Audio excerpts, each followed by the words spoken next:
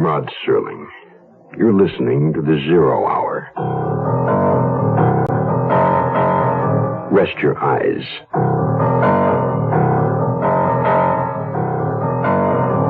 Exercise your imagination. This week, Stanton Forbes' bizarre retrospective tale of entanglement. If two of them are dead. Starring Earl Howard, Catherine Burns,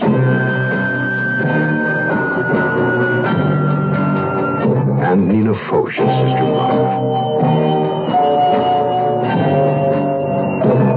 In Elliot Lewis's production of The 0 Hour.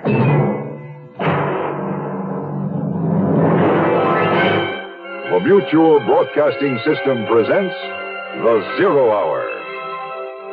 Sponsored in part by Quake Estate Motor Oil and Contact. This is The 0 Hour on Mutual Radio.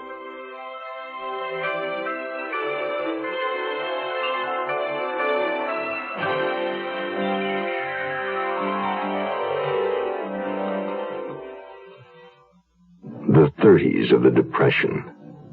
3 people sit in the parlor of a lonely Midwestern farmhouse. Joe John Plunkett, 24 hours off a passing freight train. Dorcas Kimball, whose father, Joe John, has just helped to bury in the cyclone cellar. And Sister Magdalene Love, the beautiful evangelist, who has come to Joe John and Dorcas with a strange proposition. If two of them are dead continues after this word. Hi, I'm Pinocchio, the big nose and all that, you know. But seriously, lots of kids don't know about me. How can kids read if they don't have any books? And millions of kids, black, white, red, yellow, brown, all races, live in homes without any books. Getting books into the hands of these girls and boys is what the national program, RIF, Reading is Fundamental, is all about. Here's what RIF has found out. When kids choose the books they want because the subjects interest them, and they own the book, that makes reading fun. And when reading is fun, it's just fundamental. Books widen a kid's world, and their abilities, and their whole life. Every community needs RIF. Find out what you and RIF can do in your community. Just like RIF, Smithsonian Institution, Washington, D.C., 20560. That's RIF, R-I-F, Smithsonian Institution, Washington, D.C., 20560. Right now. If America's to go out thinking, reading is fundamental. Well, I've been riding freights most of my grown life, although I wasn't really that old. And I had my share of close scrapes and run-ins. It got to be where I could sense when something bad was going to happen to me. So all I could figure out was I must have taken a pretty fair blow to the head when I jumped off that last freight. Because if I'd had any sense at all, I'd have been long gone from here by now. I mean, first, getting took in by a cripple kid who talks me into escorting her to some holy roller shindig, then getting half-tricked into burying her father, who she killed, and then sitting in the parlor drinking tea with her and a lunatic lady evangelist who had just about the craziest notion I'd ever heard of in all my life. I want you to kidnap me. Kidnap you? I'll pay the two of you $1,000 to keep me here in this house for 2 weeks. Here in my house? It's perfect. No one would suspect that Sister Love was being held a prisoner in such an ordinary, nondescript place as this. You're nuts. Yeah, I always figured anybody in the line of work you're in had to be. You are both responding just as I anticipated you would. It is only out of your initial surprise at the idea. Neither of you are shocked. I counted on that. Well, if you want to know the truth, Joe John Plunkett, you owe me this. Oh, yeah. Well, all of a sudden, it seems like I owe everybody something. That little scene with that drunk last night? For your information, that had been carefully planned and was being beautifully executed until you interfered. Well, that figures. I should have known better. The man you struck was Clay Turner. He come to me a poor sinner, bereft of his family, his job, everything, because of demon rum. We prayed together several times. I drove the devil from his soul. He was very grateful.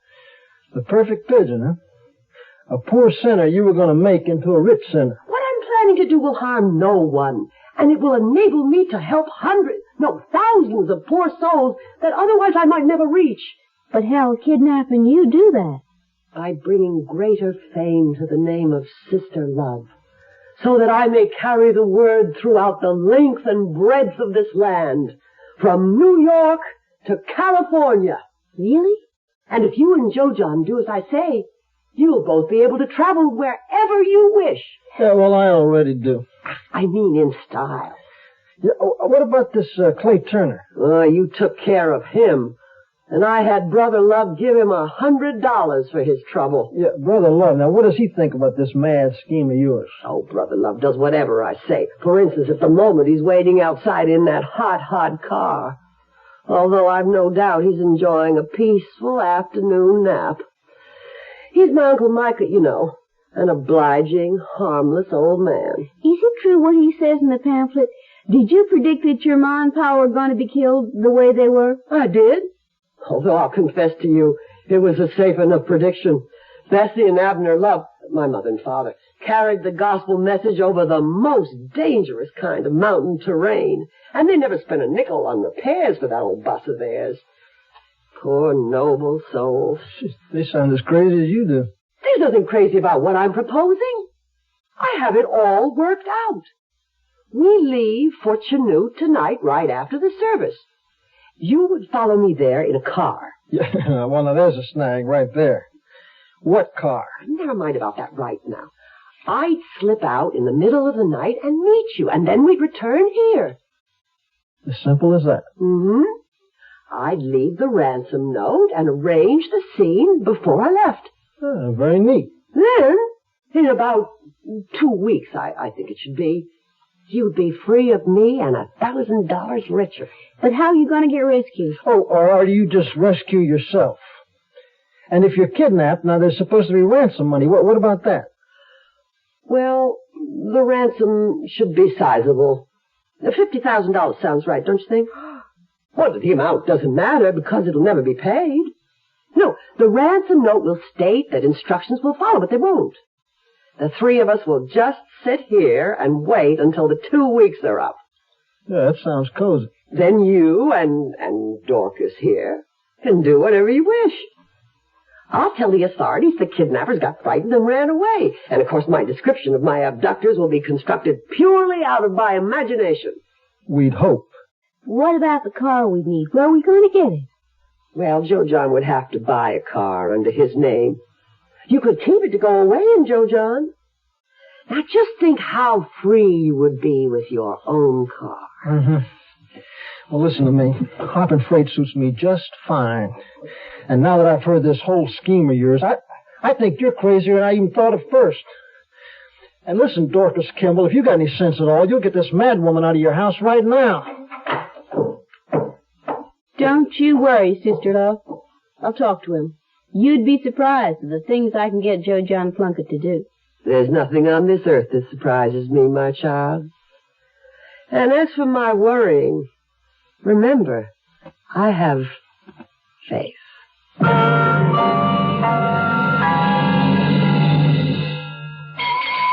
Morning, Mr. Thompson. Sure is cold this morning. Cold? It must be 94 in the shade. I mean, it's cold inside your car's engine. Well, why didn't you say so? You didn't ask. Well, just tell me how my engine can be cold on a sweltering day. Glad you asked. When you start a car first thing in the morning, your engine is cold. Well, that's true, but so what? A cold engine does a bad job of burning gas. It can make soot, dirt, and acids form in your motor oil, and they can sure damage an engine. What can I do about it? Glad you asked.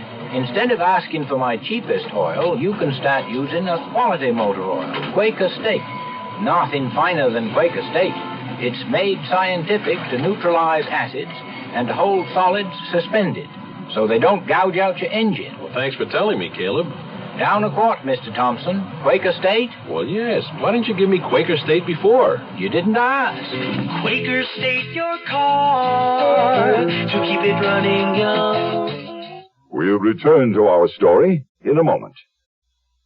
We weren't able to use the gutter you had there, so that cost you $73 extra. And I gotta charge you $870 for the partition your wife wanted, and $490 to tear it down after she changed her mind. 7 additional outlets, $350. The doorknob you chose was a special order. That cost 47 clams. I had to repaint the rear wall. Your wife didn't like the color. $241. Bathroom fixtures cost $3,450 instead of the $42 we budgeted. The plumber's bill was $1,675. Don't begin a repair job on your home before you understand all the costs involved. The Department of Housing and Urban Development has a booklet entitled Fixing Up Your Home. For a free copy, write to HUD, Washington, D.C., 20410, or call your local FHA-approved lender. And cash advances to subcontractors, so the total comes to about $83,000. Mr. Smith? Are you all right? Mr. Smith?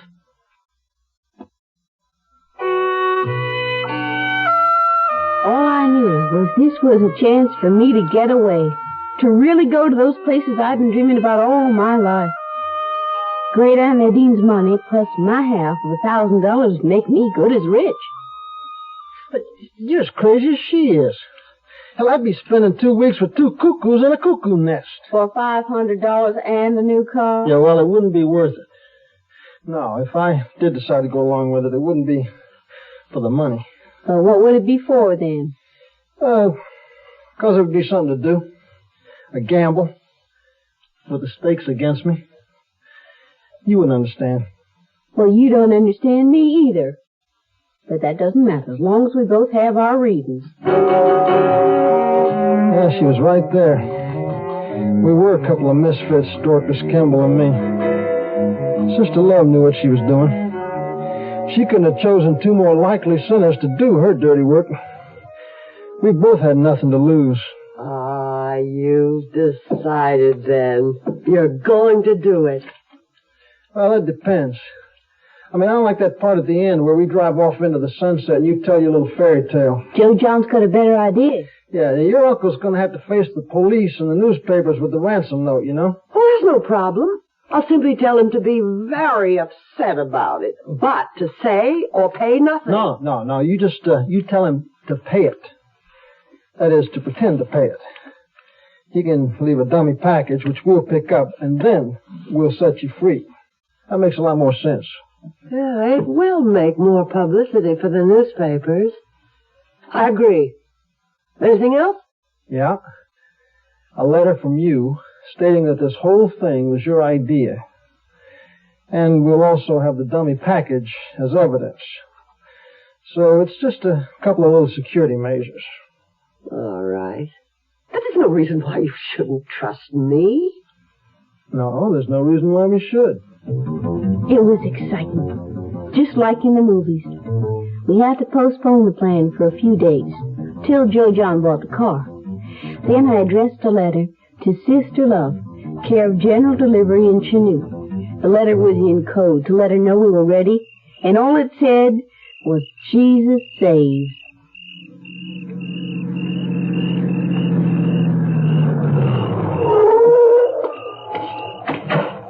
About time you came. I wasn't enjoying waiting out here in the middle of nowhere at this hour of night. You wouldn't have liked me to get a speeding ticket on the way, would you? How you like your new car? It serves the purpose. Did you leave the ransom note? Of course. $50,000 or Sister Love will be sent to heaven. Newspapers will like that. I can hardly wait to see the headlines tomorrow. Neither can Dorcas. She thinks this whole thing is a game. Yeah, poor child's probably starved for a little excitement in her life. She's a strange child. How old is she? 17. Seems younger than that to me. It's odd, a young girl like that living all alone in that house. Until you came, of course. Both of her parents are dead, I gather. That's right. Are you related to her on her mother's side or her father's? What? I heard you tell the deputy you were cousins. First cousins. Yeah, that's right. On her mother's side. What about your folks? They still living? My old man fell off an oil rig. Killed himself instantly. Oh, it's terrible. What about your mother? What is this, some kind of third degree? I was only being friendly. After all, we're going to be living together for 2 whole weeks. We may as well get to know each other. Yeah, well, you know enough already. Only that your father's dead. And that you come from a better background than you try to make out. What makes you think that? What is one of my stocks in trade? Finding out about people from what they say and the way they say it. I've worked hard to get rid of that Tennessee twang I used to have. You can't have an accent in my business. People, they have too many prejudices. Yeah, well, I know about people. You don't have to tell me about them. Look, I travel in my business, too, you know? Yeah, being a failure. A bum. That's right.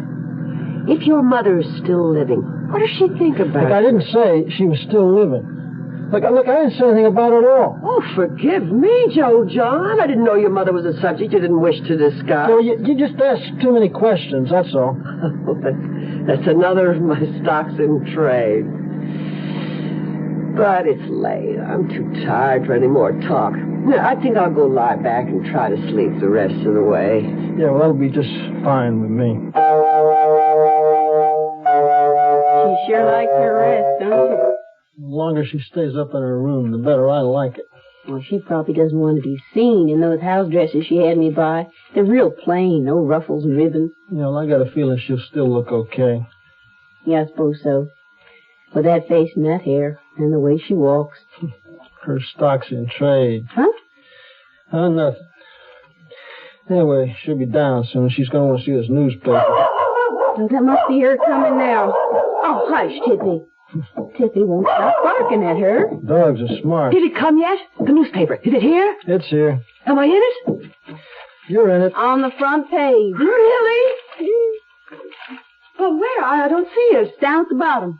Yeah, I guess they thought MacArthur and those bonus marches in Washington were more important. Micah Love, here in Chanute with an evangelist group holding revival services, and a tent on Route 39 told Sheriff Edward Billings that his niece, Sister Magdalene Love, had disappeared from her room in the Chanute Hotel Wednesday night, and that a kidnap note had been found. Sheriff Billings declined to comment on the note, other than to say that bloodstains on the paper might indicate foul play. The sheriff's office is investigating the disappearance of Sister Love. Is that all there is? That's all. Well, it doesn't tell anything about me. They didn't even use my picture. I left a lot of pictures with Uncle Mike. Yeah, well, look, never mind about all that. Now, what's this business about bloodstains on the ransom note? Oh, I just thought that would be a good touch. I put my finger to do it. Well, I don't like it. Well, why should you mind? It was my finger, my blood. You're just setting us up for a shooting gallery. I was just making it a better story, that's all. Oh, shut up, you little beast. Can't you do something about that dog? Now, Tippy doesn't mean any harm. He just isn't used to you yet. I'll put him outside. Now, come on, Tippy. Now, that's a good boy. You just play outside for a while. Darkness. It can't be. It just can't.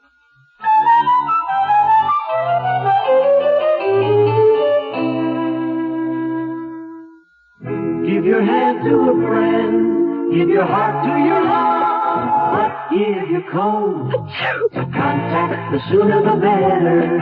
Hey, I'm back. How's that cold? Rotten. Get the contact? I got everything. Contact, cold tablets, and this liquid. Oh, no. Honey, it's all cold medicine. Well, sure, but it only takes one contact for up to 12 hours continuous relief from sneezing, drips, congestion. For that, I'd need 6 of your cold tablets. 2 every 4 hours. Or 3 ounces of nighttime liquid. 1 every 4 hours. Or just one contact. The tiny Tide pills do it. Well, it's all cold medicine. Those others contain antipyretic analgesics. The liquid, antitussive, and alcohol. They're not in contact. 6 or 3 or 1. I choose the 1 contact. Me too. And I'm the one with the cold. Give me cold. Contact, the sooner the better. 6 or 3 or 1. When you catch a cold, take contact. Only as directed. The 0 Hour continues after this. Hi, everybody. This is Tony Butala of the Letterman. Medical care for veterans. Who is eligible to receive it? If you're a veteran or related to a veteran, this information may help you look ahead to the day when you can use VA medical care. The VA hospital system is responsible for taking care of veterans who are injured or who became ill while in the service. Their needs always come first. Next are veterans who can't afford to pay for medical care on their own, and veterans over age 65 or receiving VA pensions. Today, there are 168 hospitals in the VA system. Some have live-in units, allowing veterans to come and go as they please. The VA sometimes makes arrangements with nursing homes for patient care outside the hospital. And VA outpatient clinics provide a full range of services from general medical treatment to dental care or to drug clinics.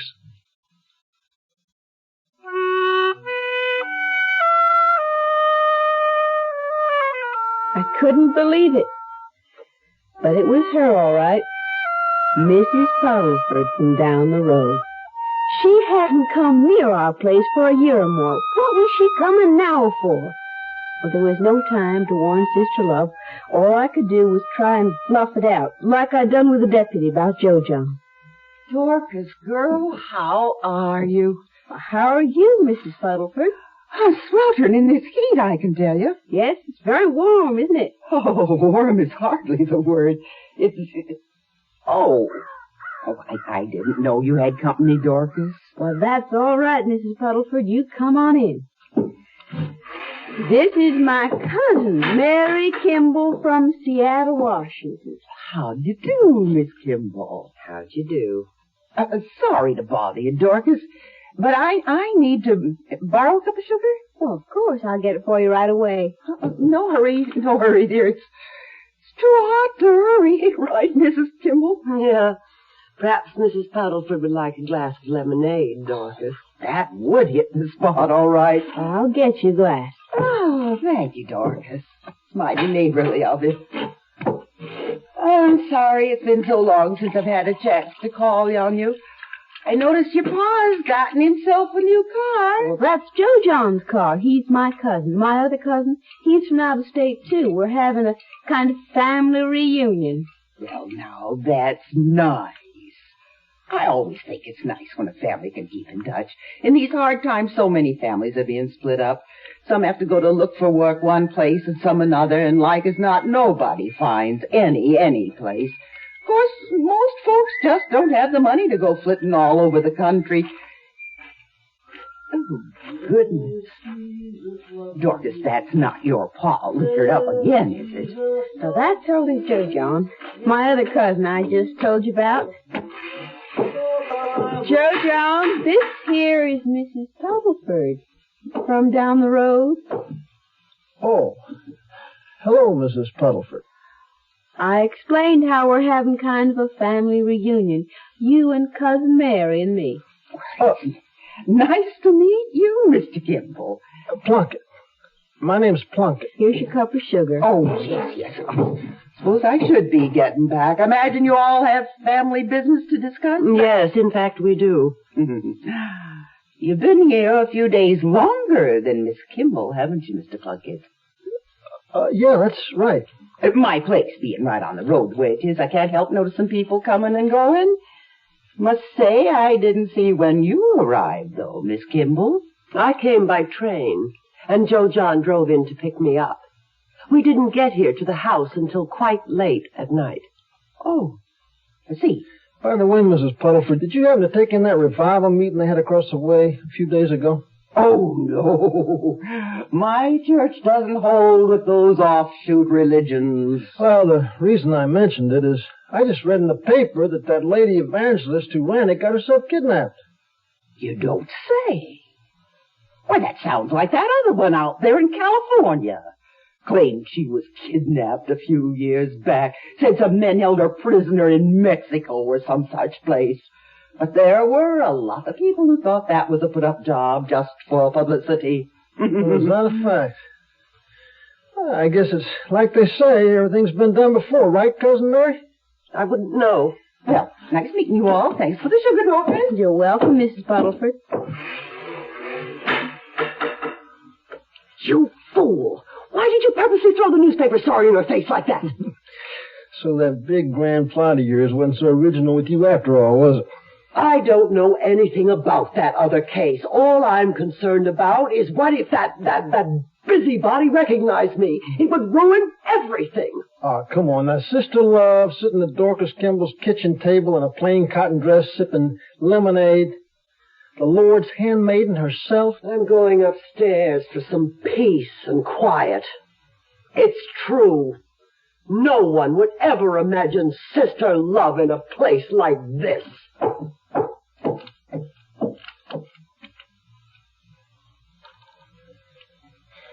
I don't understand, Joe John. Why did you bring up that newspaper story and everything to Mrs. Puddleford? Well, I knew it would make any difference. I mean, either she knew or she didn't. Mostly, I just wanted to get Sister Love's mind off all that about your pa. My pa? Yeah. When I was bringing Sister Love here in the car, I told her your pa was dead. I just hope she doesn't remember that. What did you talk to about Pa for? You didn't have to tell her anything about that. I just said he was dead, that's all. I didn't tell her anything about your killing him or us burying him. No, Joe John. You didn't.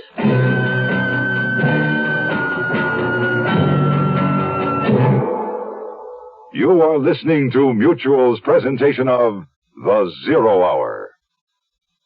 Be prepared. Are you ready to get more? Be prepared. Are you ready to take the lead? 'Cause if you ain't, who'll take care of the futures of our sons? Well, let me ask you now, who's gonna tell them about the pusherman? Who's gonna show them how to clean the land? Who's gonna tell them why they shouldn't drop out? Who's gonna show them what it's all about? You know you can if you want to. You can if you want to right now. Well, let me lay it on you. Well, let me tell them, you know, if you're 18 or older, you can help a lot of guys be prepared by being a leader in scouting. I mean, fella, scouting today's a lot more than you think. Be prepared. Are you ready to get more? Be prepared. Are you ready to take the lead? 'Cause if you ain't, won't help teach your sons to be prepared. Hey, John, you're leaving the service soon. What are you going to do, huh? Well, I'm not sure, but I know I want a job. Well, the Army trained you in communications, and you had that extra training through the Veterans Administration. Right, but if I work nights, I could go to school on the GI Bill and get a math degree, too. I'd get the degree. Say, how about me? I'd sure like to get into banking. Think I got a chance? Why not? A lot of banks are hiring veterans, and Uncle Sam can pay you monthly allowances while you're in training. Why don't you talk to the VA people? Hey, I'm hungry. Yeah, me too. How about lunch? Yeah, okay. Don't sound like disabled vets, do they? When it comes to work, they aren't disabled either. They've got training, ambition, eagerness to learn. All they need is a chance. You can give it to them. Contact your Veterans Administration or local state employment service office. Hire the disabled veteran. He's got a lot to give. Tomorrow at this time, rest your eyes and listen here to this week's continuing study in suspense. If two of them are dead. I'm Rod Serling. Today's episode brought to you in part by Quaker State Motor Oil and Contact. This is the Zero Hour on Mutual Radio.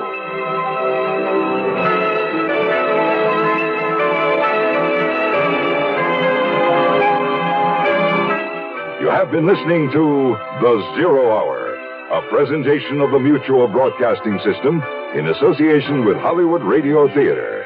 Heard every weekday at this time. Rod Serling is your host. Zero Hour is produced and directed by Elliott Lewis. The Hollywood Radio Theater theme was played by Ferranti and Teicher and is now available on United Artists Records and Tapes. Hugh Douglas speaking. Tune in tomorrow. And once again, rest your eyes and listen here to The Zero Hour. This is the Mutual Broadcasting System.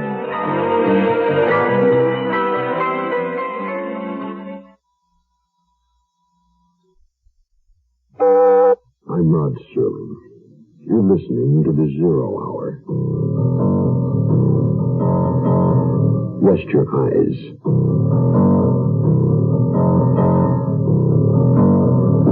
Exercise your imagination. This week, Stanton Forbes' bizarre retrospective tale of entanglement. With two of them dead. Starring Earl Howard, Catherine Burns,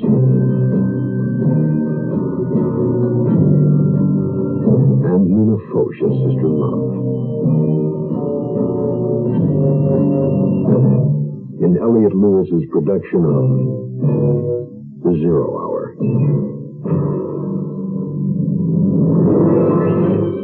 The Mutual Broadcasting System presents The Zero Hour. Sponsored in part by Contact and Ford Motor Company.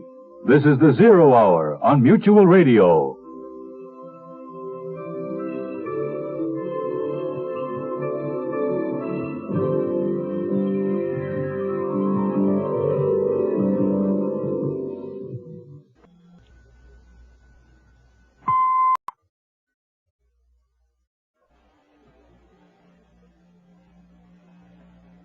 I'm Rod Serling.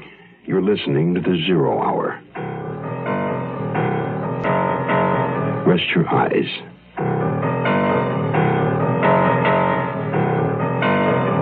Exercise your imagination.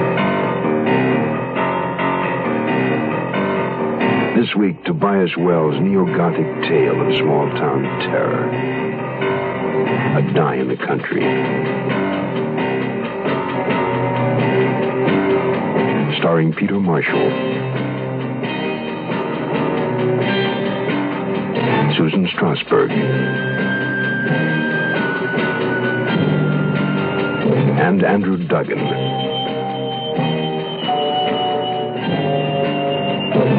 In Elliot Lewis's production of The Zero Hour.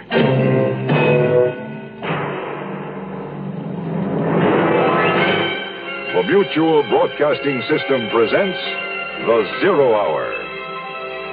Sponsored in part by Quaker State Motor Oil, Camphofenique, and Bayer Aspirin. This is The Zero Hour on Mutual Radio.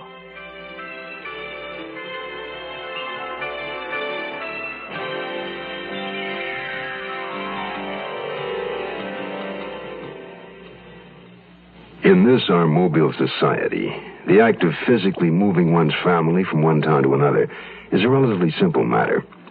The problem is leaving old friends behind and making new ones. Detective Newt Severson and his wife Brenda, having recently moved from Boston to the small suburban town of Wellesley, have begun making those new friends. However, they find themselves becoming more deeply involved in a web of intrigue and violence among their neighbors. While on an innocent errand to return a lost dog to their next-door neighbor, Mercybird, Newt has come upon startling evidence which tends to incriminate still another of their new Wellesley friends. City living was never quite like this. A Die in the Country resumes after this word. 200 million people live in America today. Within 30 years, our population is expected to increase by 50% to 300 million. President Nixon, in his recent congressional message, expressed concern over the impact of population growth on the quality of life in America. Specifically, the burdens it will place on education, health, transportation, employment, housing, and our natural resources. At our present rate of growth, we would have to build a city the size of Tulsa, Dayton, or Jersey City every 30 days for the next 30 years to accommodate these additional 100 million Americans. A Planned Parenthood study shows that our population growth can be slowed if voluntary family planning help is made available to every family that wants it. Planned Parenthood provides family planning help all over America right now. Overpopulation, it's everybody's problem. Support Planned Parenthood. All I had meant to do was let the dog in. But I found scissors, glue, and 3 words cut from old newspapers to make a bitter accusation. It was murder. so. Mercy Bird was the sender of the poison pen letters being received by Rudolph Wharton. Newt. What are you doing in here? I found Algernon. It looks as if that's not all you found. Why, Mercy? Why have you been sending these letters to Rudolph Wharton? Because it's true. The man murdered his wife. What makes you even think that? I don't think it. I know it. Don't ask me how. I just do. Then you've no evidence, no proof. Not the kind you mean. But I know the kind of man Rudolph Wharton is, and I know the kind of person Ernestine Mayhew was. She wouldn't just go away like that. He killed her, I tell you. Mercy, making such a terrible accusation against the man with no proof is going to land you in serious trouble. Why doesn't somebody look for proof? If a man like Wharton wanted to get rid of a body, he'd find a way. Has anybody dug up his cellar, unlocked his trunks, examined his flower bed? Mercy, you've been writing too many mystery stories. You're a detective, aren't you? You know damn well murders are committed and bodies are hidden all the time. The only difference is nobody's looking for this one. Nobody is looking for Ernestine Mayhew's body because the woman is alive and well, living with her sister in California. Chief Torrance has a letter from her, and he also talked to her on the telephone. Oh, then the police do suspect something. No. They acted on those letters, of course, to prove they were a hoax. A hoax? That's exactly what Rudolph Wharton is pulling off. Don't you see? See what? Oh, of course. You don't know about Ernestine and her sister. What about them? That they look and sound so much alike. Could almost be twins, those two. How better was Eulalie that the chief got the letter from and talked to on the telephone?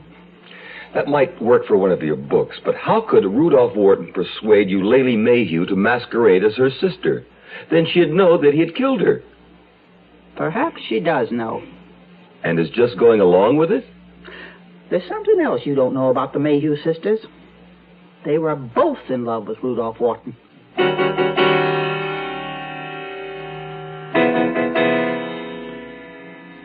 Oh, Newt, you're not going to the police about Mercy, are you? Honey, I have to do something. This kind of thing just can't be ignored. You don't suppose that there's a chance she's right about Rudolph Wharton? That he's a murderer? Huh. Now who's looking at our neighbors like a cop? But why would Mercy do this? Well, we know she's a little eccentric, and I suppose as a mystery writer she may be inclined to let her imagination run amok. Living all alone in that creepy house.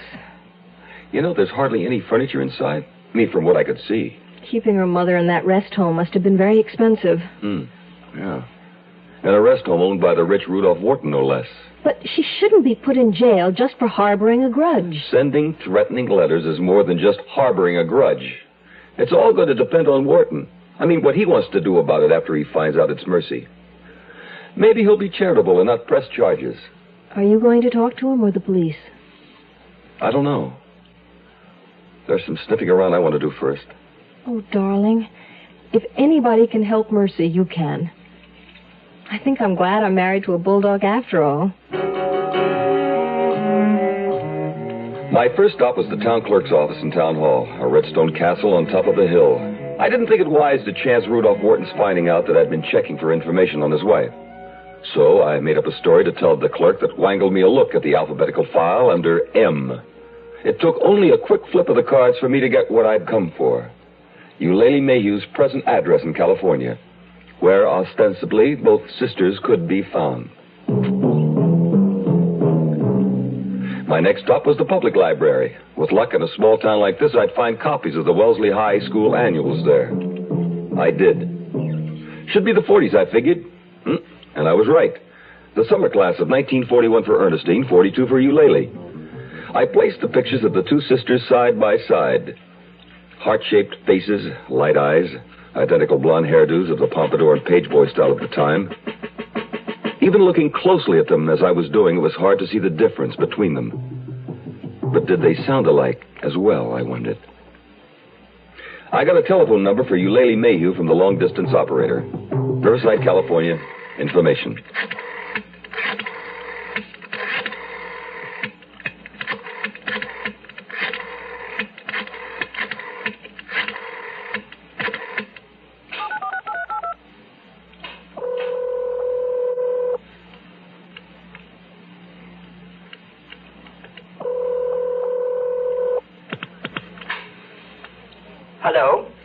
Hello, Miss Mayhew?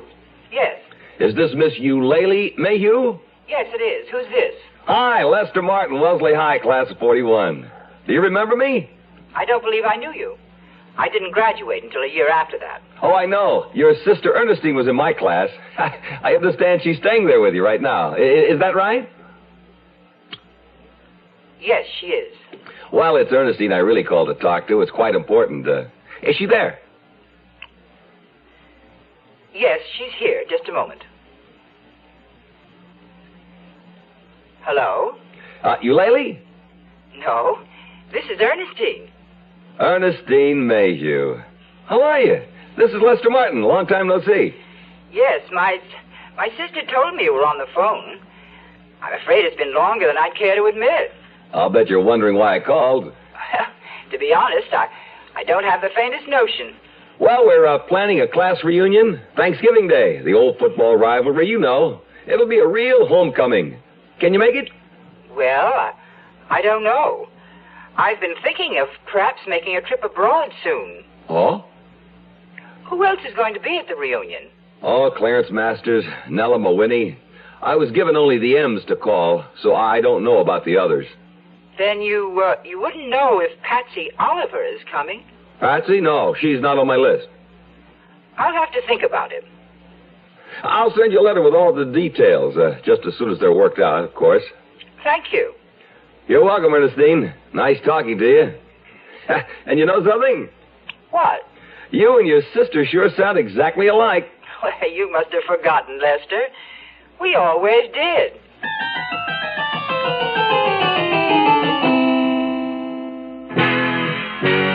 We're gonna take a lot of trips this season to places that you may have seen before. To stores. To school. And out to the swimming pool. To the dentist, to the market, we will take our car and park it. We're still taking a lot of car trips these days, but these days, most of them are short trips. Unfortunately, short trips are tough on your car because it never gets the chance to really warm up enough to eliminate harmful deposits, things like rust, grit, and acid. They build up, and before you know it, they start doing lasting damage to your engine. Short trips call for the high-quality protection of Quaker State Motor Oil. Quaker State is refined from 100% pure Pennsylvania-grade crude oil, the world's choicest. Then it's fortified to protect your engine against deposits and keep your car running young. Now that you're taking more short trips than ever, it's nice to know you can find Quaker State more places than ever. Quaker State your car to keep it running young. We'll return to our story in a moment. Did you say God? Well, I know him by everything you say and do. Did you say God? Well, I've seen him every time I look at you. He's touched you with his love and with his truth. Don't look any further. You are his proof. This hand in your hand in my hand. Can you hear the music play? Brother to brother, helping each other. You know we're gonna find a way. This hand in your hand in my hand. Can you hear the music say? Sisters and brothers loving each other. We're gonna make a better day. This message is brought to you by Religion in American Life. My phone call to California gave me nothing to go on. But for some reason, I suddenly thought of an old friend in Los Angeles. A private gumshoe named Jess Dyer, who I knew would do me a favor. A little stakeout at the Mayhew house, and maybe some discreet checking with the neighbors. Meanwhile, I decided to drop in for another little off-the-cuff chat with Chief Torrance down at the Wellesley Police Station. I was wondering, when you talked to Mrs. Wharton, what did you ask her? Did you find out when exactly she left Wellesley and how she got to California? Anything like that? Well, I didn't interrogate her, if that's what you mean. No reason to. All I needed to know was that she was alive. I suppose so. Only... What are you getting at, Severson? I hope you don't have the idea that I didn't check thoroughly just because it was Wharton. No, I wasn't thinking that. There have been people in this town from time to time who've tried to buy me, but they've learned quick enough that I'm not their boy. I can tell that. Okay, I just wanted to set things straight, in case. Because I'm getting the notion that you've got an itch. An itch? That's what I call it when it happens to me. An itch I can't scratch keeps me up night sometimes. A feeling that something's out of kilter, off the mark. Yeah. I guess maybe that's what I got. And I gather you're thinking maybe it's a place I can reach that you can't. Maybe it is. What can you tell me about the Mayhew sisters, for instance? I hear they look and sound a lot alike. Well, that's true enough, especially in their younger days when they dressed alike, wore their hair the same way and everything. Later on, they didn't do that anymore, of course. I also hear that at one time, at least, they were both in love with Rudolph Wharton. Yeah, I suppose they were. That'd be back in their younger days, too, before Wharton settled on Ernestine. I remember when my wife and I used to go to the steakhouse in those days. We'd see the three of them, young Wharton, as handsome then as he is now, with the Mayhew girls, one on each arm. Both of them looking up at him like he was God. Is there anybody in town, anybody you can think of that Ernestine Mayhew would be likely to keep in touch with, no matter where she is? Yep, one person, Constance Giordi. Taught both the Mayhew girls, but Ernestine apparently always felt something special for her. She's the first person I tried to check when Wharton started getting those letters. And? You notice I said tried. I asked her if she heard from Ernestine, and all she said was, wherever Ernestine was Ernestine's own business, and I should mind my own. Where does she live? Over in Back Bay on Oak Street in a little house Ernestine gave her, scot-free. She's the one to talk to about Ernestine, all right. But I don't envy you trying.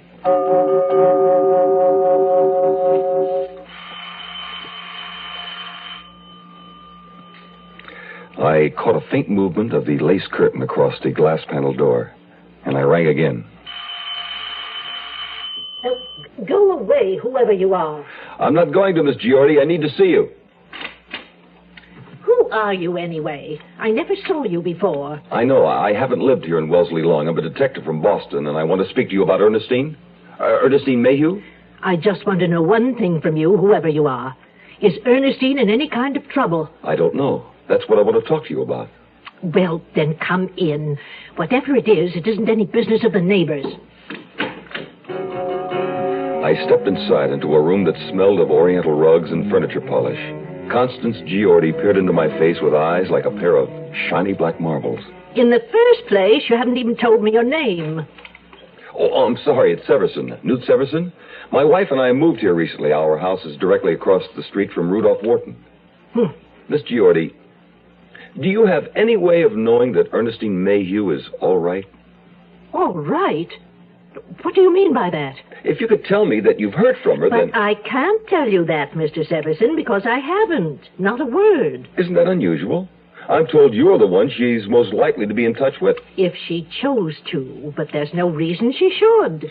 But doesn't it seem strange to you that she apparently left town without telling anyone that she was leaving? Oh, but she didn't do that, Mr. Severson. She told me. She did? Of course. She telephoned and told me she was leaving Rudolph Wharton at last. Well, I told her, good riddance. I hoped she'd leave him the way she found him, without a penny. Then Ernestine knew of your dislike for her husband. Oh, naturally.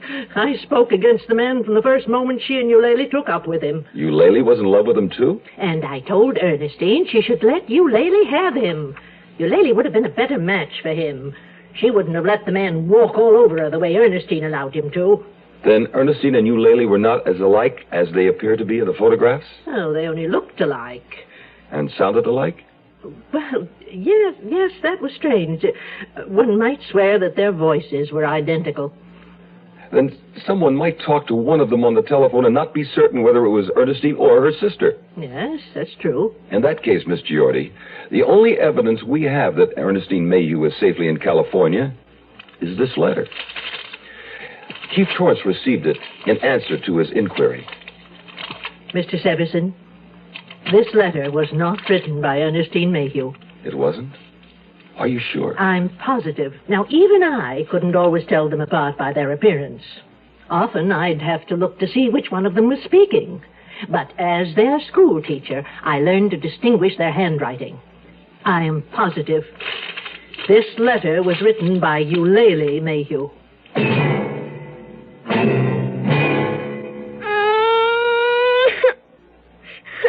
No pain's a little one when it happens to your child. Camphofenique instantly stops pain of minor cuts, scrapes, or burns. What about infection? Camphofenique gently penetrates skin injuries to kill germs that can cause infection, so injuries can heal nature's way. Janie, feel better now? It stopped hurting, Mommy. For minor cuts, scrapes, burns, Camphofenique, the penetrating first aid medication, stops pain instantly, helps prevent infection. Camphofenique. College only puts foolish ideas into a girl's head. Some men also thought women should never get the vote. The thing some people used to believe. Even today, some people think all aspirin is alike. But the fact is, all aspirin is not alike. Bayer tested its aspirin against every leading brand. The test showed for quality, Bayer is superior. Remember, as with all medicines, read and follow label directions carefully. When you get a headache, get Bayer, the better quality aspirin. The Zero Hour continues after this. USO? Gee, I guess there must be one around here someplace. Yeah, let me think. Hold on. I'll go over here and ask, okay? For longer than we care to remember, people have been taking the USO for granted. Sure, it's a place for servicemen and women, a place they can feel at home. Read, rest up, write letters home. A nice, clean place where the hamburgers are great, and so are the people serving them. Tickets to shows, ball games, sure. Everybody knows that about the USO.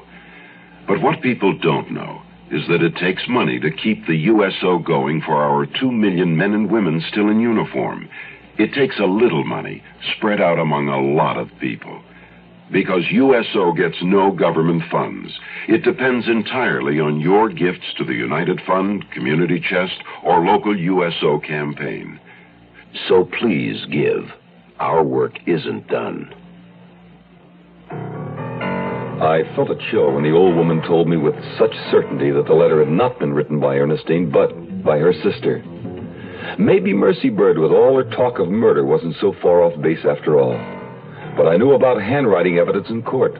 One expert verified a forgery, a second expert repudiated the testimony of the first. Although I wondered who would dare to repudiate Constance Giordi. I was in the mood now to have that chat with Rudolph Wharton regarding Mercy's imprudent, threatening notes. I had a feeling I was going to find Wharton inclined to be lenient.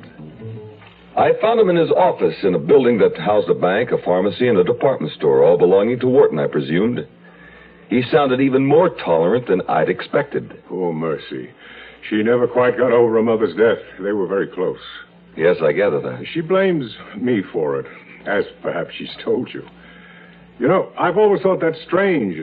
It's natural enough to blame someone, the doctor of the fates, but just because I happen to own the nursing home? Yes, that must be the reason for her sending you those letters, but why do you suppose she would accuse you of killing your wife? Well, she's always been fond of Ernestine, I think. Ernestine tolerated her. I suppose somehow she associated my wife's departure with the death of her mother. Two people she was fond of. Yes. I guess that's possible. She's inclined to be, eccentric. As I'm sure you've noticed. Eccentric is putting it kindly. She's something of a character, all right. But harmless enough, I imagine. Then, are you going to press charges against her? No, I don't think that'll be necessary. That's very generous of you, considering the harassment she's caused you. Well, perhaps it might be well for her to see a psychiatrist. There's a good man at the hospital I could refer her to. I doubt that she has the money for that kind of treatment. Well, something could be worked out, I'm sure. Thank you, Mr. Wharton. You're being most considerate. I'm glad. As a matter of fact, my wife and I have become quite fond of Mercy Bird, and I wouldn't want to see her in any real trouble. By the way, Mr. Severson, I've had a call from my wife. You have? Yes. She was puzzling over a phone call she received.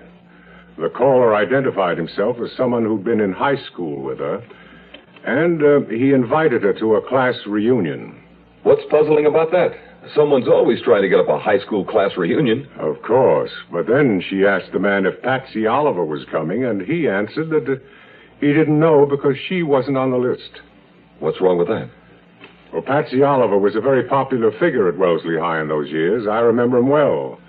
Patsy was a nickname for Patrick. Oh. Well, I tell your wife not to worry. Memory plays tricks on people. We all know that. Don't we, Mr. Wharton? I wasn't worried about that little blunder I'd made. I was only wondering what kind of call Rudolph Wharton had really received. Leaving Wharton's office, I threw caution out of the window by walking into the bank and making an inquiry about Ernestine Mayhew Wharton's account. I showed my Boston ID card, and after a long moment's hesitation, the bank official obliged. Well, yes, Mrs. Wharton has an account with us. A separate account of her own? That's right. I need to know what withdrawals Mrs. Wharton has made since January of this year. Oh, well, just a moment. That I'll have to check. You understand, of course, sir, this inquiry must be kept entirely confidential? Yes. Yes, of course. Just a moment. He picked up a telephone, and I wondered if he was checking with a bookkeeper or with Wharton. Mr. Severson. Yes. I must say it does seem rather odd, but Mrs. Wharton has made no withdrawals at all from her account since January. Chief Torrance wasn't going to like it, but I figured it was time for us to have another little talk. I was right. He didn't like it. Damn it, Severson. I don't need this can of worms. I don't need it at all. I can understand your position. And it seems to me everything you've dug up is still pure speculation. Even Constance Giordi's statement? She told me she'd swear on her family Bible that your letter, ostensibly from Ernestine, was actually written by you, Laley. That's the one thing I can't ignore. I'll give you that. Then the reasonable doubt is now on the side of Mercy Bird, don't you think? I suppose once you allow yourself to even consider the possibility of murder, town selectmen notwithstanding, you've... Very well, Severson. Let's assume that we have a case and get on it. Yes, sir. Here's something to start with. After you brought up the subject, I checked out the passenger list on the flights out of Boston at the time of Ernestine Wharton's assumed departure. And Eve Wharton flew out of Boston bound for Los Angeles on January 10th. If it wasn't Ernestine, it was somebody else. Eulalie. Yeah.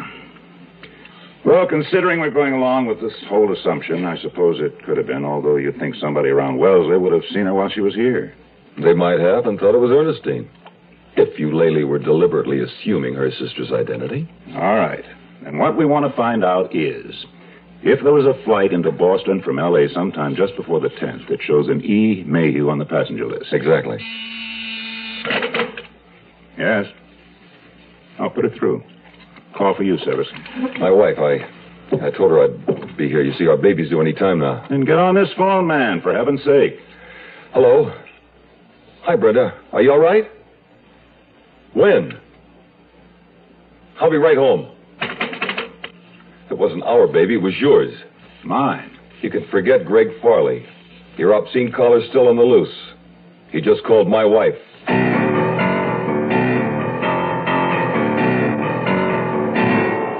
You are listening to Mutual's presentation of The Zero Hour. When they change a plane flight, I check to see if another is just as good or better. Fred Underwood, Kansas City postal worker, probably knows as much about airline schedules as the airlines. I want to give that extra service that goes with airmail. So I move it just as fast as I can to get it out of here. And airmail is moving. Now you can almost always get next-day delivery to cities up to 600 miles away. And two-day delivery anywhere in the country. Just mail by 4 p.m., use zip code, and mail from a specially marked airmail box. When I started here, it was all propeller planes and trains. And back in the post office, mail was handled the same way it had been for years. Now there's jet planes and zip codes, and airmail's really going places. Airmail and zip codes. They speed everybody's letters. If you don't know a zip code, check your phone book or call the post office. Help us help you. Use zip code. Young I may be, but still I'm a man. Just turned 18 and I'll do what I can to find me a place where I can be me. Get ready for life and be free as the sea. Where do I go from here? Oh, where do I go from here? I finished school, but what lies ahead? Don't want to get trapped, want to feel free instead. All over the world, there's so much to do. The call of the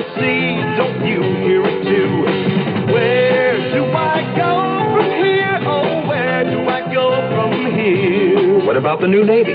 You'll get your chance at success, learn an exciting job, and see the world. Call toll-free 800-841-8000. That's 800-841-8000. Or see your Navy recruiter. Be someone special in the new Navy. I know where I'm going from here.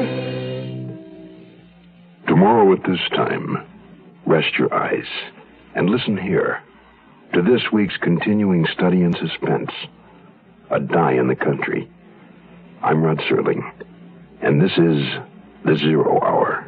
Today's episode brought to you in part by Quaker State Motor Oil, Campho-Phenique, and Bayer Aspirin. This is The Zero Hour on Mutual Radio.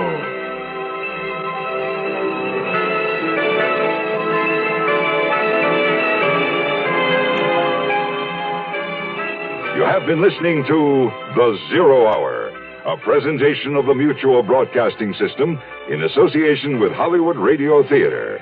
Heard every weekday at this time. Rod Serling is your host. Zero Hour is produced and directed by Elliott Lewis. The Hollywood Radio Theater theme was played by Ferranti and Teicher and is now available on United Artists Records and Tapes. Hugh Douglas speaking.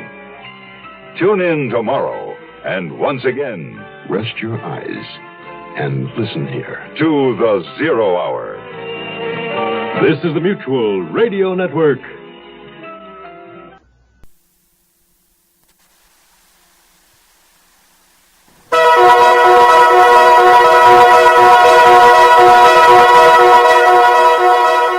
From the studios of Double R Radio.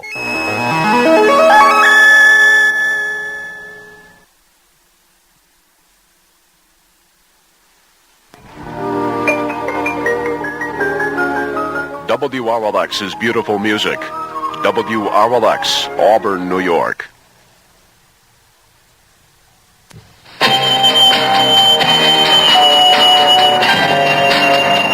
I'm Rod Serling. You're listening to The Zero Hour. Rest your eyes.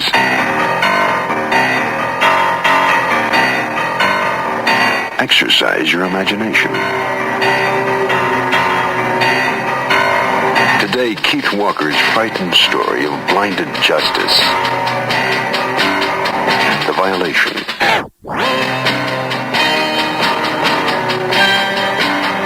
Starring Jackie Cooper.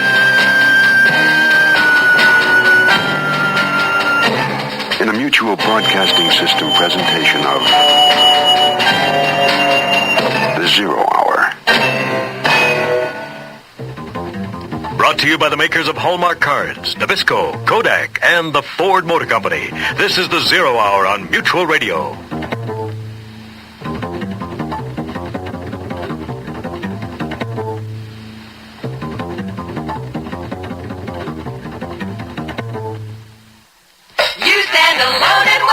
He's 20 minutes late.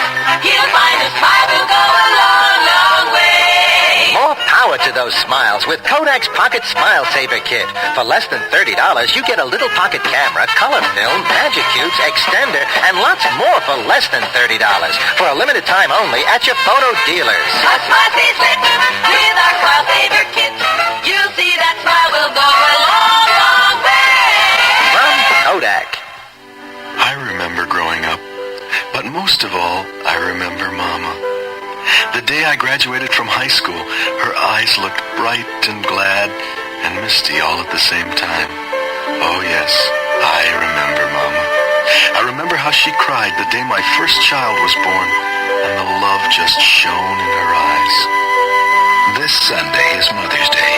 Remember with a Hallmark card, when you care enough to send the very best.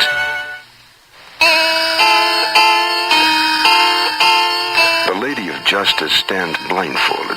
Ever ask yourself why? How many times have you tried to right a wrong only to discover no one in power cared? That's the problem of Angela Shaw, a pretty, bright, liberated lady in the story of The Violation.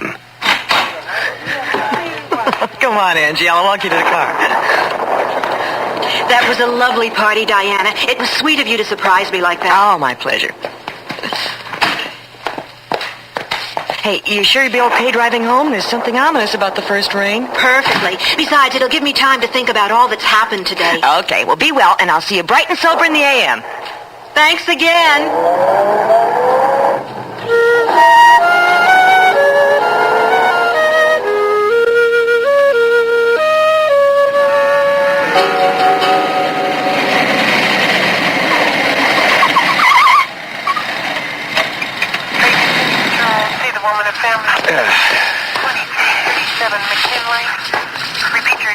Evening, officer. The usual? Yeah.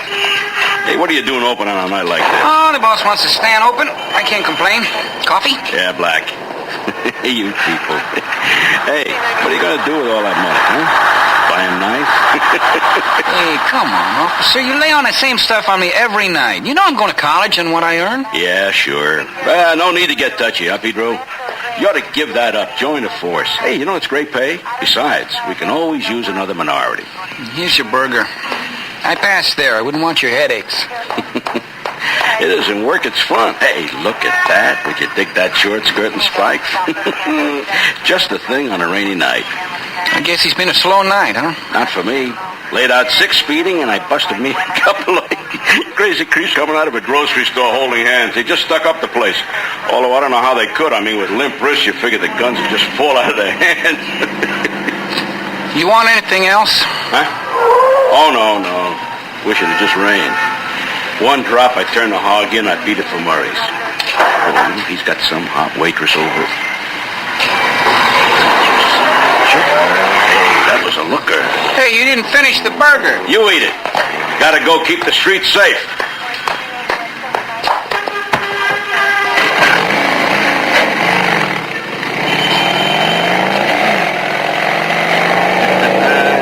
Spotted me, didn't you, pretty lady? Well, let's just see if you break any laws. Well, Angie Shaw, you finally made the grade, didn't you? Yep. Going to the top Shaw, that's me. Oh, good grief, now what? Oh, damn the taillight. I should have gotten that fixed.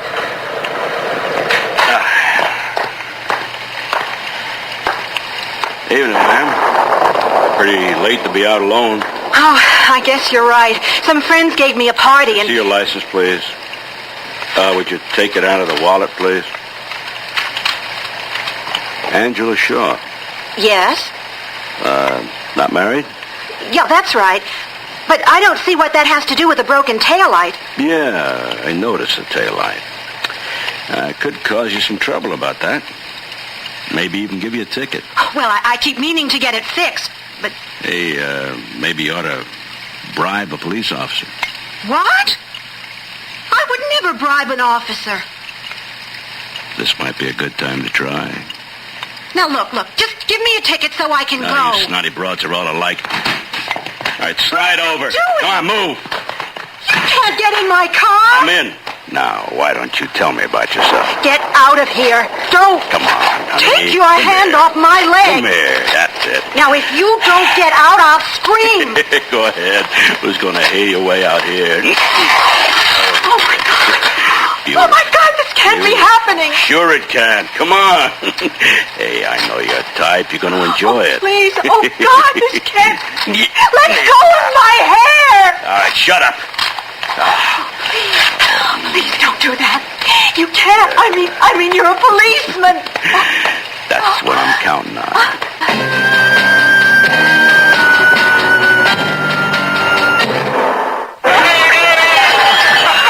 Ladies and gentlemen, it's a great day here at the Ritz Cracker Bakery. Ritz is celebrating its 40th birthday with the Ritz Blitz. That means you're going to save a lot of money because... I see it! I can't see it! The crowd is getting very excited. We're waiting for the first Ritz birthday box. We've been told there are money-saving coupons printed right on the box. 40 cents worth for the Ritz 40th birthday. And I think, yes, it's here now. I've got the first Ritz birthday box right in my hand. It is magnificent. There's a coupon to save you 13 cents on Nescafe instant coffee. Save 10 cents on Nutter Butter cookies. 7 cents on Blue Bonnet margarine. And save 10 cents on Snack Made cheese spread. Save a total of 40 cents during the Ritz 40th birthday celebration. Remember, everything Everything's great when it sits on a Ritz. So look for the Ritz Crackers birthday box from Nabisco at your grocers now. Happy birthday, Ritz. Offer void where prohibited by law. When they change a plane flight, I check to see if another is just as good or better. Fred Underwood, Kansas City postal worker, probably knows as much about airline schedules as the airlines. I want to give that extra service that goes with airmail. So I move it just as fast as I can to get it out of here. And airmail is moving. Now you can almost always get next-day delivery to cities up to 600 miles away. And two-day delivery anywhere in the country. Just mail by 4 p.m., use zip code, and mail from a specially marked airmail box. When I started here, it was all propeller planes and trains. And back in the post office, mail was handled the same way it had been for years. Now there's jet planes and zip codes, and airmail's really going places. Airmail and zip codes. They speed everybody's letters. If you don't know a zip code, check your phone book or call the post office. Help us help you. Use zip code.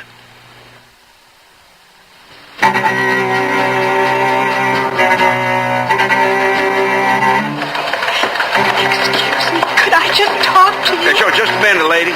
Hey, Carter, they want your ass over to the 14th. Please, I need to Just a minute, lady, please. No! Somebody listen to me! Oh, lady, come on, will ya? Please shut up. I'll get to you. I will not shut up, damn it! I've just been raped! Hey, okay. Hey, Klinsky, take the desk over, will you? All right, lady, come with me. Okay. Now, you've been raped, all right? Now, what happened? In my own car. Oh, God. Mm-hmm. Now, lady, you got to get it together. Now, you been to a hospital? He was a policeman. I was raped by a cop. Bull, cops don't do that. Believe me, please. It was a cop and... Get out of here, lady. Take your 6 stories somewhere else. A cop. What are they going to think of me? No, it's true. Please. Come on, lady. I can smell the booze on you. Diana, help me! Diana! Angie? What happened? Come on in. Diana, Sam's not at his apartment, and I don't know what to do. Your blouse is torn. You look terrible. What happened? My God, Diana, I've just been raped. You... What? Why, that dirty son of a... in my car, and... The policeman got in and he put his hands all over me. He tore my blouse. It was terrible. I think we better call the police. No, don't. We can't. They don't believe me. They thought I was drunk. What? Oh, Diana, I feel so dirty inside. What am I going to do? All right. Now, let me think. Okay. First, we got to go down to community emergency. The hospital? Sure. We've got to get a doctor to look at you. No, I couldn't. I couldn't let anybody look at me. Honey, you've got to. There's got to be medical proof that you've been assaulted. I'm going to wake up that good-for-nothing Phil Cafaro and get him to meet us. No, Diana, you can't. I mean... Phil won't give you a rough time, honey, believe me. Come on, we'll take my car.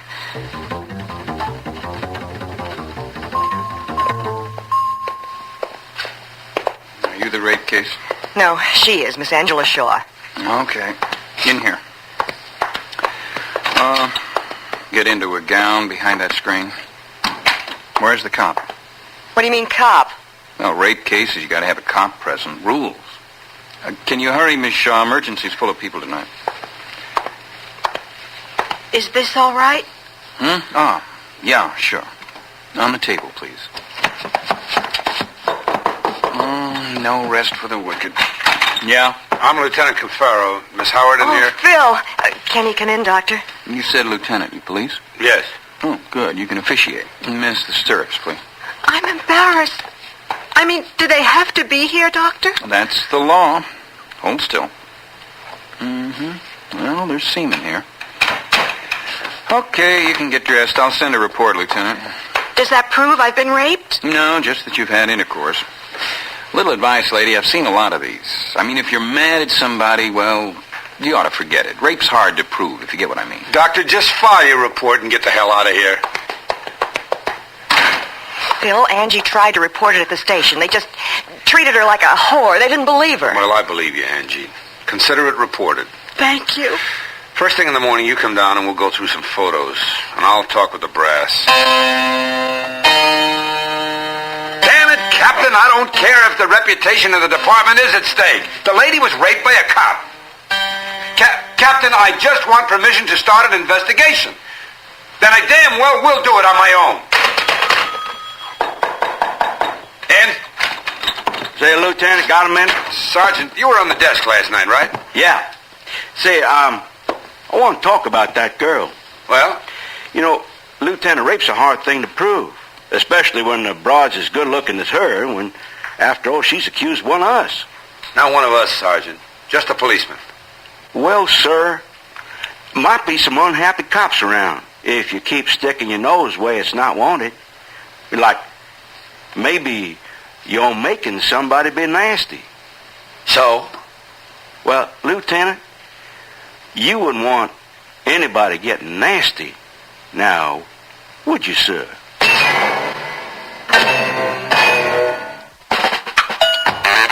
When you're new and kind of nervous too, you'll find a smile will go a long, long way. When your tie lands in the apple pie, a little smile will go a long, long way. A great way to make a smile go a long, long way in pictures is with Kodak's Pocket Smile Saver Kit. It comes complete with the littlest, newest pocket Instamatic camera, a roll of color film, magic cubes, extender, carrying case, and everything you need for smile saving for less than $30. The Kodak Pocket Smile Saver Kit. You'll find it at your photo dealers for a limited time only. So a smiling face can go just any place. You know the moon's a million miles away. A smile will quit with our Smile Saver Kit. You'll see that smile will go a long, long, smile will go a long, long way. From Kodak. Now, here are the bunkers. Gene Stapleton and Carol O'Connor. The house we liked the best wasn't the one we ended up buying. It was beautiful on the outside, but we found out that there were terrible termites everywhere. It would have cost us thousands of dollars to really get the house in shape. That's right, and we didn't figure on all the increases in property tax, maintenance, and other expenses. But we went to HUG and got some very good advice. Yeah, we were pretty lucky, weren't we, Archie? Lucky? No, Edith. We wasn't lucky, we were smart.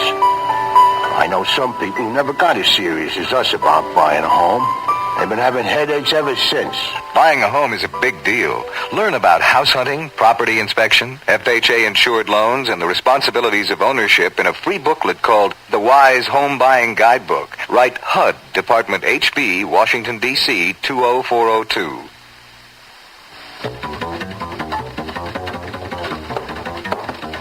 Look, Angie, maybe you were raped. How the hell do I know? I mean, you're always going on about being so liberated. Sam, you don't understand. Maybe you're getting so liberated you just got smashed and got yourself in a little trouble, huh? Get out of my life! Hey, maybe I was wrong. Maybe you're wrong. Okay, if you did play around a little, I can understand. Just tell me. I'll accept the apology. Angie, come out of there. You can't run away. Angie, what are you doing in there? I'll break the door down. Angie! Oh, my God!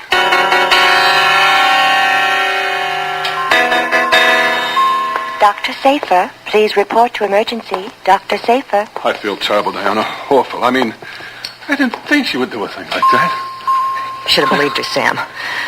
What did the doctor say? Well, that the wrist cuts weren't deep enough to sever anything, but she was raving so much he had to sedate her. They want to keep her a couple of days. Terrific. Oh, Jesus, Sam, why don't you get the hell out of here? See Angie tomorrow if she's still sane. Yeah, sure. Oh, hello, Lieutenant. I just got the message. Tell her I'll come tomorrow. Oh, sure. Oh, Phil, I'm glad you got here. Can we talk? Oh, sure. There's an empty lounge I just passed. I called a lawyer today. He was pretty vague. Said I'd get no place fighting City Hall. Yeah, the little people got a loud voice. you have any luck at the station? No, everyone just clams up. I talked to Lieutenant Borden. He's head of motor division, but he's worse than the rest. Rabid police loyalty. Wouldn't believe it was one of his men. There's something else. Angie got a call, male voice. Told her it would be unhealthy to pursue her complaints. Scared the poor girl to death. One thing happened. I was leaving the station to come here and got pulled aside by a detective I knew. Good cop. Came out of Motors. Said he was unhappy over the heat I'd been taking, and maybe I should look into a cop named Alex Singleton. I did. Seems there was a couple of complaints on Singleton from women. Lewd advances, suggestions to girls on his beat, but none of them would follow up with a formal complaint. Could it be him?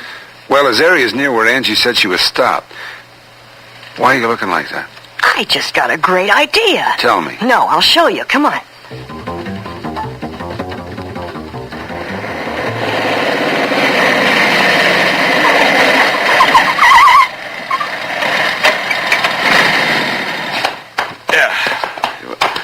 Hey, Pedro. Hi, officer. Coffee? Yeah. Hey, double sugar in that, huh? Gotta keep up my energy, you know. Well, good night, Peter. Thanks for the great coffee. Good night, man. Hey, sweetheart, don't go. Come on, I'll buy you another. No, thanks. It's getting late. I'd better get home. Wouldn't like an official escort, would you? I don't think so.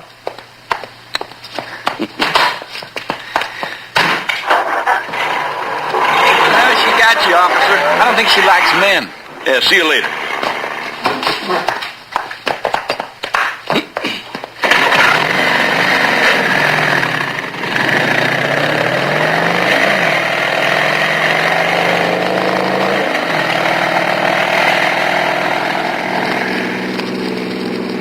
Phil, can you hear me?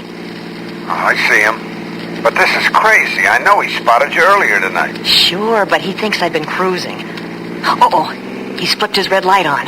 Be careful. And leave the radio open like I showed you. I will. Just don't scare him off if he is the one.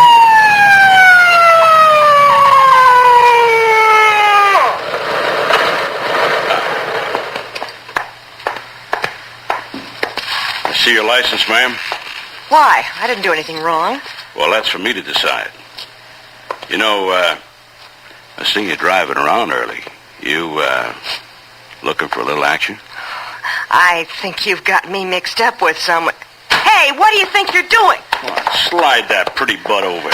I don't know what you're trying to do, but I don't do this. You just need a little straightening out. No, Come on. Now, wait, please. Yeah. Phil! Mrs. Phil, lady, but cooperate. You can call me anything you like. Come on over here. Isn't that better? How's that? Huh? Freeze, Singleton. Who the hell are you? Lieutenant Cafaro. Get the hell out of the car. Hey, we're both cops, right? Wrong. You never were a cop.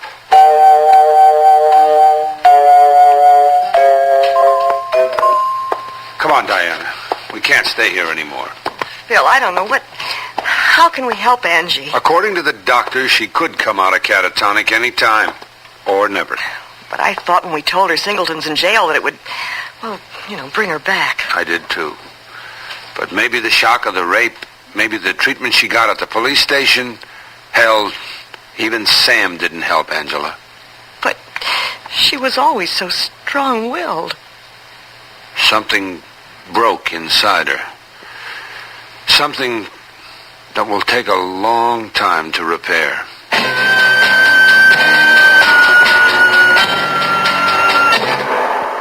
Hello, this is Hugh Downs. Recently, I participated in a Ford LTD fuel economy run from Phoenix to Los Angeles, where the average for 5 cars was 18.8 miles per gallon, with standard 351 V8 engines. The high was 20.3, and I averaged 19.7. My first reaction was surprise, because I think you'll agree the numbers sound a little high. So I'd like to stress that gas mileage depends on many factors. Things like total weight, maintenance, road and driving conditions, and you might not get the same results. But probably most important of all are your personal driving habits, how you behave when you drive. And one of the things we did in the test was to make a point of never exceeding 50 miles an hour. I think all of us who participated would agree that driving reasonably is a very modest price to pay for something else you can get from a Ford LTD. The good feeling of riding in a solid, well-made automobile. The quiet riding Ford. The closer you look, the better we look. I'm Rod Serling. Close your eyes, exercise your imagination, and join us again on our next presentation of The Zero Hour.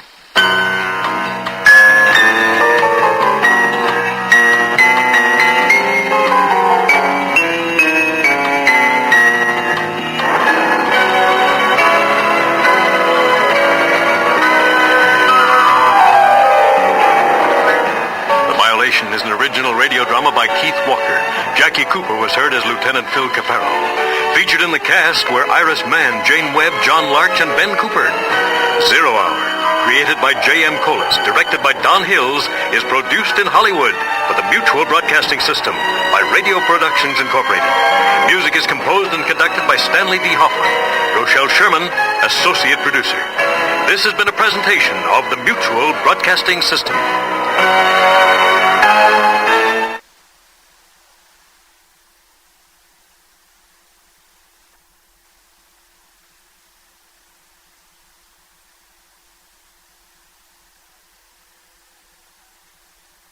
The Hollywood Radio Theater.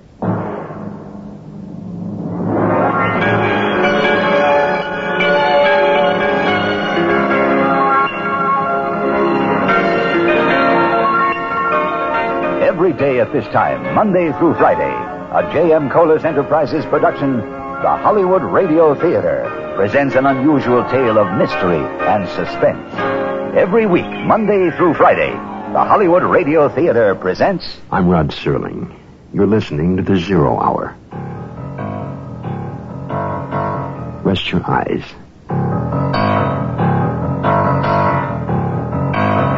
Exercise your imagination. This week, Merwin Gerard's study of a man pursued. Dead Man's Tale. Starring George Maharis, Craig Stevens, and Charles McGraw.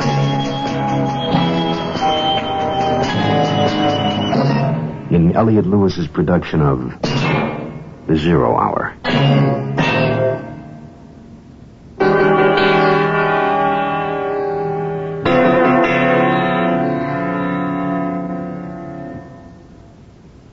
Our story this week is a case for rebuttal to the old adage, dead men tell no tales.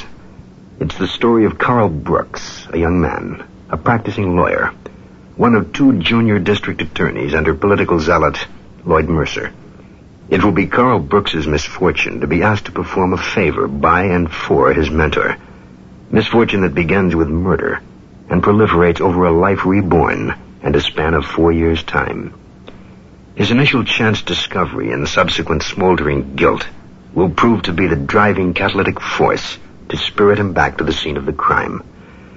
A dead man knows the truth, and for Carl Brooks, a mission of repentance and search for that truth will lead him to peel back the layers of deceit and uncover what we can only call Dead Man's Tale. Our story begins after this word.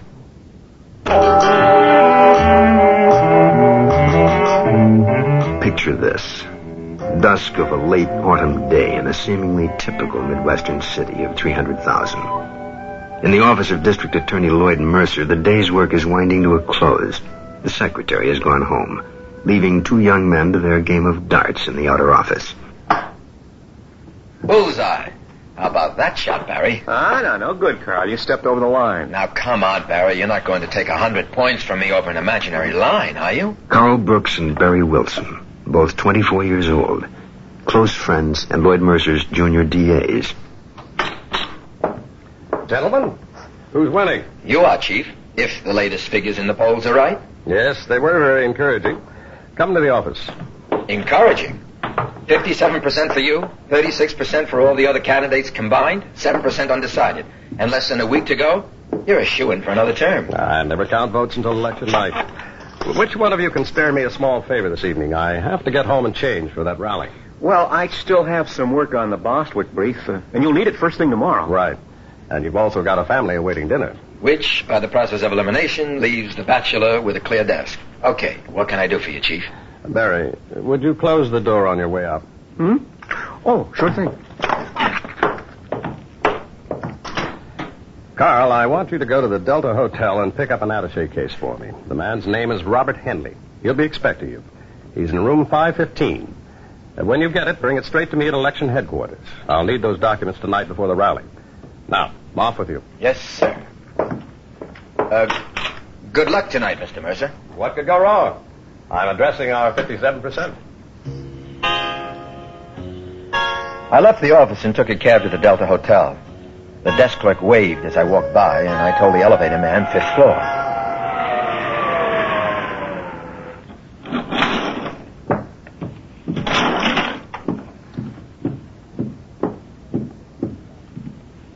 The door to room 515 was oddly not quite closed. Mr. Henley? It's Carl Brooks from Lloyd Mercer's office. Mr. Henley? Mr. Henley, Mr. Henley? Hey. What? Oh, my God.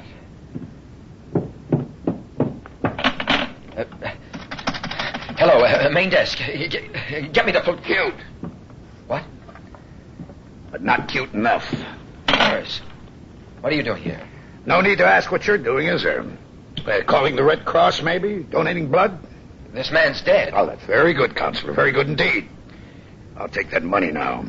What? Come on. It's too late for games. You're out of your league, Sonny. What are you talking about? You think I killed him? Fancy that. Tell you what, just hand over the cash and I'll forget I saw you here.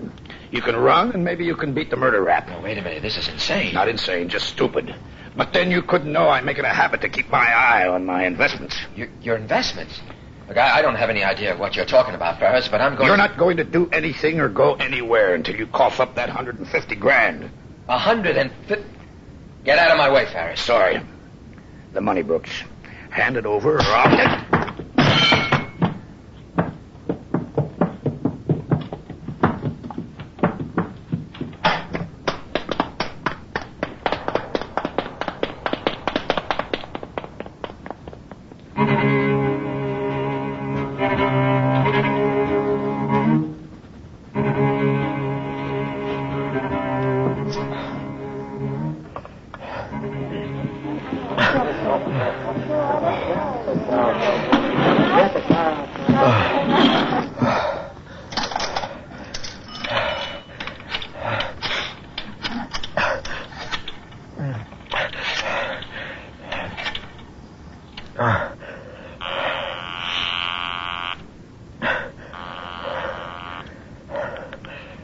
Mercer Election Headquarters. Lloyd Mercer, please. It's urgent. Carl? Sir? You're lucky I'm still here, boy. Where are you? What's the matter? Everything's the matter. Robert Henley is dead. What? I'm sorry, Carl. I couldn't hear you. What did you say? Robert Henley. He's dead. What? I went up to his room and found him on the floor. His throat. It was cut from ear to ear. What about the attaché case? Well, it was still handcuffed to his wrist, but it was broken open and it was empty. Empty? There's all $150,000 worth of documents. Mr. D.A., are you there? You'd better get over here right away, Carl. Joe Ferris was there. He saw me in the room. He thinks I killed Henley. Oh, that's the most ridiculous thing I've ever heard. He said there was money involved. Where is he now? Well, Ferris? He's still up there. I don't know. I don't plan to be around when he comes to. I had to hit him to get out. Come over to headquarters. I have to see you. Well, everyone else has. Ferris, the desk clerk, the elevator man, my fingerprints. They're all over that room. Carl, I'll explain, but not over the phone. Well, just explain two things to me. $150,000 and one dead man. You get over here, Brooks. Now. Right now. Mercer? Mercer!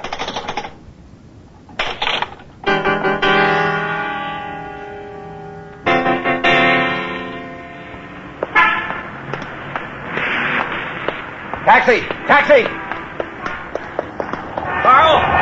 Hey, Carl, where you going? The chief told me to pick you up and... Carl? The airport. And move. Carl?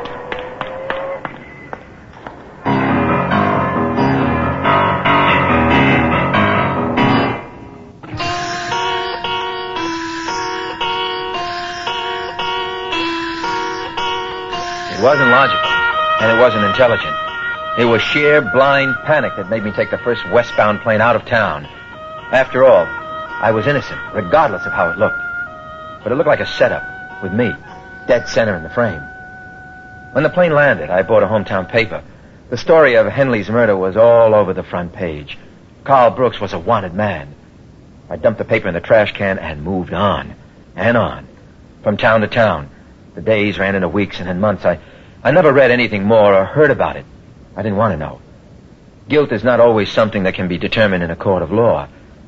I had to establish a new life if I was to survive, beginning with a new name, Charles Barrows. A 3-day construction job brought me into a small central town in California, the town of Coulter. I stayed 4 years, growing with the town. I enrolled in a real estate school where I met Jenny Duncan. We studied together, and in 4 years our friendship blossomed into something far greater. Be right there, Jen.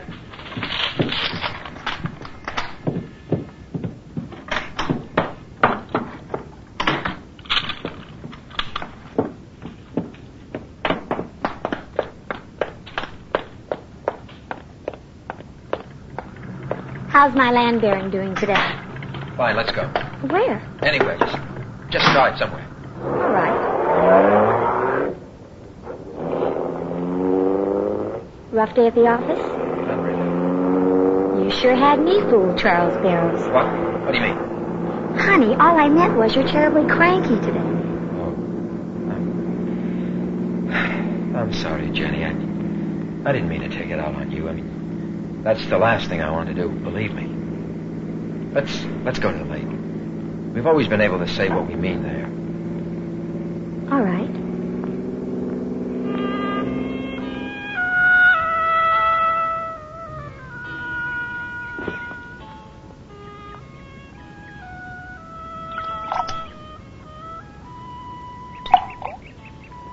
See the circle the pebble makes in the water? I bet you can't throw one inside it. I thought we came here to say what we meant. What is it, Charles? Oh. Well, a man came in today. He was interested in a piece of property over by Golden Valley. I was showing him the brochure when he said he thought he'd seen me somewhere before. Well, that is possible. Coulter isn't San Francisco. He just moved here from the Midwest. He probably thought you were someone else. Like Carl Brooks. Who? Charles, what are you not telling me? Jenny, do you know how much I love you? I mean, how much you mean to me? 4 years ago, a man was killed in the town I grew up in. Carl Brooks worked for the district attorney at the time. He found the body, but that's all he did. But it was somehow made to look like he was a suspect, the prime suspect. What happened to him? Well, he disappeared. And you have the same color hair, right? We're one and the same. I don't believe it. Well, it's true. And if it weren't, well, I'd have proposed marriage a long time ago. Charles... My conscience wouldn't allow me to ask. I mean, I'd give up anything for you, Jenny. I would. And I will. What does it all mean? Well, I've decided to give myself up. I'm going back, Jenny. Clear myself. Clear my name. What happens to us? I love you, whoever you are. I'm going with you. No, you mustn't.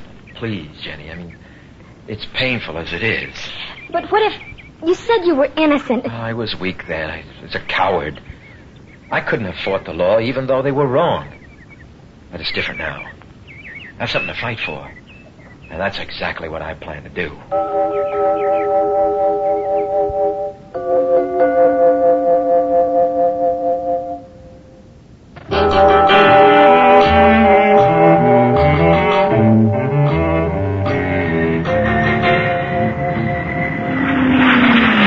It was only 2 hours by air back to the city where I'd lived most of my life.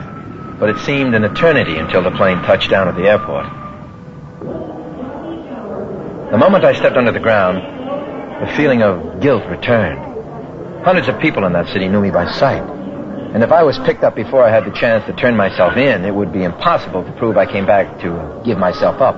Voluntarily, that is. Taxi, mister? Yes. Where to? The county offices. Right.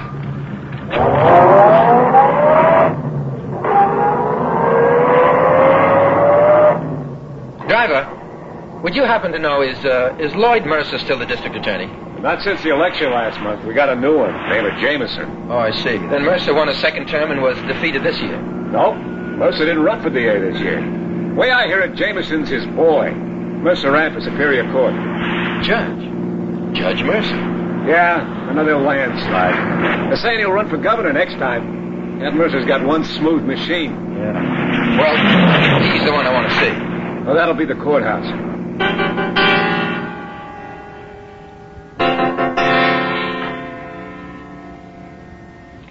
Good afternoon, Judge Mercer's chambers. Just a moment, please. Your Honor, there's a Mr. Alan Bledsoe calling. On line 1, sir.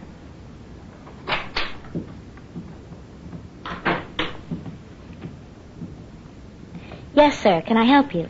Yes, I'd like to see Judge Mercer, please. Your name, please? Brooks. Carl Brooks. I'm afraid you'll have to make an appointment, Mr. Brooks. Would tomorrow afternoon be satisfactory? Look, I have to see him right away. The judge is a very busy man. Could you please tell him I'm here? All right, I'll ring in, but... Judge, there's a Mr. Brooks out here, and he insists... Yes, Carl Brooks. Yes, sir. He said to go right in, Mr. Brooks. Carl, how are you? Well, don't just stand there. Sit down. Tell me, how have you been? What have you been doing? What brings you back to our fair city? I don't understand. I mean, I came back to give myself up. Give yourself? Oh, what you mean the Henley murder? Of course. Oh, that's marvelous.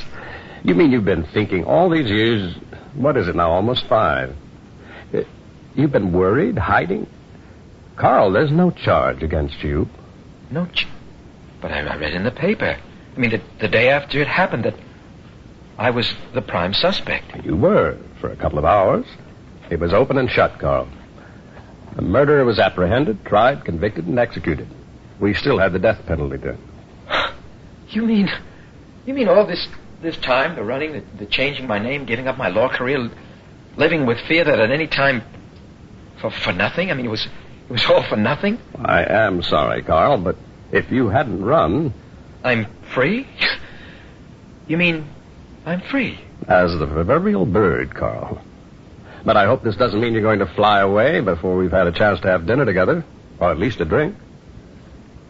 Look, can I make a phone call first? You're welcome to use my phone. No, thank you. No, it's long distance and personal. I've got a question to spring on a young lady. My premature congratulations. A local girl? No, California. Maybe it all turned out for the best. I mean, if I hadn't left, I never would have met Jenny. But you won't leave town without saying goodbye. Judge, you have my solemn oath.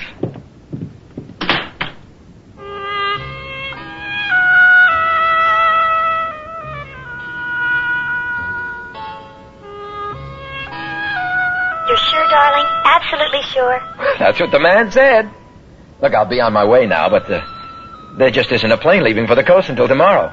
I'll come there if you like. No. Don't you dare. I'm coming home for life.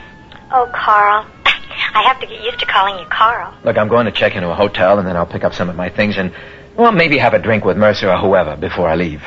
Mrs. Carl Brooks. Jennifer Brooks. I like the sound of it.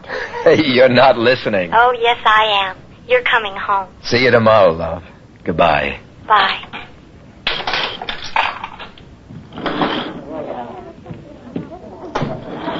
Carl? Is that Carl Brooks? Hugo! Wow, you look great. I mean, it's really been a long time. You still with the Chronicle? How the hell are you? Can't complain. Up till now. What happened? Mercer bring you back to run his next campaign? Hugo, I wasn't notified of any high school class reunion. Hugo, come on now. Why are you riding me? How'd you like the trial? Well, believe it or not, today's the first I've heard of it. I mean, all along I thought that you know. You're a long time late. Late? For what? Barry Wilson, for one. Barry? What about him? I mean, I was just going to call him. I'm afraid they don't have phone service where Barry is. Where is he? You don't know? You really don't know? No. Barry was executed for Henley's murder. Barry? But that's impossible. Oh, was it? But, no, that's not possible. I mean, I saw him. I mean, he was just arriving at the hotel after Henley was dead. That's what Barry kept saying, that he had a perfect alibi. You. But the trial, Hugo. He was convicted. Because you were running, because you weren't here to testify for him. He kept saying Carl will come back and prove I'm innocent. But Carl was running to save his own skin. And Mercer needed a quick arrest to assure his re-election as DA. Barry was the perfect pigeon. But a jury doesn't convict without. I mean, they must have had some evidence. You keep telling yourself that if it's any comfort. Sure, Mercer built up a case and made it stick because Barry's only witness couldn't be found. But you see, I thought I was the one they were looking for. If you were innocent, why'd you run? Well, maybe you weren't. You said yourself Barry couldn't have done it. Barry's dead? Wow. What about Ellen and their little girl? Oh, they're doing fine. Just fine. Ellen's adjusted to life as a widow. And the kids at school make it wonderful for little Katie. Oh, but don't let it bother you, Carl. Obviously, it hasn't so far. Send him a card after you leave. Goodbye, Carl. Have a wonderful life.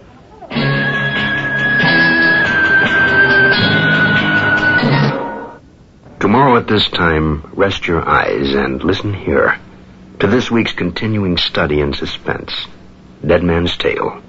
I'm Rod Serling, and this is the 0 Hour.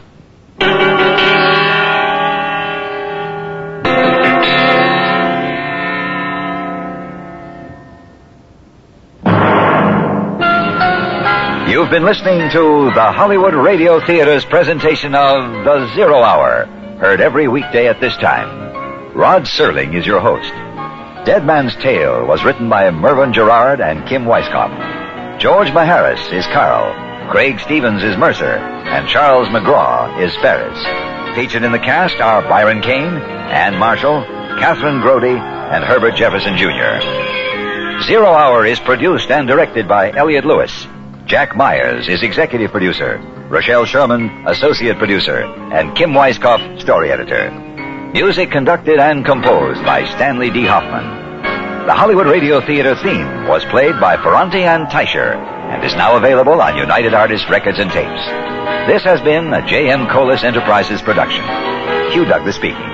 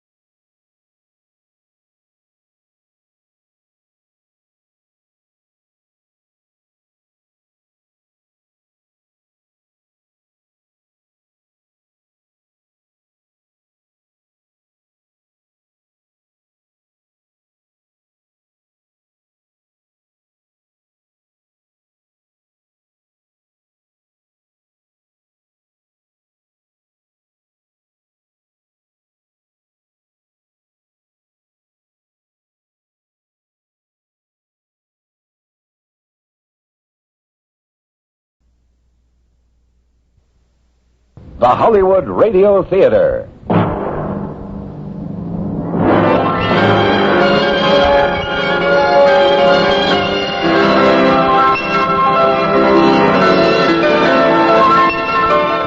Every day at this time, Monday through Friday, a J.M. Colas Enterprises production, the Hollywood Radio Theater, presents an unusual tale of mystery and suspense. Every week, Monday through Friday, the Hollywood Radio Theater presents... I'm Rod Serling. You're listening to the 0 Hour. Rest your eyes.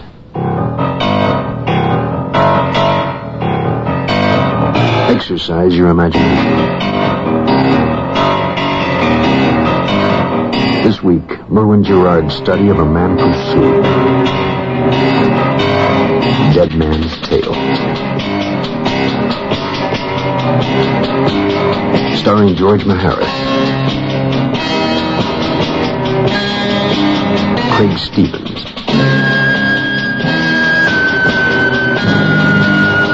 And Charles McGraw.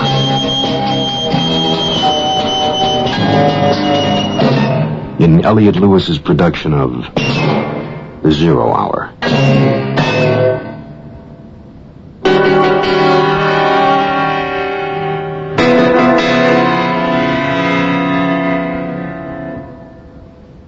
What was it that brought Carl Brooks back to his hometown? The gnawing guilt for having run from trouble? The love for a girl that he had but couldn't give with shadows on his conscience? Was it fate? In any case, he got more than he bargained for. His colleague and closest friend was dead, executed for a murder he could not have committed. To assuage his guilt, Carl Brooks took it upon himself to clear the name of the man he had failed to save. And in doing so, has begun to uncover a most complicated series of events, leading back to what really happened on a night 4 years before. The night Carl Brooks found an empty briefcase and a very quiet, dead man. Dead Man's Tale will continue in a moment. If Owen Morse was difficult to identify, locating him was next to impossible. His company was no longer in business, and his family had moved out of town. Hugo, a friend indeed, lent me his car and promised to have some repairs made on my rented one. It was dusk by the time I found Owen Morse's new home address. It was way out on Briar Street, next to the edge of town. A run-down old house converted into a triplex. He lived on the ground floor. For a man I suspected had once contributed many thousands of dollars for some kind of political sway, Owen Morse was living somewhat less than modestly.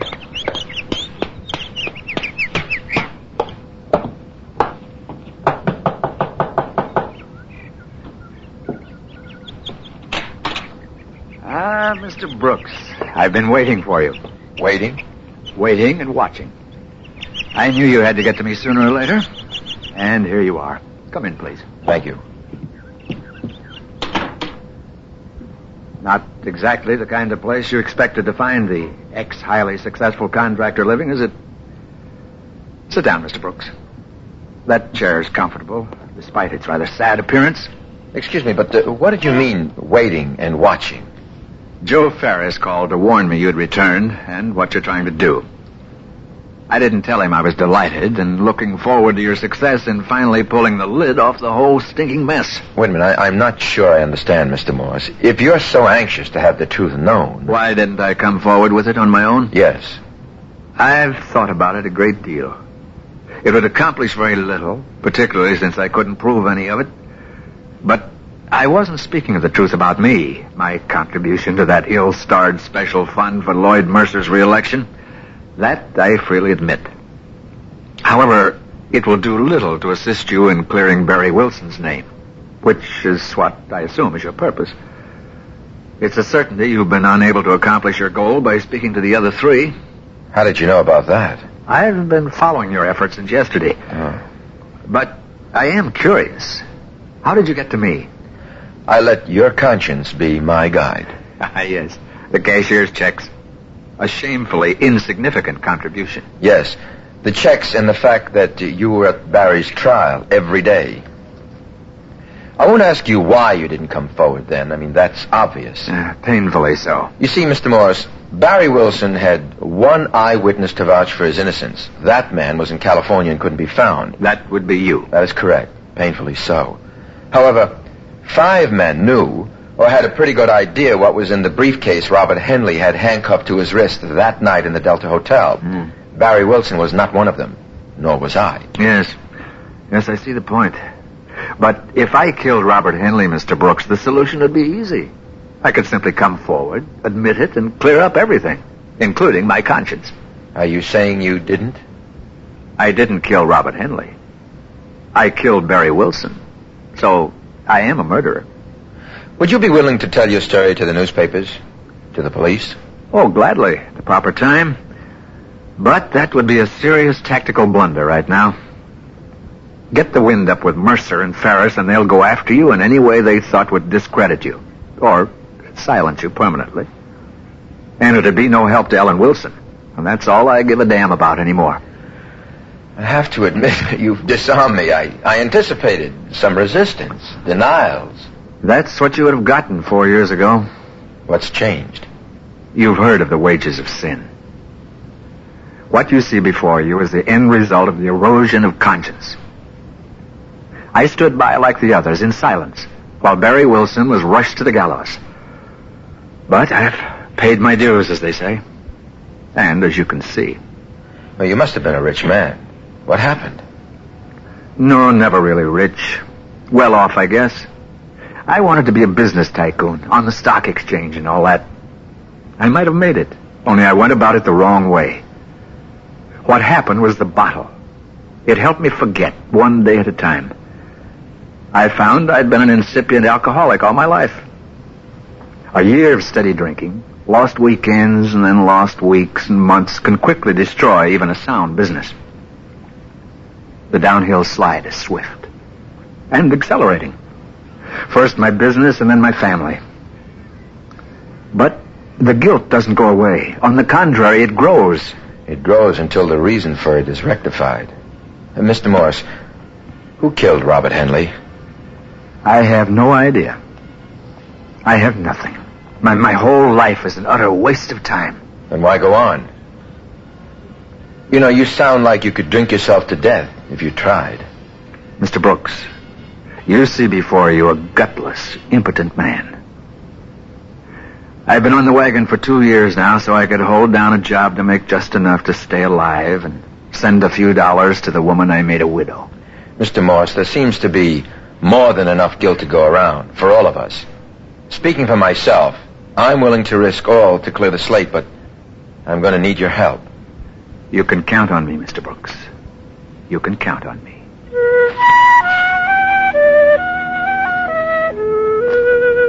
I left Morse my number at the hotel in the event he had to reach me. I was disappointed that my theory about him had been wrong. But a man like that needed no assistance in inflicting self-punishment. Hugo wasn't at the office when I called, so I left a message for him not to print anything yet and that I'd be in touch. Though as of the moment, I was no further along in clearing Barry than when I had first started. It all added up to one big zero. Somehow, I had the feeling something was missing. Like the slush fund. Something obvious. I drove Hugo's car back to the Delta to see if I had any messages.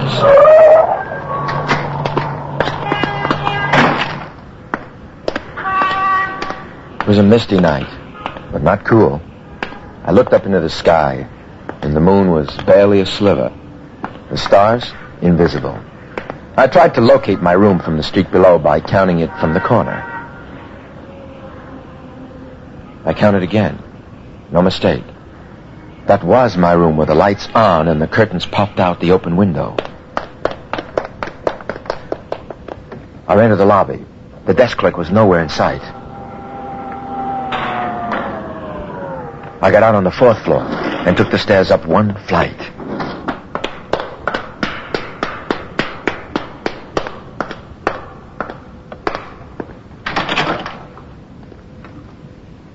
The hall was clear.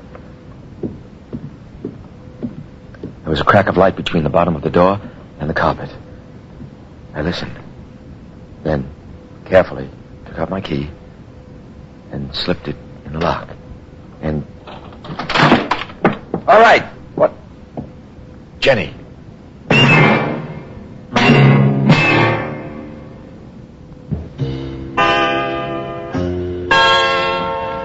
It was a toss-up as to who scared who more.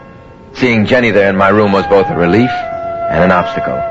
I hadn't realized how much I had missed her, and yet she could only make matters more difficult by being so close. But I hid my ambivalence as best I could, and we spent the night together. In the morning, we had room service under breakfast. It was then that I explained the situation. So that's about how it stands at this point, Jen. Come home, Carl, please. You've done what you came for. You're a free man. If it was only so simple. Jenny, you have no idea what effect this has had on the lives of so many people. All right, but what about us, our lives? Suppose you do find out who killed that man. Then what? Well, that's most of what I have to do. There's more? Carl, you're driving yourself... Barry's dead, but his family lives on. You mean his wife and child, don't you? Ellen, isn't that her name?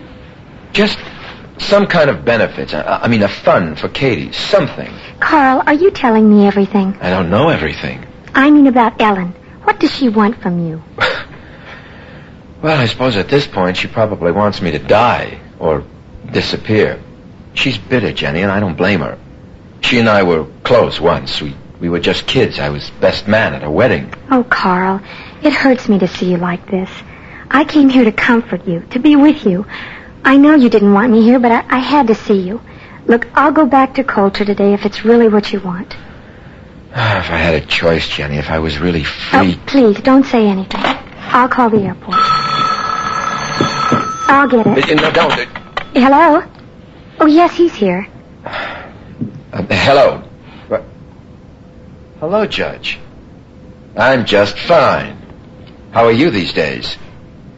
Oh, you'd like to reconvene our discussion from the other night? Or just say when? In your chambers? Very good, Judge. I'll be there. Carl, what's wrong? Why didn't you want me to answer the phone? Are you in trouble? Look, I have to meet with Judge Mercer about some dirty laundry. I'll be back this afternoon. We'll grab a bite, and then I'll drive you to the airport. All right? Don't worry, Jenny. Remember, I love you. See you later. Carl, please be careful.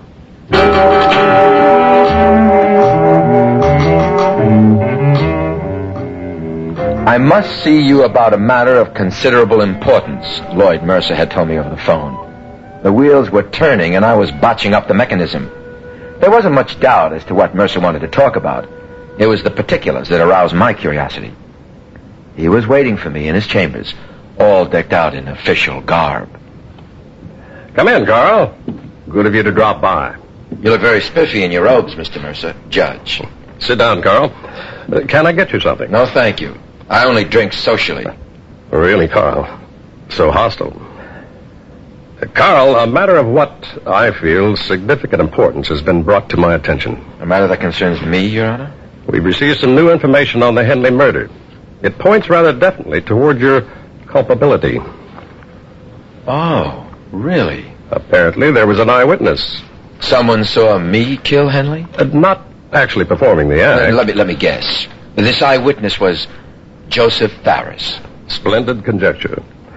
He was out of town during the trial, and since I was the district attorney, he told me what he knew.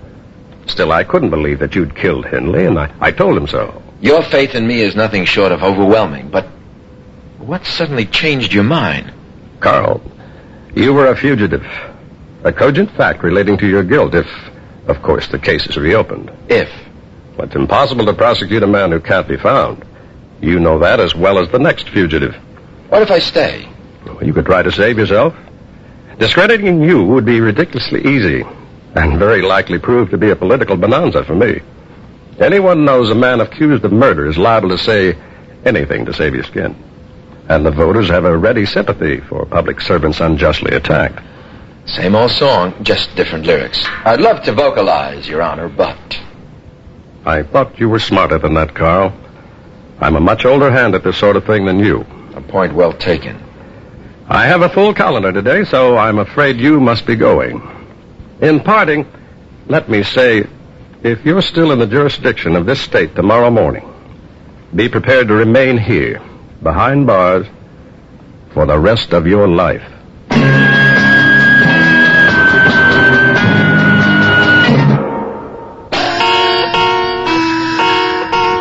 I knew if it ever came down to a test of strength between Mercer and me on his home grounds, I'd have no chance at all. Knowing Mercer, he could make a pretty good case for complicity between Barry and me to rob and murder Henley. Again, Mercer would come up smelling like a rose, and he had the savvy and muscle to make it stick. I still had that nagging suspicion of something right in front of my eyes that I wasn't seeing. But first, there was another fish to fry.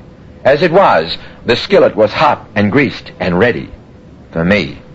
To catch the fish was the real problem. That and bait. Carl, that's crazy. That's suicide. Either way, it gives you something to print. An expose or an obituary. Treating Ferris like that is just asking for it. He'd dig the river to throw your body in, lead shoes and all. It's my funeral. Look, you go. Ferris killed Henley, or had him killed.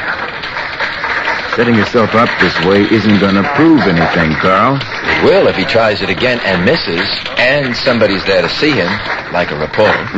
Sorry, I don't want any part of this scheme. Hugo, Mercer's trying to chase me out. He thinks I know too much.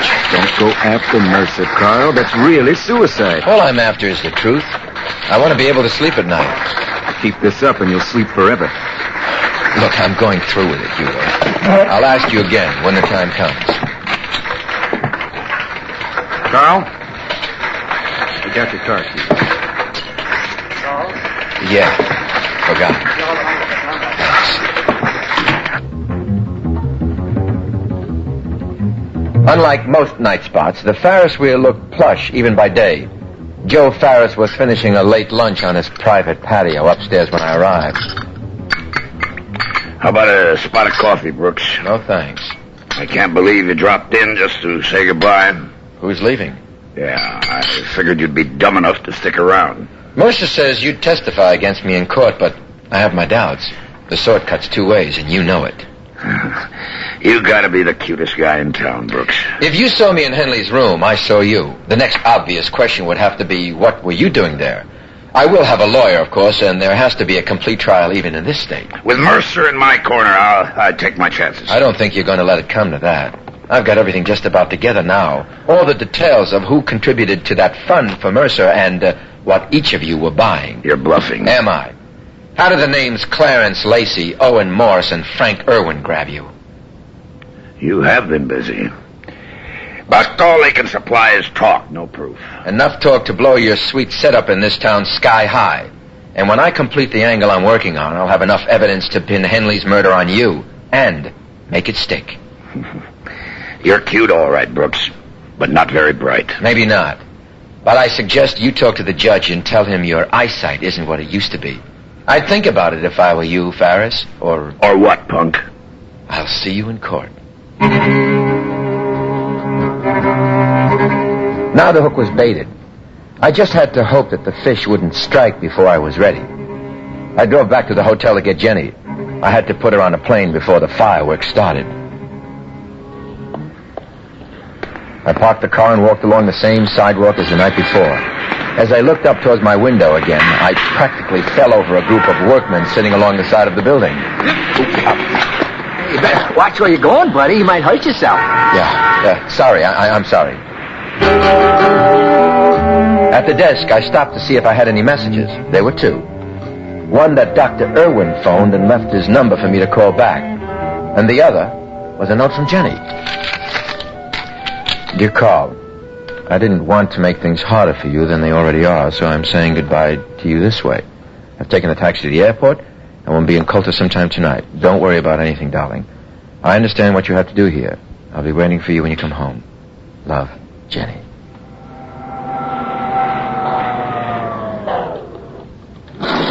Somehow, that was wrong. Jenny's note. Something about it. I couldn't quite pin it down, but it bothered me. What was it about this whole thing I wasn't seeing? Henley's room, for one.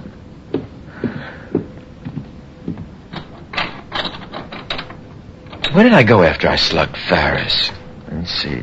I ran out the door. This way. The stairs.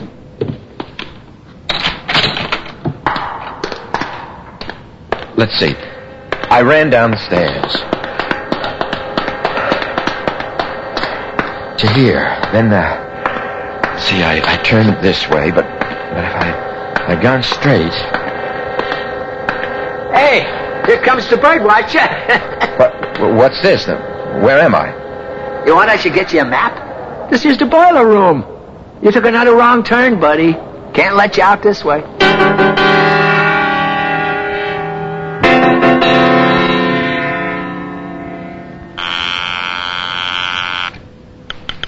Metropolitan Airport. I'd like to page Miss Jenny Duncan, please. Paging Jenny Duncan. Miss, when's the next flight to San Francisco? 9:15, sir. Tonight. 9:15 tomorrow morning. Well, when did the last flight leave? 9:15. There's only that one flight daily, sir. They've got Jenny.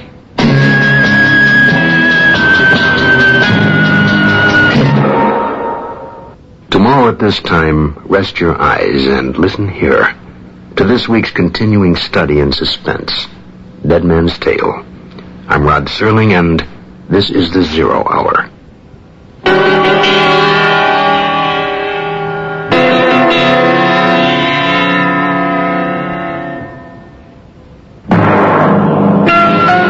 You've been listening to the Hollywood Radio Theater's presentation of The 0 Hour, heard every weekday at this time. Rod Serling is your host.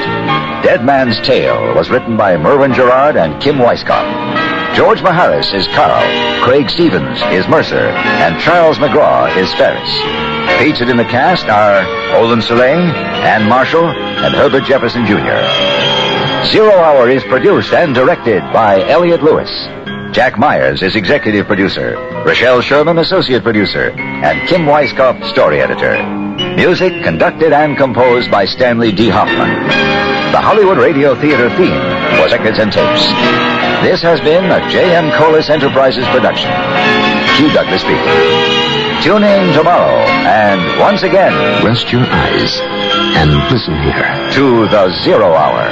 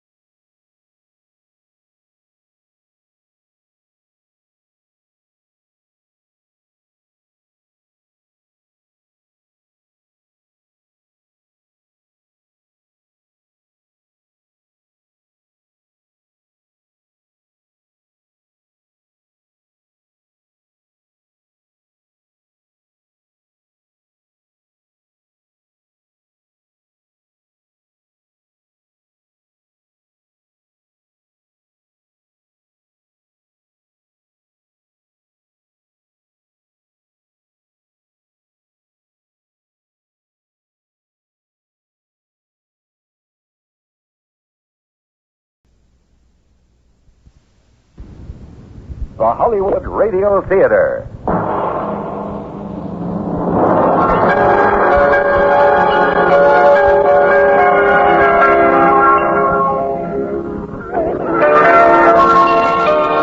Every day at this time, Monday through Friday, a J.M. Colas Enterprises production, the Hollywood Radio Theater, presents an unusual tale of mystery and suspense. Every week, Monday through Friday, the Hollywood Radio Theater presents... I'm Rod Serling. You're listening to the 0 Hour. Rest your eyes.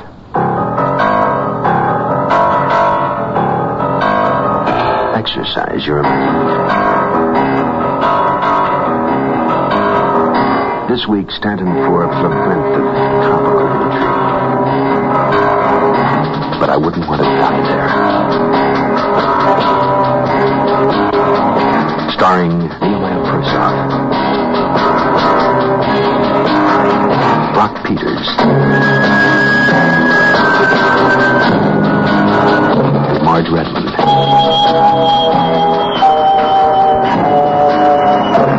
in Elliot Lewis's production of The 0 Hour. Have you ever put together a jigsaw puzzle? Begin with the pieces that have a flat edge. They form your perimeter, the frame. From there, work inward, turning each piece to examine all possible angles. A good puzzle has several pieces cut to nearly identical shapes. This checking and counter-checking is tedious work. But soon things begin to fall into place. You begin to get the picture. Whole sections fill in, until you've only the last few pieces remaining. This week's tale is a real puzzler. A story within a story. A winter's tale of summer past. Come to the Caribbean islands, visit exotic St. Martin, say the brochures, where it's summer all year round. Quite a temptation if you're spending January in New York City, like Sylvia Bennett. But she's already been to St. Martin, and one visit was enough. She could never go back. Not after what happened. Though even now those last pieces don't quite fit. But that was over. Much has happened to her since. The decree finalizing her divorce, a new job, a new apartment. And now her mind was made up. For Sylvia Bennett, New York in January was perfect for suicide. For Sylvia Bennett, St. Martin is a nice place to visit. But I wouldn't want to die there. Our story begins after this word.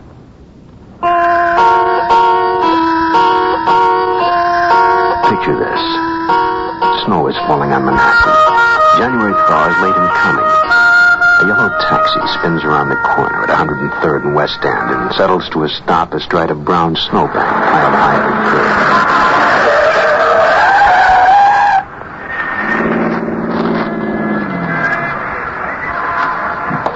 curb. A woman steps from the passenger side out into the ice and slush. A handsome woman of 42. Her expression is one of bitterness. The wind shows back. A gust of wind off the Hudson River swirls the virgin snow into her determined face as she struggles her way indoors. Oh, New York, I despise you so. I must leave instructions. If found, please ship in a plain pine box to anywhere far away. Regards, Sylvia Bennett, deceased. Damn, you're so slow. The mail. Why not? Let's see what bills my estate will have to pay. Con Ed, Lord and Sailor, telephone company. What on earth? Postage due 14 cents? Saint Martin? More travel guides?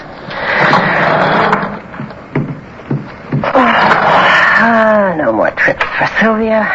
No more bills. No more of this hideous planet. And this time, no slip-ups.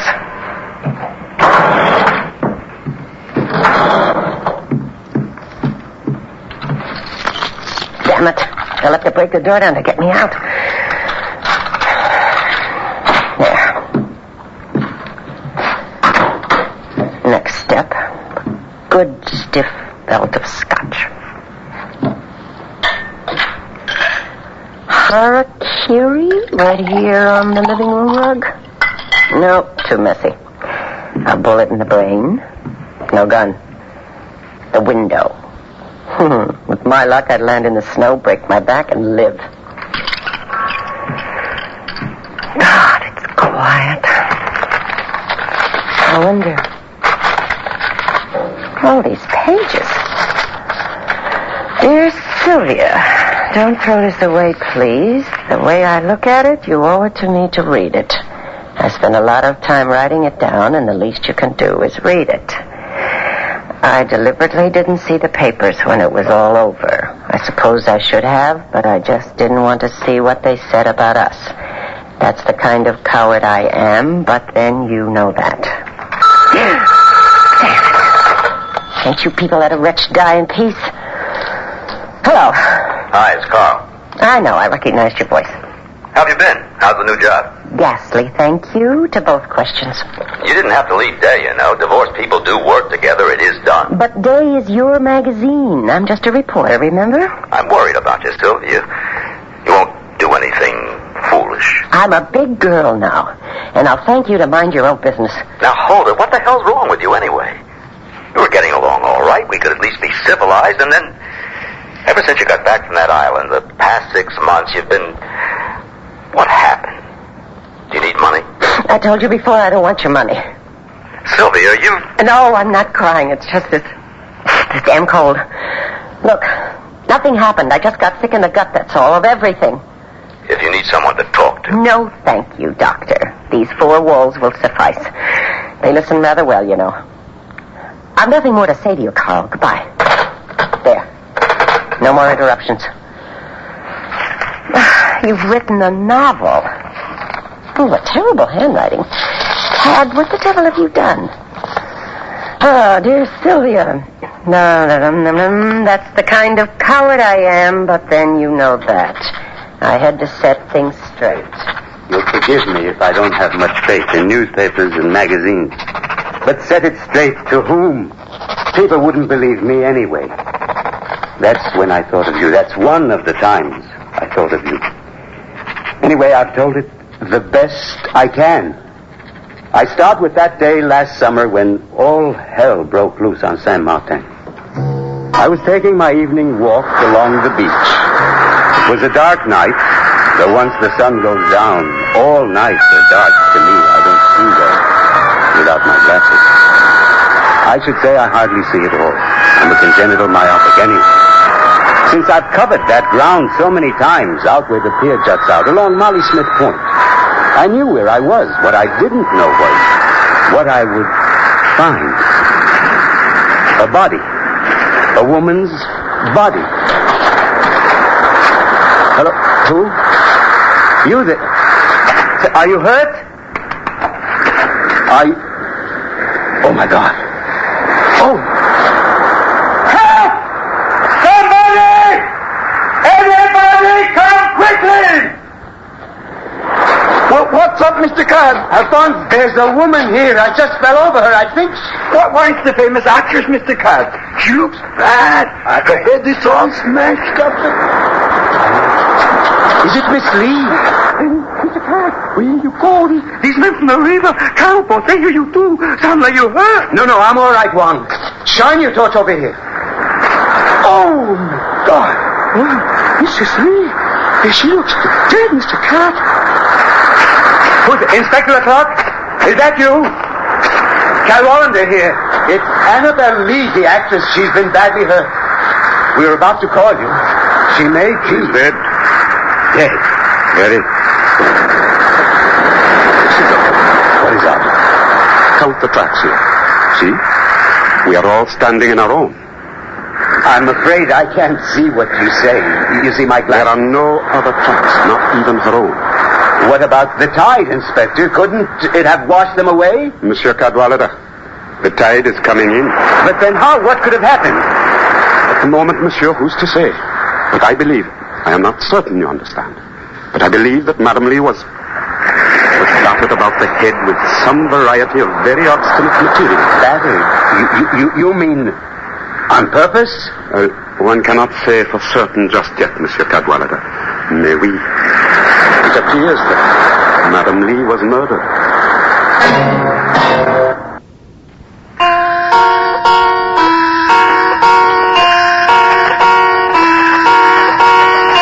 took me a long time to fall asleep that night. I couldn't get that terrible image out of my mind. To quote Poe as best I can, the beautiful Annabel Lee in her sepulchre there by the sea, in her tomb by the sounding sea, lying there in the surf in her white bathing suit. Her head, a terrible sight, awful. I keep a supply of very potent sleeping pills on hand for just such emergencies. I took 3 that night, which was more than I'd used for since the days when... Well, but Sylvia, you must know what day, what years I refer to. I needed the pills then to survive. This time I hoped if I slept deeply, I would awaken to find it was all just a bad dream. Lord knows how long Eloise, our maid, was knocking, trying to rouse me before I stirred. Monsieur Cat! Eloise!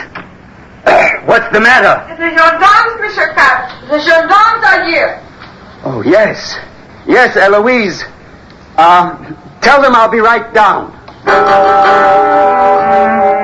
The lounge was nearly deserted. Inspector Leclerc was waiting for me. With him was a certain Captain Dubois, who looked very official indeed. They were accompanied by Gerard Bonaventura, a diminutive fellow with big owl eyes and big round glasses. Gerard was owner and editor of the Island Voice in Saint Martin's only newspaper. Do you know yet, was she murdered? Even now, Dr. Fortier is conducting his post-mortem. Have you been able to reach her husband? The guests in the house, Bates, I believe is their name, have sent a cable to Puerto Rico. They are trying to reach Mr. Lee by telephone as well. There is no Mr. Lee. You see, that was her stage name. His name is Tolliver, Robert Tolliver, very big in New York advertising. A genius, I read somewhere. He sold his business last year and retired. Excuse me, Mr. Card. Eloise say you need new handles on 2 windows. You drive me to Marigot for them? Yes, as soon as these gentlemen are through, Alphonse.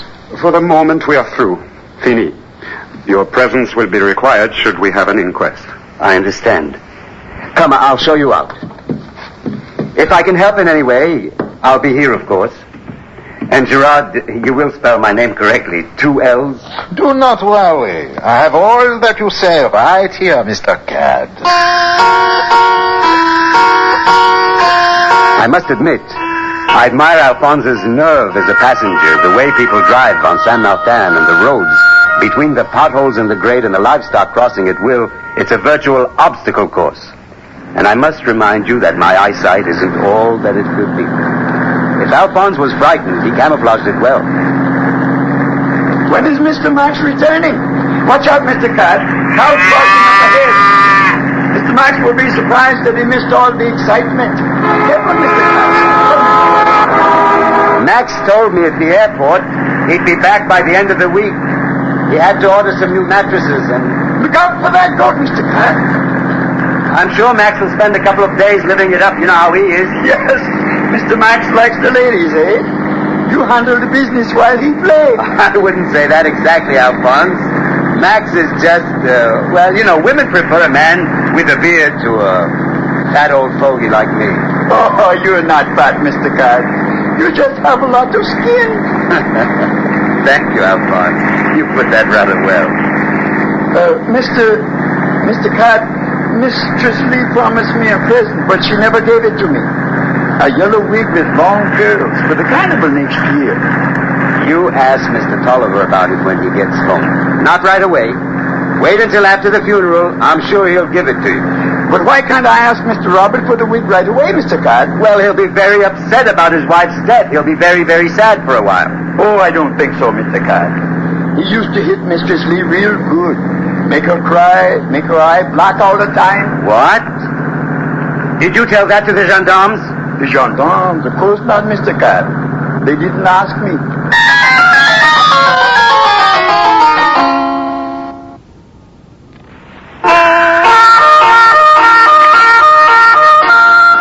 Lunch was being served on the terrace when Gerard Bonaventure stopped by looking very excited. Dubois and Leclerc are questioning all over town, going door to door.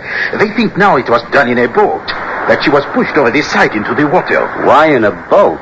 Because of the tide and lack of footprints. Dr. Fortier has determined the time of death between noon and early evening. That's a lot of time. Couldn't he do better than that? It seems to me it had to happen at night. Surely someone would have seen her get into a boat in broad daylight. It is strange. No one saw her all afternoon. The American couple, Bates, they were in Phillipsburg all day shopping, and Maria Lisa, the maid, she was at the dentist for her teeth that are not so good. They all come back to an empty house. But I think somebody must have seen. That was a very good-looking woman. The gendarme will find out nothing from the people. I think you're right. No one wants to get involved. I shall go to each house, too. This is the mark of a professional reporter, yes.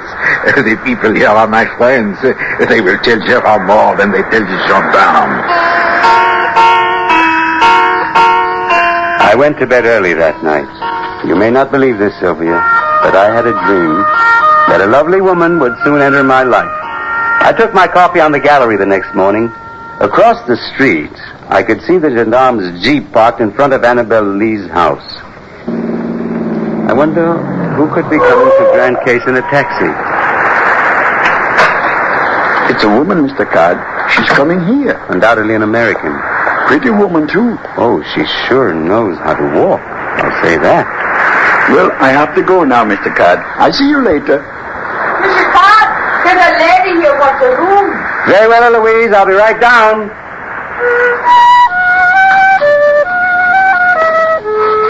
Poor Cad. I had you charmed before I ever saw you. She knows how to walk. That's a laugh. Oh, if things had only been like they seemed to you.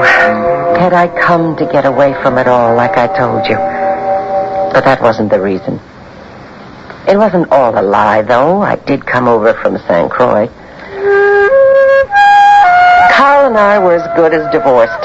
He was vacationing in Christiansted. I knew the hotel. We'd been there often enough as husband and wife. I kept telling myself I wasn't chasing him. We were all sitting together at poolside. Carl, those three vacant but beautiful young women, and good old Sylvia, when we heard the news. Sylvia, you knew Annabelle Lee. I interviewed her a couple of times. I've got a terrific idea. San Martin's the next island down. Get on a plane and see what you can find out. The innocent tourist bit. Try to find a spot to stay in the village where it happened. I don't know why I took the assignment. Perhaps to convince Carl that I was better than those stupid women. Those cheerleaders, all bust and no brain. So, I knew how to walk. What next, Cad? I decided to go down onto the beach. I didn't do that often, not at midday. My new guest was there. You, Sylvia, wearing a red low-cut swimsuit and white bracelets that sparkled in the sun. Are you going to sleep, or would you like some company? I'd welcome company. Mrs. Bennett, is it? Oh, Sylvia. This is my first visit to San Martin, and I don't know a soul. Well, I'm Jeffrey Stamp Cadwallader. Oh, my, that's a mouthful. People call me Cad. It's an odd name of endearment. I've gotten used to it. Those are pretty bracelets you wear. Oh, thank you. They're turquoise. Rather common these days. They used to be chic. Who lives over there? Annabelle Lee. I should amend that. She lived there once. The actress? Oh, didn't I hear somewhere that she'd passed away? As a matter of fact, I found her right over there by the pier. A terrible thing. You know, you've got the prettiest place on the beach. How did you find it? My partner, Max Terry, found it. I can't take credit. Your partner? Yes, he's a very nice man. You're sure to meet him. He's due back from Puerto Rico any day. How would you like to have lunch with me? Oh, I'm so sorry. I've already eaten. Oh, I ordered a cab to take me over to Phillipsburg to do some shopping.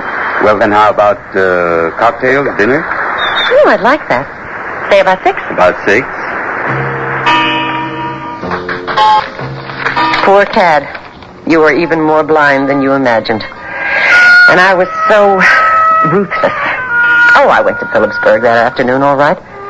But not to shop. I went to the telegraph office and wired St. Croix asking for information. Somehow, I was perplexed.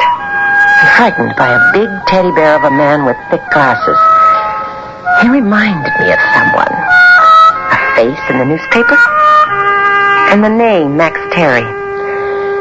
Suddenly, while looking at my own reflection in those tinted eyeglasses before leaving the beach, the names and faces crossed a span of 25 years. I was fresh out of journalism school. My first assignment, a murder case. Helen Terry, 14 years old, pushed to her death off the rooftop of her family in Queens. She had a brother, Maxwell, in his middle 20s. And he had a friend, a heavy-set, myopic friend who was found guilty as charged. But the other name, not Cadwallader, but Johns. Joseph Johns.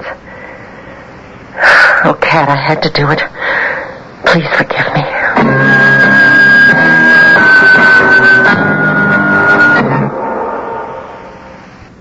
Tomorrow at this time, rest your eyes and listen here to this week's continuing study in suspense. But I wouldn't want to die there. I'm Rod Serling, and this is The Zero.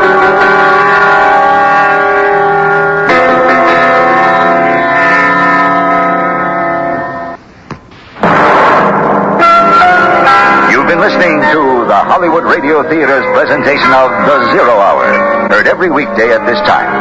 Rod Serling is your host. Danton Forbes, But I Wouldn't Want to Die There, was adapted for radio by Kim Weisskopf. Nehemiah Persoff is Cad, Brock Peters is Leclerc, and Marge Redmond is Sylvia. Featured in the cast are Herbert Rudley, Chester Hairston, Mady Norman, and Victor Bozeman.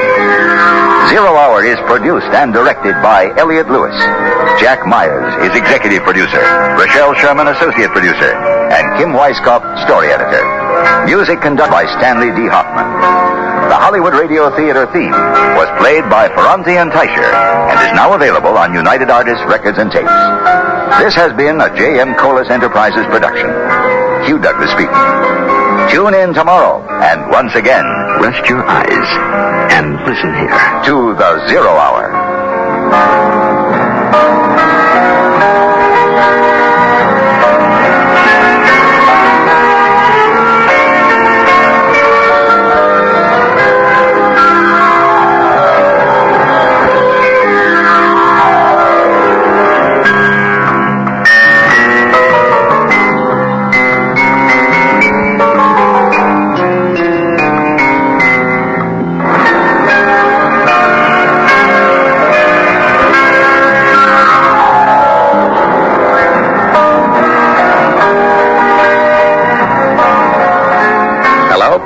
This is Craig Stevens.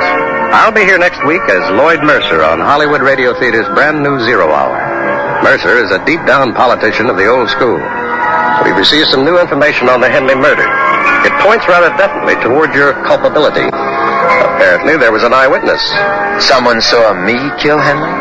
Please listen to George Maharis, Charles McGraw, and me next week when the Zero Hour presents Dead Man's Tale.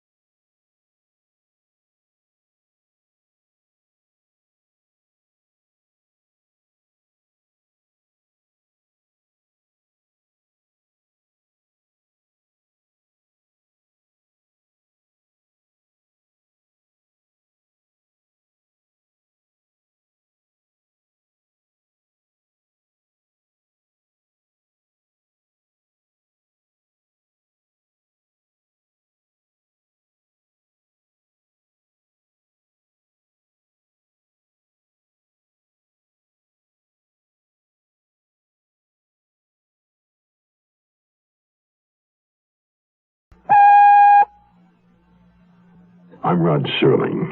You're listening to the Zero Hour. Rest your eyes.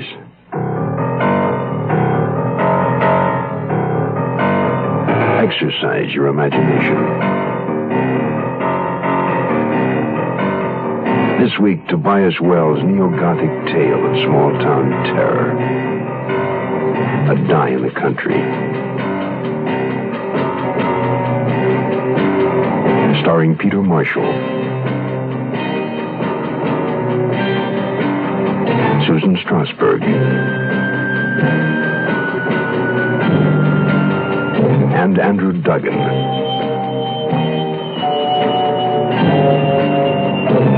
In Elliot Lewis's production of The Zero Hour.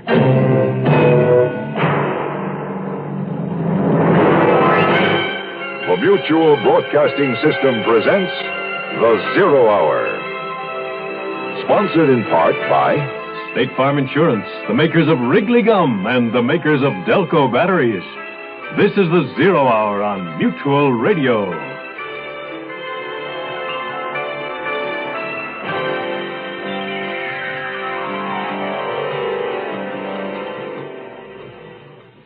All that the Seversons wanted was to move away from Boston to a quiet little house in the country. And that's precisely what they did. However, there were a great many unexpected bonuses thrown into the bargain.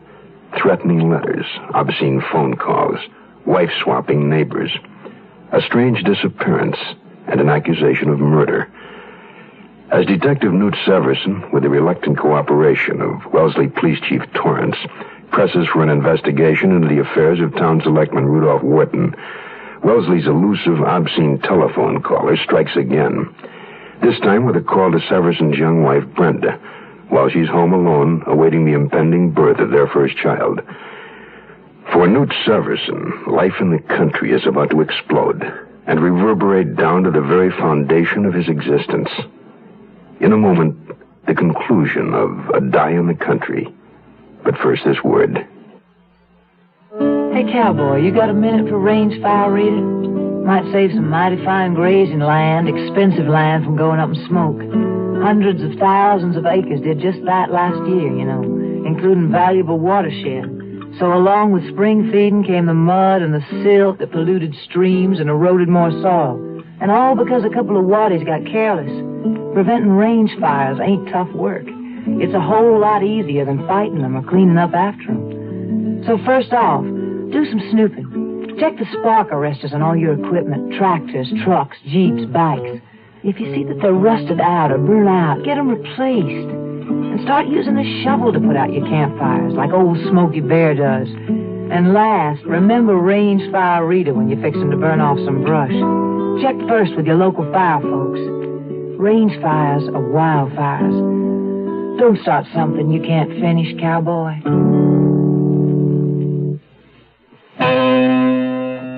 I was furious with myself for not being home with Brenda at this crucial stage of her pregnancy. I was just caught up in this Wharton business, so when Brenda got that crank phone call, it just set me off.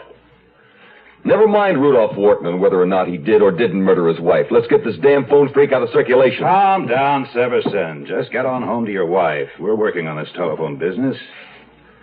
There's one thing, Chief. This puts young Farley in the clear about everything except that car theft charge. And he can probably be released to the custody of his parents pending his arraignment, if they want it that way. I think maybe they will. I'll get back to you on the Wharton case as soon as I'm satisfied my wife feels okay. And I'll get on the airlines angle meanwhile. Oh, but will you do me a favor, Severson? Play this close until if and when we really have something. Yeah, I know. Wait a minute. This call to Brenda gives us something new on the phone net. What's that? He didn't work from the Wellesley directory this time. We're not in it. He must have gotten it from information, then.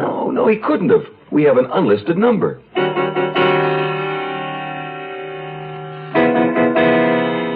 That's what I've been wondering, too, Newt. How did he get our number? Did he address you by name? Yes, right away. He said, "Hello, Mrs. Severson." But you didn't recognize the voice at all? No, it was deep and, sort of suave sounding. Yeah, Dolly Celine called it sexy. Oh, well, I'm not Dolly Celine. I would have hung up on him right away, but I knew you'd want me to find out everything I could. Thanks, but I hope you didn't stick with that nut too long. I couldn't. It was just, it was too much. I had to hang up. What time was this? Just before you called me? Yes, about 4:30. Later than usual for him. I just wish I knew how he got our number. So do I. If we knew that, it might tell us who he is. The thing to do is make a list of everybody who knows our number or anybody who's been inside the house where they could have seen it on the phone. That could have been, even any of the workmen who've been here. Exactly. Even that sweet little old man who hung our new wallpaper? Darling, I'm a suspicious cop, remember? That sweet little old man could very well have a sexy telephone voice.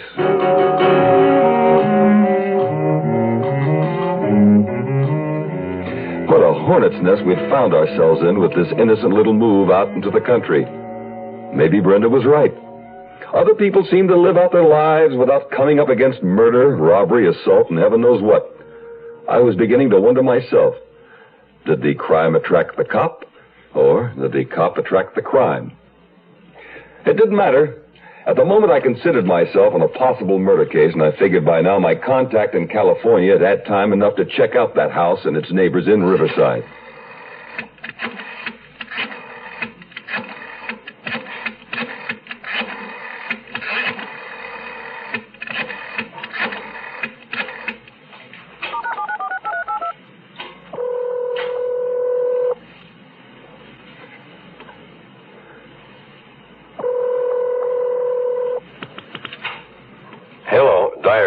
Yes, it's Newt.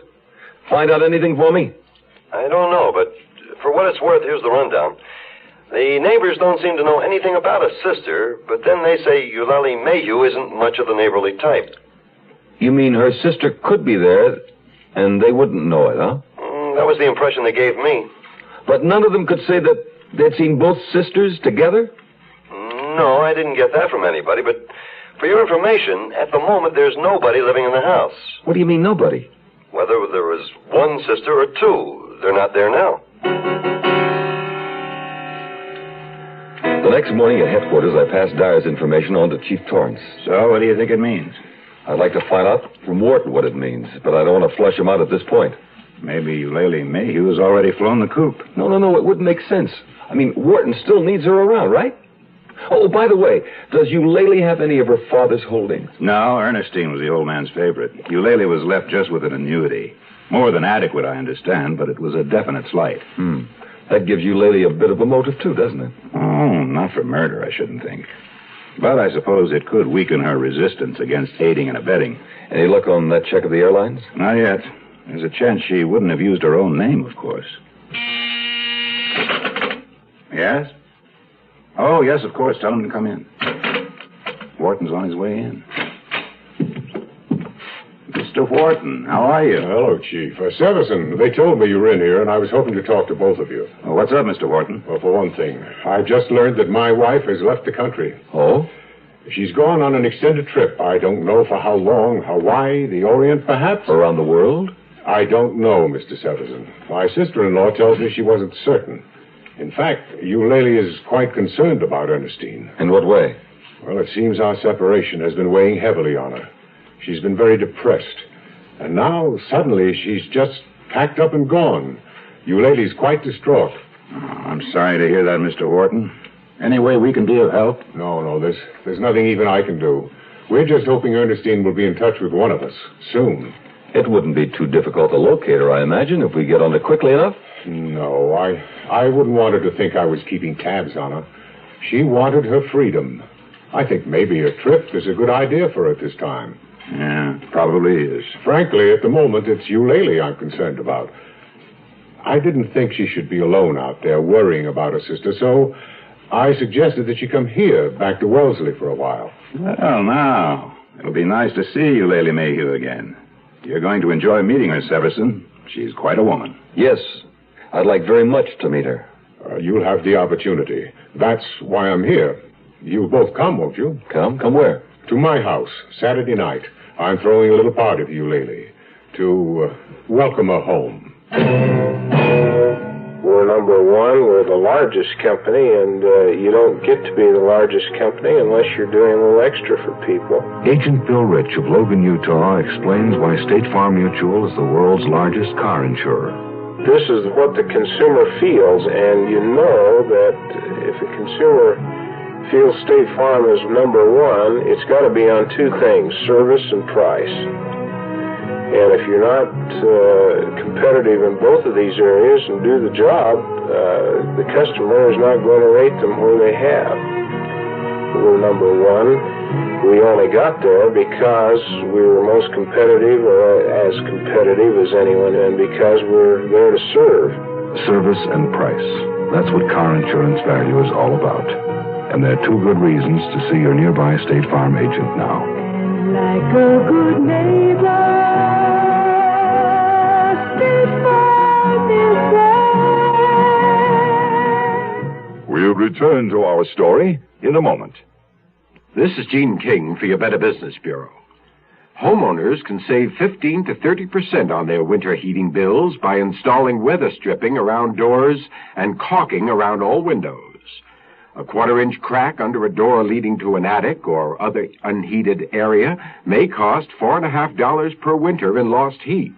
Incidentally, you can also increase the wintertime comfort and decrease the heating bills you'll have to pay by installing storm windows, which reduce loss through windows by 50%. Storm windows usually pay for themselves in 7 to 10 years, and thereafter return an annual dividend of 13 to 18% in fuel savings. Another way to reduce loss of heat in winter is to install proper insulation. In a cold to moderately cold climate, a homeowner can save enough on his fuel bill to recover the cost of the insulation within 8 to 12 years. A consumer tip from your Better Business Bureau. Brenda's only concern when I told her about Wharton's party was which of her maternity dresses looked the least like a maternity dress. My concern was that I had Dr. Abrams' number in my pocket. It would be just like our stubborn son and heir to put in his belated appearance just as I was closing in on a murder. I wonder if he's invited any of the other neighbors. Mercy Bird wouldn't come if he asked her. Mercy's only come out of her house long enough to give Algernon a quick walk lately. She must be busy writing a new book. As long as she's not writing any more letters. What about the Farleys? Do you think they'll be there? I doubt it. I gather the only neighborliness between the Whartons and the Farleys was Ernestine Wharton's friendship with young Greg. It's a shame she isn't around to help him now. Maybe not. Maybe his own parents will come through for him this time. Is Greg still in jail? No. His mother brought him home this afternoon. Oh, Newt, doesn't it scare you? Pretty soon we're going to be parents. I don't know. Junior is sure taking his time about getting here. I don't blame him, considering all that's been going on. Well, tell him to hold off at least a few more hours. I don't think Rudolph Wharton's cocktail party is going to be any place to have a baby. Saturday couldn't come fast enough for me. Call it my suspicious cop nature, but I was certain the party would be a showdown. I spent any free time I had at home nursing along the ivy I'd planted around the railing of our porch. I was hoping to catch a glimpse, a sneak preview of Eulalie Mayhew, but I never saw a sign of her, or Wharton for that matter. Finally...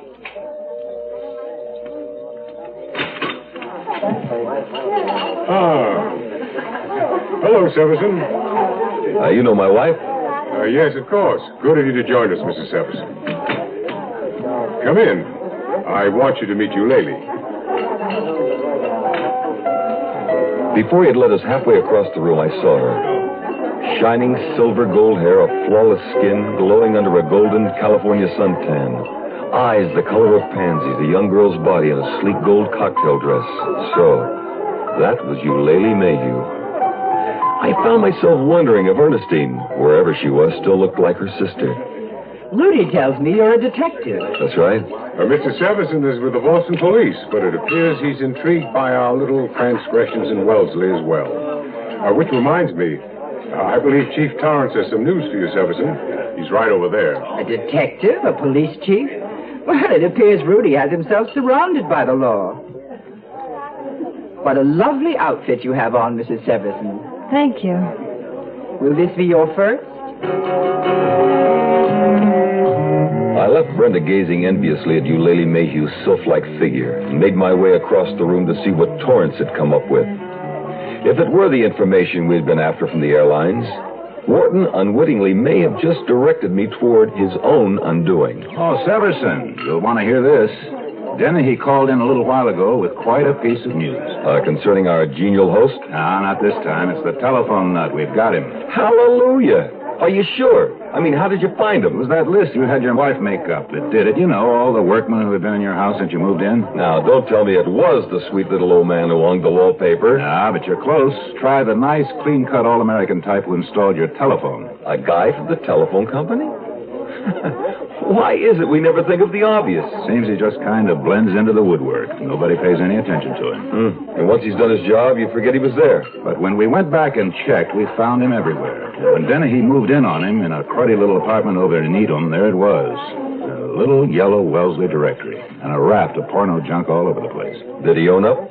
To everything but the Dolly Saline attack, claims he never done any real harm to anyone. Just a talker, not a doer, according to him. Do you buy that? Dennehy does. He thinks the guy called her all right, but he never went near her. But then, how do you explain... I don't know. We're going to have another talk with Mrs. Saline. Chief, here comes Dennehy now. What's he doing here? I don't know, but he sure is in a hurry. I hope he doesn't knock anybody over. What is it, Dennehy? That piece of information you've been waiting for just came in, Chief. From the airline? You really hit the nail on the head, Newt. On January 9th, just the day before, an E. Wharton flew out of Boston, and E. Mayhew flew in from L.A. Well, now, isn't that interesting? Uh-huh. I think maybe our host will find it much more stimulating than the usual cocktail party conversation. I took pity on the chief and went to look for Wharton myself. I found him more or less where I expected, on the terrace in the shadows with a glint of gold lame beside him. Sorry to disturb you, Mr. Wharton, but something's come up about your wife. Rudy. What about my wife, Mrs. Everson? The chief will explain. He and Dennehy are in the study. You can come too, Miss Mayhew, if you wish. Yes, of course. Has anything happened to her? I have the feeling we'll all have an answer to that very soon.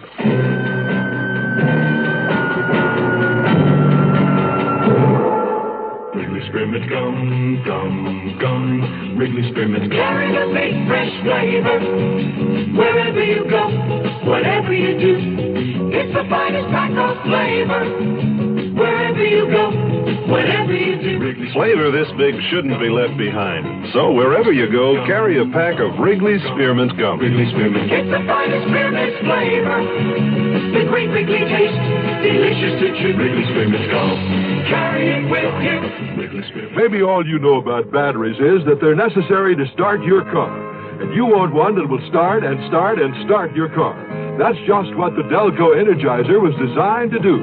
It supplies a super burst of power instantaneously to start a car in almost any weather. Get a Delco battery for your car. Look for the red, white, and blue Delco sign. Well, the more you know, the more you want Delco. The more you know, the more you want Delco. The Zero Hour continues after this.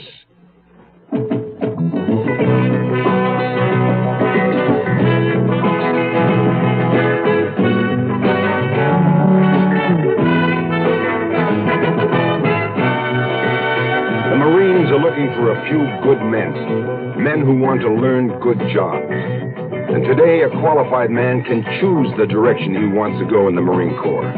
Choose the kind of skills he wants to learn, like computers, aircraft maintenance, or electronics, radio communications, food services, aviation technology. You name it, Marines do it. If you want to learn it, the Marines will teach you skills, responsibility, and leadership in any field you can handle. Remember, qualified men can choose their own directions in the Marine Corps. Skills to learn, careers to build in many directions. The Marines are looking for a few good men who want to choose their own directions, want to learn good jobs, want to be Marines.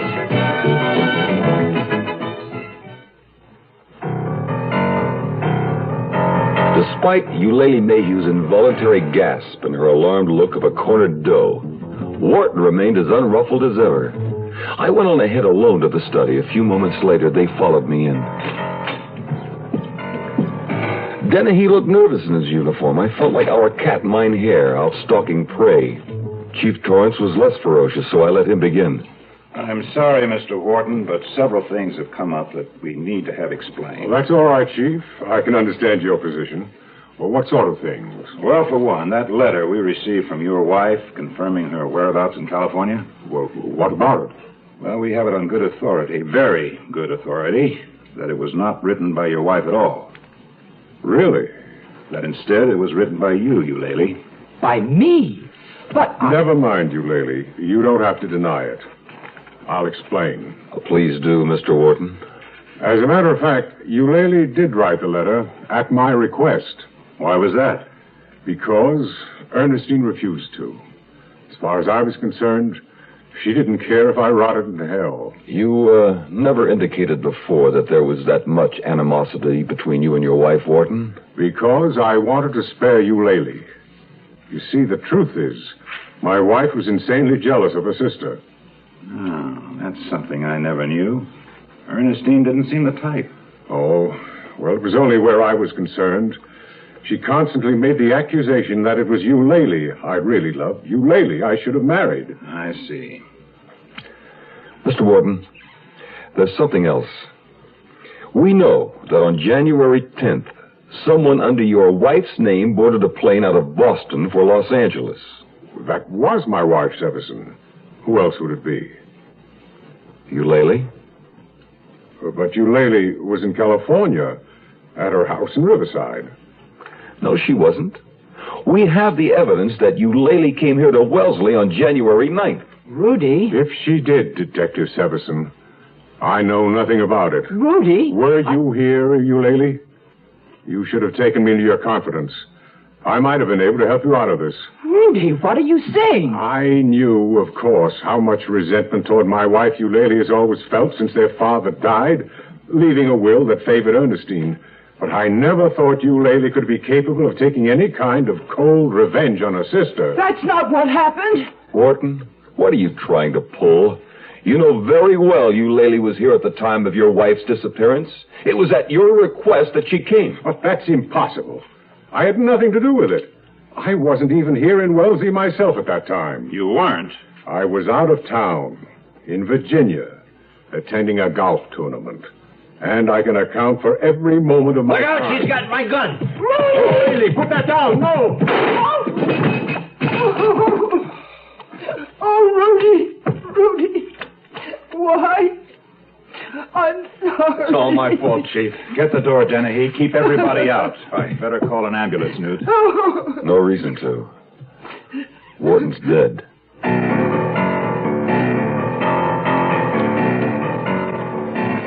It was all in the Wellesley newspaper. It was on the front page for weeks. The gradual piecing together of the facts. Ernestine Wharton had told her husband she was divorcing him, reclaiming the titles to all of her properties and leaving him penniless. In a rage, Wharton had killed her. Killed her on the 7th of January. Greg Farley testified that he had spent most of January 6th in Ernestine Wharton's company. And January 8th was the day it was proven that Rudolph Wharton left Wellesley to attend the golf tournament in Virginia. Eulalie Mayhew arrived in Wellesley on the 9th, not knowing that her sister was dead. She maintained this stance at the trial. She swore she hadn't known and never saw the body. Oh, come now, Miss Mayhew. It certainly would be to your advantage to cooperate at this point and tell this court where the body of your sister, Ernestine Mayhew Wharton, lies buried. I don't know, I tell you. Remember, she was the victim of a cold, calculating murderer, Rudolph Wharton. Where is your poor sister now, Miss Mayhew? I don't know.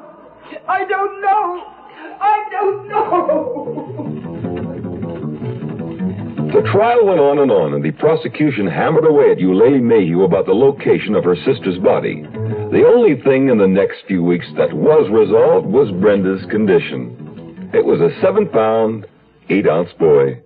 Do you think Eulalie Mayhew's telling the truth, Newt? Well, then he does.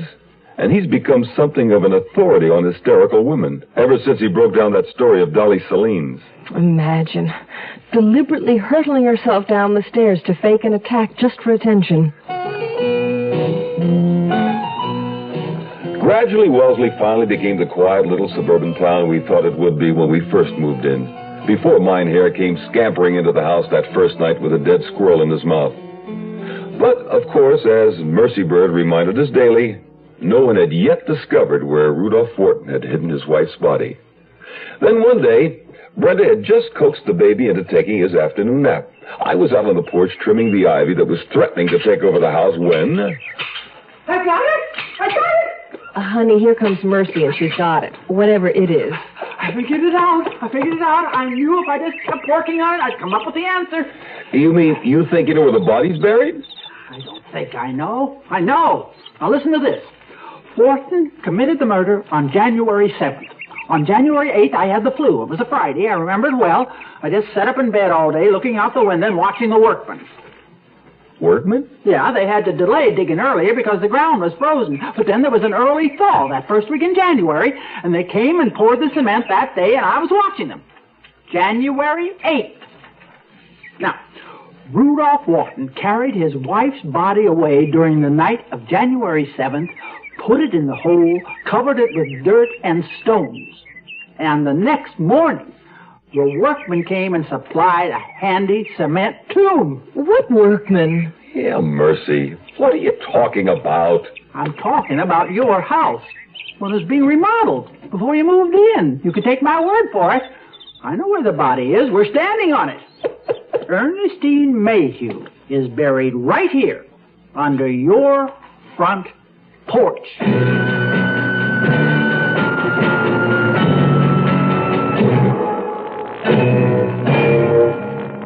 You are listening to Mutual's presentation of The Zero Hour.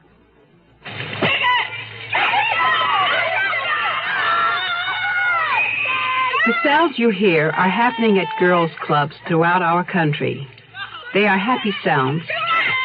Girls swimming, sewing, Take the needle and you thread cooking,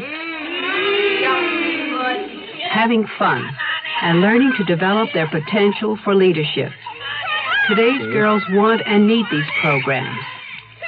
This is Mrs. Harold Kazanjian, President of Girls Clubs of America, asking you to help in your own community.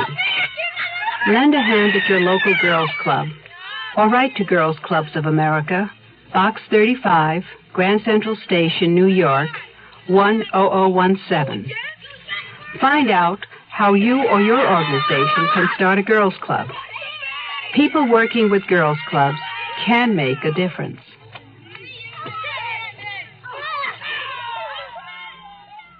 In this life, one thing counts in the bank, large amounts.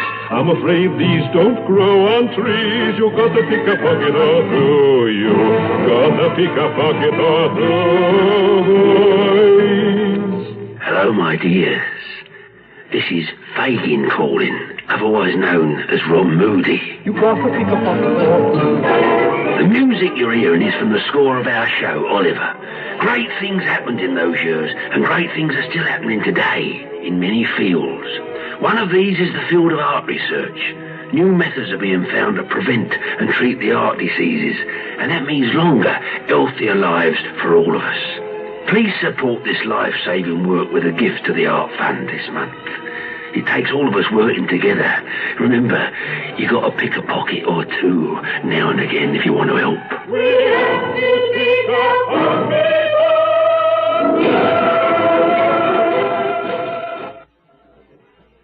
That concludes this week's production of The Zero Hour. Tobias Wells, A Die in the Country.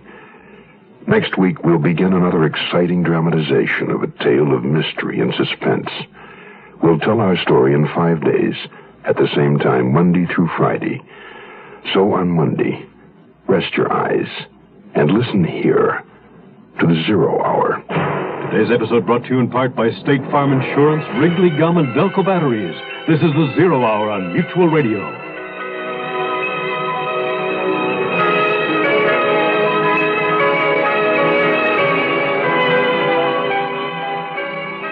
have been listening to The Zero Hour, a presentation of the Mutual Broadcasting System in association with Hollywood Radio Theater. Heard every weekday at this time. Rod Serling is your host. Zero Hour is produced and directed by Elliott Lewis. The Hollywood Radio Theater theme was played by Ferranti and Teicher and is now available on United Artists Records and Tapes. Hugh Douglas speaking. This is the Mutual Radio Network.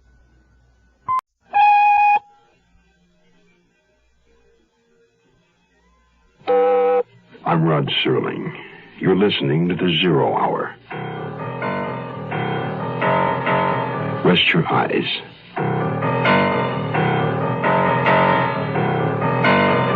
Exercise your imagination. This week, Charles Larson's inside story of television murder. Someone's death.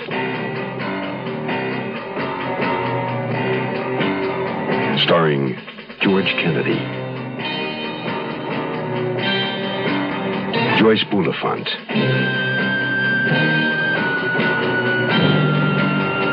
and Robert Reed.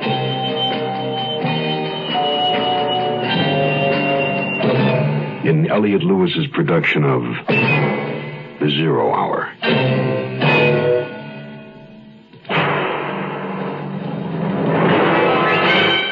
The Mutual Broadcasting System presents The Zero Hour. Sponsored in part by Quaker State Motor Oil and the Ford Motor Company. This is The Zero Hour on Mutual Radio.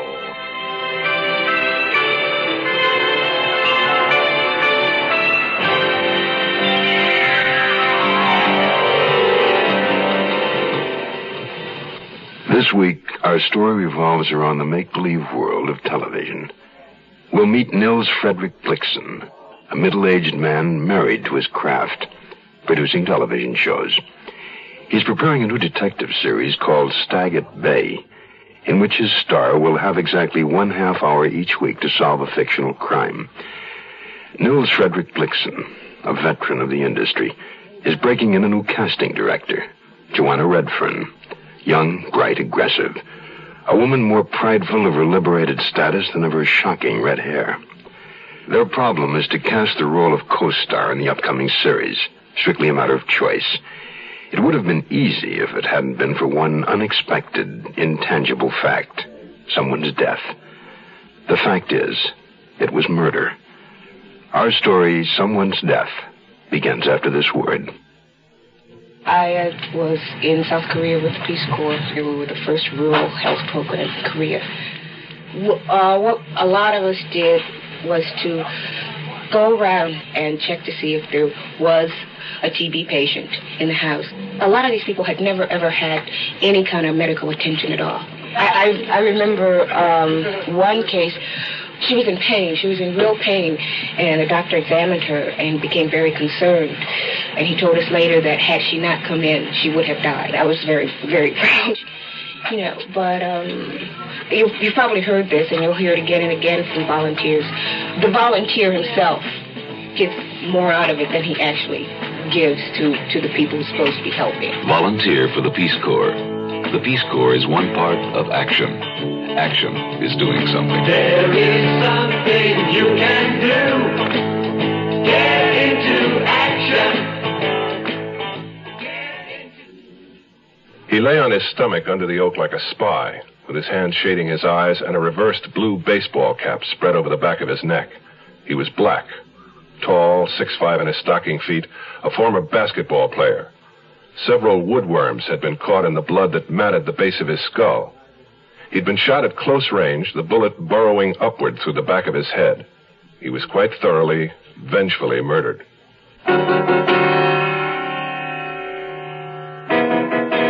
At the precise early morning hour that a young boy and girl in the hills along Mulholland Drive above Hollywood stumbled onto the body, I was in a projection room at the studio. I was still at the studio in my office, chairing an unofficial production meeting as the sun dipped into the smog and below the Los Angeles horizon. It was the 22nd of May. On June the 4th, come hell, high water, death, panic, or war, we had to be in production on the first of 22-hour episodes of a new TV series which I had originated and would produce called Stag at Bay, a detective series which is supposed to make me some kind of authority on murder. The meeting was a replay of 1,000, just like it.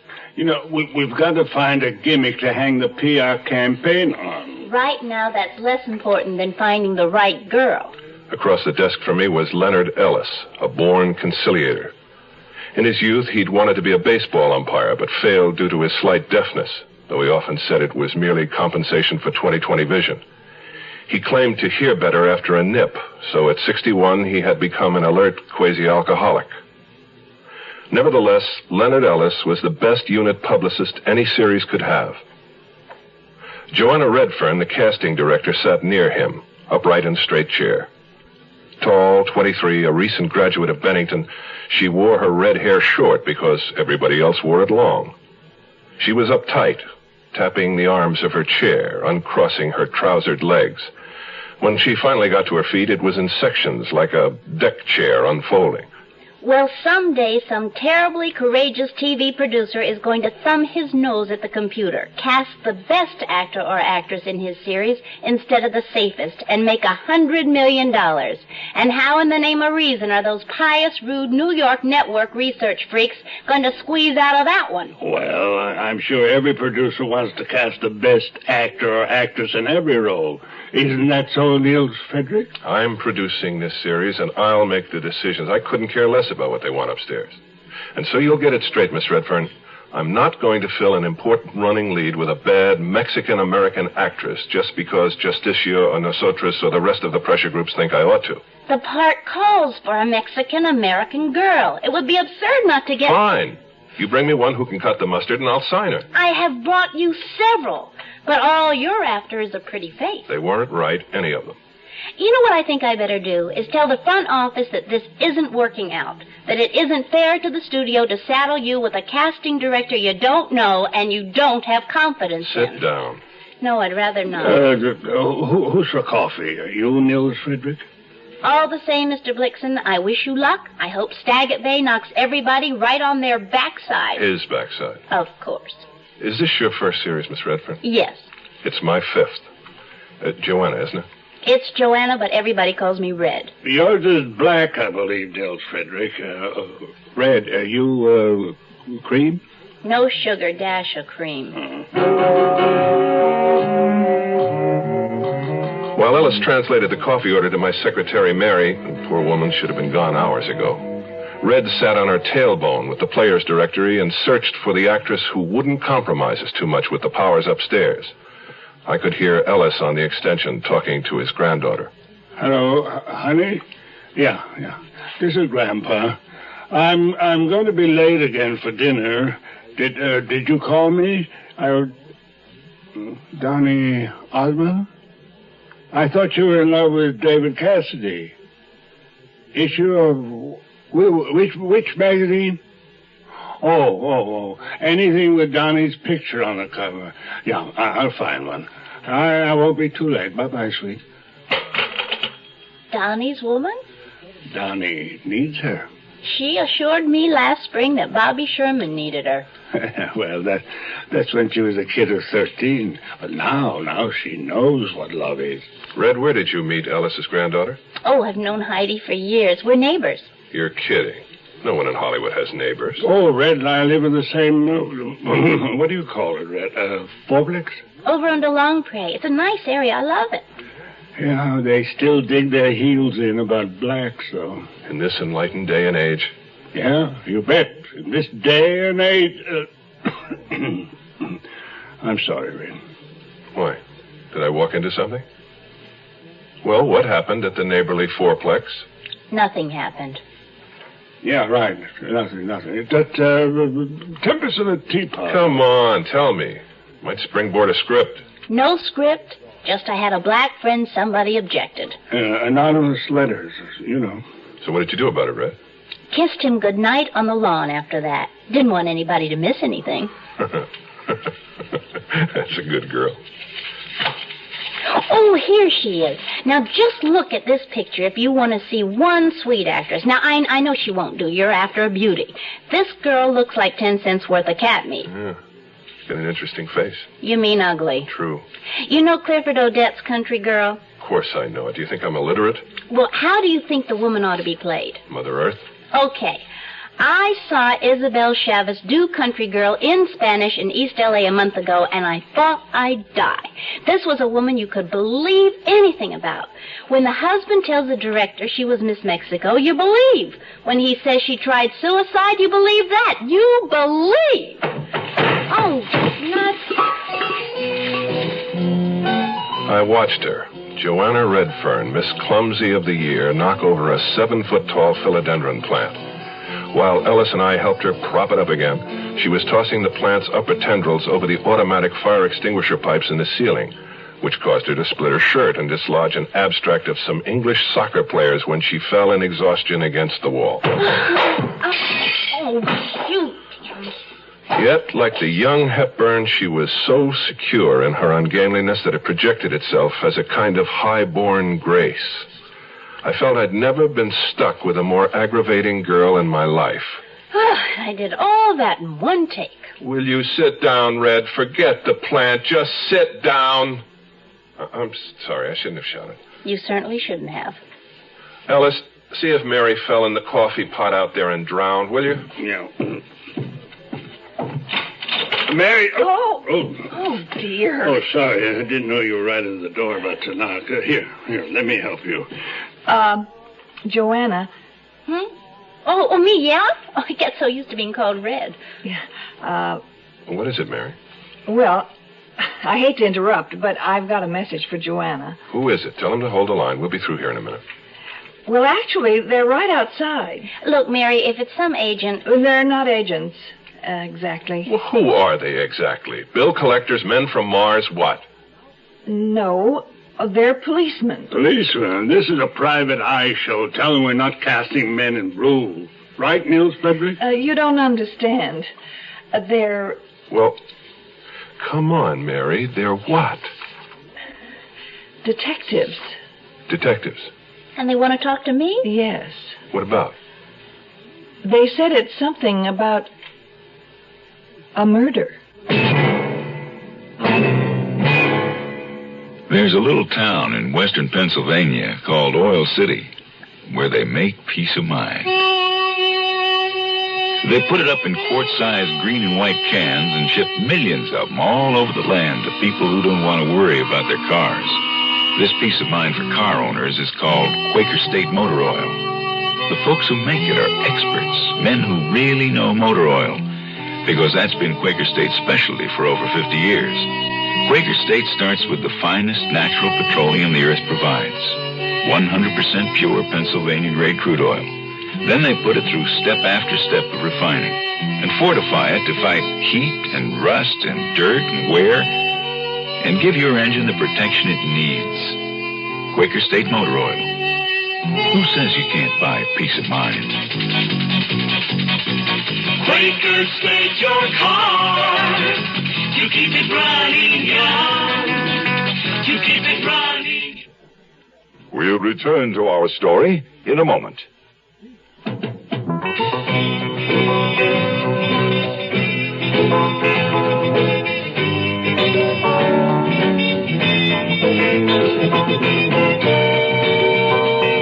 The Marines are looking for a few good men to become Marine officers. A few good college men to accept the challenge of leadership. Men who will command Marine ground troops. Men who will fly Marine aircraft. And a few good men to serve as lawyers in the Marine Corps. The program is Platoon Leaders Class.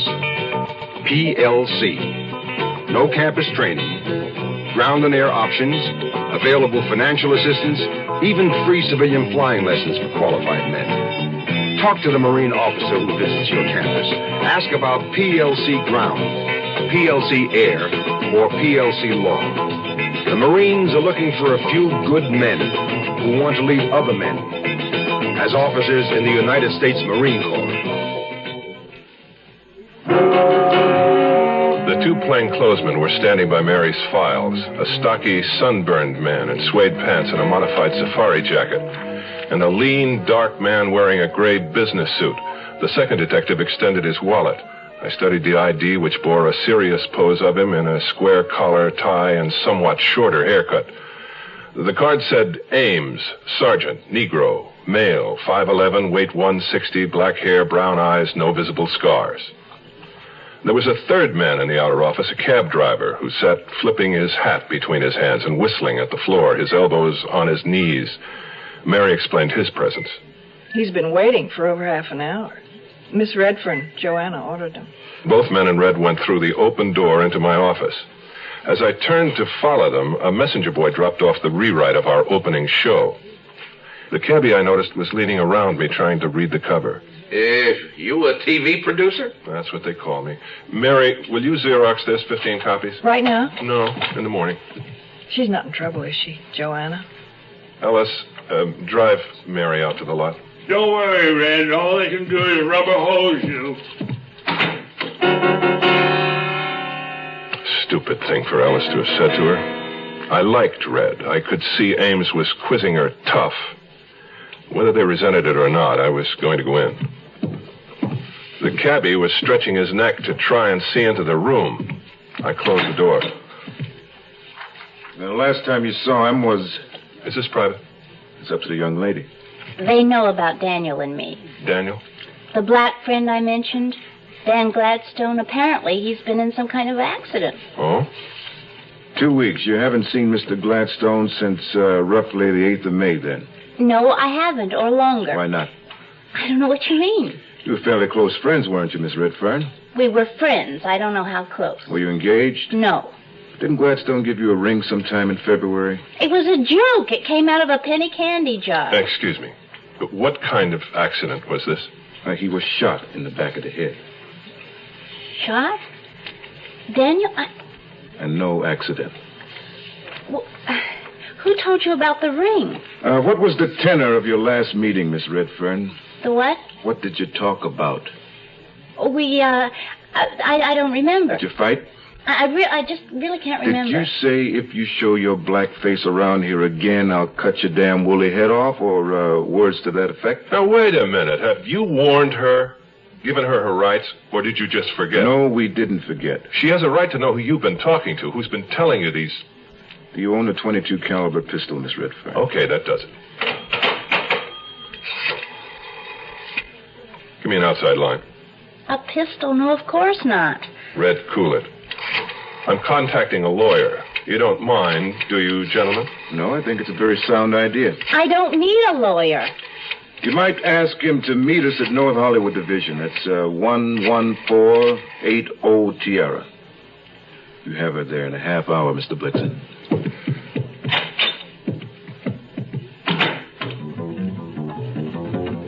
Murder on television is one thing. It's an episode. By the end of the last reel, it's solved.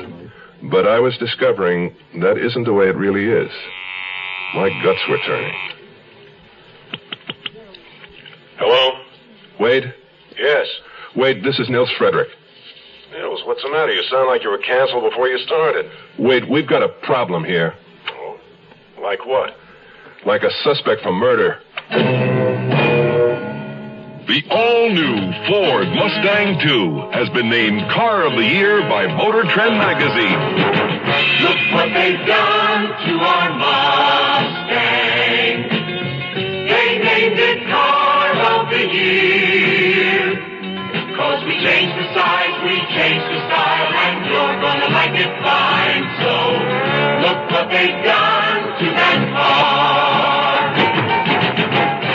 Mustang II, picked Car of the Year because it offers good gas economy. And in the words of Motor Trend, Mustang II is an outstanding concept of affordable luxury and prestige in a small package.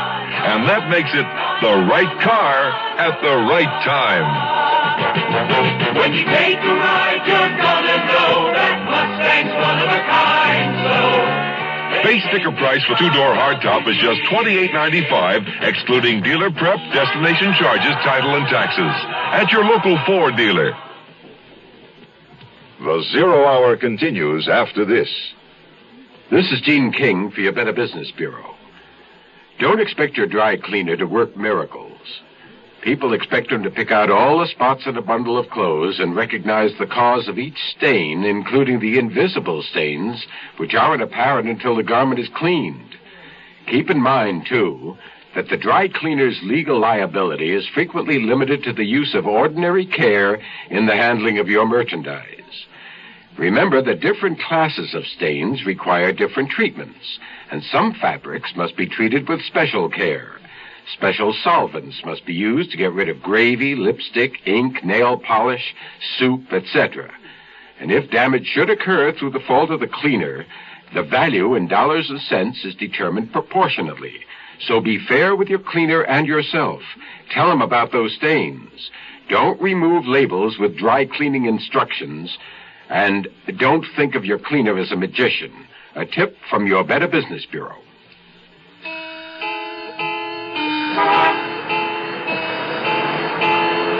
The city by night had a warm, wind-swept face. Los Angeles was a Mediterranean town, I'd always felt, despite its size and location. All day long, it lay like a girl on its back by the sea, half asleep under its dark glasses burning in the sun, amused by the boys who whistled and hung around. Only at dusk it began to stir. It would blink and sit up and rest its chin on its knees, gazing at the bronze-colored ocean, and perhaps accept a margarita or two. The cab driver didn't need a margarita. He was very talkative. Boy, looks like all the idiots are out tonight. Hey, look at that coot. Hey, there's a real dilly. You know, I tell you, I love this town. Too breezy back there for you? No, it's fine. Are you all right, Red? You haven't asked me whether I did it or not. Do you realize that? I haven't? All right, did you shoot the man? No. That's a load off my mind. Hey, did you see that jerk? A left turn and no signal. My wife wonders why I got a nervous stomach. Hey, you two want to buy a free press? No, thanks. Would you mind... What is your name? Jack. I thought I told you. The young lady and I have some things to talk about. No, sure. Private is private. You think I'm not the murderous type, then? If there is a type. There's a type that goes all to pieces in a jealousy situation. The first person I was jealous of was my sister. I was 4 when she was born. I couldn't understand why my father had done that to me. Don't you blame your mother, too? She didn't count. She died when I was 8. She and my father were separated by then. He was living in Pennsylvania. She was in Hartford. With you and your sister? No, I'd already killed my sister. You what? I broke my sister's neck when she was 7 months old. When you set out to make a point, you don't fool around. It's the fact. My mother left the carriage on the front porch. I pushed it down the steps. I wasn't punished, just sent to a child psychiatrist and later to a very nice school in New Hampshire. That's what jealousy can do. My father used to come see me once in a while. He's married twice since my mother died. 3 more children. I thought you said you hadn't been punished. We rode along for a while, neither of us talking. Even the cab driver seemed more content since traffic had eased up some. I studied Red during the silence. She struck me as being very vulnerable. Do you have any children? No. I know you're married. I looked up your studio biography. Well, then it's out of date. We were divorced in 65. Oh, let's see. I was born in 50, so I was 15 then. I'm sorry it didn't work out. We made a mistake and we rectified it. Very civilized. My dear girl, a divorce is about as civilized as a gang rape. We've been married 18 years. I think there must be something wrong with marriage. Not with the game, just with the players. Well, this must be the place. Keep it running, Jack. We'll be going back into Hollywood. Hey, I'll tell you what I'll do. Why don't I grab something to eat and then I'll come back for you, huh? You don't want to buy the cab. Hey, wait a minute. What is this, a check? I'm sorry, we don't take personal checks. A voucher. I ride cabs a lot. Oh, thanks. Yeah, thanks, Mr. Blixen. Try us in about an hour. Sure. Niels Frederick, I'm over here. Wade Schreiber, your client, Joanna Redfern. How do you do? Joanna? Is it, Miss? Yes. Let's talk out here for a minute. I think before we go inside, we'd better clarify a couple of points. I didn't kill Dan. Yes, I understand that. I don't believe they're ready to accuse you of it. They're just trying to get to the truth. Believe it or not. They said he was shot with a .22? Yes, he was, and that's point number one. Joanna, do you own a .22? No. Ever own one? No. Well, were you ever in contact with one? No. Okay, I'll buy that. Second, where were you last evening between, say, 10 and midnight? 10, Grauman's Chinese. You went to a movie? Yes. Wade, you act like a cop. Oh, come on, Nils, wait a minute. Who did you go to the movie with? Alone. You often go to the movies alone? Not often. I was just walking on Hollywood Boulevard. My car's in the shop. And I just went in. Where was he killed, Wade? On the valley side of the hills. You know that area? Not too well. Well, there's a dead-end private street off Berry. It's called Ruby. Oh, I know Ruby. You would. Some kids found the corpse this morning by the side of the road. Dead about 12 hours. How do you know Ruby Avenue?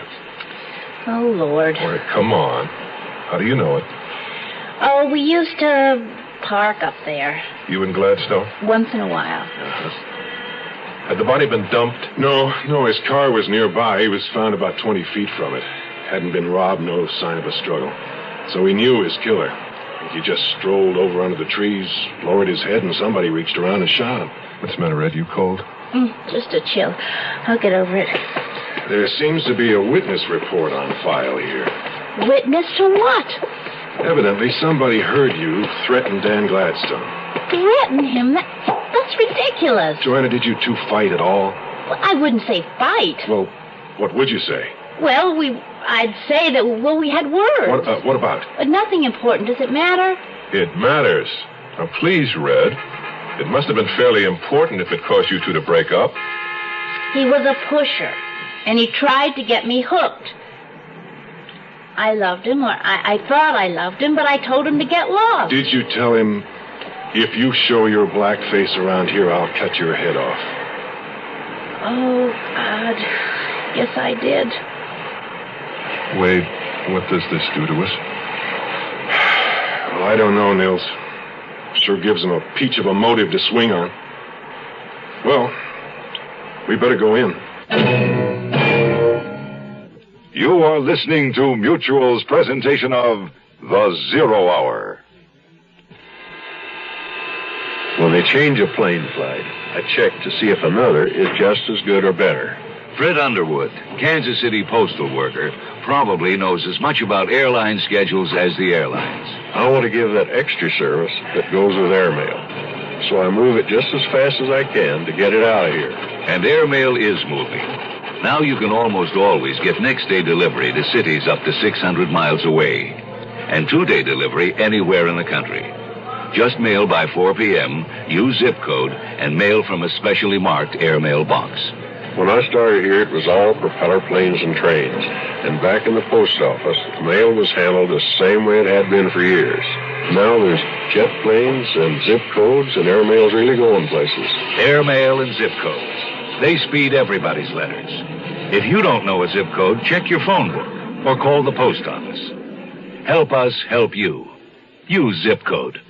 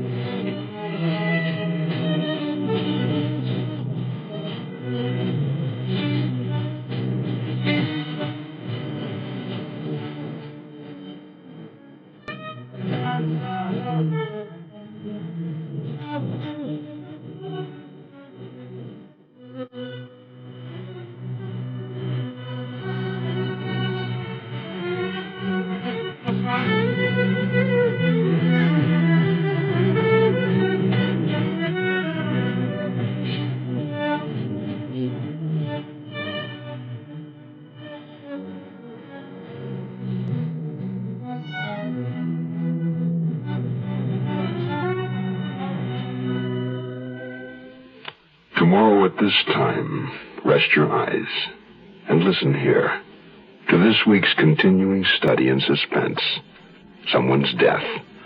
I'm Rod Serling, and this is The Zero Hour. This episode brought to you in part by Quaker State and Ford. This is the Zero Hour on Mutual Radio.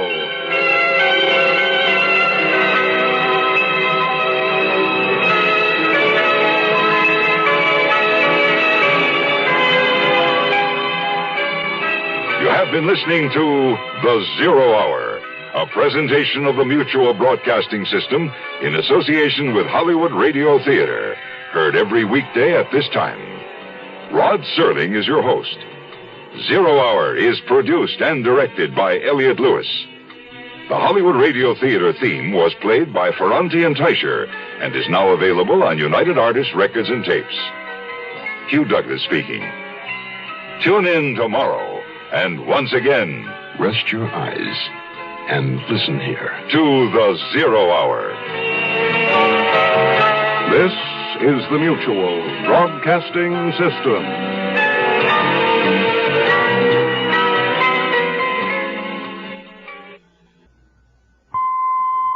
By Ferranti and Teicher and is now available on United Artists Records and Tapes. Hugh Douglas speaking. Tune in tomorrow, and once again, rest your eyes and listen here to the Zero Hour. This is the Mutual Broadcasting System.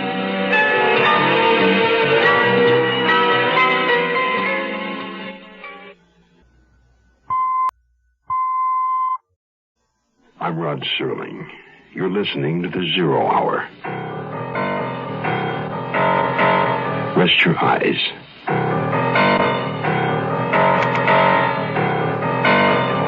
Exercise your imagination. This week, Charles Larson's inside story of television murder. Someone's death.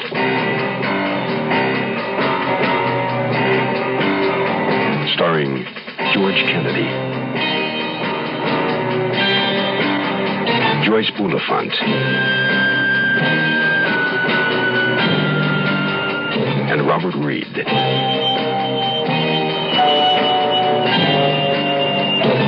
In Elliott Lewis's production of The Zero Hour.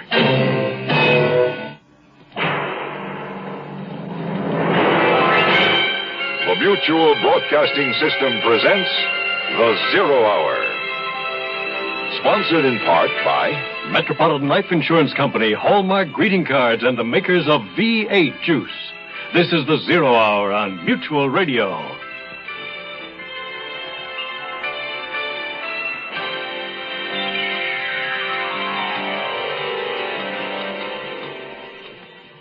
Television producer Nils Frederick Blixen is an expert at solving murders of the fictional variety. But he's found that it's nothing at all like the real thing. The real thing keeps you awake nights, drives you in endless circles, and cannot be solved in a half-hour time slot. The police have taken away his young female casting director, Joanna Redfern, who at this point has been cast herself in the leading role in a very real murder. But for Nils Frederick Blixen, Joanna is all wrong for the part, even though he now knows she's played it once before. Someone's death.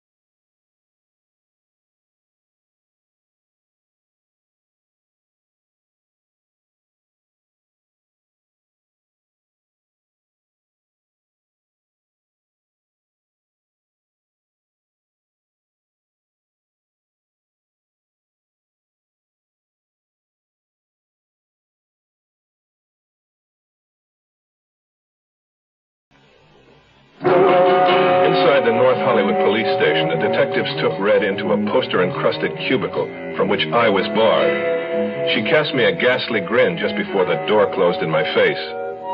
and I felt my heart give an unaccustomed lurch.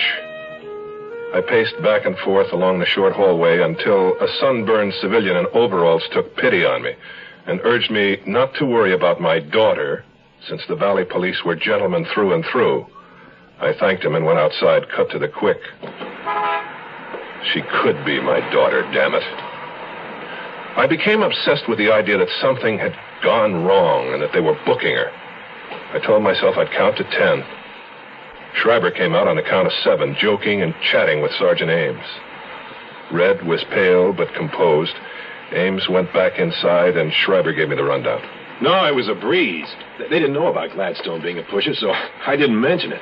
No, they didn't suspect her any more than they suspect the governor. Well, come on, Red, I'll take you home. Wait a second, Wade. Don't you still live way out in West Valley? Tarzana, yeah, what's the difference? I can take Red into Hollywood and then swing over Coldwater. I wouldn't hear of it. I have ordered a cab. Oh. Okay, Niels Frederick, I get the message. Well, I'll call you tomorrow, Red. We'll have dinner one night. You doing anything Saturday? No. Good, it's a date. And, good night, buddy. Good night, buddy. Give my love to all your kids. Sweet man. My company's lawyer. We've been friends for years. Well, let's walk to the corner. Maybe there's a cab stand there or a bus. How old is he? 30, 31. You mentioned something about kids? He's got 4. Holy Moses. Hey, cab! Oh, Jack! Oh, Jack! Nice wife, I suppose. She's not married. She died. I'm sorry I'm late. I was hungrier than I thought. Hey, you're a producer. Any chance of getting studio work? Transportation? You'd have to check with the union. Forget it. Maybe I'll go back to school. Landscape architecture. I used to work for a Japanese nursery up in Montrose. Boy, that really turns me on, Japanese gardens. You know what I mean? You know what a haiku is? Japanese poem. 3 lines, 17 syllables. Quote, white cherry blossoms, colder than snow when I call, and you are not there. Oh, son of a gun. That's your own composition? Birthday present from an ex-friend of mine. Very dark friend. I'll make a right turn onto Longpre, Jack. Hey, Miss Redfern, the secretary told me you didn't have a car. You get off work around the same time every night. I'm usually someplace near the studio. I could pick you up on a regular basis, you know? Well, I have a car. It's just in the garage now, but thanks. How about picking me up? I don't have a car. I'll write you a free haiku every 5th trip. The heck with the haikus. I do it for the money alone. What time? 6. Oh, right here. The big brown 4-plex on the left. No, wait for me. I won't be long. Oh, no, I can't. My wife will kill me. Look, I'll take another voucher. That's 310. Pick you up tomorrow at 6, Mr. Blixen. I was glad for the opportunity to be alone with her. We stood on the sidewalk a moment while she gave me a rundown on the tenants in the building, pointed out where she lived, on the 2nd floor. Downstairs right was where Leonard Ellis and his granddaughter Heidi lived. Odd little girl. How odd? She never blinks, for one thing. She's 14 going on 45. I spent age 14 in tears. Maybe that's why I distrust her so much. She doesn't cry. Never needs comforting. What happened to her parents? They were both in the army. Killed themselves. It was horrible. Ellis had to take over. He adopted her. I hinted to him once he ought to send her to an analyst. He almost hit the ceiling. She lives on comic books. Got them piled in the garage so high you can't get a car in. She's very spiritual around her grandfather. But twice now I caught her burning grasshoppers to death with a magnifying glass. She sounds like a charmer. Could Heidi have heard your argument? Was she at home that night? She's always home. She's always around. I followed Red up toward the 4-plex. It was a house that only could have felt comfortable in Southern California. Curved red Spanish tiles lay on the flat roof like a matador's hat on an Iowa woman. There was a moving blur on the porch swing. She was an unmemorable girl, Heidi, half hidden behind long flaxen hair that fell to her bosom. At odd moments, she'd nudge some of the hair away from the left side of her face. I never saw the right. She wore jeans, a checkered shirt that hung out, covering her thick waistline, and painted toenails. Hi. Aren't you in bed? Oh, this is my boss, Mr. Blixen. This is Heidi. Oh, Heidi. I knew your grandfather. He works for me. Do you know Donny Osmond? No, I'm afraid I don't. I know the Lone Ranger, though. He's a fine man. You know why the Lone Ranger and Tonto broke up? No, why? You found out what Kimosabe really meant. That's a joke, son. It's a real thigh slapper. Well, where's everybody? They're all in Boom Boom's playing cards. Did the thugs find you? They found me. Were they here? I don't know. Of course you know. You talked to them. They said you killed Dan Gladstone. Did you know Peter Lorre? Heidi, what's the trouble between you and me? Well, then, don't answer.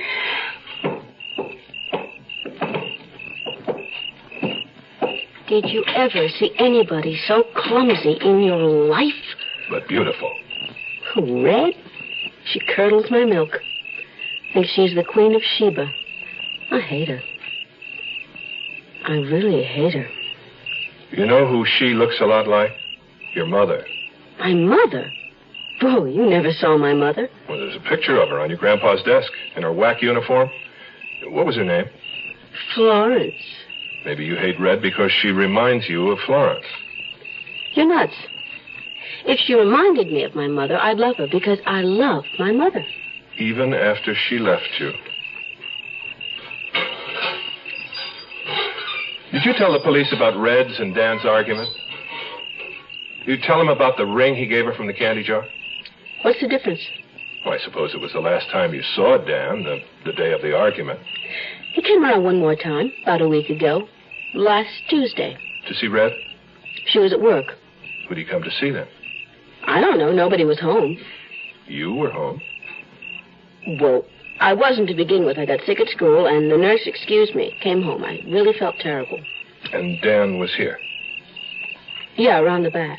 Well, what did you talk about? Now, it might be important, Heidi. Did you know Boris Karloff? Lon Chaney? You sure you didn't know Peter Lorre?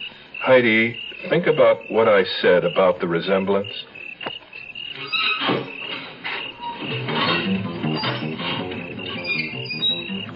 She just sat there, her arms wrapped around her body. Never had I seen such malevolence on the face of anyone so young. I thought about what she'd said about hating Red. I believe she really meant it. Sun is shining, things are growing, things are going well with you and me. Future planned together, a wishful life together, and things look bright as they can be. We're helping 40 million people, 40 million people who know the future is now. And that's the power of life. We have to plan the future because the future is now. Metropolitan life knows how important the future is to you and your family. We've been preparing hard for the future so that your metropolitan representative is qualified to help you prepare for it better. Because the better prepared you are, the better your future will be. And that's the power of life. We have to plan the future because the future is now. We'll return to our story in a moment. At 19, Jill Kinmont was one of America's top women skiers, till an accident on an icy slope left her paralyzed. Now, 17 years later, she's a teacher, a good teacher. I guess you can say I've overcome my handicap, but I couldn't have done it alone. I had family, friends, people who accepted me, believed in me, and helped me believe in myself. Yet there are millions of handicapped people in this country who aren't getting the acceptance they deserve because some people think that a handicapped person can't hold down a job, can't pay the rent, can't learn, can't be a human being. Well, unless you recognize that we are human beings with feelings, with skills, with a sense of responsibility, then you're adding a handicap we can't overcome. This public service message brought to you on behalf of the Department of Health, Education, and Welfare and the Advertising Council. As Heidi said, everyone was in Boom Boom's apartment. Of course, it was a little tough getting in because the Hayworths, Boom Boom and her husband, Fred, leery of burglars, had put a new safety catch on the flimsy door earlier in the evening. And for a while, none of the people inside could work it. And while we waited for them to figure it out, Red gave me a rundown on whom I would meet. Boom Boom owns the building. She lives in this flat with her fifth husband, Fred, and her ex-lover, Preston Andrade. It sounds like a comfortable arrangement. They're all in their 60s now. It's more like two brothers and a sister. Then there's Phil, Boom Boom's nephew. He dropped out of high school. His father kicked him out. She took him in. A school kid. Prime customer for a pusher. Incidentally, where did you meet Dan Gladstone?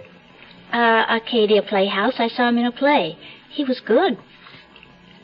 You'll be crazy about Boom Boom. She used to dance naked on a drum in Paris. That's how she got her name and lost her hearing. Oh, sorry, folks. Come on in. Everybody, meet my boss. Fred Hayworth, the master mechanic, was a tall, bald man in undershirt and gray pants who kept scratching nervously and had kindly, bloodshot eyes. When he offered me a cigar and I took it, he seemed startled. And all the time I was there, he didn't say a word. He left the conversation to his wife's ex-lover, Andrade, who knew me from Warner Brothers, he said, worked in wardrobe, which I should have spotted on sight from the way he dressed. Italian shoes, tight pants, a silk shirt, and a thick black toupee, gray at the temples. Phil, the nephew, was a quiet kid whose yellow hair burst from his head like the flame of a newly lighted match. Worked in a drugstore, he told me. When I asked Phil if he liked his job better than music, Andrade answered for him. Andrade seemed to answer for everyone. How did you know about Phil's music? The guitar, right? Uh-huh. His fingertips, the calluses. Add the guitar case in the corner, and I come on like an instant Sherlock Holmes. Or Saul Stagg. Who's Saul Stagg? That's his new detective. Starts on network television in the fall. Oh, Murphy's playing that. The voice came from behind me. There were two of them. Red introduced them as René Ortiz and his friend Bobby. René was a frail, heavy-headed Frenchman who powder-coated his blue chin. His friend Bobby was a lot younger, higher-strung, covered with little gifts, rings on both hands, a silver bracelet, St. Christopher's medal on a thin golden chain around his neck. Bobby, you said you knew my star, Murph Smith. Where from? Oh, around here and there, parties. The Arcadia Playhouse? Mm-hmm. Well, you're an actor, then? Well, theoretically. Renee doesn't like me to work. I understand Dan Gladstone belonged to the Arcadia. Oh, did he? Yes, I believe he did. I think I do remember Gladstone there. Of course, there were so many of us. I knew Danny casually. Renee spit one word out, casually, turned and whipped into the kitchen. I felt Renee's jealousy bordered on violence. Red smiled at me, took my arm, and guided me in to meet Boom Boom. And I, Nils Frederick Blixen, got drunk on Boom Boom Hayworth that night in Hollywood and never recovered. It was love at first sight. She had never been a beautiful woman, and now at 60-odd, she was big-hipped, rattled-looking, and quite deaf. But there was enough left in her violet eyes and the seductive way she used her hands to effectively tongue-tie a stronger man than I. She wore a green gambler's eye shade over her dyed jet-black hair. She sat at a round table covered by a blanket and a multitude of poker chips, and extended both hands to me as gently as a child touching a pony's nose. How nice. How do you do, Boom Boom? Oh, you don't have to shout, chérie. I'm not that deaf. So you are the one who saved our dear Joanna from the sale flic. Oh, no. Let me correct that. I didn't save her from anything. The police simply began questioning Red because she and Dan Gladstone had been going together. Listen, we didn't mean to break up your poker game when we came in. I know. Of course. You two go upstairs, have fun, no? Good luck on your new series. Your name again? Blixen. No. We are friends. Nils Frederick. Nils Frederick. Charming. Thank you, Boom Boom. Andrade, get me a cigarette. Who is your leading actor, Sharif? A young man named Murphy Smith. I'd love to meet him. When we get into production, you come on out. I adore it. It's a date. You, come. You kiss my cheek. Huh? Good night. Night, everybody. We're glad you stopped in.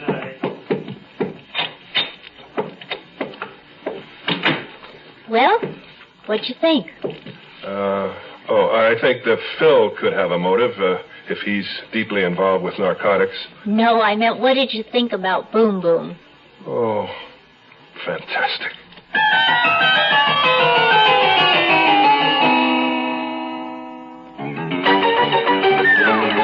I love you. I love you.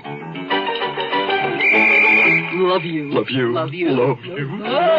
That's why Hallmark makes over 1,000 different kinds of Valentines to get everybody's message across on Valentine's Day. I love you. Let Hallmark say you care enough to send the very best on Valentine's Day, Thursday, February 14th. That's Thursday the 14th.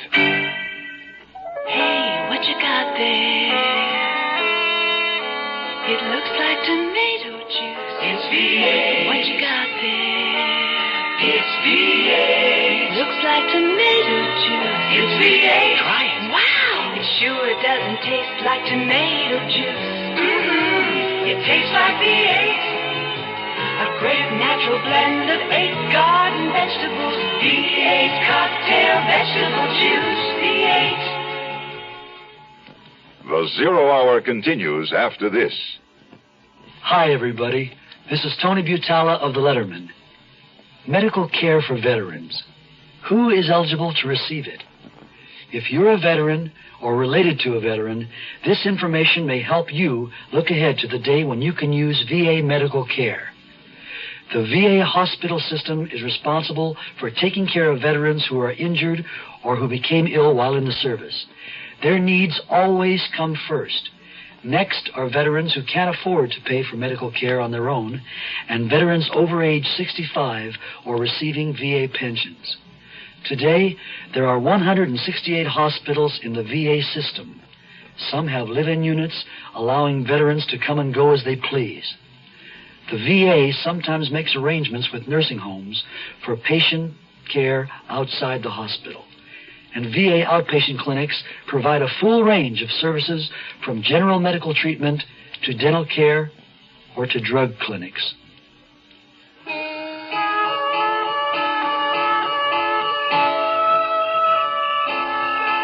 There was no sign of the cab, and the porch swing was empty.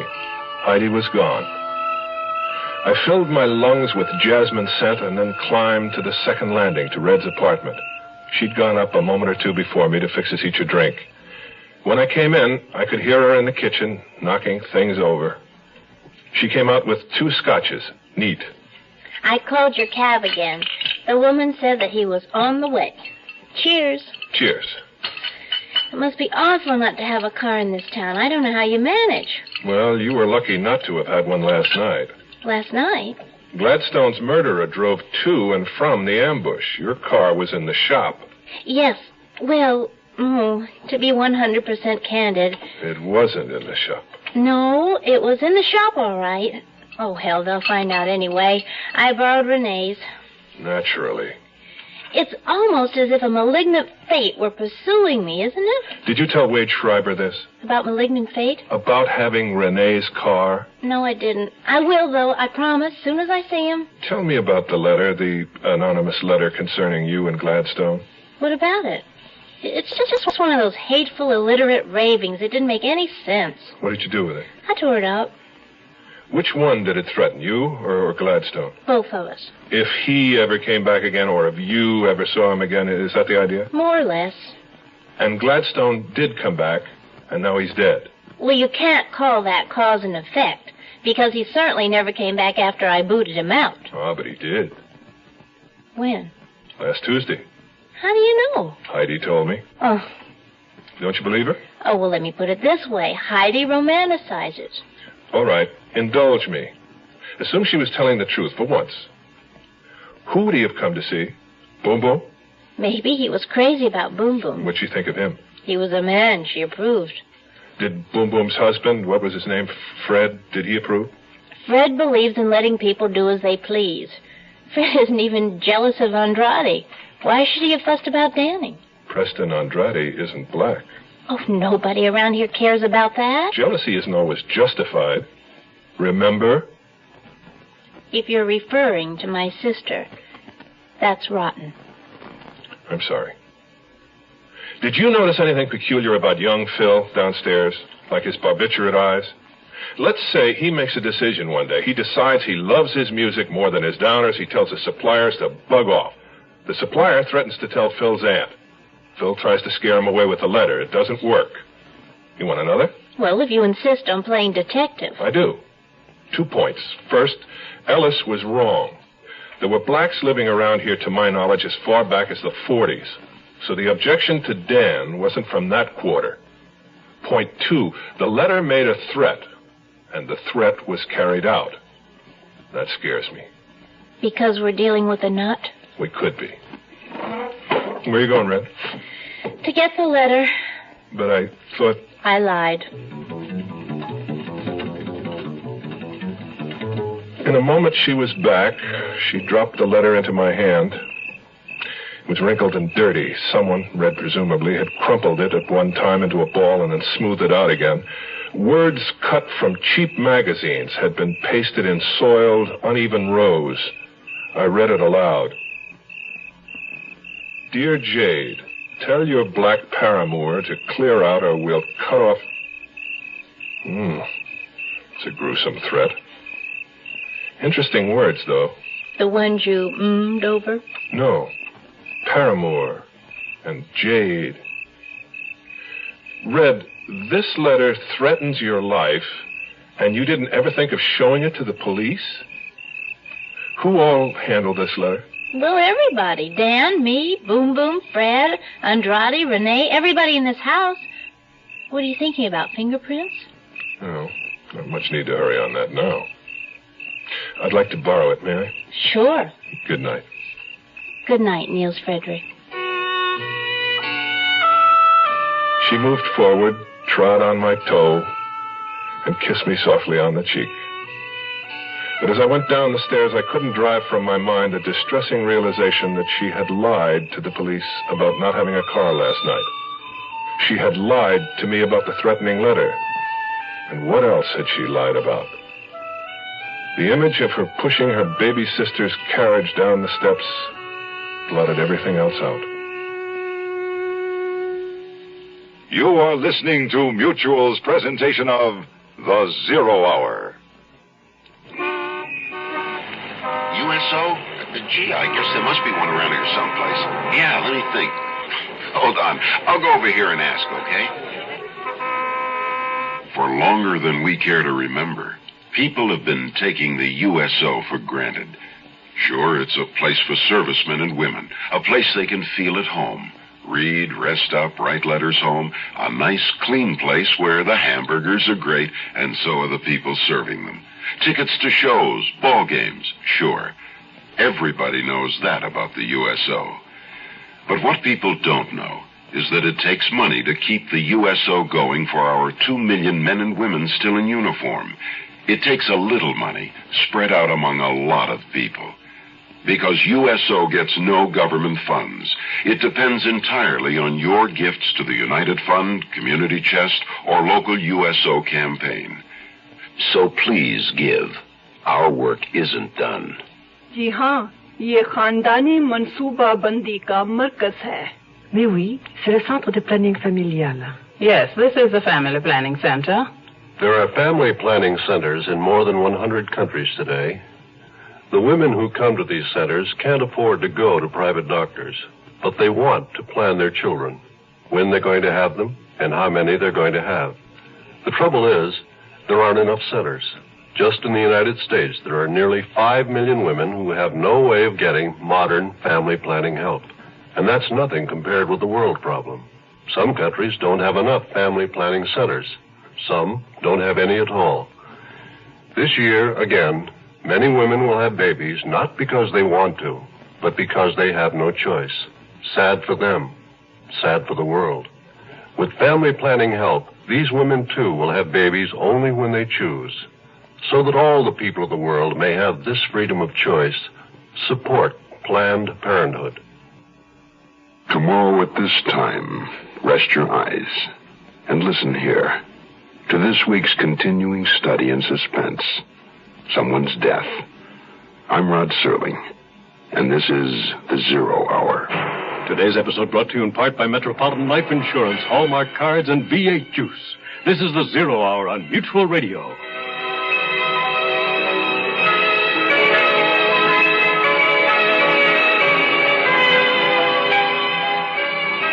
You have been listening to The Zero Hour, a presentation of the Mutual Broadcasting System in association with Hollywood Radio Theater. Heard every weekday at this time. Rod Serling is your host. Zero Hour is produced and directed by Elliott Lewis. The Hollywood Radio Theater theme was played by Ferranti and Teicher and is now available on United Artists Records and Tapes. Hugh Douglas speaking. This is the Mutual Broadcasting System. The Mutual Broadcasting System in association with Hollywood Radio Theater. Heard every weekday at this time. Rod Serling is your host. Zero Hour is produced and directed by Elliott Lewis. The Hollywood Radio Theater theme was played by Ferranti and Teicher and is now available on United Artists Records and Tapes. Hugh Douglas speaking. This is the Mutual Broadcasting System.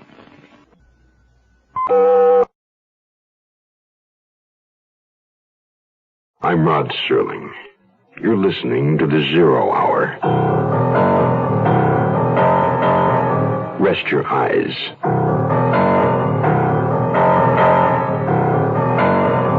Exercise your imagination. This week, Stanton Forbes' bizarre retrospective tale of entanglement. If two of them are dead. Starring Earl Howard, Catherine Burns,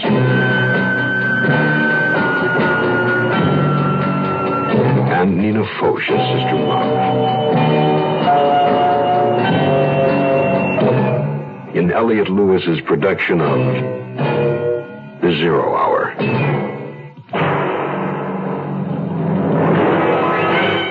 The Mutual Broadcasting System presents The Zero Hour. Sponsored in part by Quaker State and Ford. This is The Zero Hour on Mutual Radio.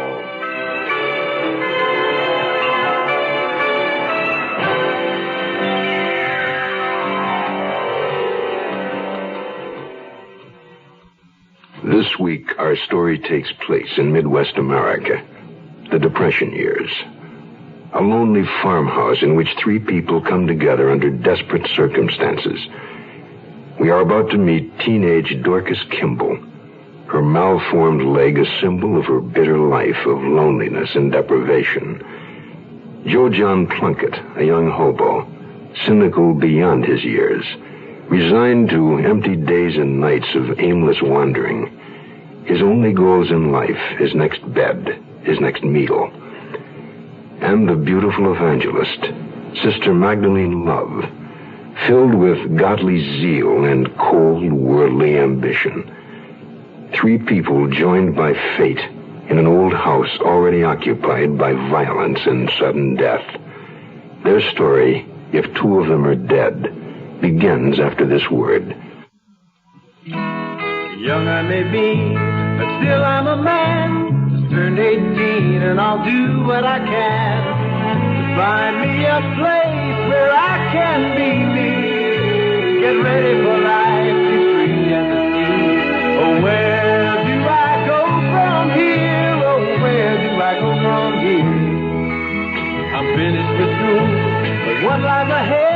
Don't wanna get trapped, wanna feel free instead.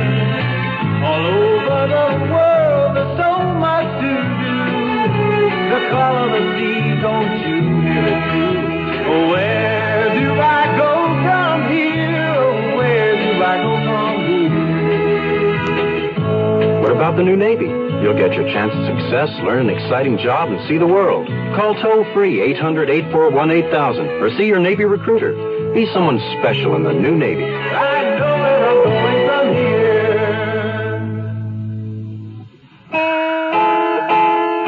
Picture this. A string of freight cars crossing a dusty stretch of lonely farmland.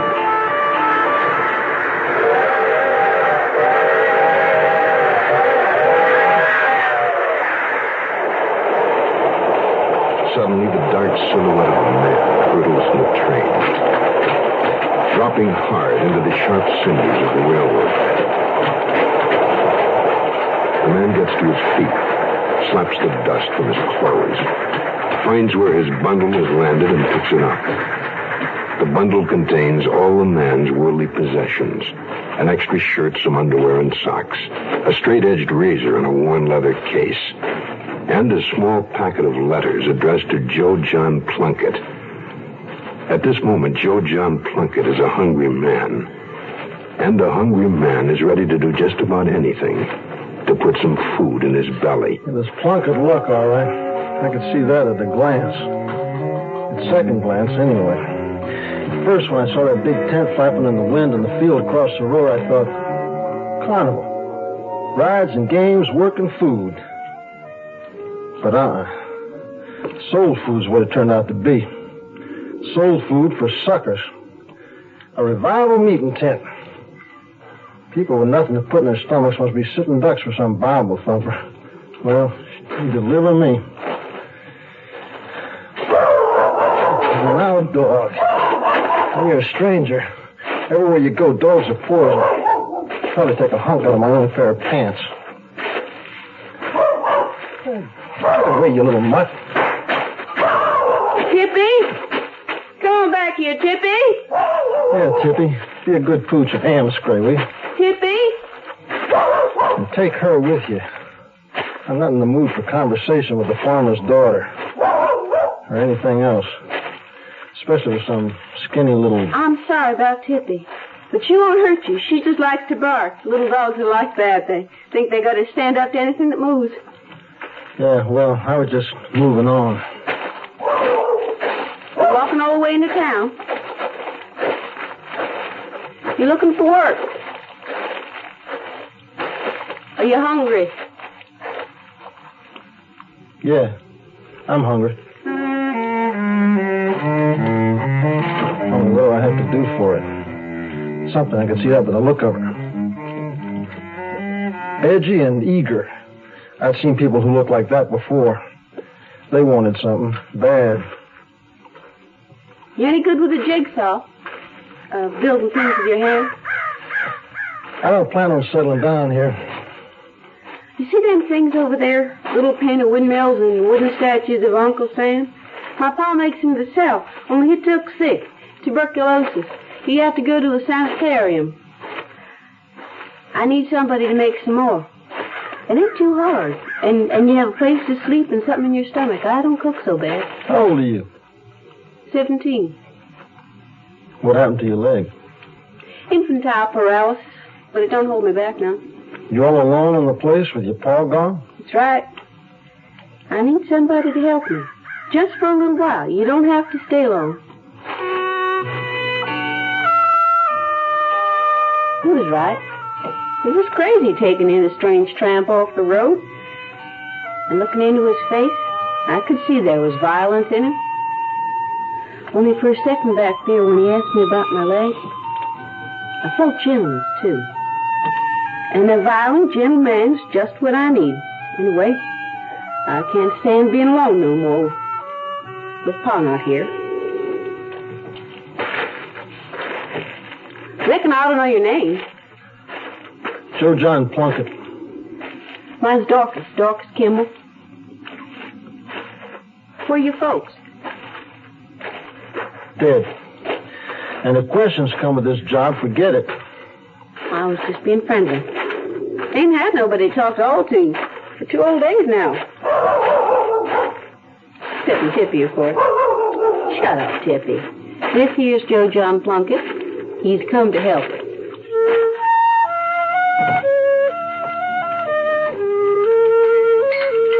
I cook a meal pretty good, don't I? Well, a man half starves, no judge. Never got no word out of Pa about my cooking either. He was always too liquored up. Where's your ma? Dead a long time. I'll go out and take a look at things in your pa's workshop. See what I can do. You've been to lots of places, I expect. A few. Ever been to Hollywood or New York? Places like that. No. Hollywood's got palm trees and sunshine. All pink and gold is the way I see Hollywood. Yeah. Well, I was never in any pink and gold cities. New York is silver and black velvet. All the cities I've ever seen were the same color. Gray. I'm going out to the workshop. I'll owe you the price of 1 square mil at least. I guess you seen the revival meeting tent down the road? I saw it. I don't want you to do no work in my pa's workshop.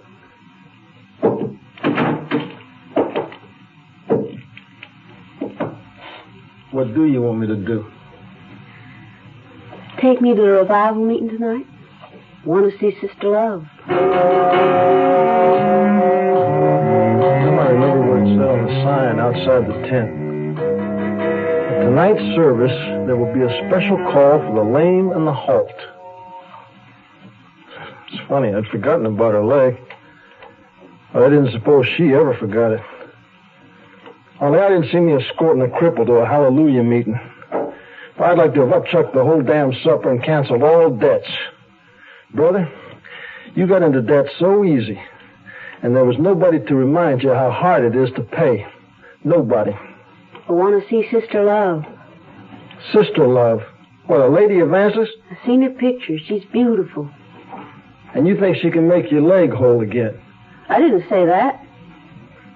You're crippled. You may as well learn to live with it. I am, ain't I? He couldn't hurt me. Didn't matter what he said. I was just so glad he was here. I wasn't alone anymore, just sitting and thinking about everything over and over. I thought about going to the church meeting. I hadn't planned that at all.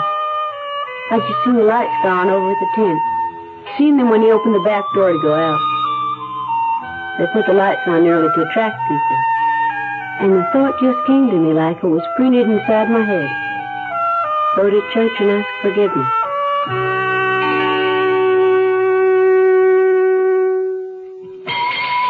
Morning, Mr. Thompson. Sure is cold this morning. Cold? It must be 94 in the shade. I mean, it's cold inside your car's engine. Well, why didn't you say so? You didn't ask. Well, just tell me how my engine can be cold on a sweltering day. Glad you asked.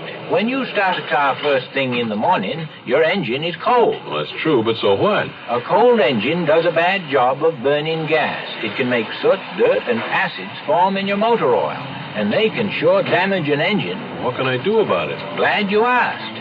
Instead of asking for my cheapest oil, you can start using a quality motor oil, Quaker State. Nothing finer than Quaker State.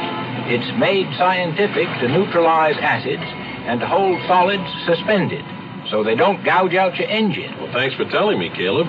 Down a quart, Mr. Thompson. Quaker State? Well, yes. Why didn't you give me Quaker State before? You didn't ask.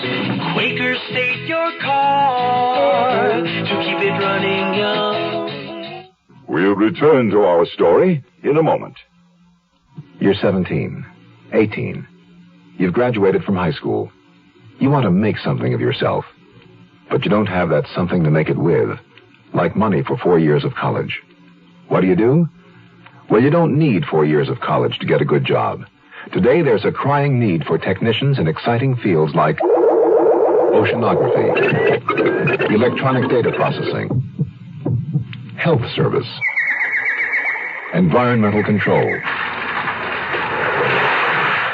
forestry, and many others. Technicians earn twice the salary of the average high school graduate. Some even make more than 4-year college graduates. All you need is a year or two of technical training. To learn how you can become a technician, send for our free booklet. It's called 25 Technical Careers. Write Careers, Washington, D.C., 20202. If you can't afford 4 years of college, write Careers, Washington, D.C., 20202, and make something of yourself. What a strange little girl. Asking a whole lot of questions, offering answers I couldn't quite believe. And then when she was saying nothing at all, just staring out from behind those green eyes. You thinking about your pa dying? What? You had a look on your face. He could, you know.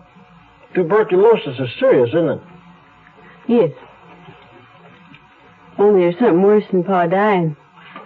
It's how he wasted his life. Drinking and ending up in a place like this. He never got anything from living. How do you know? I know.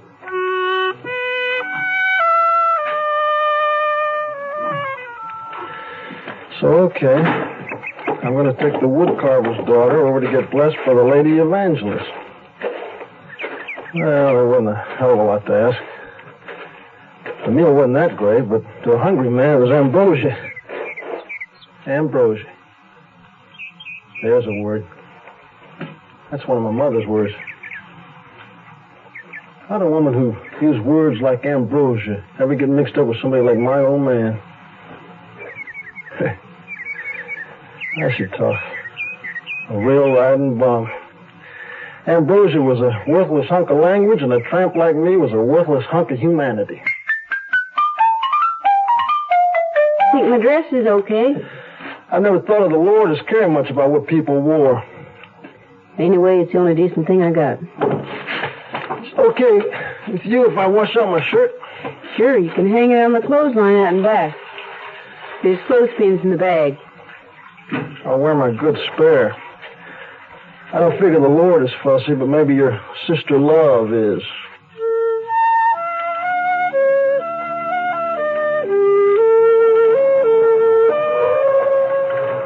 It was hard to believe.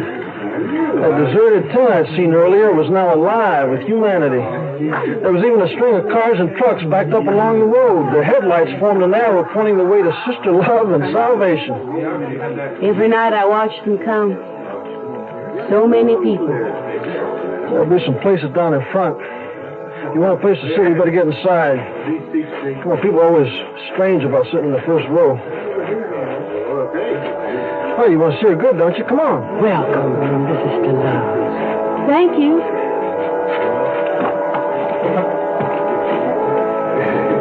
Read your pamphlet. It tells you all about the legend of Sister Magdalene Love. Yeah, I'll wait and see her for myself. Looking around, I thought I was already seeing her. That old lady with the faded blue eyes waving a paper fan into her flushed face. And the young man stumbling down the aisle on crutches. And the women in wheelchairs and the men hobbling on canes and all the others. Yeah, they were the lame and the halt. Broken in body and twisted in soul. The large illuminated cross above the stage had just come on. A double line of young women in purple dresses and solemn-faced young men in shiny white suits and purple bow ties filed under it in precise formation. I had the feeling a minstrel show was about to begin when a white-bearded man in a white satin tuxedo made his entrance. He looked like the interlocutor. Look, there's Brother Love. It says in the pamphlet he's her uncle. Both her parents were killed in a bus wreck down in Tennessee, and Sister Love prophesied it before it happened. Good evening, ladies and gentlemen. Sister Love welcomes you, and let us return her welcome in prayer. The prayer that will shake the heavens. Let us pray.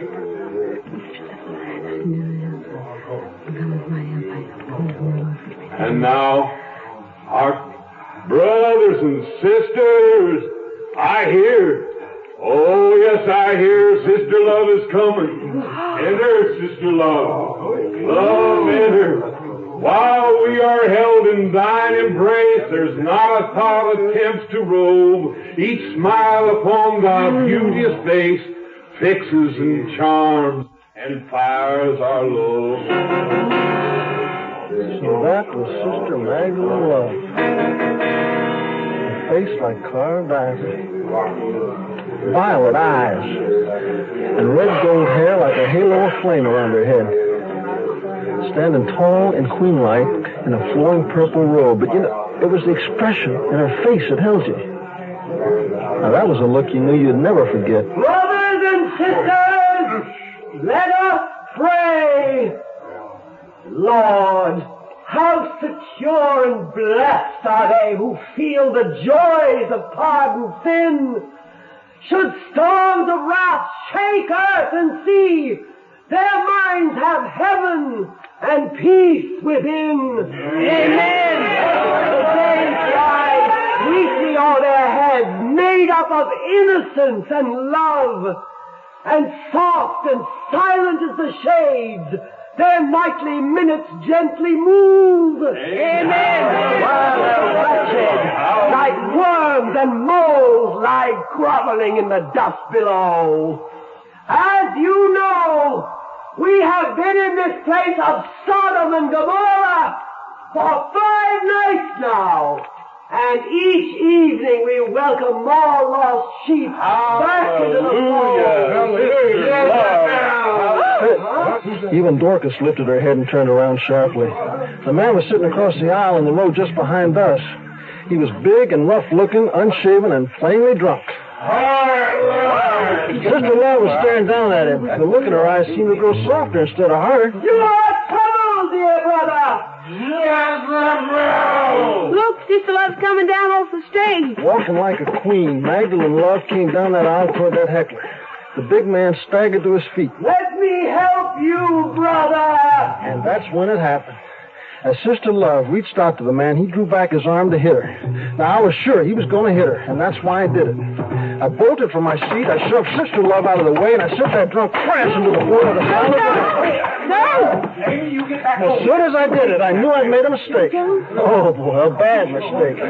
When you're a stranger in a place, there's one rule to remember. Never do anything to call attention to yourself. It always means trouble. And right about then, I knew I'd gotten me some big trouble. Looking for a car that's easy on gas, easy to buy, and yet has the luxury you want in a car? Look what we've done to our Mustang. Look what we've done to that car. Well, we changed the size, we changed the style, and your brother liked it fine. So look what we've done to that car. Mustang 2. It's the all-new economical car from Ford. The right car at the right time. Built even smaller than the original Mustang. It has an easy-on-the-gas 4-cylinder engine, rack and pinion steering, tachometer, 4-speed transmission, plus a beautifully appointed interior. All standard. Luxury plus economy. That's Mustang 2. When you take a ride, you're going to know that Mustang's one of a kind. So look what we've done to that car. Mustang 2, $28.95 excluding dealer prep, destination charges, title, and taxes. See your local Ford dealer. The Zero Hour continues after this. Where does today's girl learn to be tomorrow's woman? At the movies? On television? Helen, darling, your floors are so shiny. Yes, John. I used Brandex polish just this morning. Brandex. Helen, will you marry me? Somewhere between the super sex symbol of today's commercialism and TV's Brandex image, impending womanhood is alive and well. And where is that somewhere? Wherever there are campfire girls.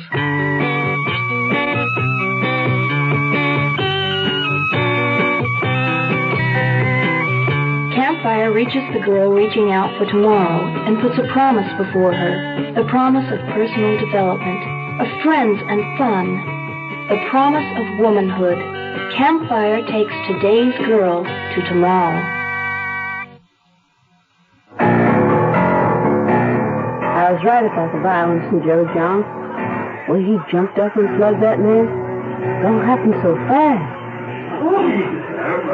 Joe John, you all right? Just sit back down, Dorcas. Everything's okay. It's a bad habit of mine.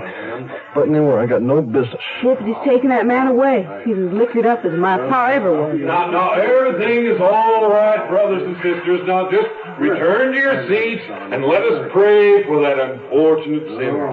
Now, those of you whose bodies are tortured and maimed, but who wish to cleanse and purify your souls, come forward that Sister Love may lay her hands upon you and give you the healing of her blessing. Ye sons of men of feeble race, exposed to every snare, come make the Lord your dwelling place, and try and trust his care. This is what you came here for, isn't it? Aren't you going up there? No. Then come on, let's get out of here.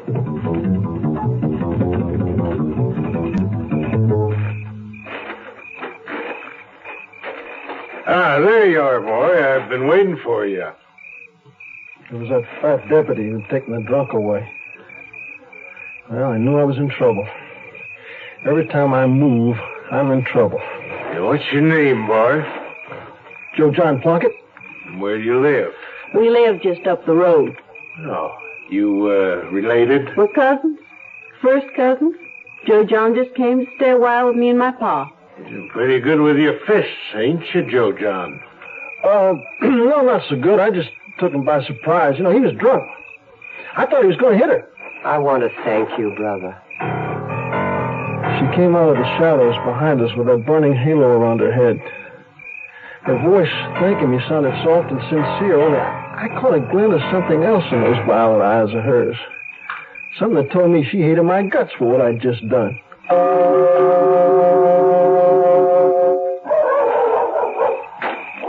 Hush up, Tika. It's only us.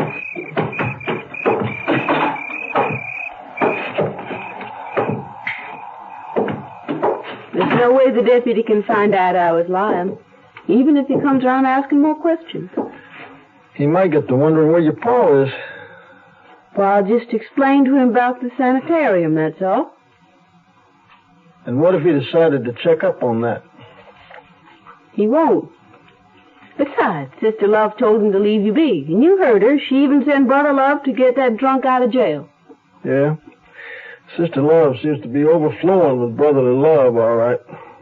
So you can stay here as long as you want now, and you won't get in any trouble. Well, I can use a good night's sleep. I'll go that far. I was just thinking, maybe you'd like something to drink first. There's some of my pa's home brew. It's in the cyclone cellar. Well, I could use a drink for sure. I'll get you the flashlight.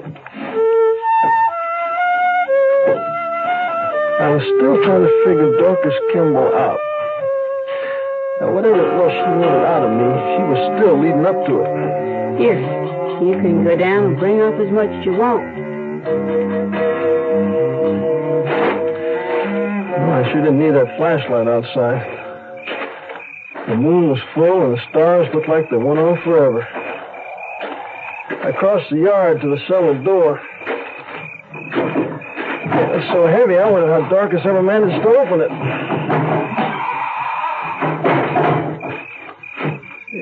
The cellar was dark. I turned on the flashlight and started down.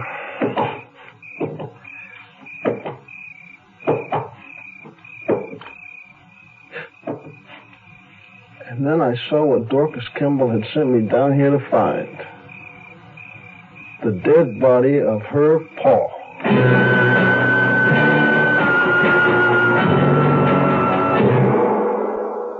You are listening to Mutual's presentation of The Zero Hour. I was in South Korea with the Peace Corps, and we were the first rural health program in Korea.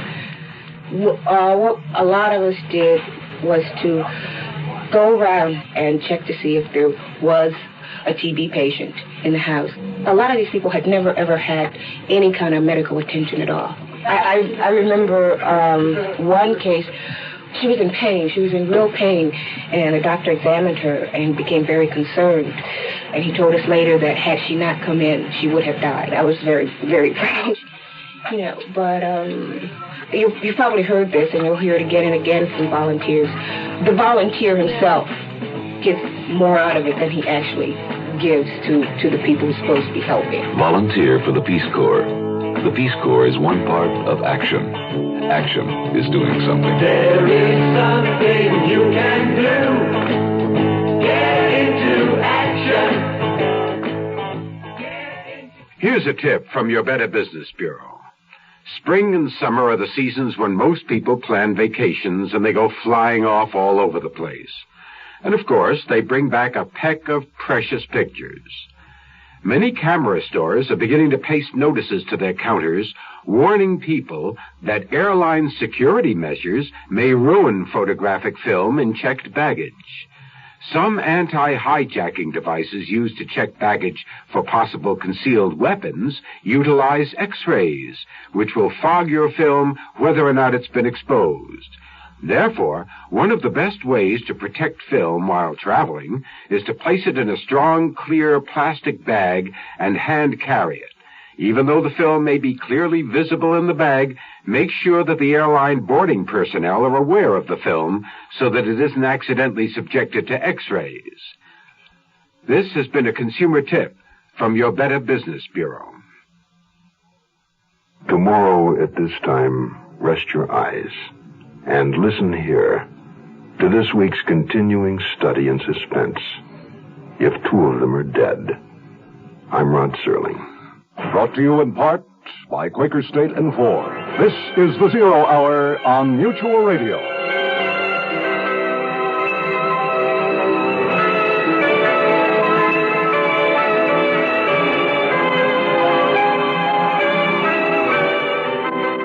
You have been listening to The Zero Hour, a presentation of the Mutual Broadcasting System in association with Hollywood Radio Theater.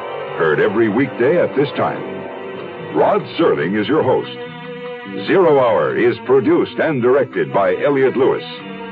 The Hollywood Radio Theater theme was played by Ferranti and Teicher and is now available on United Artists Records and Tapes. Hugh Douglas speaking. Tune in tomorrow, and once again, rest your eyes and listen here to The Zero Hour.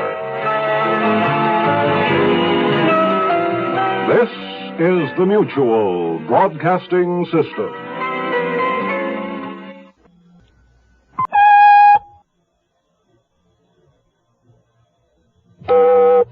I'm Rod Serling. You're listening to The Zero Hour. Rest your eyes.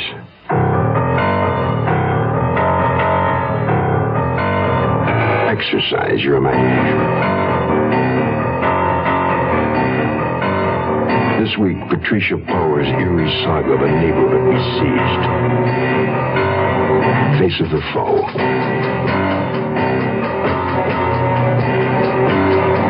Starring Jessica Walter, Joseph Campanella, and Judy Carn.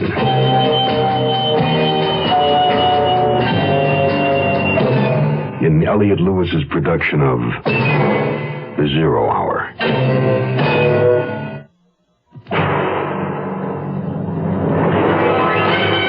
The Mutual Broadcasting System presents The Zero Hour. Sponsored in part by Big Red Chewing Tobacco, V8 Vegetable Juice, and State Farm Insurance. This is The Zero Hour on Mutual Radio.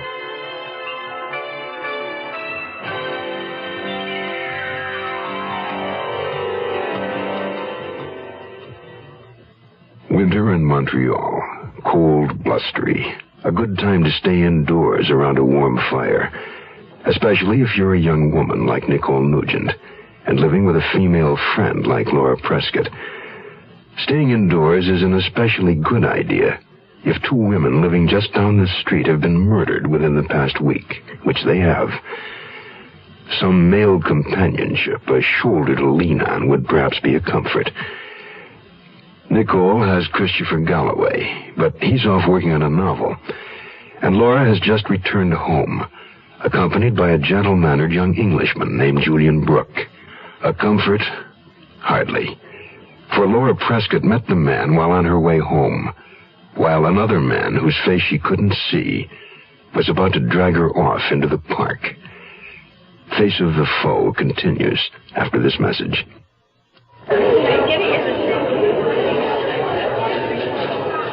$3 billion a year. That's the amount lost through shoplifting and theft in American stores annually. It is clear that a great number of those involved are not practicing criminals, but ordinary citizens. Many rationalize their actions with the common reflection, so what? They're insured. A phrase that justifies nothing. It is not only property that's at issue, it is the sacredness of all things within the community of man. Ecologists and conservationists are making the point of the interdependence of all plant and animal life.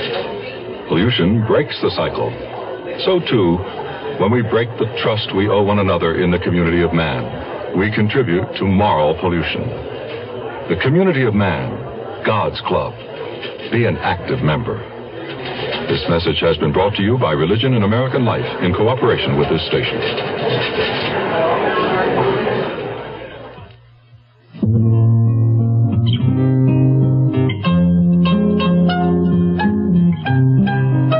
I was sick. My body ached, my head was throbbing.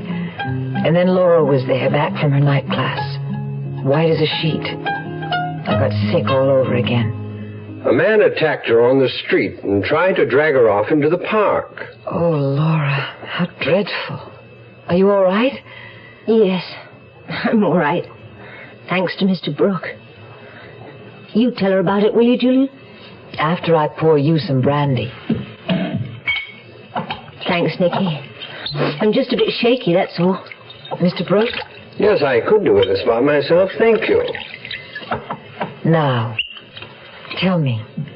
Well, I was driving on Côte Saint-Luc, there along the park, you know, between Godfrey and Winnicott Road, when suddenly I saw this woman on the sidewalk struggling with a man.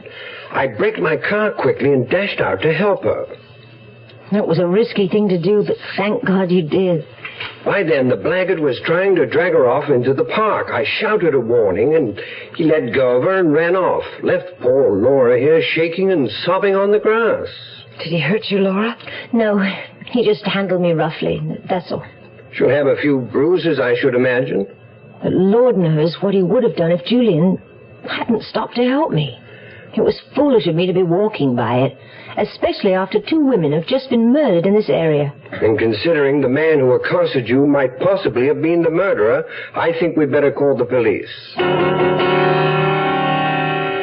I was expecting the battered little figure of Lieutenant Detective Philippe to reappear at our door in answer to Julian's call.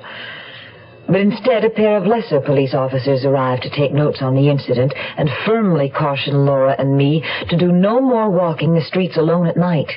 Later in the week, I was especially glad that Julian Brooke had come into Laura's life, because Norman Roxburgh, the obnoxious man in her restaurant administration class, was still giving her trouble. He even grabbed my arm and tried to keep me from getting into the taxi last night after class. I can't reason with him, Nicky. He really hurt me. As if I didn't have enough black and blue marks from that awful little encounter in the park. That is awful, but what can you do about him? I've already done the only thing I can. Switch classes. They're on the same nights, but begin and end an hour earlier. So hopefully I won't have to see anything more of Mr. Roxburgh. But a lot more of Julian Brooke? Laura only smiled, but the look in her sea-green eyes answered my question. It was Friday evening, and we were both dressing for our dates, hers with Julian, mine with Chris and Lisa and Guy Sabrin. Aunt Emily was also coming by to pick up the birthday cake she'd asked Laura to bake. Do you think your Aunt Emily's friend will like it? Oh, he should love it. According to Aunt Emily, Donald Hamill is a nice boy with a lot of soul. Leave it to your Aunt Emily to take in a couple of homeless boys off the street. That worries me, especially from the way she describes the other one. She thinks he may be using drugs. That could be risky. You know Aunt Emily. We should all live life to the fullest while we... That's probably her now. I'll get it. But it was Julian Brooke, looking youthful and attractive, in a narrow-cut royal blue coat that set off his fair skin and dark blonde hair. I ushered him into the living room and told him Laura would be out in a few moments. He settled on the sofa with a cocktail, and as I left the room, I saw him bring out a pad of paper and a pen and start sketching. Laura had told me he was a designer of modern furniture. This time it was Aunt Emily, in a pair of plum velvet knickers, white silk knee socks, and a white silk blouse with ruffles of lace at her throat and wrists. She looked like a transplanted court page. And to my surprise, she had her 2 homeless boys in tow. Boys, this is my niece, Nicole. Nicky, this is Donald Hamill and Tony Bartha. She sat down cross-legged on the floor, as she always did, and Donald settled beside her, cradling his guitar in his lap and stroking it fondly as though it were a baby. Tony Bartha, meanwhile, stayed scowling in a corner apart from the group. Aunt Emily's sparrow-bright eyes darted at once to the sketch Julian Brooke had been doodling. It wasn't furniture design after all, but a skillful line drawing in red ink of a sailing ship, its clouds of canvas billowing in imaginary wind, the figure of an angel blowing a trumpet at its bow. That's a really far-out sketch, Mr. Brooke. Is she a clipper ship? She's the Flying Cloud, a beauty. You a sailing enthusiast, Mrs. Teasdale? Oh, yes. I love beauty in motion. You know, it's funny. I could swear I saw a very similar sketch of a clipper ship recently. Only where? Do you ever pop into the Warwick Tea Room by any chance? Of course, that's it. I go there sometimes after church for Sunday brunch. They have a whole wall of clipper ships, all done in red ink, as it happens. Precisely. They're all there. The Cutty Sark, the Moppelay, the Flying Spurs, Sir Lancelot, Ariel. Oh, ships have such romantic-sounding names. I must think of a magic, exciting name for my motorcycle. What do you think, Nicky? I'm sorry, Aunt Emily. I'm only glad it's winter and you're not riding that thing. Lovely girl, my niece, but so conservative. Aha! Let's hope this is that man of yours. I'll bet you he could think of a name. It was Chris with Guy and Lisa. They made a striking-looking couple. Lisa was a statuesque blonde with a Valkyrian profile, her thick golden hair braided into a coronet, adding a queenly touch to her Earth Mother figure. Guy Sabrin was lean and suave-looking, his dark satyr face set off by a pair of bushy brows that curled upward like the horns of a devil, and a carefully groomed black Van Dyke beard. A devil's beard. What, Aunt Emily? That detective investigating Kathleen Windsor's murder. He's been asking me to describe the man I saw her with in the car that day, and I couldn't for the life of me remember what he looked like. But seeing Mr. Sabrin reminded me. He had a Van Dyke beard like mine? Yes, Mr. Sabrin. The man had a beard like yours. Exactly like yours. Here's tobacco chewing, truck driving Dave Dudley for Big Red Chewing Tobacco. Chauffeur in a big machine rolling all day. How sweet it is with Big Red. Going up to New Orleans on time all the way. How sweet it is with Big Red. You notice it everywhere. More folks chewing Big Red Chewing Tobacco. Truck stops and the coffee's hot and conversation's fine. Hey, Mike, watch things like out Route 59. Then you pass Big Red around and the fellas take a chew. How sweet it is with Big Red. You ought to try Big Red Chewing Tobacco. It's moister, smoother, more satisfying. Got a taste of his own that keeps on tasting good all chew through. Climb on board. Start chewing Big Red Chewing Tobacco soon. How sweet it is with Big Red. We'll return to our story in a moment. Hi, I'm Pinocchio, the big nose and all that, you know. But seriously, lots of kids don't know about me. How can kids read if they don't have any books? And millions of kids, black, white, red, yellow, brown, all races, live in homes without any books. Getting books into the hands of these girls and boys is what the national program, RIF, Reading is Fundamental, is all about. Here's what RIF has found out. When kids choose the books they want because the subjects interest them and they own the book, that makes reading fun. And when reading is fun, it's just fundamental. Books widen the kids' world and their abilities and their whole life. Every community needs RIF. Find out what you and RIF can do in your community. Just write RIF, Smithsonian Institution, Washington, D.C., 20560. That's RIF, R-I-F, Smithsonian Institution, Washington, D.C., 20560, right now. If America's to grow up thinking, reading is fundamental. With the apartment full of people and the whole neighborhood nervous about the recent murders, leave it to Aunt Emily to say the wrong thing at the wrong time. You have a devil's beard, Mr. Sabarin. Please, Mrs. Teasdale, it's a Van Dyke or a space beard if you like, but don't call it a devil's beard. You'll frighten my wife. She's perfectly right, darling. You do have a decidedly satanic look. I have some very special good news to relate later tonight. Haven't I, Lisa? Oh, what is it? Can't you tell us now? No, I've bought a special bottle of champagne to open with supper after the theater. My news will have to keep until then. Chris and I exchanged a look. It was going to be a typical Guy Sabarin evening. His tickets to a play written by his friend, followed by his big news over a bottle of his champagne. He had to be the big shot. The last big news he'd had to share with us was the announcement of his promotion to senior salesman with the distillery firm he worked for. He had bought Lisa a mink coat to celebrate. That was Guy Sabarin's one redeeming quality in my eyes, his almost slavish devotion to Lisa. Well, your celebration may keep, but Donald's won't. Some of the boys and girls from the drop-in center are coming to share that beautiful cake you made, Laura. Have you thanked Miss Prescott, Donald? Donald? Oh, please, Aunt Emily. He doesn't have to.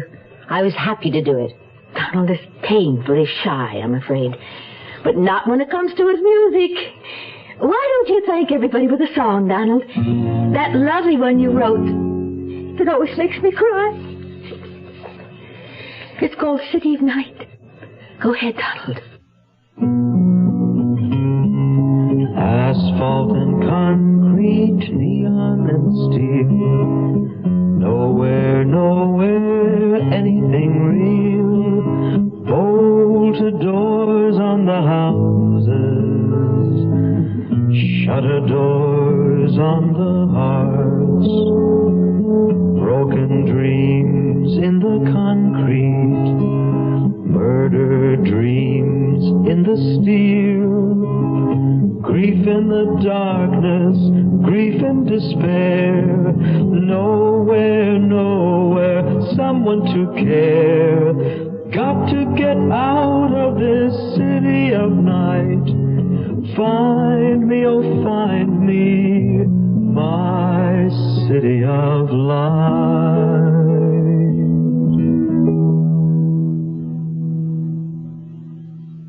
No one spoke for a moment. Aunt Emily was wiping the tears from her eyes, and I felt a lump in my throat. I'd found myself thinking about poor Kathleen Windsor alone in her apartment, the lonely, love-starved prey of a depraved killer. Then I looked at Donald and saw his sensitive mouth begin to tremble and moisture brimming in his own eyes. Donald's not used to people being good to him. My thoughtful Chris moved over to talk to the boy, while Laura put the cake in a hat box for Aunt Emily to carry home. It seemed Aunt Emily was right about Donald Hamill. He was a nice boy with a lot of soul. She was equally right about Tony Bartha, who had done nothing but stand in the corner and look sullen the whole time. I didn't care much for his attitude either.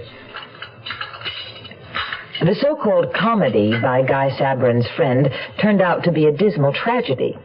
But Lisa's buffet dinner was more than making up for it. If there was any humor in that comedy, I'm afraid it was too sick to live. Of course, the rising young novelist Christopher Galloway is a far better judge than an unpublished amateur playwright like myself. Well, I've never written anything more than an occasional postcard. But I judged the play tonight to be an unqualified bomb. I guess you're right. My old buddy missed the mark with that one. Darling, why don't you bring out your champagne now? Right. We've been waiting all evening for this big news of yours, Guy. It's worth waiting for, I promise you. Here we go. Very special champagne for a very special occasion. Oh, look at those beautiful bubbles. And I'm ready to toast, if you'll just tell us what we're toasting. A toast to my beautiful wife, Lisa, who is soon to make me a father. Oh, Lisa, that's wonderful. Congratulations, Guy. Now, that is big news. That isn't all. I have a little something else that's a surprise to Lisa as well. A small present, my love, in honor of the occasion. Guy, what is it? Open it and see.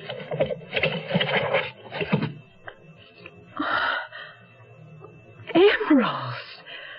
But how? I have a bit of news all my own, darling. I was just given a bonus as the firm's top salesman. Guy, that's marvelous. Yeah, nice going, Guy.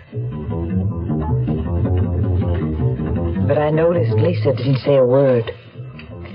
She stared at the emerald necklace for a long moment, then quietly snapped the case shut and put it away. While Chris humored Guy, I followed Lisa into the bedroom. Oh, Lisa, you're worried about something. It's not the baby, is it? Oh, no. The baby's the most beautiful thing that's happened. Then what is it? It's Guy. He worries me. A mink coat, an emerald necklace. We can't afford such things. But Guy explained. First his promotion, and now a bonus. He's making all that up. I know he is. He didn't get promoted. And there hasn't been any bonus.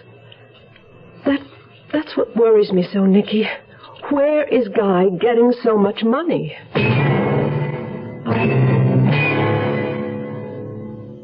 Hey, what you got there? It looks like tomato juice. It's V8. What you got there? It's V8. Looks like tomato juice. It's V8. Try it. Wow. It sure doesn't taste like tomato juice. It tastes like V8. A great natural blend of 8 garden vegetables. V8 cocktail vegetable juice. V8. Certainly, State Farm has been one of the most competitive companies when it comes to rates. State Farm agent Bob Westbrook talks about car insurance value. But I think even more important than rates to most people is the service they know they're buying. With State Farm, you're in a position to get more service from more agents throughout the entire country than any other company in the industry. Like a good neighbor, State Farm is there. The Zero Hour continues after this. Charlotte, I'm home. The supper's not ready, Chester. Should I go back to the office? No, stay. Well, what are we having? Tuna casserole. Sure. We had tuna casserole last week. Hey, it's the same one. There was some left over. I'm not hungry. You said we have to start watching our pennies. I would rather starve than eat tuna casserole again. Well, when we got married, you said you loved tuna casserole. And before you get married, you'll love everything. Oh, I'll put it on a different plate. Maybe it'll taste different. Charlotte, you know I hate tuna casserole. Well, close your eyes and pretend it's steak. Sure. Well, why don't I close my eyes and pretend I'm a retired millionaire and you're the galloping gourmet? Gourmet. Social Security can't help Charlotte's cooking, but it can help Chester's retirement plans. Today, nearly 17 million retired workers and their dependents are getting Social Security retirement benefits. And for nearly everyone 65 or over, Medicare benefits are available to help pay hospital and doctor bills. For more information, call your nearest Social Security office.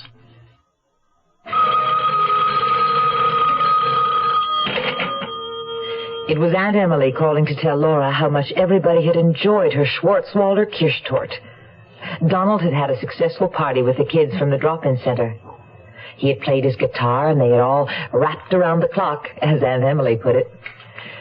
But then she got on the subject of Tony Bartha. I've seen him hanging around Crestview Public School several times lately. Why would someone his age want to hang around an elementary school? My point exactly. And the other day I saw him talking to a man in a big flashy car parked at the corner by the school. When he saw me, they stopped talking and the man quickly drove away. Did you ask Tony about it? Yes. He said the man had just been asking for some directions. But I don't think I can take Tony at his word.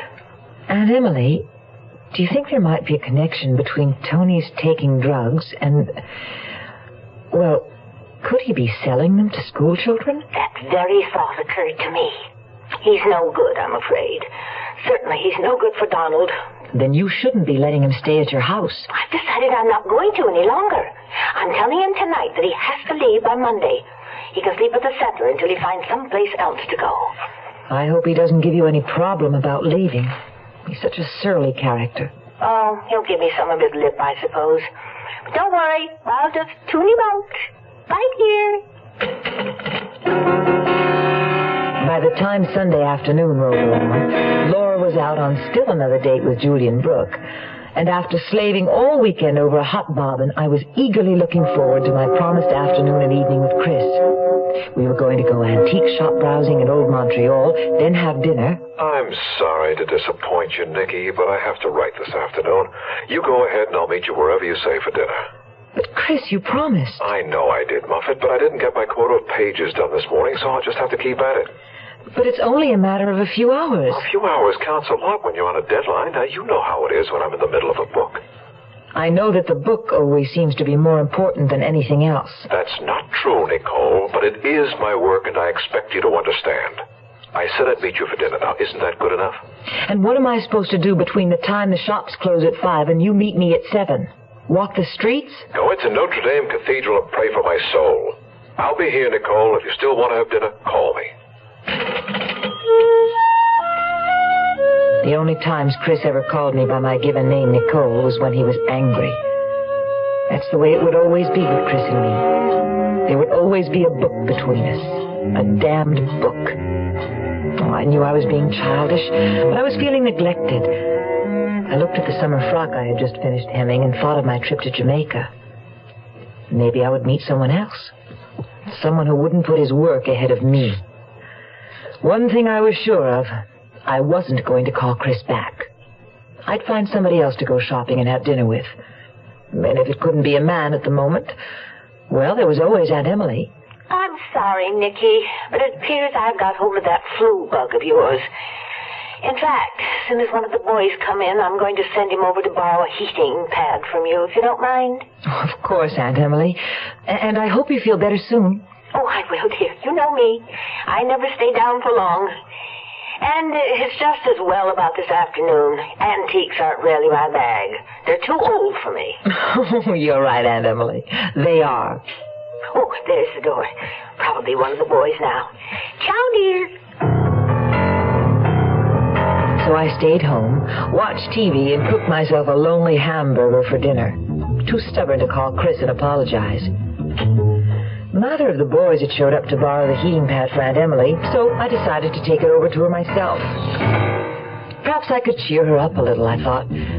But I knew it was far more likely it would be she who cheered me up. Feeling depressed over my quarrel with Chris, I gave no thought to my walking alone to Winnicott Road. Aunt Emily's apartment building was on the corner. The main entrance was on Coast Saint-Luc, but I always used the side door on Winnicott. My aunt's apartment was on the main floor, number 3. I was about to knock when I noticed the door wasn't quite closed. The boys probably hadn't closed it on their way in. I'd tell Aunt Emily to caution them not to be so careless. I pushed the door open and walked in, calling out so that Aunt Emily wouldn't be startled.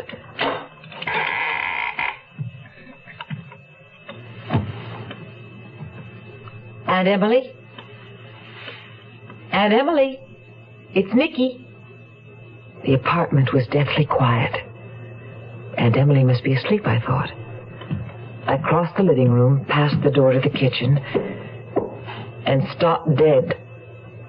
I saw her lying there on the cold linoleum, lying stiffly on her back with her bluish-tinged, fear-contorted face staring up at me. The realization slapped me across the face. Aunt Emily had been murdered. Grief in the darkness, grief and despair. Nowhere, nowhere, someone to care. You are listening to Mutual's presentation of The Zero Hour. Now, here are the bunkers. Gene Stapleton and Carol O'Connor. The house we liked the best wasn't the one we ended up buying. It was beautiful on the outside, but we found out that there were terrible termites everywhere. It would have cost us thousands of dollars to really get the house in shape. That's right, and we didn't figure on all the increases in property tax, maintenance, and other expenses. But we went to HUG and got some very good advice. Yeah, we were pretty lucky, weren't we, Archie? Lucky? No, Edith. We wasn't lucky. We were smart. I know some people who never got as serious as us about buying a home. They've been having headaches ever since. Buying a home is a big deal. Learn about house hunting, property inspection, FHA-insured loans, and the responsibilities of ownership in a free booklet called The Wise Home Buying Guidebook. Write HUD, Department HB, Washington, D.C., 20402. What is a Harrier? It isn't a helicopter, but it could land in your backyard. Harrier. It isn't a conventional jet, but it can match the speed of sound. Harrier. It's a revolution in aviation, and the Marines are looking for good men to fly it. Harrier. Phantom. Skyhawk. Cobra. Marine Corps. If you're a college man thinking of aviation, think Marine Corps and talk to the Marine officer who visits your school. The program is PLC Air, and there's no campus training. A few good men can even get free civilian flying lessons while they're still in college. The Marines are looking for a few good men who want to fly the Harrier, Huey, Intruder, Bronco, in the Marine Corps. Tomorrow at this time, rest your eyes and listen here to this week's continuing study in suspense, Face of the Foe. I'm Rod Serling, and this is The Zero Hour. Today's episode brought to you in part by Big Red Chewing Tobacco V8 Juice and State Farm Insurance. This is The Zero Hour on Mutual Radio.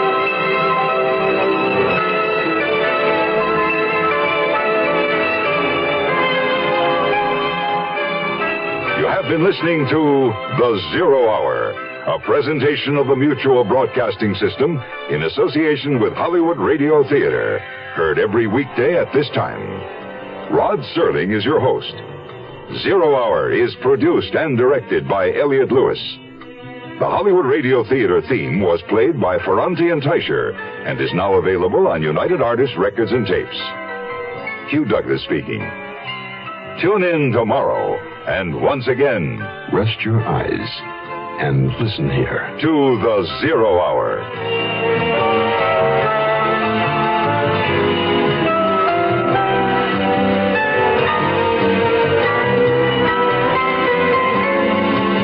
This is the Mutual Broadcasting System.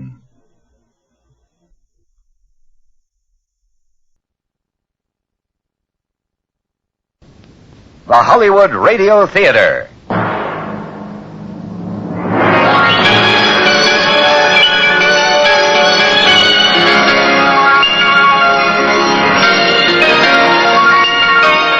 Every day at this time, Monday through Friday, a J.M. Colas Enterprises production, the Hollywood Radio Theater presents an unusual tale of mystery and suspense. Every week, Monday through Friday, the Hollywood Radio Theater presents... I'm Rod Serling. You're listening to The Zero Hour. Rest your eyes. Exercise your imagination. This week, Merwin Gerard's study of a man pursued. Dead Man's Tale. Starring George Maharis, Craig Stevens, and Charles McGraw.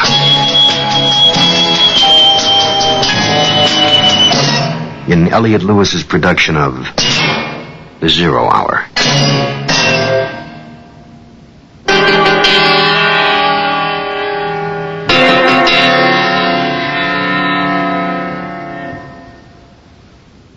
Guilt is not something that can always be determined in a court of law.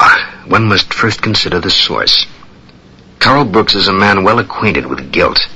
It drove him first from his home, then drew him back and into a situation for which he was totally unprepared. His best friend had been convicted and executed for murder. Only Carl's testimony could have saved him. So the guilt is now a matter of omission. a matter of moral negligence. And for Carl Brooks, the guilt is more imposing than ever. The man he left behind, in turn, left a widow and child. Someone is sending them money. Carl Brooks would like to find out who and why. Dead Man's Tale continues after this word.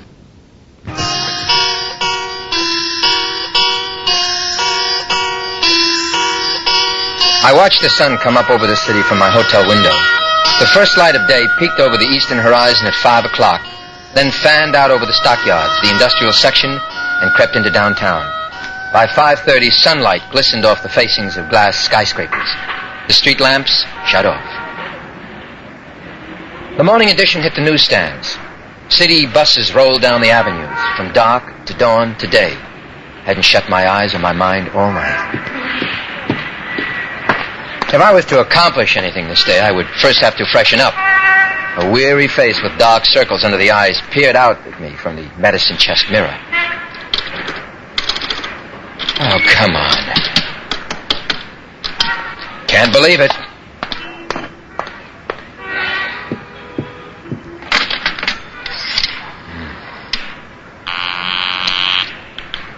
Desk. This is Mr. Brooks in room 610. What happened to the water? Or doesn't that come with the price of the room? I'm terribly sorry, sir. We've had some trouble with the boilers, and we've temporarily shut off all the water in the east wing. Well, that's just great. How do you propose your paying guests wash? We hope to have the service restored sometime this afternoon, sir. What about the west wing? Actually, sir, you're better off where you are. We'll be shutting off the water on the other side after the noon hour today. We're sorry for the inconvenience. We have a repair crew working full time. Yeah, well, I'd like another room. As you wish, sir. West wing? Yes, west wing. I can give you a fifth floor suite. It's $5 a day more than you're paying now. Well, I'll take it. Very well, sir. It's room 519. Yes, oh, wait a minute. Your rooms are separated by odd and even numbers, right? Yes, sir. Well, I'd like room 515. Oh, I'm sorry, sir. We have no room 515. No 515. No, sir. We converted that room to storage space 4 years ago. I see. 519 will be fine, then. Very good, sir. I'll transfer your bill starting today. Clerk, yes, were there any calls for me after midnight? One moment.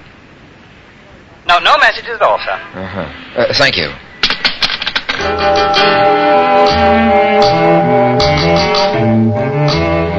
I took the elevator down to the lobby and exchanged the keys. So 515 was only used for storage now.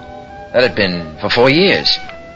Very strange coincidence. A man is killed in the room, another man is condemned for murder and rushed off to meet his maker, and suddenly the scene of the crime no longer exists.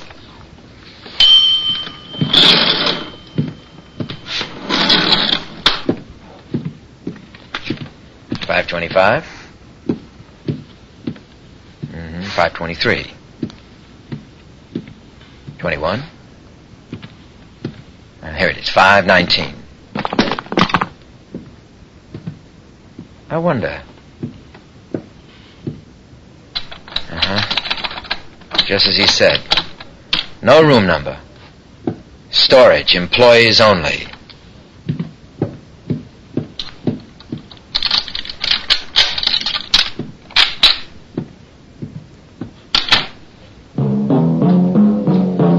I showered, shaved, and had a light breakfast in the coffee shop before leaving the hotel.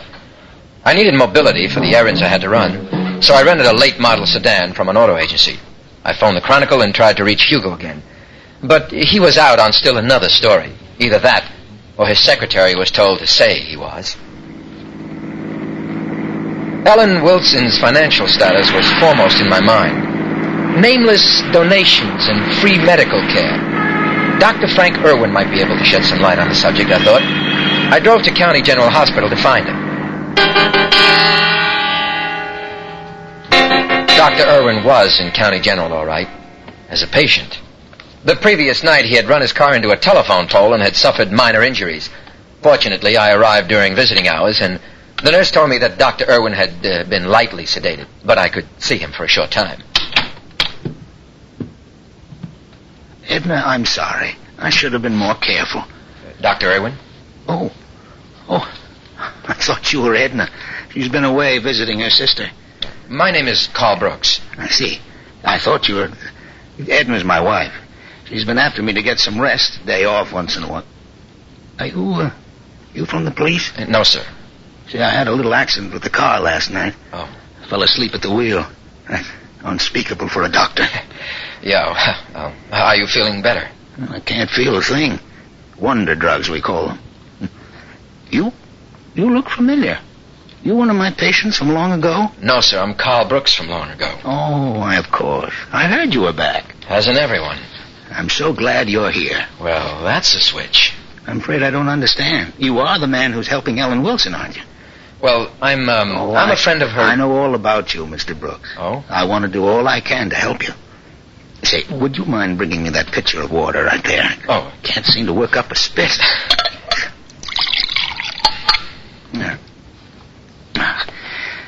Thank you.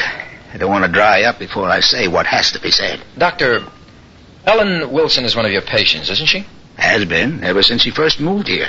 Must have been, near 10, 15 years ago. When she got married and had the baby, I became what we used to call a family doctor. Have you been sending Ellen Wilson money? Money? No, that must be one of the others. Others?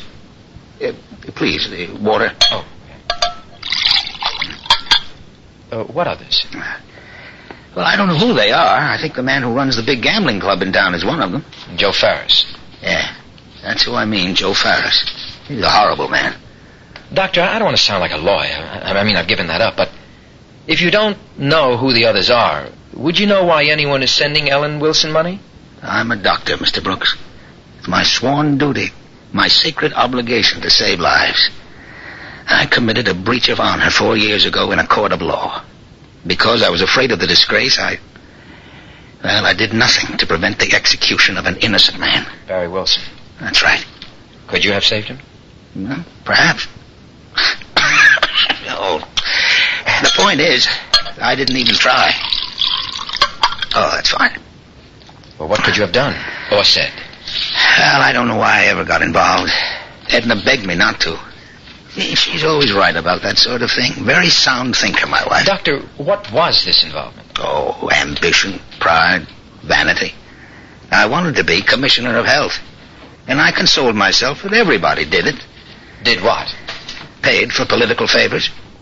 There was this Farris and myself, and 2 others. I have no idea who they are. But we each contributed a large sum of cash to a special fund for the re-election of Lloyd Mercer.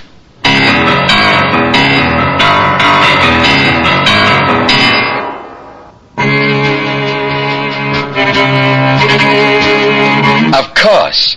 It was so obvious it never occurred to me. That was why Mercer never admitted to there being money in the attaché case. It would have blown his legal eagle image sky high. The fact that I had been a very real part of his political machine turned my stomach. So, you see, Mr. Brooks, I isolated the hypocrite in Hippocrates. And that's what Henley was carrying. It would seem so.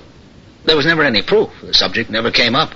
Well, I understand what Ferris was paying for. Protection. But certainly, Commissioner of Health isn't appointed by the district attorney. Oh, Lloyd Mercer, as we've seen, was headed for bigger things. His political influence extended in all directions. And I was convinced he could deliver. Obviously, so were the others. I understand there was $150,000 in that briefcase. I couldn't say. My contribution was $30,000. And you have no idea who else may have known about this special fund? As far as I know, only Mercer and the 4 contributors. Well, what about Henley? I mean, where did he come in? I never met the man. I understand he was from out of state. Well, I presume he was chosen as a go-between because he had no connection with any of us. Including Mercer? Especially Mercer. Uh-huh. I presume Mercer sent you to pick up the lock case so there'd never be any visible connection between himself and Henley. As a precaution against precisely the sort of thing that happened. You know, it seems so unnecessarily complicated. Has it occurred to you that whoever murdered Henley might be one of the contributors? I know there were 4 of us, and not one came forward. Farris wasn't even at the trial. Doctor, do you believe Barry Wilson was innocent? I believed it throughout the course of the trial, the appeals, up to the moment of his execution. I believe it as I lie here now. I stood by and let him die. Doctor, from what you've told me, you were not the only one. Well, Mr. Brooks, a man has only to live at peace with himself. I know that better than anyone. I assume that all of Ellen Wilson's medical expenses through the years... Oh, yes, I was grateful for the opportunity. It helped. A little. You've helped a lot, Doctor. You get well now, and I'll be in touch. All right.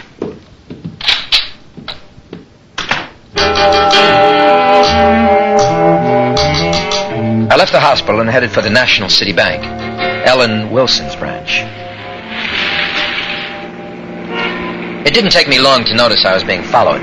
A big maroon late model touring car was smoking along behind me, obviously tracking. Too obvious to be anything but a message from Joe Farris. Looking in my rear view window, I could see two men in the car with the brims of their hats pulled low over their foreheads. It would have been funny if it weren't so frightening. And I was sure that was the purpose. To scare me into running. I had done it once before. Why not again? But Dr. Irwin had answered that for me.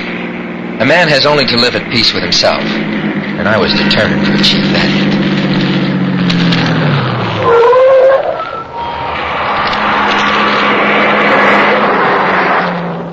I stopped in front of the bank.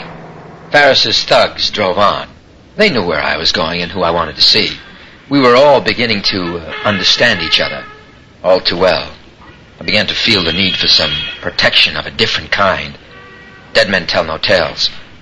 It was time to leak some information to the press.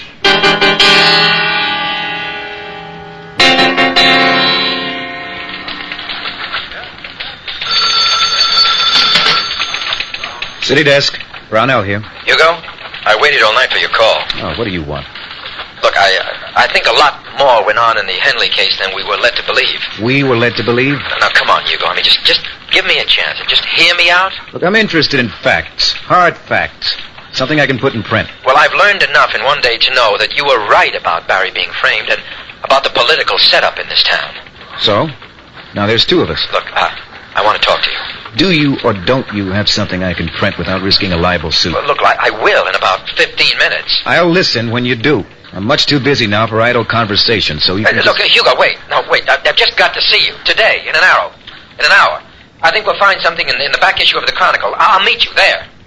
Carl? Carl! Ah, damn it. Shirley, I'll be in the morgue. The one with the dead papers.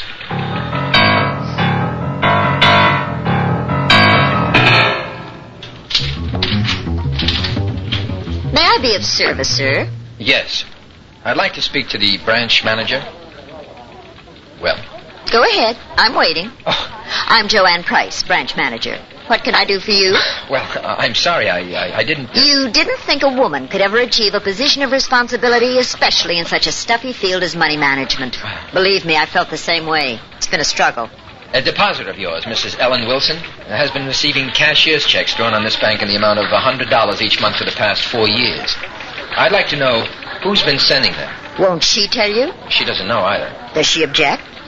Mrs. Can't you just tell me who's sending those checks? No, I'd like to. You have such an honest face. But I'm afraid even if I had that information, it would be confidential. Besides, I'm really only the hired help. I wouldn't have the authority to give it to you. Well, who would? The bank president, Mr. Lacey. Well, may I talk to him? I don't think it'll do you any good. Why not? Mr. Lacey's a Scrooge, the tightest man on earth, with money and with words. Look, could you ask him if he'd see me, please? Don't hold your breath.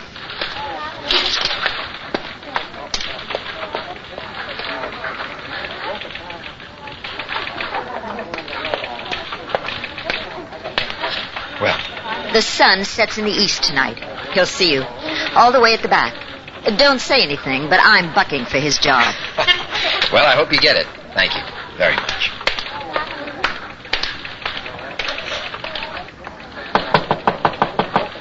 Come in and close the door behind you. Mr. Lacey? I only let you in here to tell you face to face that what you're asking for is privileged information, and I demand to know what your authority is in seeking it and for what purpose. I have reason to believe the person signing those cashier checks may have committed murder.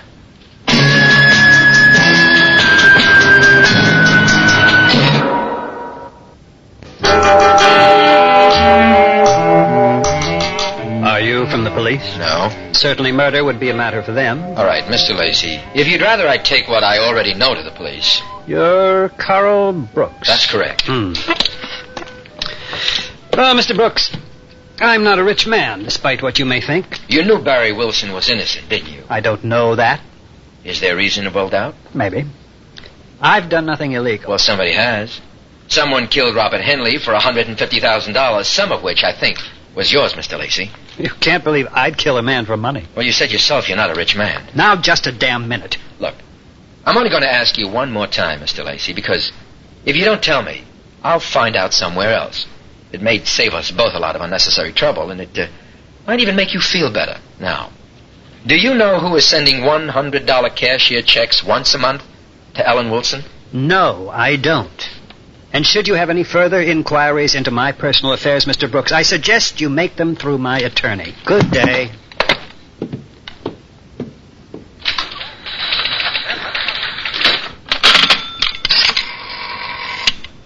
Get me Judge Mercer's chambers, immediately.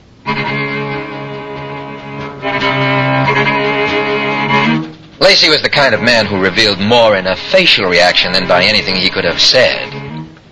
He was undoubtedly the third donor. Farris, Dr. Irwin, and Lacey. But who was the fourth? I left the bank and walked to my rented car. The tires were flat, all of them, slashed. I looked up and down the street. There was no sign of the big maroon car, but the meaning was clear. So I had to get to the Chronicle building right away. I had to get to Hugo Brownell.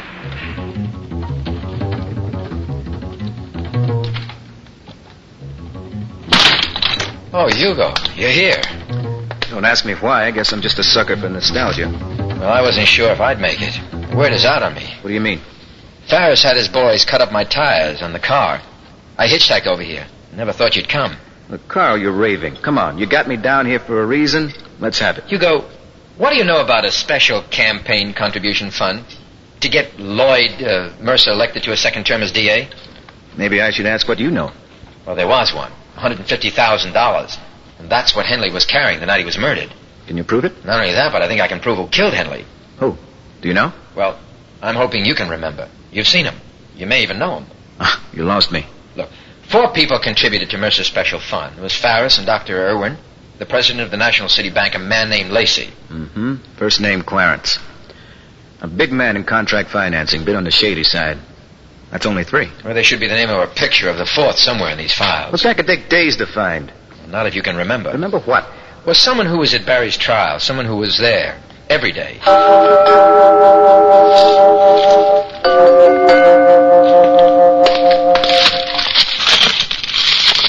Carl, this is hopeless.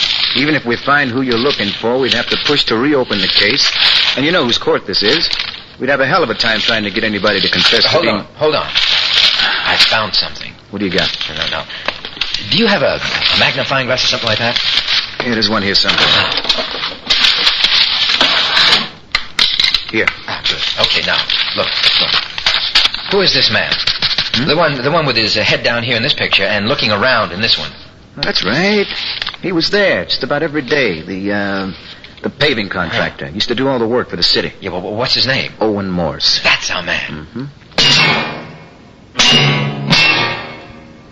Tomorrow at this time, rest your eyes and listen here to this week's continuing study in suspense, Dead Man's Tale. I'm Rod Serling, and this is the 0 Hour.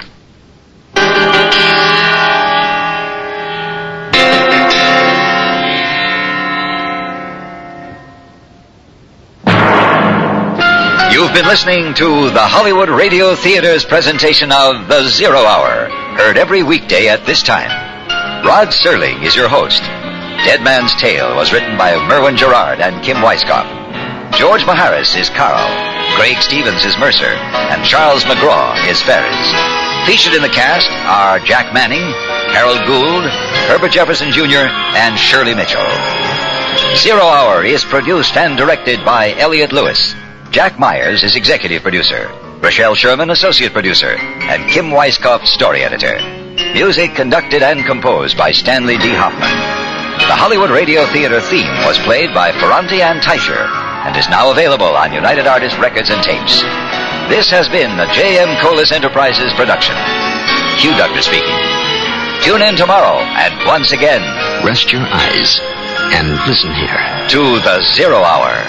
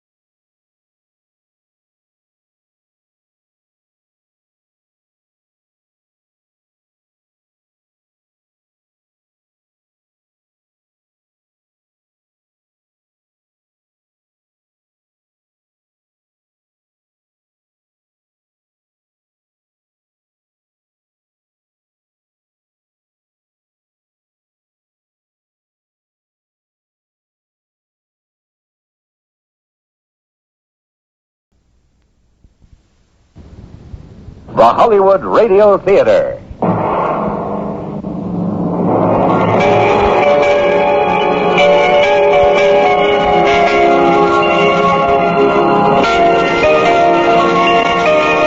Every day at this time, Monday through Friday, a J.M. Colas Enterprises production, the Hollywood Radio Theater, presents an unusual tale of mystery and suspense. Every week, Monday through Friday, the Hollywood Radio Theater presents... I'm Rod Serling. You're listening to the 0 Hour. Rest your eyes.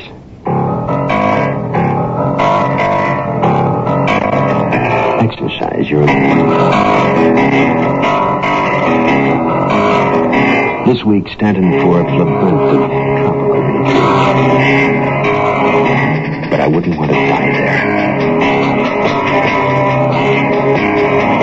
Starring Nehemiah Prasad, Brock Peters, and Marge Redmond.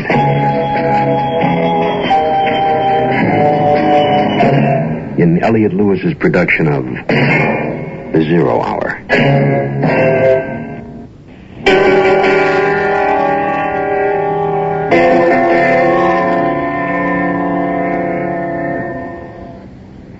This week we've been working on a puzzle. We began with a letter sent to a woman about to commit suicide. A letter that told of a murder. Our puzzle then, the identity of a killer. Help arrived, but only got in the way. Pieces stuck together. Others didn't seem to fit at all. A patternless puzzle. Then a second murder. More pieces. Not another puzzle entirely, but one within the other, like concentric circles with rough edges. Now we've but a few pieces remaining, but as yet no picture. For Sylvia Bennett and for you, the last pages of the letter contain the pieces that fill in the gaps. Listen carefully. But I wouldn't want to die there. Falls into place after this word. The meaning of what Boland said took a few moments to set in. I half jogged back up the beach and unlocked the door outside the back steps that lead upstairs.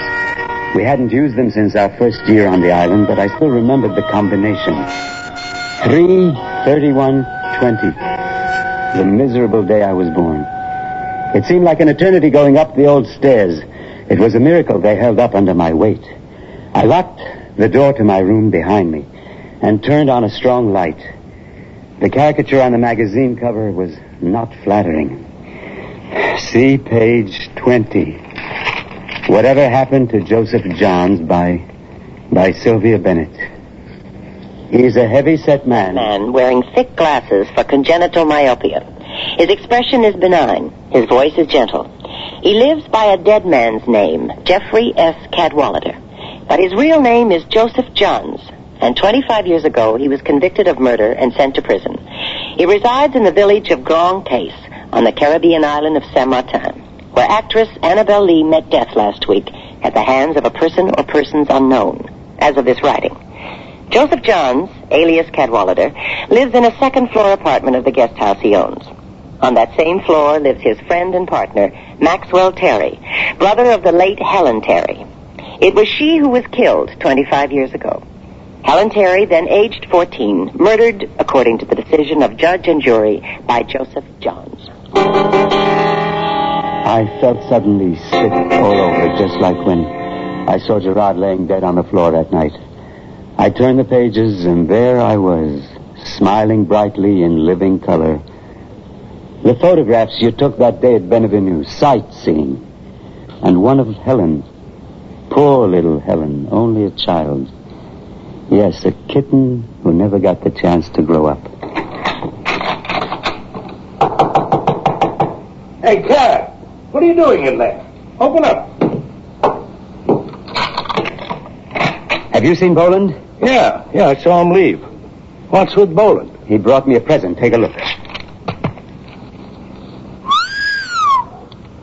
I knew there was something wrong with that woman. So you're right as usual. I should have known. What would she see in someone like me? Boy, she really dug it all up. I better get back downstairs. The both of us gone could really look bad. What can I do? Stay here. If anyone asks, I'll say you're not feeling well. The moment I locked the door behind Max, I began feeling my release. I didn't know what to take or where I might be going. All I could fit in was one suit of clothes, a toothbrush, razor, and lens cleaner. I almost packed my sleeping pills, but at the last moment reconsidered and left the vial on the desk. I took one to calm my nerves. I thought about destroying the magazine, but by morning there would be copies all over the island anyway. So to pass the time, I read. It was nearly 3 o'clock when I heard the door. Cat, it's me, Max. I got it all worked out. It'll take a little time. How much time have we got? Enough. Now listen carefully. I know a guy with a boat who owes me a favor. For the right price, he'll get you off Saint-Martin. Now, turn out the light. One of Leclerc's men is hanging out across the street. I don't want him to see me leave. Leave? Where are you going? Out to make arrangements with Hippolyte, the guy with the boat. All right, Max, go down the back steps. I opened the door and didn't put the lock back. Good. Max, I really don't understand why you're such a good friend. I never have understood. It's very simple, Cat. I've always known you didn't push Helen off that roof. You'd never have had the guts.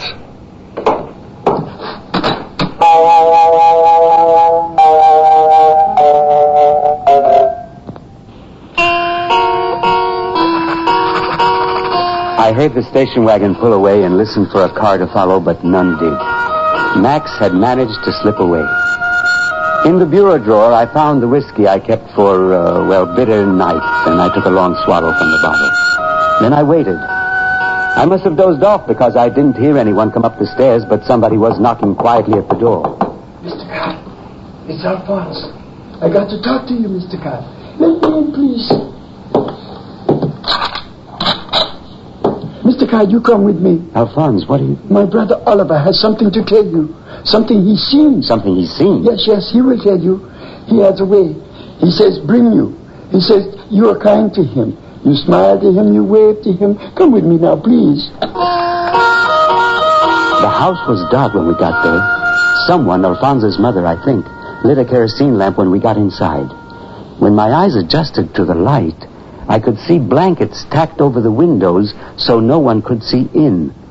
Oliver was there, and Therese, and Eloise, and Michel Bousquet.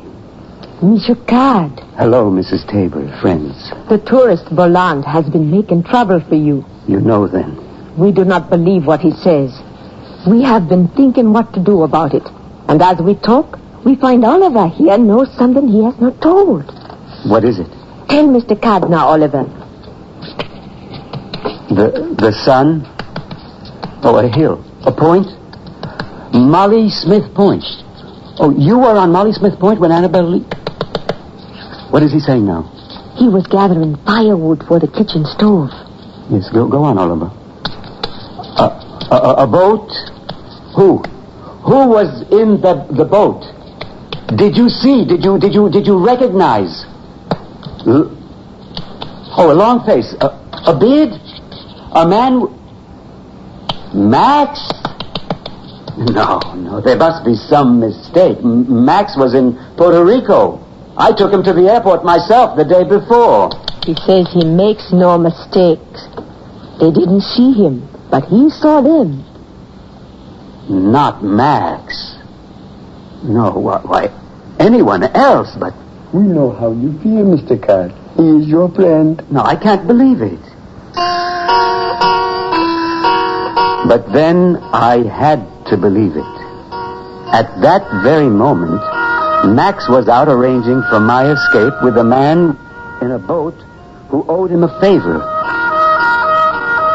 He could have killed Annabelle Lee by accident. Maybe just lost his temper and hit her once. But no, I saw her. It was more than once. And Gerard, too. But why?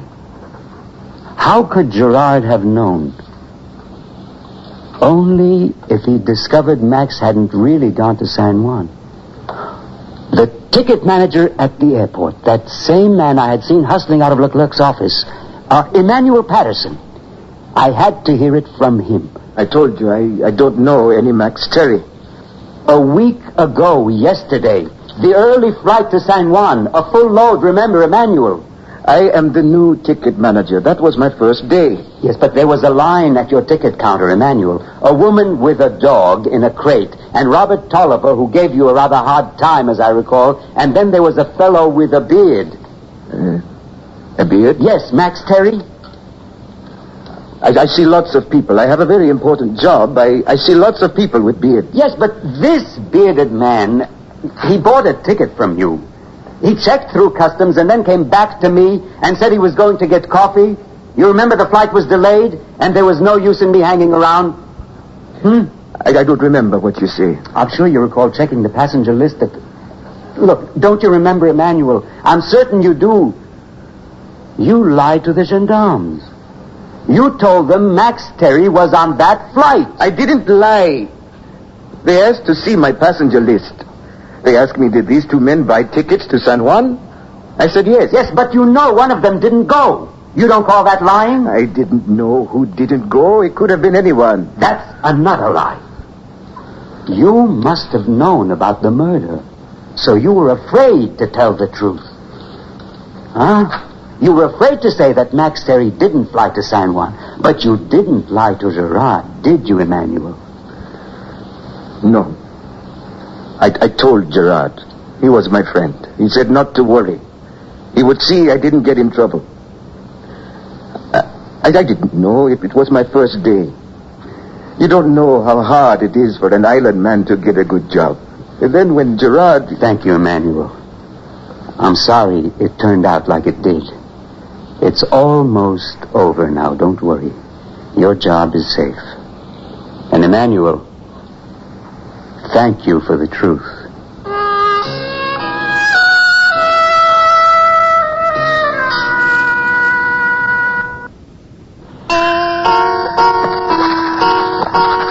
I must have been exhausted. What with the sleeping pill and all the excitement, when I woke up, I was sitting in the chair. I heard the door close behind me. Everything's set. Hippolyte's got the boat in the bay. You'll have to wait out to meet him. You ready? No, Max, I'm not. What do you mean? I'm not ready because I'm not going. You are, Max. Me? Why should I go? Max, there was a witness. Someone saw you meet Annabelle Lee by Molly Smith Point. Why, Max? Why didn't you get on that plane? Patterson, huh? He told you. Not Patterson. Don't ask me to tell you who saw you because I won't. And if you don't get in that boat with Hippolyte and go, I'll take my eyewitness and pay a visit to Leclerc. You'd tell the gendarmes? After all I've done for you? If you leave me no other choice, I'm no martyr. I thought you were in the beginning. Then I found out you were just blind and dumb. What do you mean by that? I mean I picked you out all those years ago. Joseph Johns, Mr. Nice Guy. Mr. Fat, Rich, Nice Guy. All those speeches about how you were like a brother to me, you ate it up like candy. A 10-cent sucker. Max, where were you the morning that Helen died? I was down at the docks, don't you remember? Where were you really? Well, now, if we're going to play 20 questions, I need a drink. There's a bottle over at the bureau. Help yourself. You know, Max, I heard Helen scream. I can still hear it. She was gone by the time I reached the roof. No one was up there. But somebody could have been hiding. There was a chimney. I wouldn't have known. My glasses were much weaker. You looked right at me, I thought. You really didn't see me, did you? All the time you were in prison, I thought you were taking the rap for me. I went up there to do in one of old Lady Frederica's pigeons, and I did, too. Wrung its neck. But Helen saw me. She was going to tell, so I shoved her. She fell off. That was bad luck. It was an accident. Yeah, but when I showed up, your luck changed. Oh, you were so perfect. Always hanging around. You're a very dangerous man, Max. Dangerous? This temper of yours, it's not safe to let you run around loose. It's probably mental. He thinks I'm crazy, and I think he's crazy. Hey. Could I have one of those pills there? I got a headache like to split my brain. Go ahead. Thanks, little buddy. You'd do anything for old Max, wouldn't you? Wouldn't you, old buddy? It was the saddest night of my life listening to Max's confession, watching him destroy himself. But I did what I felt was fair. It was his choice. The more drunk he got, the more resigned he became to his fate. He blamed all the people who made things easy for him. His parents, Helen, Anita, Hippolyta, me, even the real Cadwallader, who he said took the bullet in Korea that was meant for him. But in the end, he did place the real blame squarely upon his own shoulders. It was high noon when Eloise found us sitting there, me with my eyes open, Max with his eyes closed. Mr. Cadwallader, the gendarmes are downstairs. Tell them to come up, Eloise, and send someone for a doctor. I think Mr. Max has committed suicide. He drank a whole fifth of whiskey with a bottle of sleeping pills. I'm afraid he's quite dead. We buried Max in the cemetery down the slope from where Gerard lay. The gendarmes were pretty decent about it. Patterson told his story. They finally got some straight facts out of Anita in San Juan, and Oliver and I told ours. The magazine story caused no scandal on the island to speak of, and the New York police chose not to initiate extradition proceedings. Perhaps the parole board felt it would be more trouble than it was worth. I had planned to visit New York City and a woman writer who might have been a friend, only I never went. I can never leave Saint Martin because they would turn me back at San Juan or arrest me. They would say there was no such person as Jeffrey Stamp Cadwallader. They would say he was dead.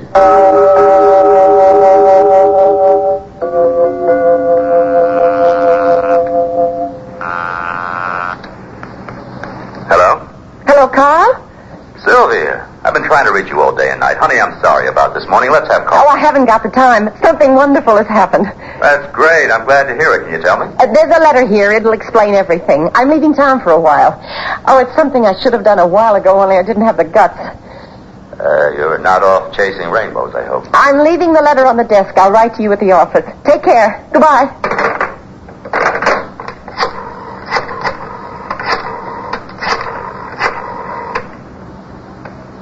I'd like to make a reservation for one on your next flight to Saint Martin. The last name's Bennett. That's B-E-N-N. Perhaps it is a woman's prerogative to change her mind. Sylvia Bennett, a woman intent on committing suicide, found something, someone to live for. But for Carl Towers, life on Madison Avenue goes on unaltered. It's February, 1 month after the call from his former wife, informing him of her latest change of heart. Miss Jenks, has Keller's copy on the Summit Talks come in? No, sir, it hasn't. Well, get him at home and tell him I said if that copy's not here by noon, he'll never write another word for any magazine. Yes, sir. Mr. Towers, a telegram just came for you. Shall I bring it in? No, read it to me. Well? It says, Sylvia Bennett committed suicide last night. Drowned. Can't express anguish. Planned to bury her on island. Wish it had been me. It's signed Jeffrey Stamp Cadwallader. Oh, I'm terribly sorry, Mr. Towers. Cancel all meetings for today, Miss Jenks. I don't want to be disturbed for any reason. Damn it! You finally did it. Why, Sylvia, why now? Miss Jenks, I said I don't... I know, Mr. Towers, but the special delivery letter... I don't care! It's from your wife, sir. Oh. All right. Leave it here. Postmarked February 12th. Yesterday. Must be Sylvia's last letter. Pictures, too. Carl, hurriedly, Cat has asked me to marry him. I said I would. But then, early this week in the guest house office, I found his personal checkbook. I wouldn't have looked into it, but I didn't know what it was. I'm frightened, Carl. I'm frightened for my life. I'm sending you photographs of several check stubs I found. Please hold on to them. I'm afraid Cat has lied to me. Everything was a lie. The way he said Max set him up, everything he told me was a lie. It wasn't Max. It was never Max. Oh, Carl, I'm so frightened. Please come. Help me, Carl. Please help me. Sylvia. Check stubs. Pictures of checks. Paid to the order of Oliver Tabor, Newton School, $250. Paid to the order of Emmanuel Patterson, Carib Airways, $200. Oliver Tabor again.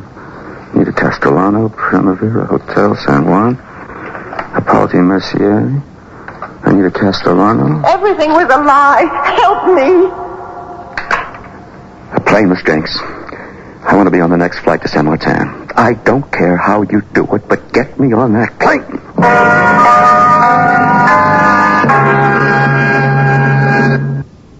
That concludes this week's production of The Zero Hour. Stanton Forbes, but I wouldn't want to die there. Next week we'll begin another exciting dramatization of a tale of mystery and suspense. We'll tell our story in 5 days, at the same time Monday through Friday. So on Monday, rest your eyes and listen here to The Zero Hour.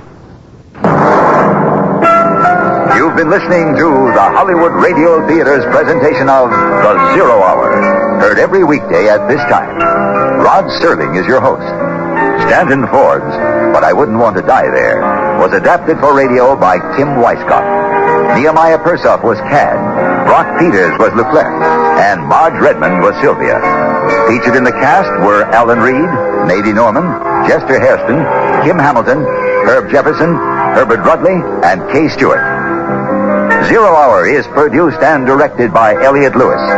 Jack Myers is executive producer. Rochelle Sherman, associate producer. And Kim Weisskopf, story editor. Music conducted and composed by Stanley D. Hoffman. The Hollywood Radio Theater theme was played by Ferranti and Teicher and is now available on United Artists Records and Tapes. This has been a J.M. Colas Enterprises production. Hugh Douglas speaking.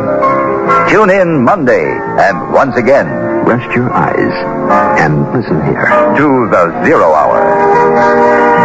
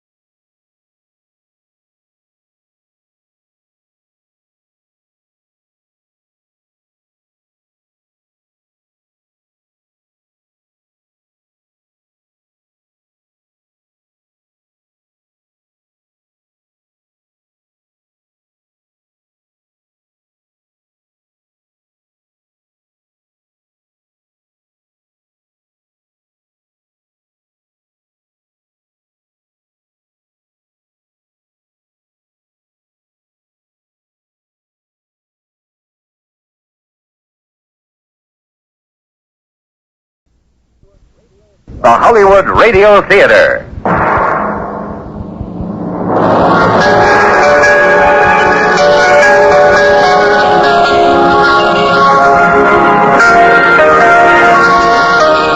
Every day at this time, Monday through Friday, a J.M. Colas Enterprises production, the Hollywood Radio Theater, presents an unusual tale of mystery and suspense. Every week, Monday through Friday, the Hollywood Radio Theater presents... I'm Rod Serling. You're listening to the Zero Hour. Rest your eyes.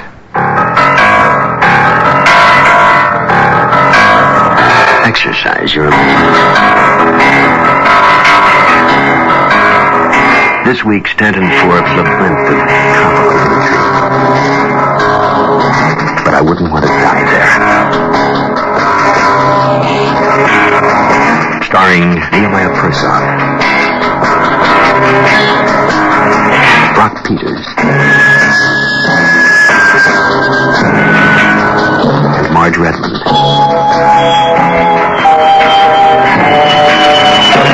In Elliot Lewis's production of The Zero Hour.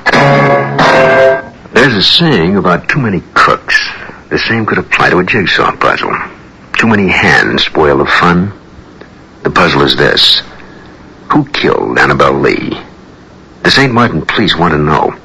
So does the press. The lady's husband thinks he knows. People on the island are wondering about their neighbors, their friends. Reporters from the United States have come, asking the same questions, testing the same pieces. Of all those, only Sylvia Bennett is an expert. And an expert at puzzles has from the start the final picture in mind. She has only to assemble the pieces. Or does she? But I wouldn't want to die there. Continues after this word.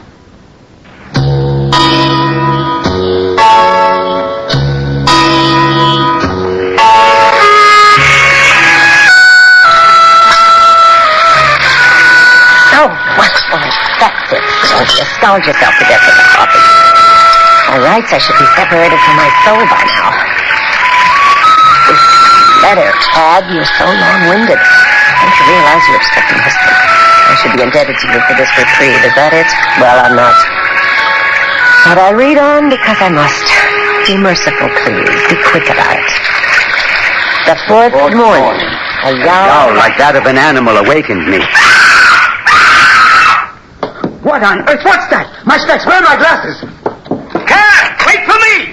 Let me by! Eloise, has someone been murdered? Let me by! Cat, wait! Eloise, what happened? The gendarmes have taken Madame Bousquet's son to the gendarmerie in Maricot. But why? Was that the boy screaming? I'm not certain, but I believe it has something to do with Mr. Lee's death. How could that be? Here comes Alphonse. Maybe he knows. Mr. Card, the gendarmes take away Guy Bousquet. They put the handcuffs on him and everything. He might have put up a great fight. Did you hear? How could we miss it? But why, Alphonse? Why did they arrest Guy Bousquet? For spying on Mistress Lee. Spying? So there really was a peeping Tom. How did they find that out? Someone told them. I do not know who told them, but someone. Someone told them. That's odd. I still don't believe it. Believe what? That horrible noise? Sylvia, they've arrested Guy Bousquet. I'd go get coffee, Monsieur Tad. Oh, someone better go get the beans. They're barricaded up in their room. Hell, I was hoping Tolliver did it. I'd love to see that fat cat do time. Who says he didn't? Then why have they arrested the boy? It looks like a sex crime. He had the glasses on her. Max, you don't know that for sure. It is true, Mr. Card. I didn't tell the gendarmes, but I see him too. Lots of people know. There, you see? Oh, let's get some coffee. I can't think straight.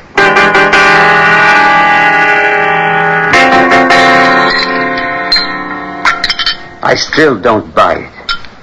Thank you, Eloise. What's to buy? He's male, isn't he? But they're so sure she was killed in a boat. I've never seen Guy Bousquet go anywhere near the water. He never leaves that porch. I suppose it's possible. Well, of course it's possible. It makes sense. Somebody with scrambled eggs for brains? We don't know that he's mental. Slow, I know, but mentally disturbed. Will there be a trial? Aren't you two being a little quick to judge? Hey, I need a car and fast. Gerard said they'll be taking the kid to Marigot. I hear there's a reporter from Day Magazine on the island. I gotta scoop that guy. Well, Rose Phillips has a car she rents. Thanks. My, the intrepid reporter. Well, at least now we can get back to normal. Tolliver will get the hell out. The news hands will go home where they belong. And, people will forget. You know they do, Cad. They always forget. Yes, I suppose you're right. And I certainly won't miss the American press, such vultures. How would you like an island celebration this evening, Mrs. Bennett? Cad, you think we can swing it? We'll open up the terrace for a barbecue on the beach. Well, it might be slightly premature, don't you think? Wouldn't Friday be better? We draw a bigger crowd. Maybe Gerard could put an ad in his paper. Now you're using the old head. Here's the real brains of this outfit, Mrs. Bennett. I'll take a quick inventory and see what we need. Smile, lady. I'm a very nice fellow when you get to know me. You'll see. He's right, you know. Max is really a great guy once you get to know him. I'm sure he is. Where are you off to? Well, somebody should tell Bousquet about his son. I think I better go out to his place. I won't be around for lunch. I'm going off on another shopping spree. But when I get back, may I invite you to have dinner with me? I want to show you I can behave like a lady. Would you like to eat somewhere else? We don't have to stay here. Well, what do you recommend? I'm rather partial to the mini club in Marigot. The mini club it is, then. If you'll drive, I'm even less reliable at the wheel after dark. Maybe you'll keep me on as chauffeur. I work very cheaply. Any time. You could even take it up as a profession. If you can drive some of our roads, you can drive anywhere. Adieu. Adieu. Cad, I can't find Alphonse, so I'll have to do the marketing myself. I just spoke to Gerard. The ad's all set. I'm going out myself for a while. But I guess I can hang around. Oh, go on. Eloise can hold the fort. I won't be long.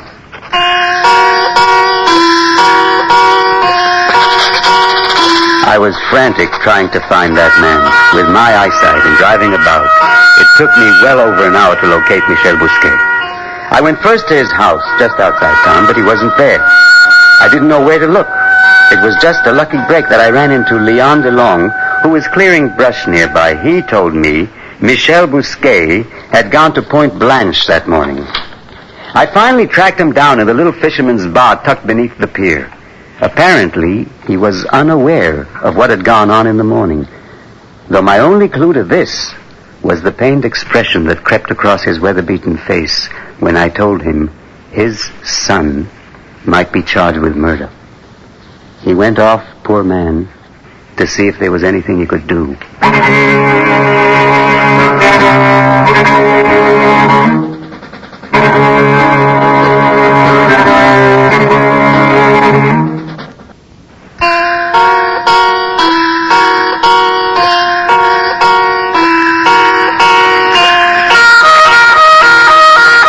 The fourth evening, Boland's suggestion of black unrest had made my ears burn. Why hadn't the famous Annabelle Lee simply drowned? It would have saved us all a lot of grief.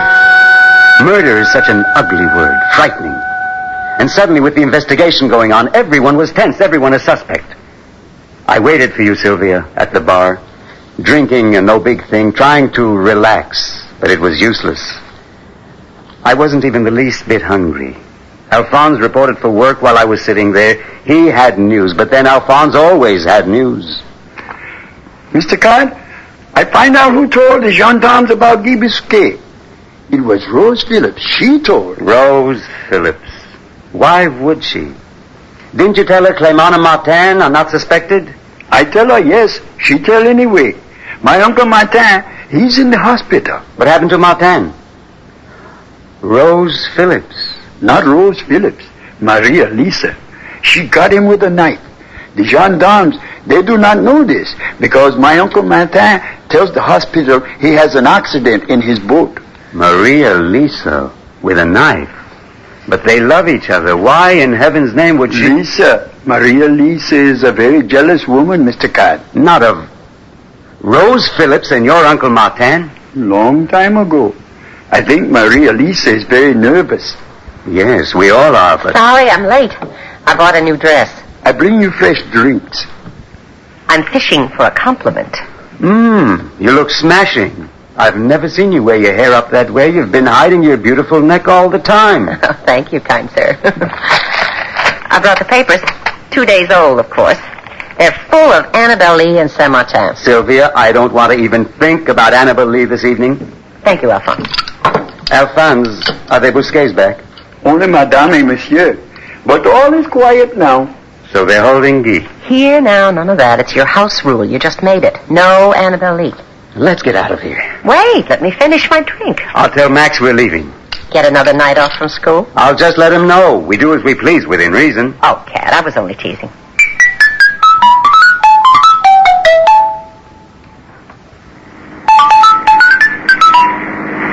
Is the party on for Friday? I guess so. I didn't see Max all afternoon. He was whistling in the kitchen, though, just before we left. It should be all right by then, don't you think? Any sooner and it would be like a square dance before a hanging. Sometimes Max doesn't think things out. Take your next left there. Slow down. Hey, wait. What's going on?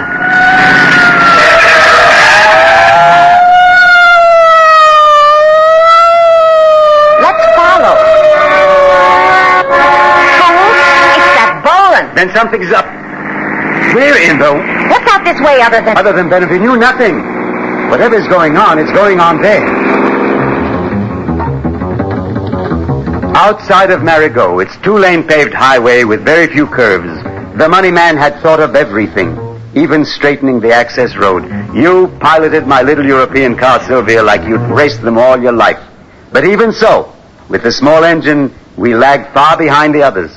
Even Boland, who came very close to driving into the sea twice, was merely two tiny red tail lights in the distance.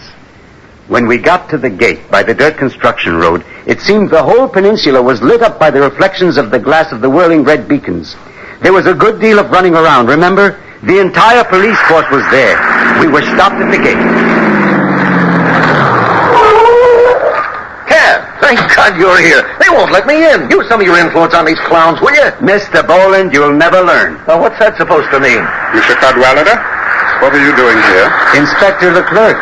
Mrs. Bennett and I were about to have dinner in Marigot when we kind of got caught up in the traffic. What happened here? Perhaps you had better come with me. Hey, what about me? Just you, Monsieur Cadwallader. Not the lady, I think. Now, look here. I'll wait in the car. Just Monsieur Cadwallader. I demand you let me pass. I'm a member of the American press. But you are not on an American island. You better wait here, Boland, or you'll end up in jail yourself. The gendarmes take a dim view of interference. Please, Monsieur Cadwallader. Come now. I am afraid we have a new development. A somewhat unpleasant one. Is Guy Bousquet here? Did he tell you to come here? You are very curious tonight, Monsieur Cadwallader. What you will see might make you wish you were not so curious. Captain Dubois, Dr. Fautier. What? Who? Perhaps you cannot recognize him with his face in such a condition. His glasses were smashed to pieces. He is quite dead. How could anyone do such a thing? He was such a gentle man. Poor Gerard.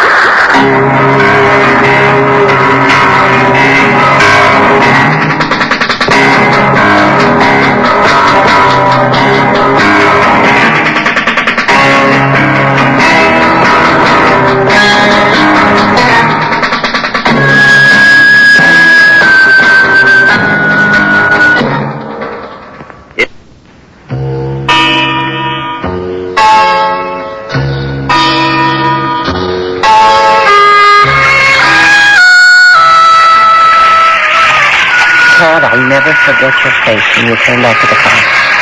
It must have been an ordeal. Gerard's dead, was all you said. You looked awful. All the color was gone from your face. But your voice, I heard anger. The fifth day, word of Gerard's murder, the second within 5 days, spread havoc rapidly throughout our part of the island. A local had been slain, and the citizens reacted, primarily in fear. My perpetual morning cup of coffee was brought to me by Eloise. Thank you, Eloise. What is it? You look worried. The gendarmes have called a meeting. They want everyone in Grand Case, everyone except the children, to come at 3 o'clock this afternoon. They will open the schoolhouse for the meeting so that all can get in. I see. All right, thank you. Monsieur Cad, Alphonse said that Gerard Bonaventure has been killed. Is that true, Monsieur Cad? Yes, I'm afraid it is. Is there something else? Do you want to tell me something? was just here a night ago. I just don't know, Monsieur Card. He asked me a lot of questions. He did? Well, that wasn't unusual. Gerard asked everybody a lot of questions. That was his job. But the questions he asked me, they are about you, Monsieur Card, and this house and everybody in it. Did he now? About me? What did he want to know about me? What you and Monsieur Max do in America, where you live, things like that. I say, Gerard, why do you want to know these things? And he say, I'm just curious, Eloise. We don't know very much about many of the aliens on the island. That's what he call you, aliens. And then he say, perhaps we should know more about them before we let them live here. Well, please try not to worry, Eloise. You did the right thing. There's nothing we can do now. The gendarmes will find whoever killed Gerard, believe me. Everything will be all right. Oh, Eloise, have you seen Mrs. Bennett? She went to town. I hear her say she used up all her film and needs to get more. All right, thank you. Oh, wait. Where's Mr. Boland? He went somewhere, too, in Rose Phillips' car. I don't know where. Oh, okay, that's all. Thank you. Run along now. Try not to worry.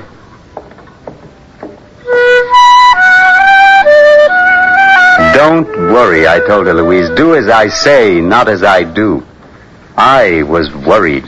Our population had been reduced by 2. And the thought crossed my mind that perhaps more than one psychopath was running loose. But I decided there was more likely just one killer. It was Gerard's job to find out what really happened the night Annabelle Lee died.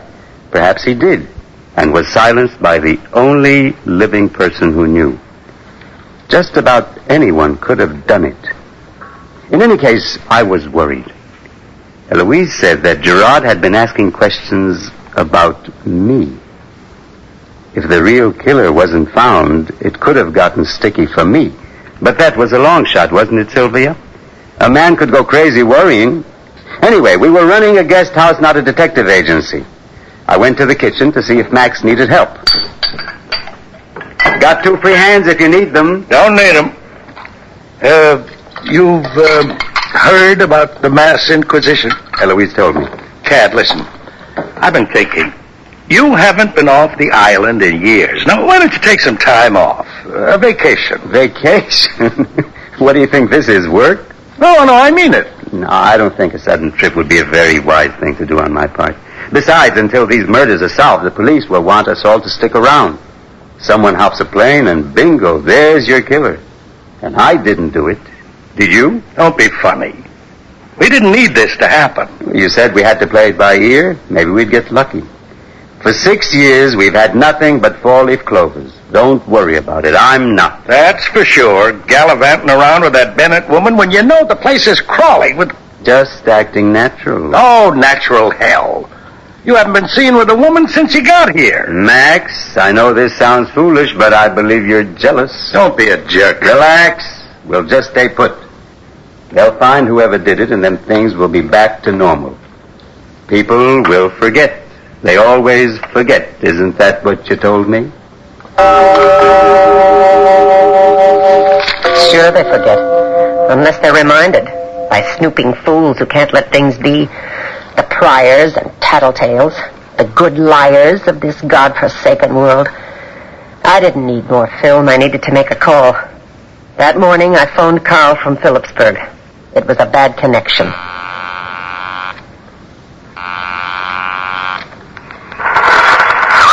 Carl, this is Sylvia. What have you done with the Joseph Johns info I sent you? Nothing, I hope, because there are new developments. You've got to hold it until I get back. Sylvia, I can't hear you. Where are you? Still in San Martin? What's going on? Have they arrested John? No, they haven't arrested anybody. Carl, I think I found that Johns is innocent. There's a big town meeting this afternoon. I'm on my way there now, so don't set anything until I can... love, it's already in. Front cover, too. It was a soft week news-wise, so we blew it up. I've got a copy right here. Looks great. The stack should arrive there tomorrow. Oh, Carl. What? But what's the matter? Are you all right? Yes. I'm all right. I'm coming back tomorrow. I'll be on the first plane. What time? I'll send a car to pick you up. Don't bother, Carl. It's already too late.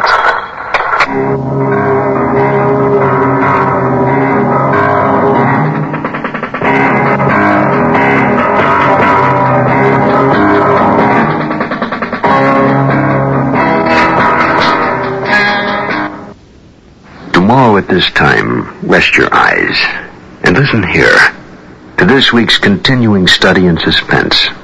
But I wouldn't want to die there. I'm Rod Serling, and this is The Zero Hour. You've been listening to the Hollywood Radio Theater's presentation of The Zero Hour, heard every weekday at this time. Rod Serling is your host.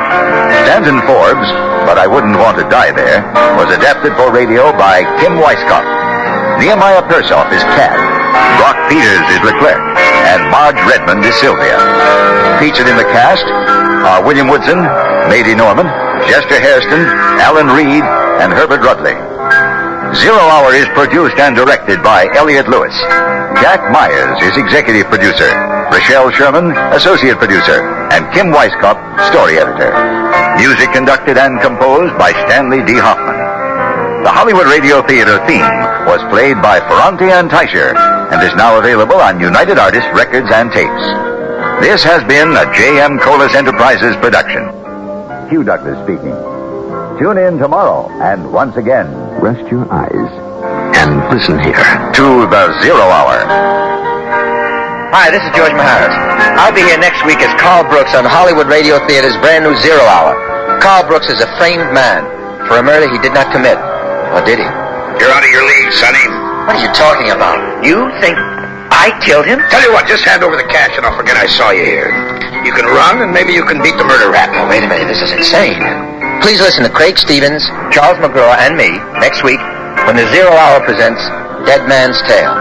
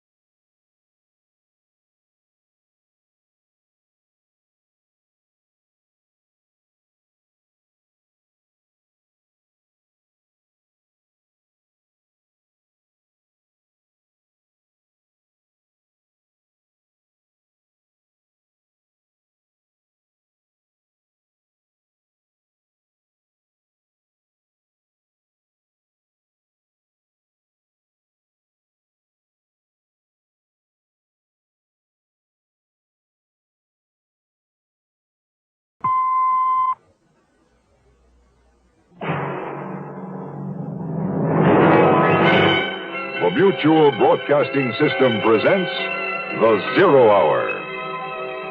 Sponsored in part by Quaker State Motor Oil and National Presto Industries. This is The Zero Hour on Mutual Radio.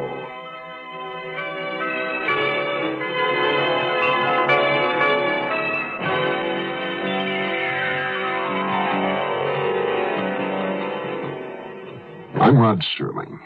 You're listening to The Zero Hour. Rest your eyes.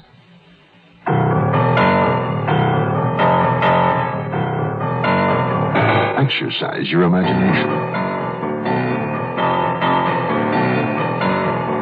This week, Bill S. Ballinger's best-selling novel of The Pursuit of a Damned Couple. The Wife of the Red-Haired Man. Starring Patty Dugaston, John Astor,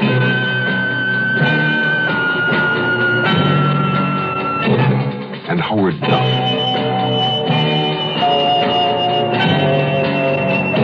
In Elliot Lewis's production of The Zero Hour.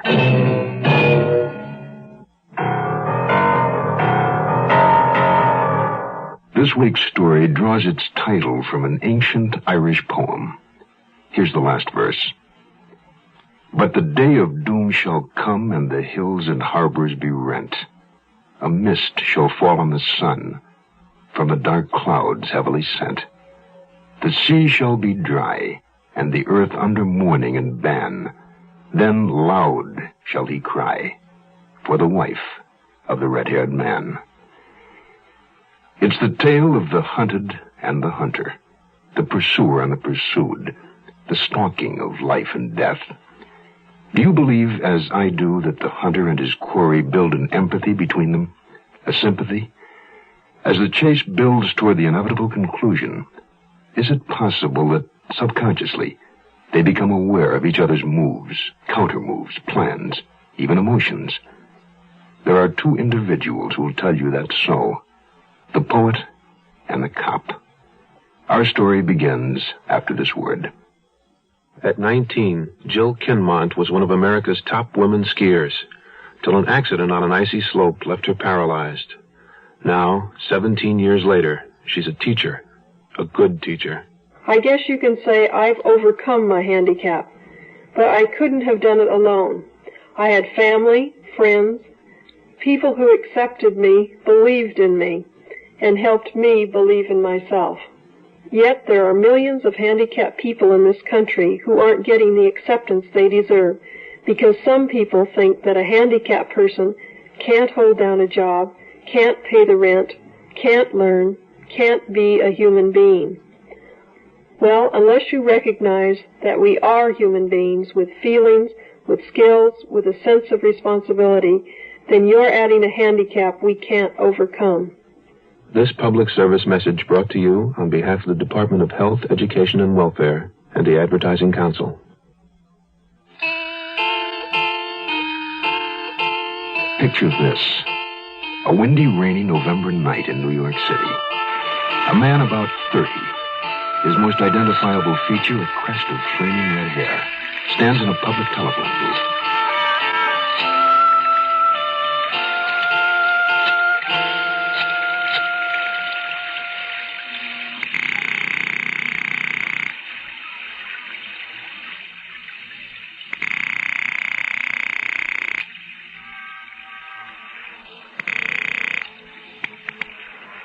Hello?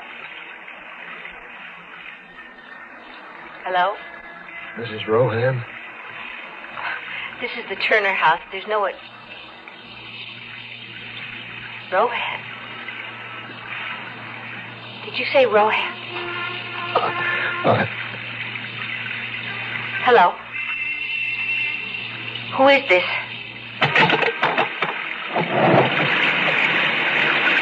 The red-haired man wears no raincoat. When he pulls up his jacket collar, we see a revolver stuck into his trousers.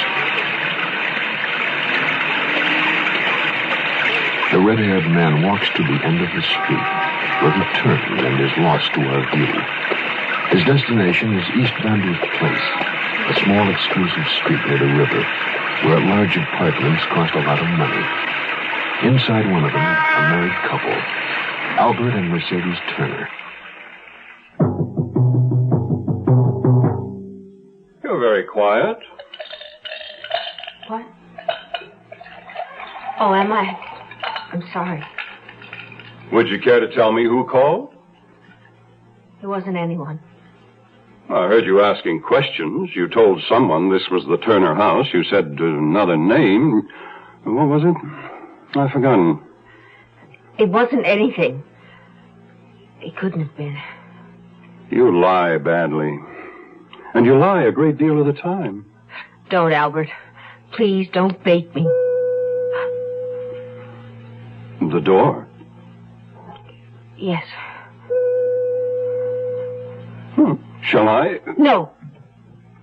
No, I'll get it.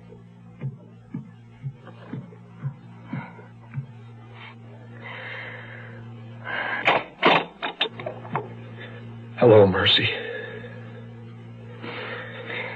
Hugh. It is you. Oh, Hugh. Hugh. I tried to warn you. I called, but then I lost my nerve. I froze. Oh, Mercy. Mercy. Mercedes? Who's at the door? Mercedes? Come in, Hugh. Who is it? It's someone who... Albert, it's someone who... It's all right, Mercy. It's all right. Well, if you're through kissing my wife, come in and let me get a look at you. Come in, darling. Come in. Well, introduce us, my dear. I'm Hugh Rohan. Am I supposed to know you? Mercy, didn't you... Hugh's my... I thought he'd been killed in Vietnam. Rohan. Oh, of course. That's the name you said on the phone. The last time I saw Mercy, she was my wife. Your wife? Mercedes, is that so? Yes. I was Hugh's wife. Long ago. Did you just forget to tell me, my dear? Slip your mind, did it? That you were already married when you jumped into my bed? Don't talk to her like... I wasn't married. I'd obtained an Enoch Arden decree. You divorced me? Well, then, at least you're not a bigamist. Whatever else you might be. Why, Mercy? Why did you do it? 7 years, Hugh.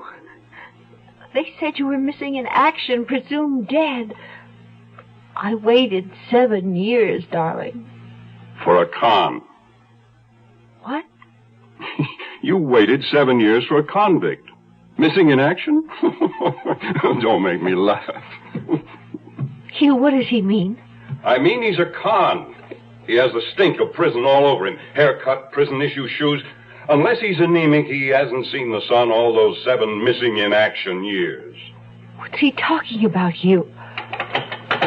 Put that phone down. Oh, my dear phony fellow, it's my duty as a public-spirited citizen to tell the police there's an escaped con in my living room. Put it down. If you come near me, I'll blow your head off.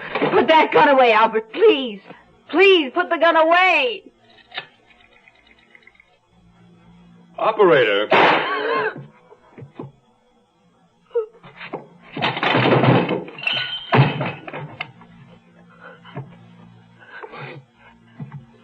Albert?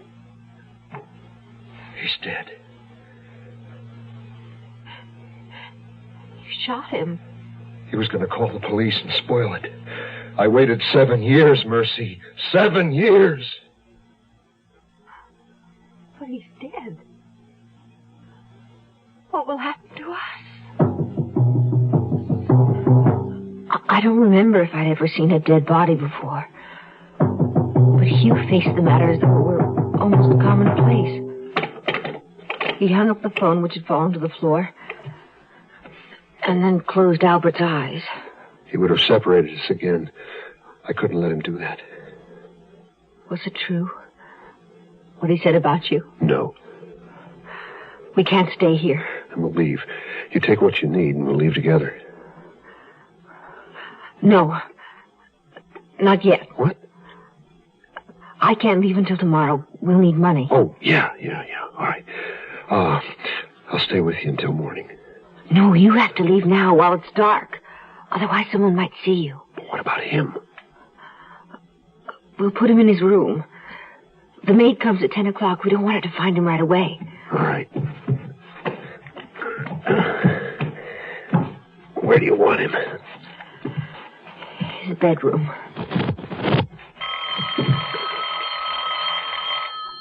I better answer it. It might be the operator. Maybe she traced his call. Where's his bedroom? Through that door, the room on the right. Oh, if that's the operator, tell her everything's fine. We were playing a game and the phone fell off the table. Hello? Al? What? Al there? Albert? Did you want to talk to Albert? Let me talk to Al. Who is it? Is that the operator? Someone wants to speak to Albert. Not Albert, Al. What's the matter? Are you drunk? I want to talk to Alan. Alan Fox. My goodness, can't you understand a simple request? Alan Fox. That's it. You have a wrong number. There's no one here by that name. Oh, I'm most extremely sorry. I thought it was someone... I don't know, someone who heard us or saw us through a window. I was frightened. It's all right. Everything's all right now. We're together. Yes. And we'll always be together because that's how it was meant to be. Go now, while it's dark. I'll get the money in the morning. Then come to the rooming house where I'm staying. Here's the address. I wrote it down so I wouldn't forget. All right. In the morning. Good night. Good night. Some gifts don't do anything, but Presto gifts do almost everything. Presto gifts, they do things for a woman. Give her the famous Presto pressure cooker. It'll cook a surprising number of things for her, surprisingly fast. 3 times faster than pots and pans. Presto gifts, they do things for a woman. Give her Presto's jumbo fry pan, big enough for a complete dinner for 8. And the handles are removable, so it's easy to clean and store. Presto gifts, they do things for a woman. Give her an easier way to broil. The brand new Presto vertical broiler broils both sides at once, then comes apart for easy cleaning. This year, give the gifts that do almost everything. Give Presto gifts. Presto gifts, they do things for a woman. We'll return to our story in a moment. Where does today's girl learn to be tomorrow's woman? At the movies? On television? Helen, darling, your floors are so shiny. Yes, John. I used Brand X polish just this morning. Brand X. Helen, will you marry me?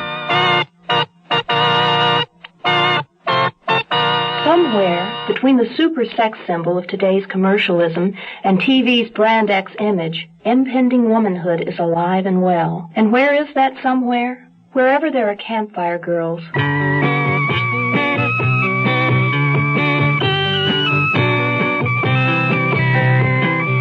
Campfire reaches the girl reaching out for tomorrow and puts a promise before her. The promise of personal development, of friends and fun. The promise of womanhood. Campfire takes today's girl to tomorrow.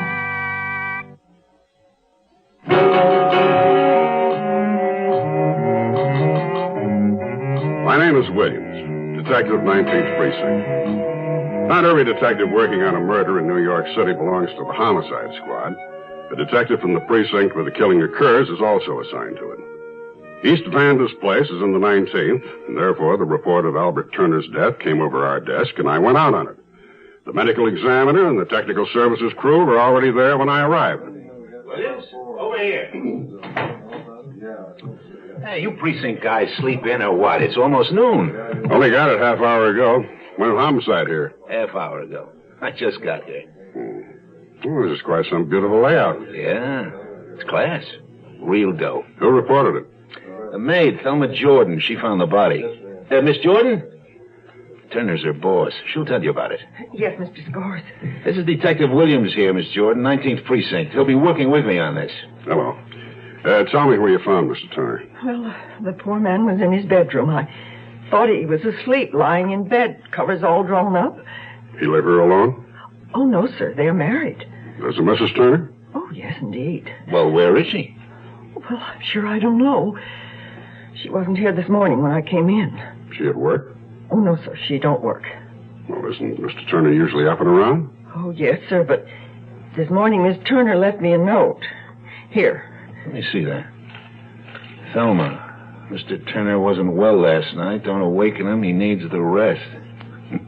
Mercedes Turner. Dr. Branch from the medical examiner's office. He's with the body. What do you suppose happened to Mrs. Turner? I can't even guess. Morning, Will. Doc? What happened? One shot straight in the ticker. Fully clothed. Suit, shoes, lying under covers. Tell me, Doctor, did you close the eyes? No, but somebody did. Who? His wife?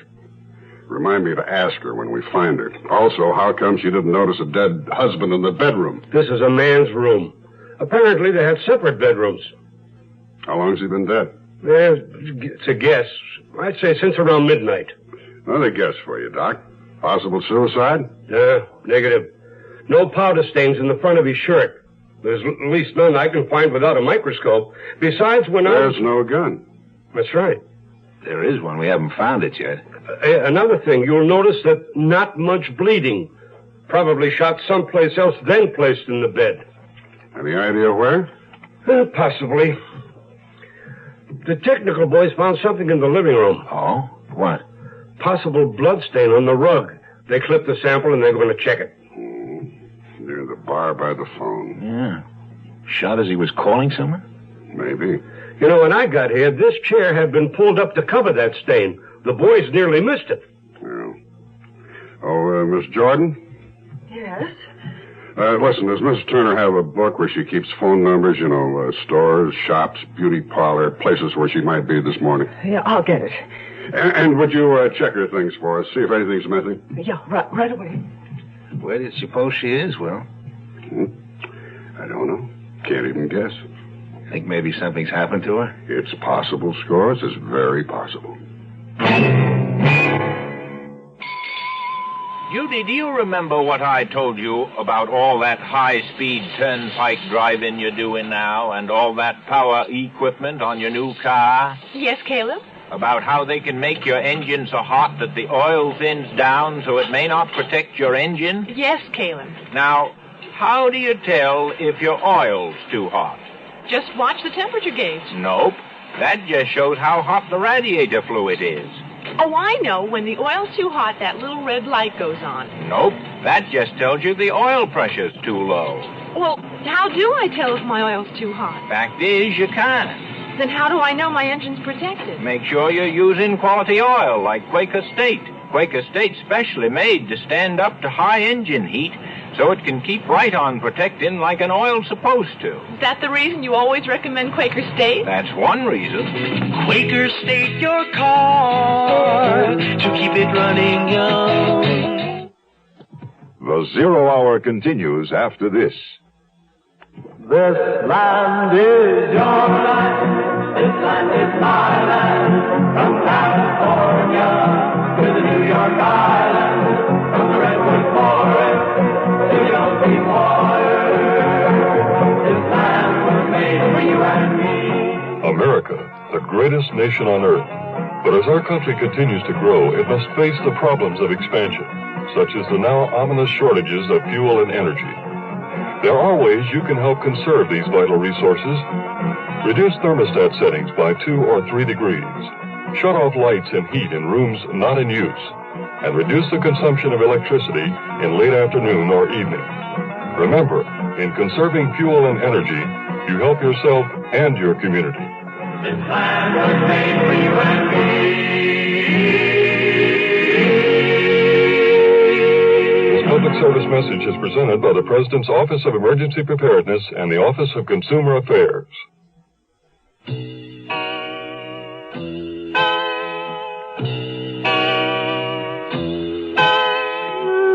It happened so suddenly. All of it. Hugh returned from the dead, holding me in his arms. Suddenly we were young again, and innocent. Then Albert began saying those terrible, threatening things. Of course Hugh had shot him. If I'd had a gun, I would have too. Hugh killed him for me, really. Now we had to get away. I couldn't sleep that night, alone in the apartment with Albert's body. In the morning, I gathered some clothes, including my fur coat, left a note for Thelma Jordan, the maid, and hurried to the bank. Mrs. Turner, good morning. How nice to see you. Good morning, Mr. Forrest. How may we serve you? Is Mr. Turner feeling well? Oh, yes, thank you. Would you cash this check for me? Yes, certainly. $4,500. Are you closing your account? Oh, I wouldn't dream of it. No. If you promise you won't tell Albert. Not a word. Well, I'm being terribly extravagant. I simply can't resist a lovely new car, and I promise to pay the difference in cash. And surprise Albert. Exactly. Of course.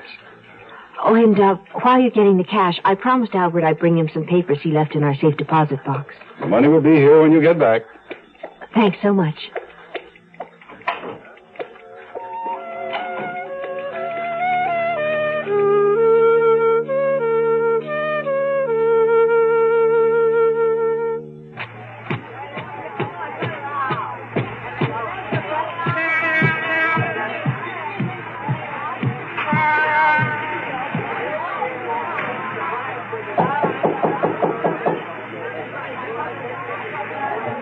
Hugh?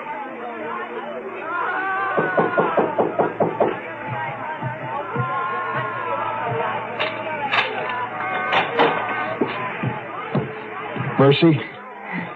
Oh, Mercy.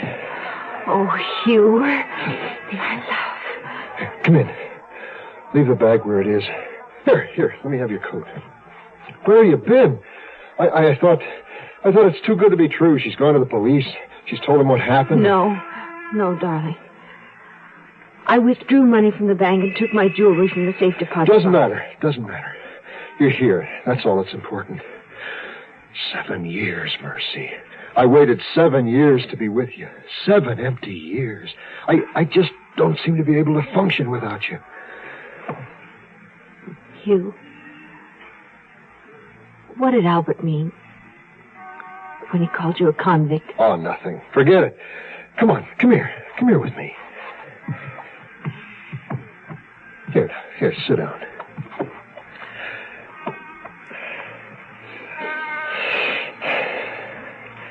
Was it terrible? All those years? I told you, I'm not complete without you. Oh, Mercy. We can't stay here, darling. The police will be looking for us. I know. Hugh? Yeah. I felt the same way. Incomplete. All the while you were gone. You're all I've ever really had, my darling. You're everything that makes me warm and soft. Oh, Hugh. There's certain procedures you set in motion after a homicide. You look for the deceased's enemies. You question everyone who might know something about what happened at the time of the crime. You make sure the lab is checking fingerprints and possible blood stains, lost bits of hair, anything and everything. My job is trying to solve a puzzle. When you first begin, there's nothing there. Yes, sir, I certainly will. Hey, who was that? The commissioner. Want to know what we have. They're asking questions upstate, you know. Well, tell me, Will. What has the 19th been able to come up with, and how long? 6 hours since we got the call? Well, we have a dead man and a missing wife. I called the phone numbers the maid found for me, beauty parlor and such. No one's seen her for the last day or so. The lab's pretty sure Turner was shot in the living room. They think that bloodstain near the phone will match his type. That's great. Turner shot in the living room near the phone. With a bullet in his heart, he walks into the bedroom and gets settled down under the covers, which is where he expires. Which leaves us at square one. Someone shot Turner in the living room, carried him to the bedroom, shut his eyes, then left the premises for who knows where. That's someone being Mrs. Turner, huh? That's all we have at the moment. Well, maybe we got a little more, Will. What do you mean? According to the maid, Mrs. Turner's overnight bag is missing, along with a few dresses, shoes, and things, and a fur coat, some bracelets, earrings, etc. All right. We'll find the lady.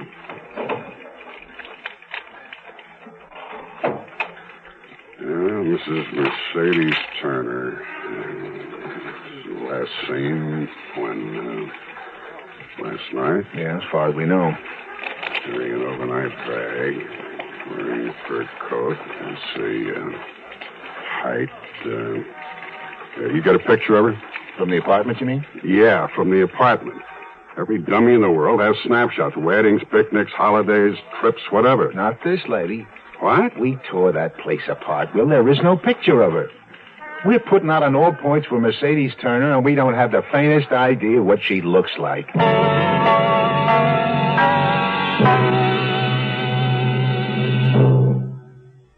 You are listening to Mutual's presentation of The Zero Hour. Even if someone served them a slice of beef, they couldn't bite into it. Their teeth are too weak. I'm not talking about some people off in Africa or Asia. I'm talking about Americans. American children. It's tragic how many thousands of them are in this country whose teeth will literally rot in their mouths because they'll never receive basic dental care. They may not even own a toothbrush. What hurts is that it takes so very little for any one of us to help them. The same dollar, for instance, that buys you 2 packs of cigarettes can buy 3 American children the first toothbrushes they've ever owned. I'm Cliff Robertson. Won't you give up some cigarettes so some American children can have their first toothbrush? Send your dollar to Americans for Children's Relief, Box 5050, Stamford, Connecticut. Box 5050, Stamford, Connecticut. $1. And, of course, if you can afford more, give more. This land is your land. This land is my land.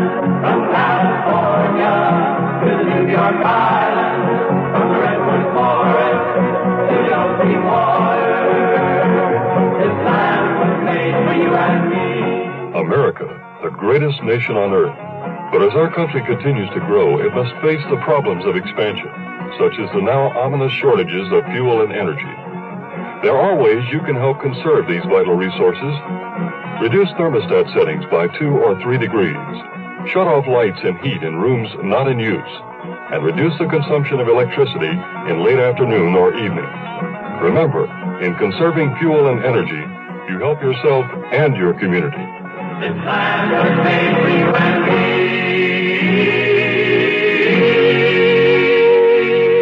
Public service message is presented by the President's Office of Emergency Preparedness and the Office of Consumer Affairs. Tomorrow at this time, rest your eyes and listen here to this week's continuing study in suspense, The Wife of the Red-Haired Man. I'm Rod Serling. You're listening to The Zero Hour. Rest your eyes.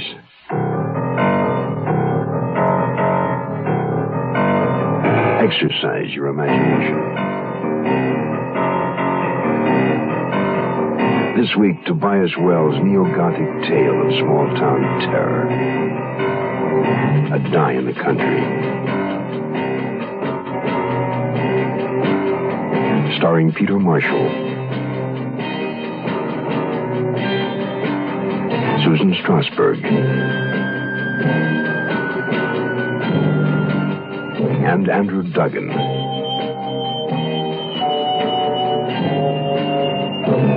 In Elliot Lewis's production of The Zero Hour.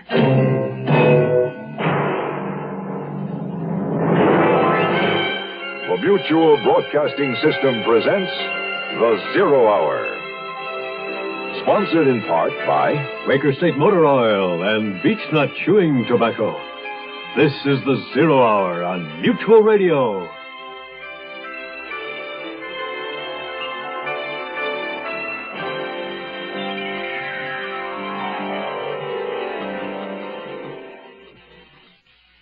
It's never easy to pick up and move to a new community.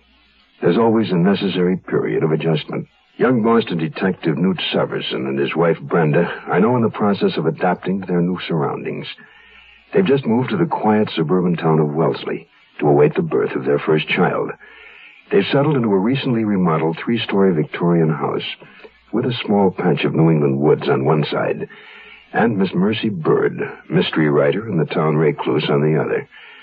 Directly across the street lives Wellesley's most prominent citizen, Town Selectman Rudolph Wharton, subject of current gossip concerning the recent desertion of his wife. As Detective Severson soon learned, Wharton is being harassed by a series of anonymous poisoned pen letters accusing him of his wife's murder.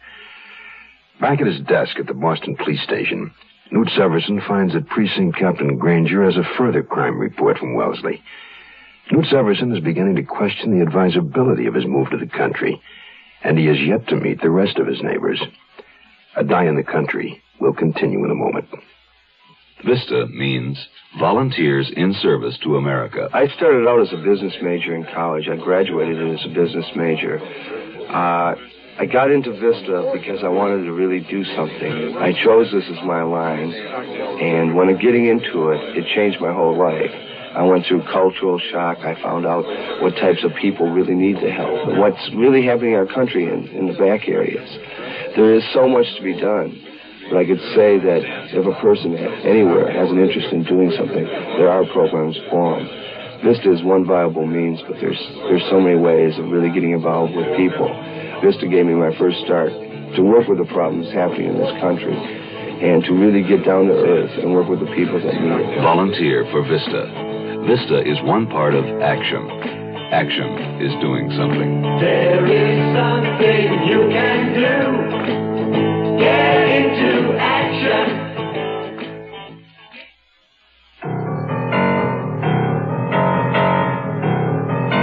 As if the threatening letters sent to Rudolph Wharton weren't enough, now we had even more to worry about.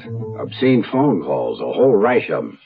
Seems that some kook got hold of a Wellesley phone book. The calls are occurring systematically to nearly every house in your town. Every house? And the caller seems to be working right through the book.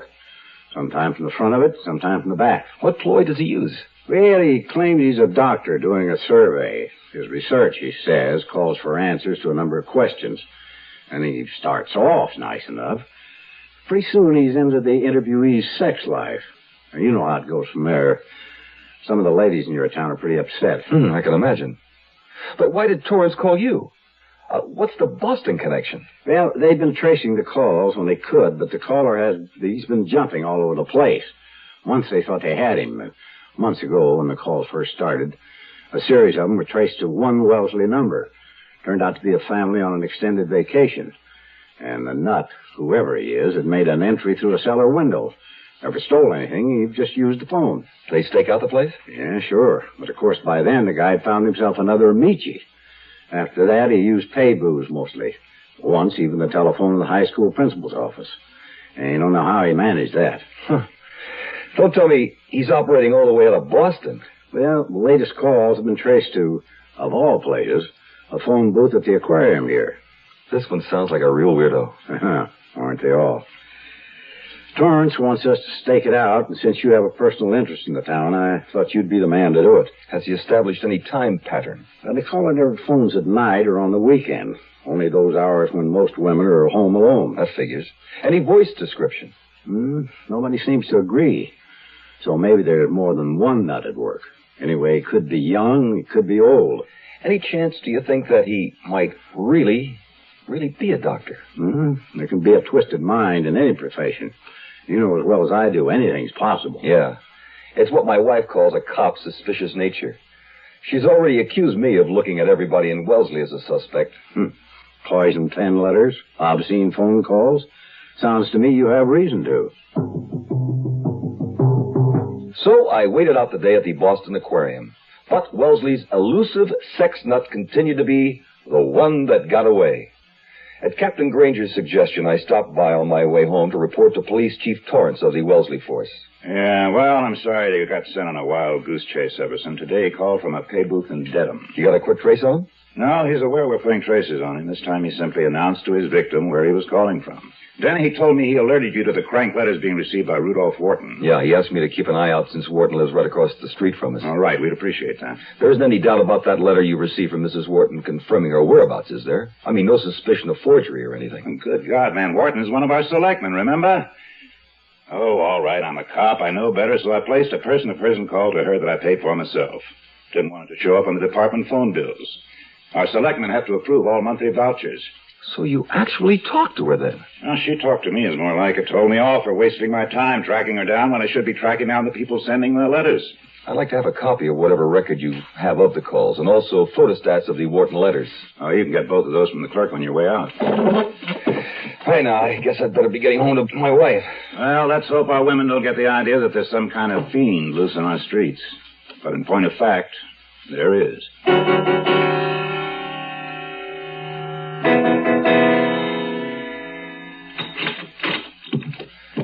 It's me, honey. In the living room, Newt. Come on in and meet Mrs. Farley. The Farleys in the house, catty-corner across the street. I remembered Mrs. Parsons' rundown on them. Congenial couple with the two potential teenage delinquents. I walked in and saw a faded blonde in a red pantsuit sitting across the coffee table from Brenda. Gloria Farley, my husband, Newt. Pleased to meet you. I was just apologizing to your wife for not having come over sooner. I keep rather busy running a house with 2 children and holding down a job as well. I can understand that. I can't imagine it. Just the thought of a house with 1 baby, and it scares me. In particular, I came to invite you and your wife to a party this Saturday evening. Our house. You'll meet my husband and a few friends. Oh, that sounds nice. It'll be our first evening out in Wellesley. Oh, then I'm glad I thought of it. Late but sincere, that's me. Thanks for asking us. It's just what we need, really. Good. It's nice to have new neighbors, especially compatible ones. After Gloria Farley had left, while Brenda put the finishing touches on a meatloaf dinner, I was going to get busy on that homework I'd asked Chief Torrance for. But instead, it seemed Mine Hair was late for his dinner, and Brenda asked me to go make sure he wasn't out squirrel hunting again.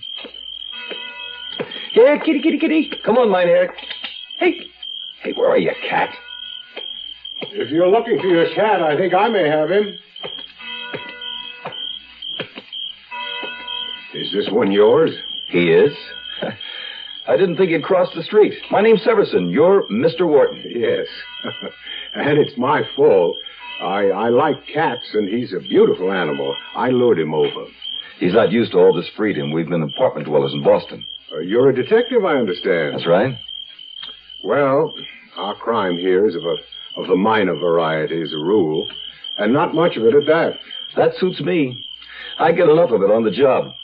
Care to come in for a drink? Oh, thanks, but I think my dinner's on the table. I'll have to take a rain check, if I may. Of course. Wharton gave Mine Hair one final stroke and handed him to me. And as he did, I was struck by a curious resemblance. There was a look about their eyes that seemed the same, his and the cat's. I said goodnight and walked back across the street, running my hand thoughtfully across Mine Hair's glossy fur. I found myself wondering which look it had been, that of our formerly docile house cat, or the killer it had become. We're gonna take a lot of trips this season to places that you may have seen before. To stores. To school. Our to the swimming pool, to the dentist, to the market. We will take our car and park it. We're still taking a lot of car trips these days, but these days, most of them are short trips. Unfortunately, short trips are tough on your car because it never gets the chance to really warm up enough to eliminate harmful deposits, things like rust, grit, and acid. They build up, and before you know it, they start doing lasting damage to your engine. Short trips call for the high-quality protection of Quaker State motor oil. Quaker State is refined from 100% pure Pennsylvania-grade crude oil, the world's choicest. Then it's fortified to protect your engine against deposits and keep your car running young. Now that you're taking more short trips than ever, it's nice to know you can find Quaker State more places than ever. Quaker State your car to keep it running young. We'll return to our story in a moment. Even if someone served them a slice of beef, they couldn't bite into it. Their teeth are too weak. I'm not talking about some people off in Africa or Asia. I'm talking about Americans. American children. It's tragic how many thousands of them are in this country whose teeth will literally rot in their mouths because they'll never receive basic dental care. They may not even own a toothbrush. What hurts is that it takes so very little for any one of us to help them. The same dollar, for instance, that buys you 2 packs of cigarettes can buy 3 American children the first toothbrushes they've ever owned. I'm Cliff Robertson. Won't you give up some cigarettes so some American children can have their first toothbrush?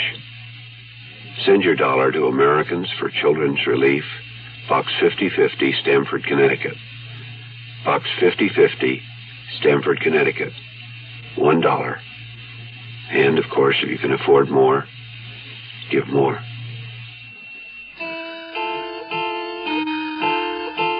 Chief Torrance was right about the obscene phone call list. It was hard to find a handle. I charted the calls on a calendar and didn't come up with anything beyond my own frustration. I thought I had a thread, 4 calls on consecutive Mondays from a pay booth outside the Wellesley Railroad Station between the hours of 8:30 and 9:30. Could be a commuter. But then the pay booth number dropped from the list and was never used again. Sometimes he called 4 or 5 days in a row, and another time a week went by without a complaint. Of course, maybe that was only a time when those women he called hadn't bothered to report it. That was too often our problem. On the one hand, there were the cranks who bothered us about nothing, and on the other, there were always those who came up against real crime and kept it a big, dark secret, even from the police. By the time Saturday night came, I was ready for that party at the Farleys and curious about who was going to be there. Hello, Jefferson. Come in and name your poison. Gloria Farley beckoned us into the high-ceiling living room and gestured us toward the bar set up on top of a baby grand piano. Obviously, the Farleys were more drinkers than music lovers, and, as it turned out, drama buffs. All of the people invited were members of the local little theater group. A kind of unisex couple appropriately named Chris and Christine. A second couple, the Kletz, Harvey and Angel. And Dolly Celine, a buxom redhead who instantly established her status as a widow in a plainly seductive tone of voice. Then we briefly met the Farley children, Delilah and Greg. I say briefly because they were both obviously eager to get out of the house. Perfectly normal for 2 teenagers when their parents are throwing a party. However, Gloria Farley was perturbed with them for rushing off in front of company. Delilah, I want you home at a decent hour, do you hear? And Greg, don't be in such a hurry. Please drive slowly. Do you have your house keys? Oh, shit. They never want to stay home anymore. Oh, here's Arlen, my husband. There was a sudden whir of a motor, and we followed Gloria Farley's gaze to the top of the stairs. At that moment, a chair device came gliding down the staircase bearing Arlen Farley, a big-chested man with a full head of wavy white hair and a wide smile that revealed a mouthful of sparkling white teeth. At the foot of the stairs, he rose from the chair and walked toward us. I had a coronary last year, and the doctor recommended this chariot. It's kind of fun. And it makes a great entrance. Very impressive. These are our new neighbors, Arlen, Brenda and Newt Severson. I'll fix your ginger ale. Ah, thanks, honey. Yeah, to get off the hard stuff. Cigarettes, too, the penalty for a misspent youth. Gloria tells me you're a cop. Detective. Boston Police. What's your business? Prosthetics, false teeth. If you ever need a pair of choppers, I'm your man. For goodness sake, I'm sure we have more interesting things to talk about than false teeth. I do. I bet no one can guess what happened to me the other day. All right, then. I'll tell you. Got one of those dirty phone calls. Oh, Dolly, how awful. Oh, maybe it wasn't so awful. Maybe Dolly enjoyed it. Arlen! Oh, don't pretend to be so shocked, Gloria. I did enjoy it for a while until... Well, he did go a little too far. You mean you just hung on and let him keep talking to Well, you? at first I thought he was legitimate. He said he was a doctor. Dr. Venable, he said. Mrs. Celine, Dolly, please, Mr. Severson. did you report the call to the police? Why, no. Should I have? When did you say this happened? Exactly. I mean, can you remember? I guess it must have been the day before yesterday, sometime in the afternoon. I certainly don't remember the time exactly. It wasn't that important. What did he say to you? I mean, why did you think it was legitimate? Well, first he asked for Robert, my late husband, you know. His name's still in the directory. And then he explained he was interviewing married women or women who've been married for survey. What kind of questions did he ask? Yeah, Doll, what kind of questions did he ask? Arlen, this isn't funny. To start with, just ordinary questions, like how long I'd been married and how long we'd dated beforehand, just things like that. And then what? Then he began asking some very personal things. I mean, he wanted to know every little detail. I'll bet. So finally I asked him, is this necessary? And he said, oh, yes, it's a very important part of the survey. And you bought that? I explained that all the information I was giving him would be fed into a computer and be strictly anonymous. And then he told me if I'd answer all the rest of his questions, he'd put me on his paid subject list. He said persons who are particularly helpful to him get paid. I'll bet. Arlen, will you stop saying that? So then you answered all the rest of his questions, huh? Yeah, some.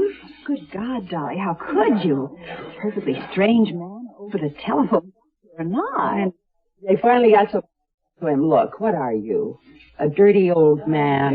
And, what did he say to that? There was a long silence. I thought I'd made him angry, and then suddenly he laughed. He had quite a pleasant laugh, and he said, Mrs. Celine, to meet you.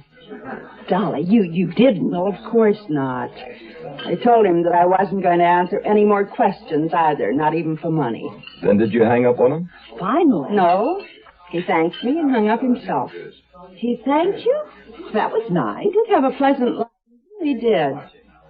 Maybe he was legitimate. What kind of speaking voice did he have? Can you describe it? Deep. Kind of silky. Well, to put it plainly, he had a sexy voice. That's the only way to describe it. Dolly. I think, Mrs. Celine, you'd better tell all of this to the police. Mr. Severson. Newt. You're a policeman, aren't you? And I've just told it all to you.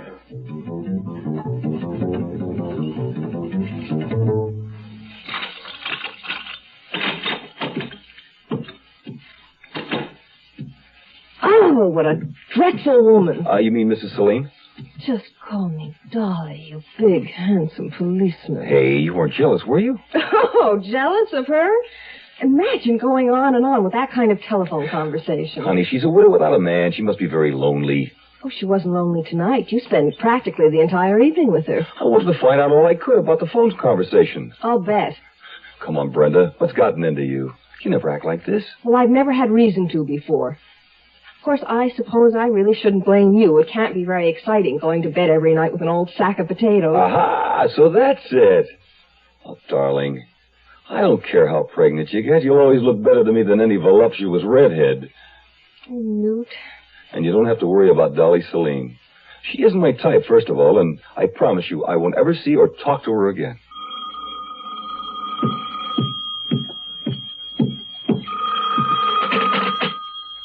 Hello? Oh. Yes, what is it, Mrs. Celine? Dolly?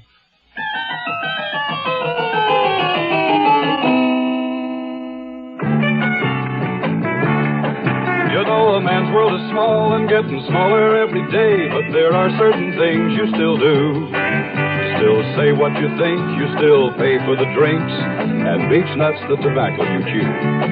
Weird ideas taking hold, kids won't do what they're told. Who knows what this whole world's coming to? But you keep your face to the wind, you don't quit on a friend, and beech nuts the tobacco you chew. Seems like a man's world just isn't the same anymore, but some things you can still trust, like beech nut chewing tobacco. Beech nut just keeps on getting better. Beech nut's a lot moister these days, with more taste, less stems. Today's beech nut, fresher, longer-lasting flavor.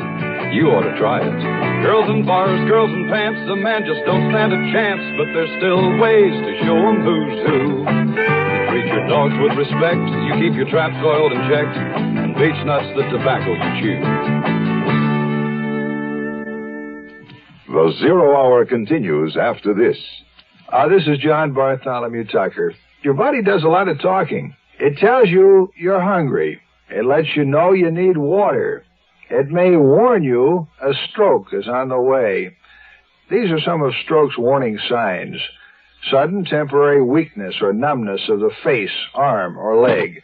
Temporary difficulty or loss of speech. Sudden temporary dimness or loss of vision, particularly in one eye. An episode of double vision. Unexplained headaches. Temporary dizziness or unsteadiness. If you notice one or more of these signs, see your doctor. This year, over 200,000 Americans will die of stroke. Don't let one of them be you. Ask your heart association for further information about stroke and how to prevent it. Helping you to feel better and live better longer is just one of the services of your heart association. Give to your heart fund. It turned out all Dolly Celine wanted was more attention. The woman was lonely, perfect prey for a telephone nut. She was also more frightened about the call than she acted at the party. She knew she had done a foolish thing, so again I referred her to the Wellesley Police Department, said a polite goodnight, and hung up. My attention at the moment was in full demand upstairs in my own bedroom. The next week or so passed more or less serenely at home, while my job provided all the excitement I wanted, and sometimes more than I asked for. When I got home tonight, I was really ready to put my feet up with a beer. But I didn't mind at all when I found company in the kitchen. It was Mercy Bird, and we hadn't seen much of her lately. Busy on a book, that's why. Nobody sees me when I'm writing. How's your cat, by the way? I've had to let Algernon shift for himself lately, so I hope he hasn't been giving Mine Hair a problem. Mine Hair's taken to spending a lot of time across the street. It seems Rudolph Wharton is a cat lover. You still don't like the man, I take it. How can you not like a man who looks like Cary Grant on The Late Show? Well, like they say, you can't judge a book. The man's no good. My mother died in his rest home, you know. I didn't know that. Mm-hmm. The place is okay, isn't it? I mean, good doctors, good care. And bloody expensive. But I'm not saying anything against the doctors. It's Rudolph Wharton I blame. That doesn't seem fair. Well, you don't know the man like I do. You don't know what he did to his wife. What do you mean? What did he do to his wife? Well, she was a Mayhew, you know. There was Ernestine and her sister Eulalie, and their father, Clarence Mayhew, owned half this town in his day. You mean that's how Wharton acquired all his property? Exactly. By marrying Ernestine Mayhew. But there's nothing wrong with that. It's what happened to Ernestine Mayhew that I'm talking about. She was a gay, lively thing until she married that one. Then she changed. Changed? How? Well, she changed completely. She became quiet and somber.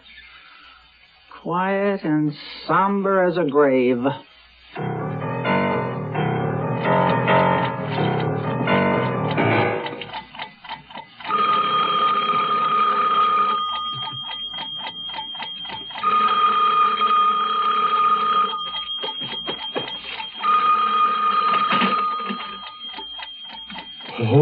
Newt, this is Dolly Celine.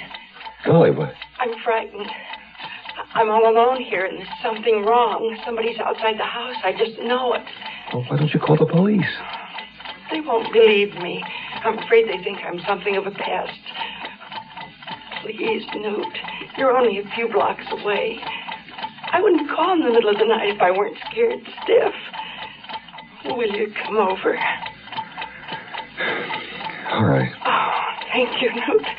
I feel safer already. Whatever you do, if there's someone there, don't let him in. I won't unless he's you. Please, Newt, hurry.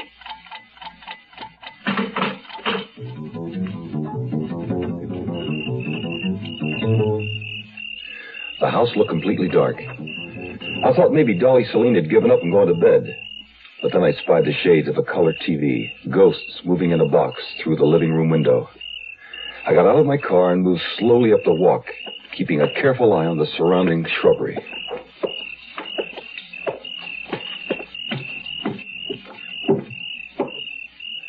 It was so dark I couldn't see where the doorbell was, so I knocked.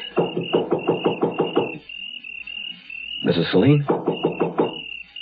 Mrs. Celine? No, Ray. Mrs. Celine?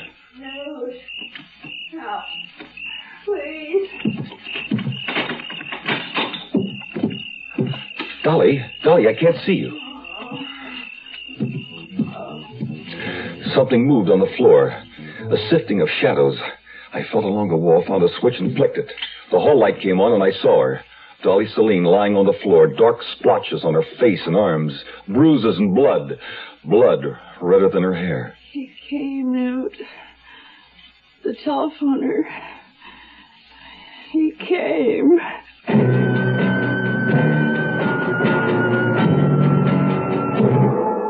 You are listening to Mutual's presentation of The Zero Hour. This is Gene King for your Better Business Bureau.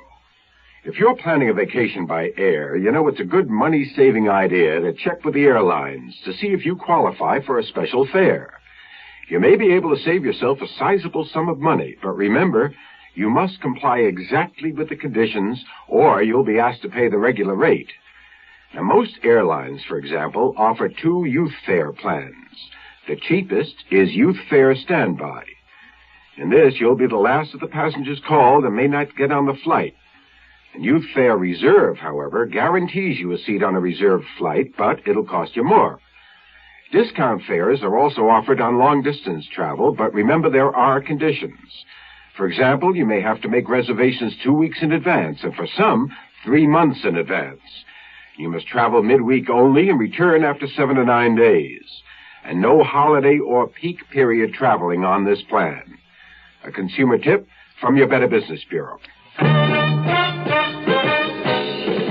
Young guy, baby, oh, girl, I'm a man, just turned 18, and I'll do what I can to find me a place where I can be me, get ready for life, be free as the sea.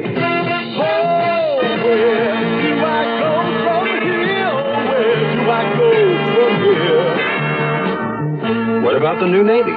You'll get your chance at success, learn an exciting job, and see the world.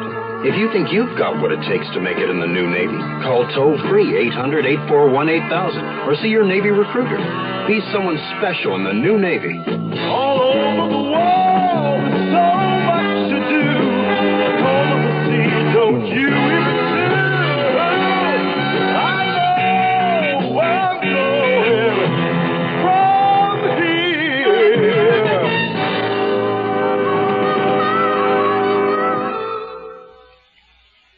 Tomorrow at this time, rest your eyes and listen here to this week's continuing study in suspense, A Die in the Country. I'm Rod Serling, and this is The Zero Hour. Today's episode brought to you in part by Quaker State Motor Oil and Beechnut Chewing Tobacco. This is The Zero Hour on Mutual Radio.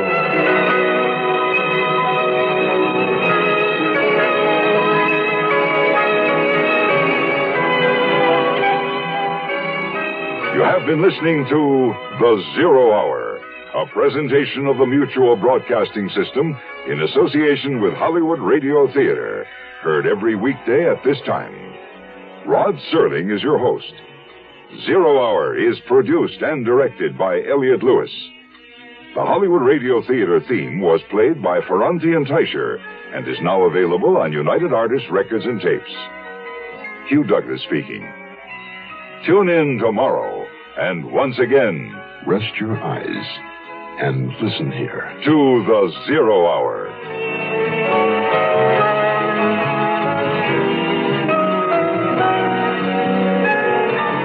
This is the Mutual Radio Network.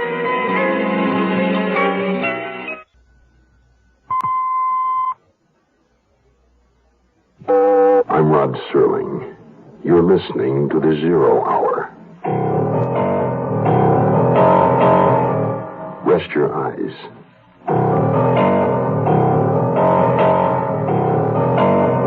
Exercise your imagination. This week, Kenneth Fearing's study of a deadly obsession. Desperate Witness.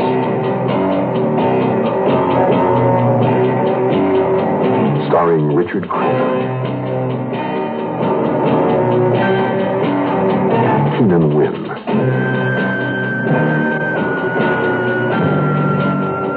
And Julie Adams.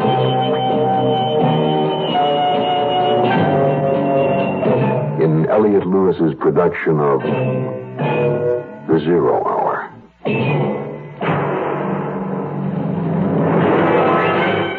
The Mutual Broadcasting System presents The Zero Hour. Sponsored in part by General Motors and National Presto Industries. This is The Zero Hour on Mutual Radio.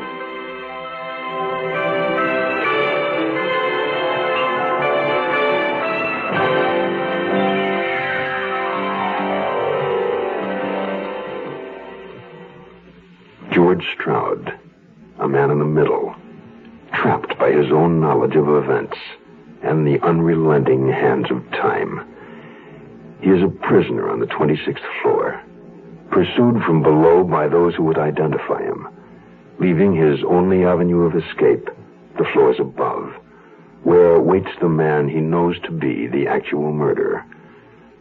For George Stroud, time is running out. In a moment, the conclusion of Desperate Witness. But first, this word. Life is a thread, one delicate dream. Don't stretch it, don't break it. For life can be long and life can be strong, and that's the way to make it. Problem drinkers who drive cars were responsible for the deaths of 18,000 people last year. Men, women, children, babies, and very often themselves. More than 40 people every day. Life is a thread, one delicate dream. Don't stretch it, don't break it. For life can be long and life can be strong, and that's the way to make it. Get the problem drinker off the road for his sake and yours. Write to Drunk Driver, Box 1969, Washington, D.C. We'll tell you how you can help. A public service message on behalf of the U.S. Department of Transportation.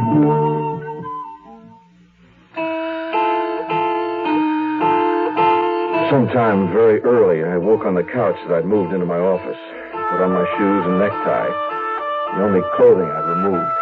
And in a mental cloud, I went to my desk. A few minutes past 8. The day was the day. I still didn't know how I'd meet it, but I knew it was the day. The police would finish the checkup in Albany. Roy would follow up with a laundry mark on the handkerchief. And somebody would think of combing the building. Oh, boy. There are a lot of Shortly before 9, the rest of the staff began to assemble. Leon Temple, Mafferson, Eddie, Roy. Why don't you go home, George? There's nothing you can do here now, is there? No, I'm staying. You want to be in at the finish, right? Right. I don't understand it. What don't you understand, Henry? Why this guy hasn't come out? He's here, but where is he? Well, maybe he left before we threw a line around the place. Oh, not a chance. Well, he may have simply walked in one door and out the other. Perhaps he knew he was being followed. Oh, no. I'm the one who had the first contact. I know. That porter followed him right to the elevator. He took an express. He could be anywhere above the 18th floor. For all we know, he's somewhere up here in our own organization. But what can we do about it? He'll show. I thought time was of the essence. It is. Oh, what is it, Roy? Huh? What's the matter? They're painting. The one the man bought? No, the one on the wall there. Oh, that one. What about it? Well, just that, we've all been in and out of here every day for a week. I don't think any of us recognized it's the same style as the Judas. We can't all be art critics. All right, come on. It's time to spell the guys downstairs. Wait, George, it occurs to me that if he doesn't show... If he doesn't show, what?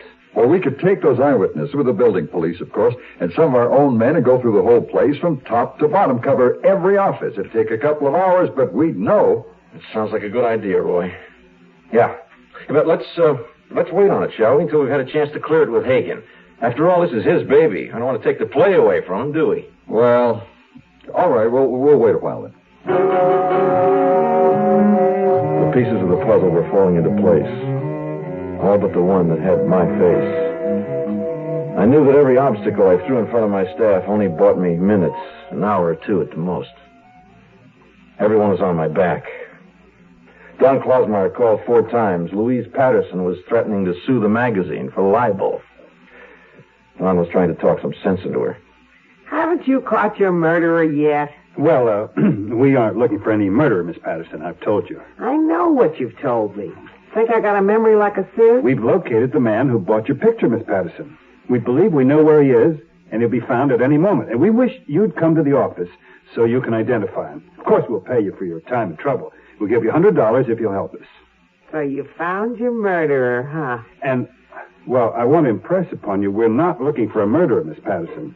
I assure you of that. We want this man in some altogether different connection. Hogwash. I beg your pardon? Look, fool your readers. Don't try to fool Louise Patterson. $100? I don't take time off my work to identify any murderer for less than $2.50. Well, I'm sorry I'm not authorized to go that high. Well, you better get authorized, Sonny, or I don't go to the trouble of combing my hair. The witnesses downstairs were getting restless. Several of my men called up about how long they'd have to wait. I still hadn't called Hagen. I expected Roy to walk in and ask why any second. Instead, it was Don Klosmeyer. He didn't have to tell me who was with him. I could hear her in my outer office through the door. Can you imagine offering $100? Look at the money they spend around here for furniture. I've got Patterson outside. What you doing up here, Don? The witnesses are all supposed to be in the lobby, covering the elevators, the stairways, the exits. Oh, she's willing to help identify her man, but she wants a chair with a footstool, an ashtray, a pot of coffee, and $250. $300. George, this is Miss Patterson, the artist. I stood up. My hand had gone to stone, but still I went through the motions, extended it. She didn't see my hand. She saw nothing in the room except her painting, Study in Fury, on my wall. My Study in Fury? Oh, wow. Look how it's placed there on the wall. In perfect light. And that frame's got real taste. Well, I admire all of your paintings, Miss Patterson.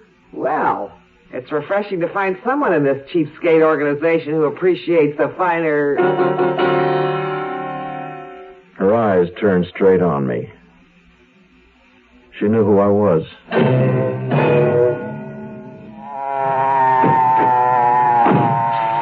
Well, officer, what on earth can I do for you? I wasn't going too fast, was I? Yes, ma'am. License, please?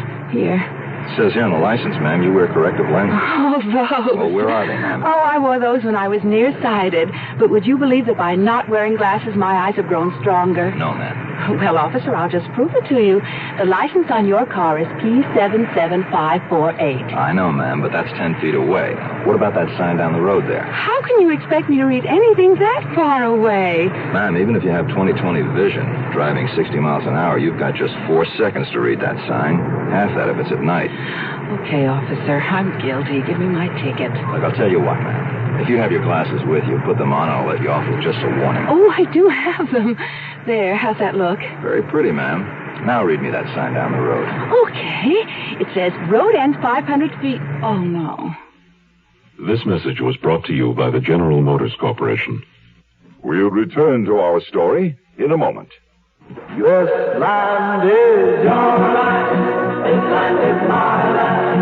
From California to the New York Island. From the Redwood Forest to the ocean water. This land was made for you and me. America, the greatest nation on earth. But as our country continues to grow, it must face the problems of expansion, such as the now ominous shortages of fuel and energy. There are ways you can help conserve these vital resources. Reduce thermostat settings by 2 or 3 degrees. Shut off lights and heat in rooms not in use. And reduce the consumption of electricity in late afternoon or evening.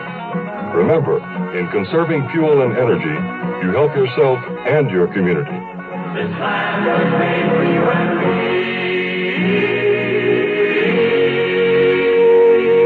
This public service message is presented by the President's Office of Emergency Preparedness and the Office of Consumer Affairs.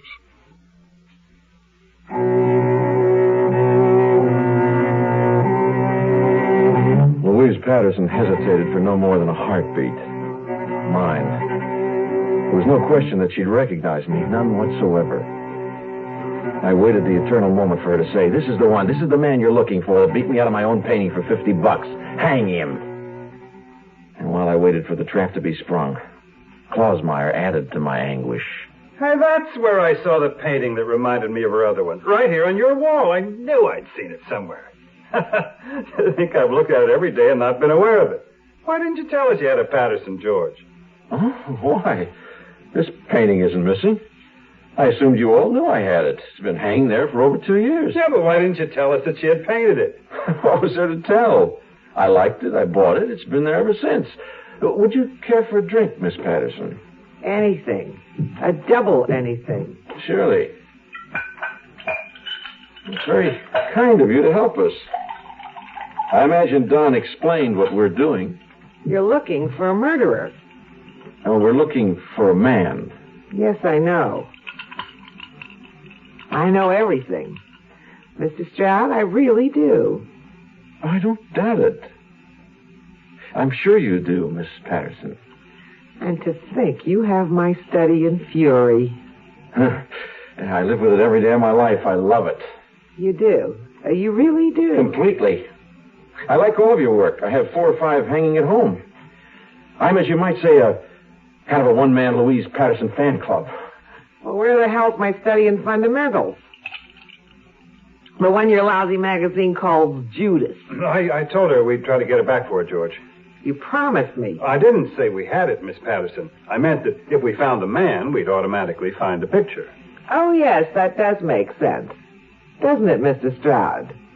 Or do you think, as I do, Mr. Stroud, that the man, this murderer, to keep from being discovered, has probably already destroyed the painting? No, Miss Patterson, I don't think so. I have reason to believe your painting is quite safe. Unless, of course, the man should get nervous. But I fully believe it'll be recovered, provided everything else goes off all right. Do you fully understand? Well, I'll tell you one thing, Mr. Stroud. It'd damn well better be safe since your magazine has set its value at priceless. Oh, we're very careful about things like that, Miss Patterson. Here, let me refresh your drink. Rye this time.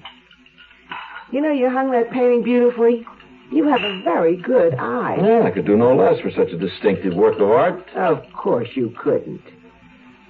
Where do you want me to play watchdog, Klausmeyer? She belted her second double and walked out with him. It was a reprieve, and I'd won it by sheer blackmail. Artists are curious. The slim thread that I'd framed her painting well and that I was a collector, even in a minor way, kept her quiet. I knew why she hadn't identified me. The fact I'd not destroyed her painting, my threat that I still would if she opened her mouth. I shudder to think how close I'd come to getting rid of that canvas.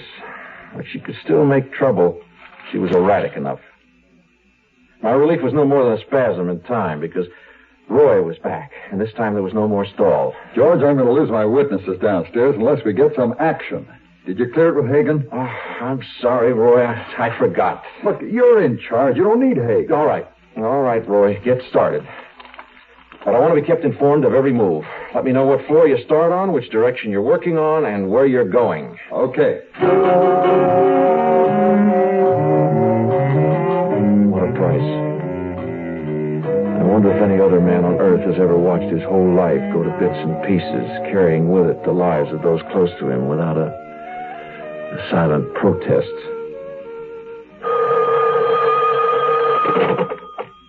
Stroud. Roy here. We're on the 18th floor now. All exits closed, all down elevators being stopped for inspection. There's just one way to go. Up. There were bulletins from floors 19, 20, 21. 5 floors till they would get to me. As the distance narrowed, the time shortened. I could only reach out to one person. My wife.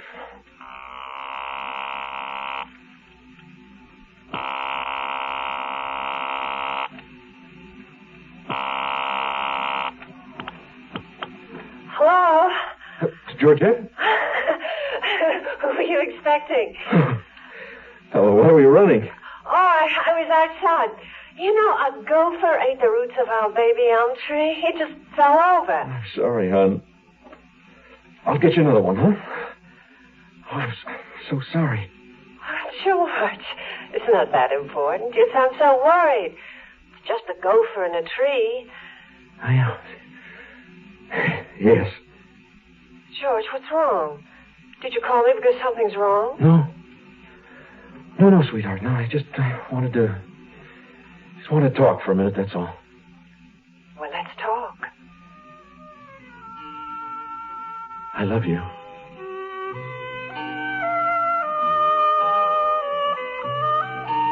After I hung up, I sat there. Where would I go now? What would I fight with? I had to make one last desperate effort to put it all together. To survive.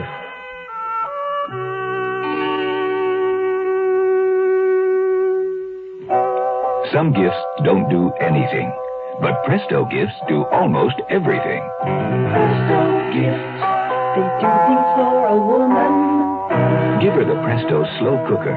It browns the meat, then simmers the complete meal for hours, even while she's gone all day. No watching or stirring. Presto gifts, they do things for a woman. Give her a Tilton Store portable range, the lightweight electric range she can take anywhere, and she can tilt it up for compact and easy storage.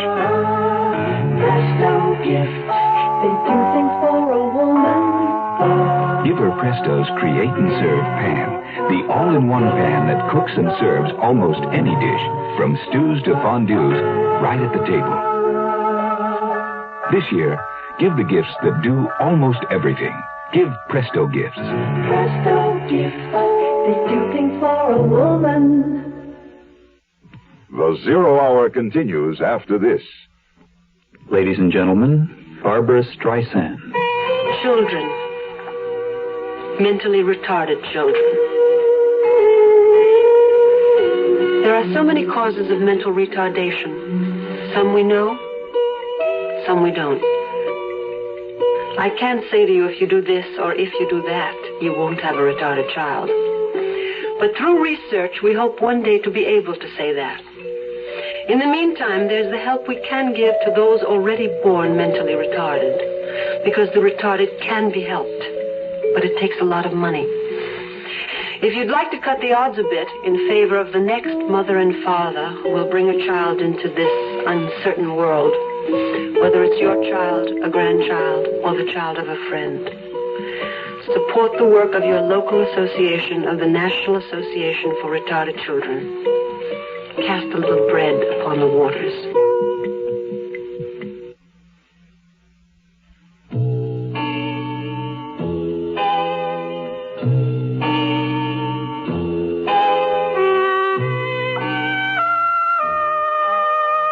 Apparently, I'd stayed longer on the phone with my wife than I thought. The phone hadn't been in its cradle more than 10 seconds when there was another bulletin from Roy. We're starting the 22nd floor now, George. That's fine, thanks. The choice was simple. It was Janet or me. I got up out of my chair and I headed to the elevator with a half-formed idea that there might be some safety in the very heart of the enemy's territory. Steve Hagen's at Janet's offices on the 32nd floor. Inside the elevator, I punched the button. I was alone. The steel box, a momentary haven. I leaned against the wall and I closed my eyes and I tried to shut it all out. I heard the doors open, stepped out, and I started toward the executive offices. But these weren't the executive offices. This was the accounting floor. The 22nd floor. Without realizing it, I'd punched the wrong button and I'd gone down. I could hear their voices coming up the stairwell. I raced back to the elevator and I punched the up button. There's someone getting in the elevator. I held my finger on the button, but the elevator didn't move. I could hear them through the door. He went in here. I saw him. Did you recognize him? No, I didn't. After an interminable moment, I was going up. Even though no one had recognized me, I got off at the 31st floor, I punched the elevator down, and I walked up to the 32nd. I had to sit in Hagen's outer office. Janeth was inside, but the secretary refused to announce me. Big conference going on. I waited, pacing all the time up and back in the reception room, wondering what floor the pack had reached by now. I was looking out the window when I heard a door open. For a moment, I thought they reached here. It was Steve Hagen. George, I've been trying to reach you. Come on in. In Hagen's office, besides Hagen, the office held Earl Janeth, several big stockholders, editors, lawyers for both sides, and Fred Steichel, managing editor of Jeanette Donahue. All of them looked slightly embarrassed, except Steichel, who seemed apologetic, and Janeth, who radiated more than his customary assurance. Came forward and he heartily shook my hand. And I saw that the self-confidence was instead nervous tension mounting to near hysteria. George, I'm very glad to see you. You can frame what I'm about to say on paper and issue a bulletin to the entire staff. I'm terribly sorry I couldn't have had the pleasure of speaking to each and every one of them personally. I have consented to step aside and prevent a merger with the firm of Jeanette Donahue. The entire staff stays on. I hope they'll all give Mr. Steichel the same loyalty they gave to me and to Steve. Everybody shook hands. It was all very polite. And they left, leaving Hagen, Janeth, and myself.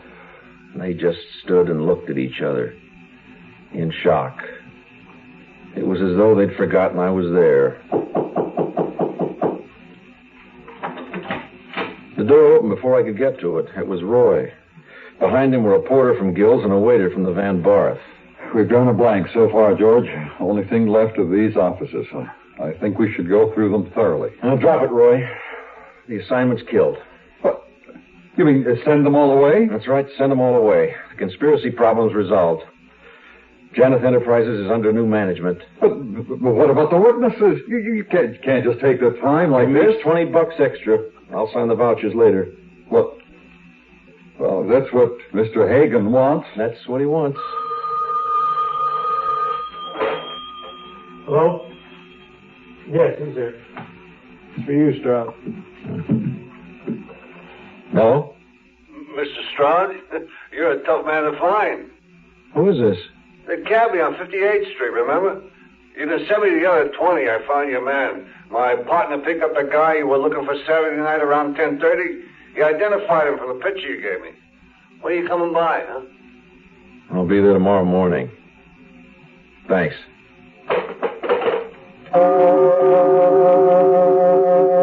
During my conversation on the phone, Janeth, as though sleepwalking, had gone into his own office.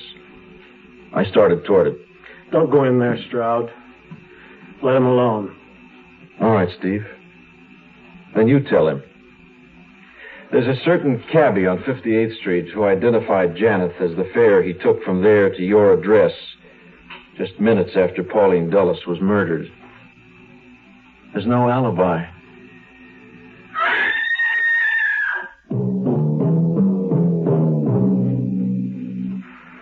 Janeth never got the message. Just how long it took him to fall 32 floors, I don't know. But it was all over for Earl Janeth. The crowd was still milling around when I came out of the building for the first time in 2 days. The news flash was already on the radio as I walked into the nearest bar. Belted a couple of drinks. Louise Patterson was in there. Well, I'll buy you a drink after that circus in the street. Then I want my painting back. You mean the Judas? You know what I mean. I mean my study in fundamentals. Where is it? What have you done with it? Nothing. It's home. Why would I have destroyed it? Because it proves you killed Pauline Dulles. I didn't kill her. Then why were we looking for you? To find the painting. Remember, it's priceless. Devil talk. You're worse than that worm Klausmeyer. I want my painting back. That was the deal. No go. No, I bought it. It's mine. I won't give it up. But you only paid $50 for it. You know, I learned a lot. That painting gave me an education. I'll never give it up. I'll tell you what I'll do, though. I'll give you the one in my office, The Study in Fury, and one of the others I have at home in trade. 3 others. 2. I'll drink to that. I can't get over it. Your boss jumps from the window because his business collapsed. Everyone has his own reason. I don't understand that. My business comes apart every time I finish a painting. You're luckier than he was. Well, thanks for the drink. Have another? No, thanks. I'm going home. Where every good married man should go. You think they'll ever find who killed that woman? Probably. It won't matter now.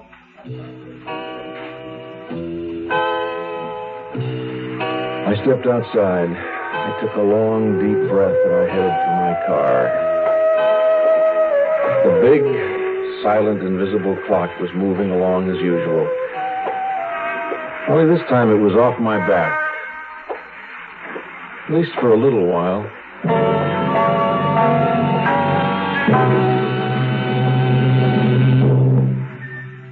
You are listening to Mutual's presentation of The Zero Hour.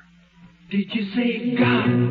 Well, I know him by everything you say and do. Did you say God? Well, I've seen him every time I look at you. He's touched you with his love and with his truth. Don't look any further. You are his truth. This hand in your hand in my hand. Can you hear the music play? Brother to brother, helping each other. You know we're gonna find a way. This hand in your hand in my hand. Can you hear the music say? Sisters and brothers loving each other. We're gonna make a better day. This message is brought to you by Religion in American Life. Hi, this is Buddy Merrill from the Lawrence Welk Band, and I'd just like to say, if you're a veteran just returning to civilian life, the Veterans Administration urges you to take advantage of your rights under the GI Bill. If you need additional education, you may have as much as 36 months of schooling coming to you. If you haven't finished high school, you may do so and still have your full GI school time coming to you for college or other education. You get paid every month while you work toward your diploma. So, why not get on with that GI schooling? Don't let the opportunities that could be yours pass you by because you aren't prepared. Don't let the rights you earn while in uniform go unused. This is Buddy Merrill saying, get full information from VA. Get started in school under the GI Bill and follow the road to success that millions of veterans have taken. That concludes this week's production of The Zero Hour. Kenneth Fearing's Desperate Witness. Next week we'll begin another exciting dramatization of a tale of mystery and suspense. We'll tell our story in 5 days, at the same time Monday through Friday. So on Monday, rest your eyes and listen here to The Zero Hour. I'm Rod Serling. Today's episode brought to you in part by General Motors and National Presto Industries. This is The Zero Hour on Mutual Radio.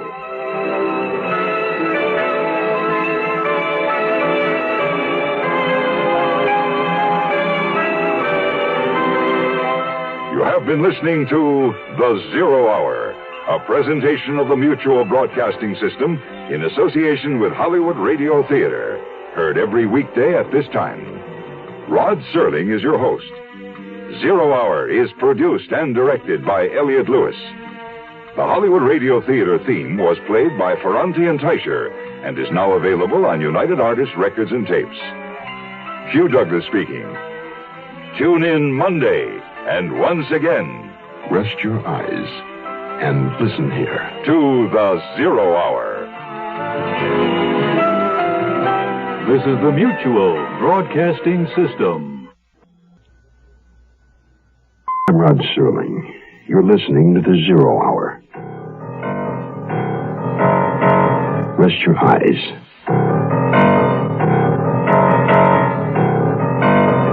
Exercise your imagination. This week, Tobias Wells' neo-Gothic tale of small-town terror. A die in the country. Starring Peter Marshall, Susan Strasberg, and Andrew Duggan.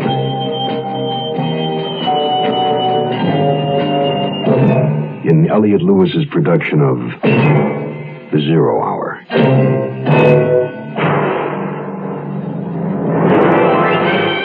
The Mutual Broadcasting System presents The Zero Hour.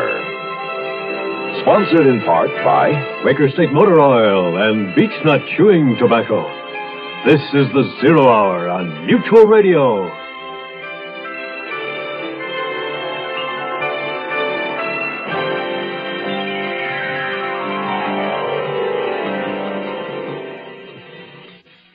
It's never easy to pick up and move to a new community. There's always a necessary period of adjustment. Young Boston detective Newt Severson and his wife Brenda are now in the process of adapting to their new surroundings. They've just moved to the quiet suburban town of Wellesley to await the birth of their first child. They've settled into a recently remodeled 3-story Victorian house with a small patch of New England woods on one side and Miss Mercy Bird, mystery writer and the town recluse, on the other. Directly across the street lives Wellesley's most prominent citizen, Town Selectman Rudolph Wharton, subject of current gossip concerning the recent desertion of his wife. As Detective Severson soon learns, Wharton is being harassed by a series of anonymous poisoned pen letters accusing him of his wife's murder. Back at his desk at the Boston police station, Newt Severson finds that Precinct Captain Granger has a further crime report from Wellesley. Newt Severson is beginning to question the advisability of his move to the country, and he is yet to meet the rest of his neighbors. A Die in the Country will continue in a moment. VISTA means Volunteers in Service to America. I started out as a business major in college. I graduated as a business major. I got into VISTA because I wanted to really do something. I chose this as my line, and when getting into it, it changed my whole life. I went through cultural shock. I found out what types of people really need the help and what's really happening in our country in the back areas. There is so much to be done, but I could say that if a person anywhere has an interest in doing something, there are programs for them. VISTA is one viable means, but there's so many ways of really getting involved with people. VISTA gave me my first start to work with the problems happening in this country and to really get down to earth and work with the people that need it. Volunteer for VISTA. VISTA is one part of action. Action is doing something. There is something you can do. Get into action.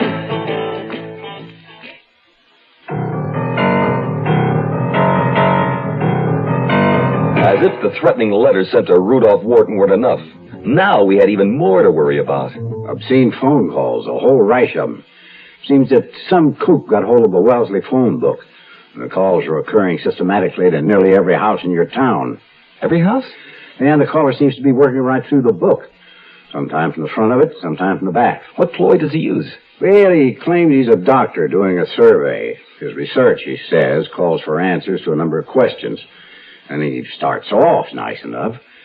Pretty soon he's into the interviewee's sex life. Now, you know how it goes from there.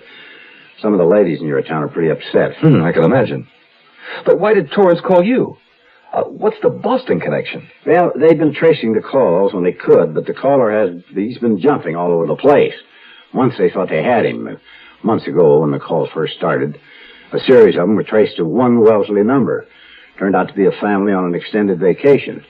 And the nut, whoever he is, had made an entry through a cellar window. Never stole anything, he just used the phone. Did they stake out the place? Yeah, sure. But of course, by then, the guy had found himself another Michi. After that, he used pay booze mostly. Once, even the telephone in the high school principal's office. And you don't know how he managed that. Huh. Don't tell me he's operating all the way out of Boston. Well, the latest calls have been traced to, of all places, a phone booth at the aquarium here. This one sounds like a real weirdo. Uh-huh. Aren't they all? Torrance wants us to stake it out, and since you have a personal interest in the town, I thought you'd be the man to do it. Has he established any time pattern? They call it their phones at night or on the weekend. Only those hours when most women are home alone. That figures. Any voice description? Nobody seems to agree. So maybe there's more than one nut at work. Anyway, he could be young, he could be old. Any chance do you think that he might really be a doctor? There can be a twisted mind in any profession. You know as well as I do, anything's possible. Yeah. It's what my wife calls a cop's suspicious nature. She's already accused me of looking at everybody in Wellesley as a suspect. Poison pen letters, obscene phone calls. Sounds to me you have reason to. So I waited out the day at the Boston Aquarium. But Wellesley's elusive sex nut continued to be the one that got away. At Captain Granger's suggestion, I stopped by on my way home to report to Police Chief Torrance of the Wellesley force. Yeah, well, I'm sorry that you got sent on a wild goose chase, Everson. Today he called from a pay booth in Dedham. You got a quick trace on him? No, he's aware we're putting traces on him. This time he simply announced to his victim where he was calling from. Then he told me he alerted you to the crank letters being received by Rudolph Wharton. Yeah, he asked me to keep an eye out since Wharton lives right across the street from us. All right, we'd appreciate that. There isn't any doubt about that letter you received from Mrs. Wharton confirming her whereabouts, is there? I mean, no suspicion of forgery or anything. Good God, man, Wharton is one of our selectmen, remember? Oh, all right, I'm a cop. I know better, so I placed a person-to-person call to her that I paid for myself. Didn't want it to show up on the department phone bills. Our selectmen have to approve all monthly vouchers. So you actually talked to her then? No, she talked to me is more like it. Told me off for wasting my time tracking her down when I should be tracking down the people sending the letters. I'd like to have a copy of whatever record you have of the calls, and also photostats of the Wharton letters. Oh, you can get both of those from the clerk on your way out. Hey, now, I guess I'd better be getting home to my wife. Well, let's hope our women don't get the idea that there's some kind of fiend loose on our streets. But in point of fact, there is.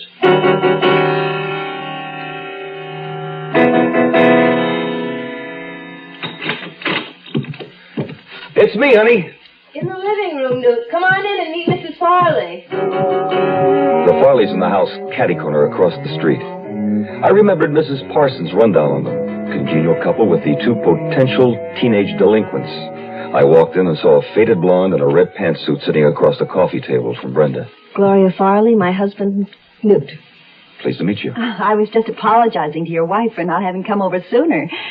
I keep rather busy running a house with 2 children and holding down a job as well. I can understand that. I can't imagine it. Just the thought of a house with 1 baby and it scares me.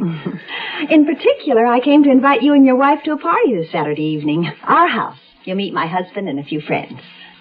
Oh, that sounds nice. It'll be our first evening out in Wellesley. Oh, then I'm glad I thought of it. Late but sincere, that's me. Thanks for asking us. It's just what we need, really. Good. It's nice to have new neighbors, especially compatible ones. After Gloria Farley had left, while Brenda put the finishing touches on a meatloaf dinner, I was going to get busy on that homework I'd asked Chief Torrance for. But instead, it seemed Mine Hair was late for his dinner, and Brenda asked me to go make sure he wasn't out squirrel hunting again. Here, kitty, kitty, kitty. Come on, Mine Hair. Hey, where are you, cat? If you're looking for your cat, I think I may have him. Is this one yours? He is. I didn't think he'd cross the street. My name's Severson. You're Mr. Wharton. Yes. And it's my fault. I like cats, and he's a beautiful animal. I lured him over. He's not used to all this freedom. We've been apartment dwellers in Boston. You're a detective, I understand. That's right. Well, our crime here is of the minor variety as a rule, and not much of it at that. That suits me. I get enough of it on the job. Care to come in for a drink? Oh, thanks, but I think my dinner's on the table. I'll have to take a rain check, if I may. Of course. Wharton gave Mine Hair one final stroke and handed him to me. And as he did, I was struck by a curious resemblance. There was a look about their eyes that seemed the same, his and the cat's. I said goodnight and walked back across the street, running my hand thoughtfully across Minehair's glossy fur. I found myself wondering which look it had been, that of our formerly docile house cat, or the killer it had become. We're gonna take a lot of trips this season to places that you may have seen before. To stores. To school. Out to the swimming pool. To the dentist, to the market. We will take our car and park it. We're still taking a lot of car trips these days, but these days most of them are short trips. Unfortunately, short trips are tough on your car because it never gets the chance to really warm up enough to eliminate harmful deposits, things like rust, grit, and acid. They build up, and before you know it, they start doing lasting damage to your engine. Short trips call for the high-quality protection of Quaker State motor oil. Quaker State is refined from 100% pure Pennsylvania-grade crude oil, the world's choicest. Then it's fortified to protect your engine against deposits and keep your car running young. Now that you're taking more short trips than ever, it's nice to know you can find Quaker State more places than ever. Quaker State your car to keep it running young. We'll return to our story in a moment. Even if someone served them a slice of beef, they couldn't bite into it. Their teeth are too weak. I'm not talking about some people over in Africa or Asia. I'm talking about Americans. American children. It's tragic how many thousands of them are in this country whose teeth will literally rot in their mouths because they'll never receive basic dental care. They may not even own a toothbrush. What hurts is that it takes so very little for any one of us to help them. The same dollar, for instance, that buys you 2 packs of cigarettes can buy 3 American children the first toothbrushes they've ever owned. I'm Cliff Robertson. Won't you give up some cigarettes so some American children can have their first toothbrush? Send your dollar to Americans for Children's Relief, Box 5050, Stamford, Connecticut. Box 5050, Stamford, Connecticut. $1. And, of course, if you can afford more, give more.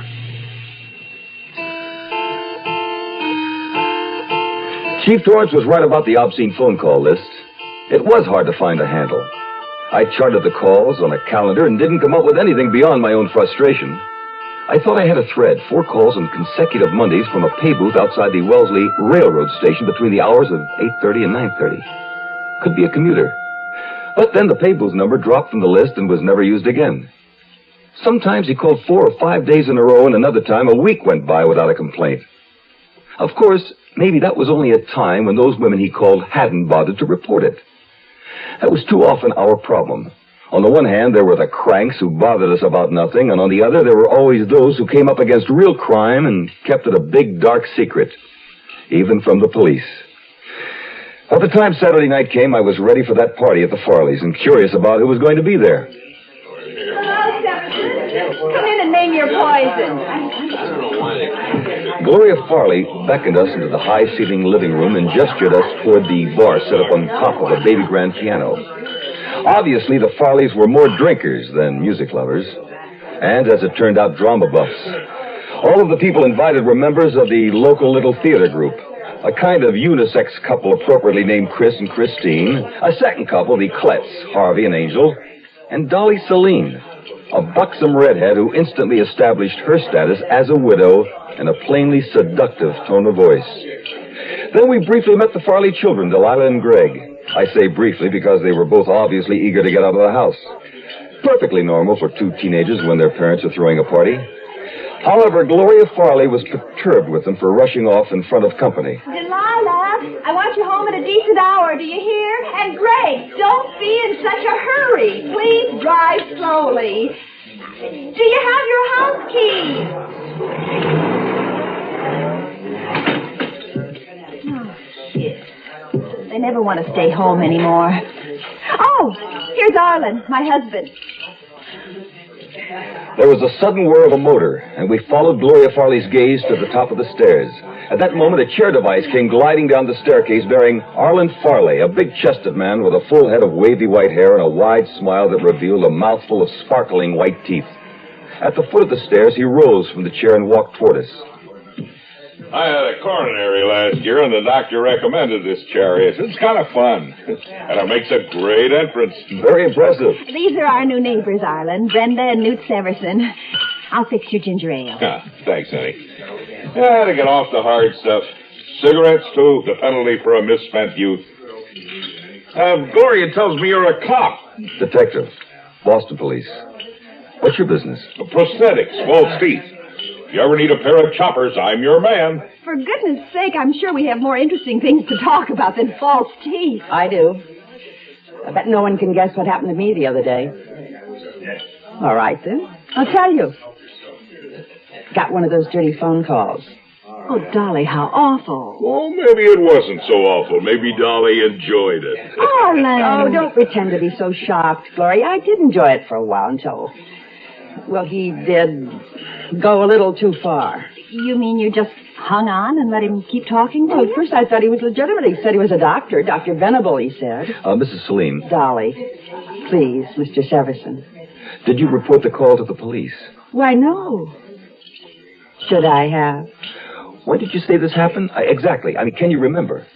I guess it must have been the day before yesterday, sometime in the afternoon. I certainly don't remember the time exactly. It wasn't that important. What did he say to you? I mean, why did you think it was legitimate? Well, first he asked for Robert, my late husband, you know. His name's still in the directory. And then he explained he was interviewing married women or women who've been married for a survey.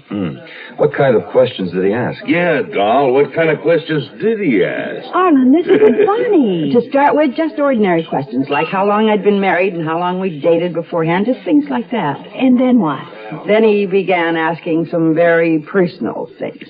I mean, he wanted to know every little detail. I'll bet. So finally I asked him, is this necessary? And he said, oh, yes, it's a very important part of the survey. And you bought that? I explained that all the information I was giving him would be fed into a computer and be strictly anonymous. And then he told me if I'd answer all the rest of his questions, he'd put me on his paid subject list. He said persons who are particularly helpful to him get paid. I'll bet. Arlen, will you stop saying that? So then you answered all the rest of his questions, huh? Yeah, some. Good God, Dolly, how could you? Perfectly strange man over the telephone, doctor or not. I admit, they finally got so bad I said to him, look, what are you? A dirty old man. And, what did he say to that? There was a long silence. I thought I'd made him angry, and then suddenly he laughed. Had quite a pleasant laugh, and he said, Mrs. Celine, I'd like to meet you. Dolly, you didn't. No, of course not. I told him that I wasn't going to answer any more questions either, not even for money. Then did you hang up on him? Finally. No. He thanked me and hung up himself. He thanked you? That was nice. He did have a pleasant laugh. He really did. Maybe he was legitimate. What kind of speaking voice did he have? Can you describe it? Deep.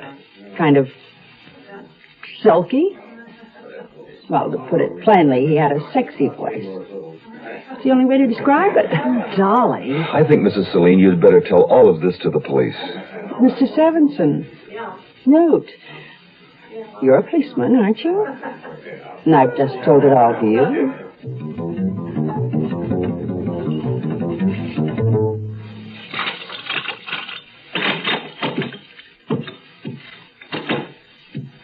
Oh, what a dreadful woman. You mean Mrs. Celine? Just call me Dolly, you big, handsome policeman. Hey, you weren't jealous, were you? Oh, jealous of her? Imagine going on and on with that kind of telephone conversation. Honey, she's a widow without a man. She must be very lonely. Oh, she wasn't lonely tonight. You spent practically the entire evening with her. I wanted to find out all I could about the phone conversation. I'll bet. Come on, Brenda. What's gotten into you? You never act like this. Well, I've never had reason to before. Of course, I suppose I really shouldn't blame you. It can't be very exciting going to bed every night with an old sack of potatoes. Aha! So that's it. Oh, darling, I don't care how pregnant you get. You'll always look better to me than any voluptuous redhead. Newt. And you don't have to worry about Dolly Celine. She isn't my type, first of all, and I promise you I won't ever see or talk to her again.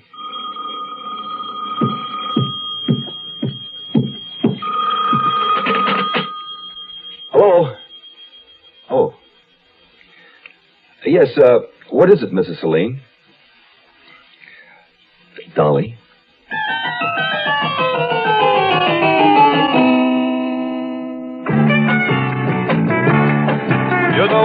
world is small and getting smaller every day, but there are certain things you still do. You still say what you think, you still pay for the drinks, and beach nuts the tobacco you chew. Weird ideas taking hold, kids won't do what they're told. Who knows what this whole world's coming to? But you keep your face to the wind, you don't quit on a friend, and beach nuts the tobacco you chew. Seems like a man's world just isn't the same anymore, but some things you can still trust, like beech nut chewing tobacco. Beech nut just keeps on getting better. Beech nut's a lot moister these days, with more taste, less stems. Today's beech nut, fresher, longer-lasting flavor. You ought to try it. Girls in bars, girls in pants, a man just don't stand a chance, but there's still ways to show 'em who's who. You treat your dogs with respect, you keep your traps oiled and checked, and beech nut's the tobacco you chew. The Zero Hour continues after this. This is John Bartholomew Tucker. Your body does a lot of talking. It tells you you're hungry. It lets you know you need water. It may warn you a stroke is on the way. These are some of stroke's warning signs. Sudden temporary weakness or numbness of the face, arm, or leg. Temporary difficulty or loss of speech. Sudden temporary dimness or loss of vision, particularly in one eye. An episode of double vision. Unexplained headaches. Temporary dizziness or unsteadiness. If you notice one or more of these signs, see your doctor. This year, over 200,000 Americans will die of stroke. Don't let one of them be you. Ask your heart association for further information about stroke and how to prevent it. Helping you to feel better and live better longer is just one of the services of your heart association. Give to your heart fund. It turned out all Dolly Celine wanted was more attention. The woman was lonely. Perfect prey for a telephone nut. She was also more frightened about the call than she acted at the party. She knew she had done a foolish thing, so again I referred her to the Wellesley Police Department, said a polite goodnight, and hung up. My attention at the moment was in full demand upstairs in my own bedroom. The next week or so passed more or less serenely at home, while my job provided all the excitement I wanted, and sometimes more than I asked for. When I got home tonight, I was really ready to put my feet up with a beer. But I didn't mind at all when I found company in the kitchen. It was Mercy Bird, and we hadn't seen much of her lately. Busy on a book, that's why. Nobody sees me when I'm writing. How's your cat, by the way? I've had to let Algernon shift for himself lately, so I hope he hasn't been giving Mine Hair a problem. Mine Hair's taken to spending a lot of time across the street. It seems Rudolph Wharton is a cat lover. You still don't like the man, I take it. How can you not like a man who looks like Cary Grant on The Late Show? Well, like they say, you can't judge a book. The man's no good. My mother died in his rest home, you know. I didn't know that. Mm-hmm. The place is okay, isn't it? I mean, good doctors, good care. And bloody expensive. But I'm not saying anything against the doctors. It's Rudolph Wharton I blame. That doesn't seem fair. Well, you don't know the man like I do. You don't know what he did to his wife. What do you mean? What did he do to his wife? Well, she was a Mayhew, you know. There was Ernestine and her sister Eulalie, and their father, Clarence Mayhew, owned half this town in his day. You mean that's how Wharton acquired all his property? Exactly. By marrying Ernestine Mayhew. But there's nothing wrong with that. It's what happened to Ernestine Mayhew that I'm talking about. She was a gay, lively thing until she married that one. Then she changed. Changed? How? Well, she changed completely. She became quiet and somber. Quiet and somber as a grave.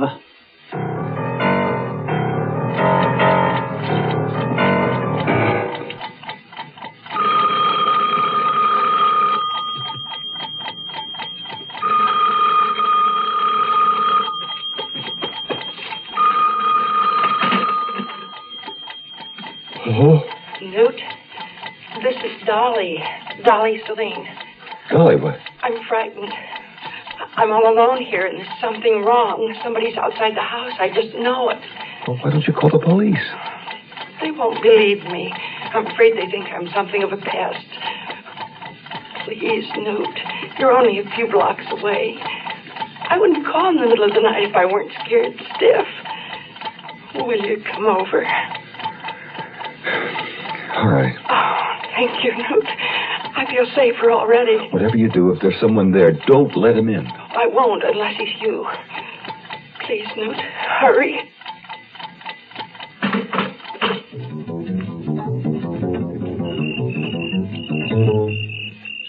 The house looked completely dark. I thought maybe Dolly Serling had given up and gone to bed.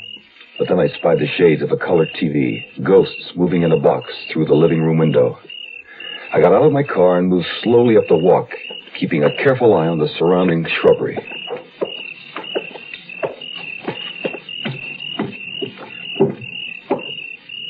It was so dark I couldn't see where the doorbell was, so I knocked. Mrs. Serling? Mrs. Serling? No, please. Mrs. Serling? No. No. Please. Dolly, I can't see you. Something moved on the floor. A sifting of shadows. I felt along the wall, found a switch and flicked it.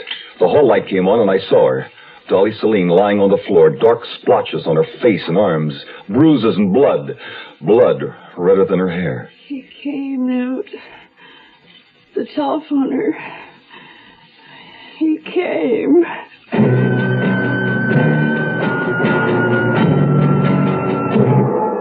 You are listening to Mutual's presentation of The Zero Hour. This is Gene King for your Better Business Bureau. If you're planning a vacation by air, you know it's a good money-saving idea to check with the airlines to see if you qualify for a special fare. You may be able to save yourself a sizable sum of money, but remember, you must comply exactly with the conditions or you'll be asked to pay the regular rate. Now, most airlines, for example, offer 2 youth fare plans. The cheapest is Youth Fare Standby. In this, you'll be the last of the passengers called and may not get on the flight. And Youth Fare Reserve, however, guarantees you a seat on a reserved flight, but it'll cost you more. Discount fares are also offered on long-distance travel, but remember there are conditions.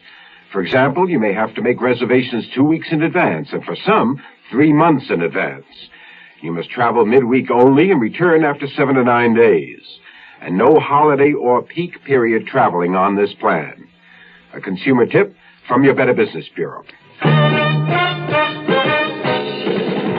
guy may be, but still I'm a man. Just turned 18 and I'll do what I can to find me a place where I can be me.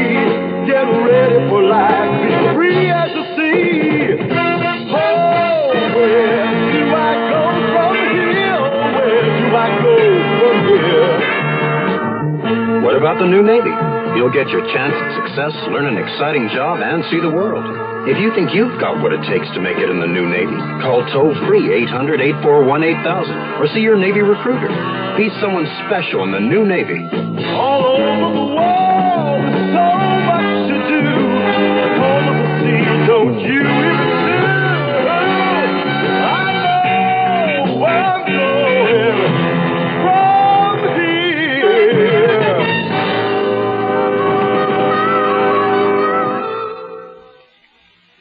Tomorrow at this time, rest your eyes and listen here to this week's continuing study in suspense, A Die in the Country. I'm Rod Serling, and this is The Zero Hour. Today's episode brought to you in part by Quaker State Motor Oil and Beechnut Chewing Tobacco. This is The Zero Hour on Mutual Radio.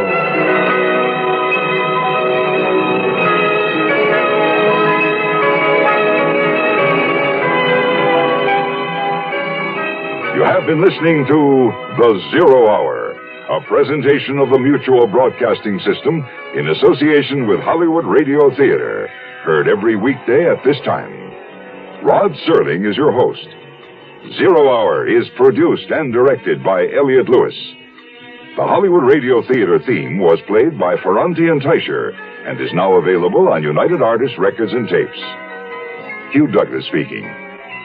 Tune in tomorrow. And once again, rest your eyes and listen here to The Zero Hour.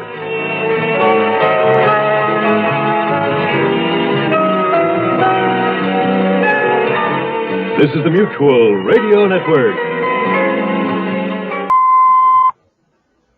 I'm Rod Serling. You're listening to the Zero Hour. Rest your eyes.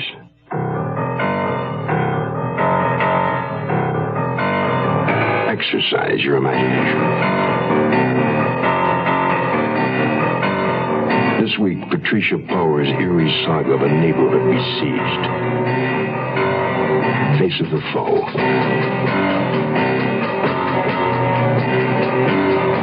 Starring Jessica Walter, Joseph Campanella, and Judy Carn.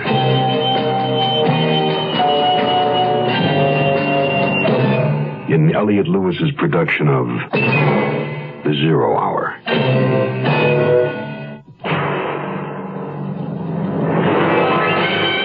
The Mutual Broadcasting System presents The Zero Hour. Sponsored in part by Beech-Nut Chewing Tobacco, V8 Vegetable Juice, and Camphor-Phenique.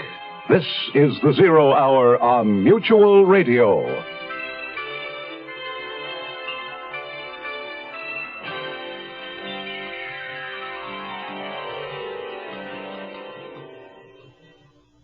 This week, A Winter's Tale, set in a pleasant residential neighborhood in the Canadian city of Montreal, where two attractive young women share a cozy, stylish apartment, their workaday problems and pleasures, and their dreams and uncertainties of the future.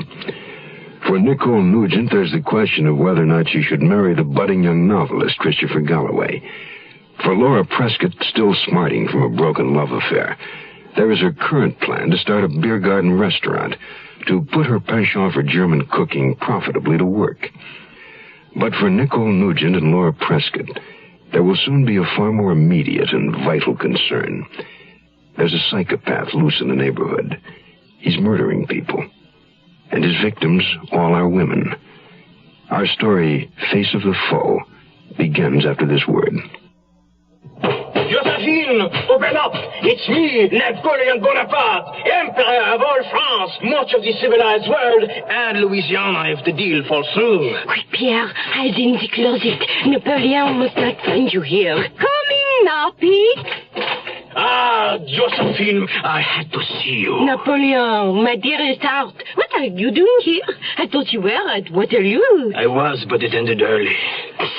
What is that? I smell cigarette smoke. You know I hate you to smoke. I didn't. I don't. I started again. Aha! The smoke coming from that closet. Come out of there, you scoundrel, and on guard. It was only in there to pick up the dry cleaning. Take that, you filthy escargot. This world history lesson was brought to you by your American Cancer Society, which says smoking can be injurious to your health. Touché! In more ways than one. Asphalt and concrete, neon and steel. Nowhere, anything real. Bolted doors on the houses, shutter doors on the hearts.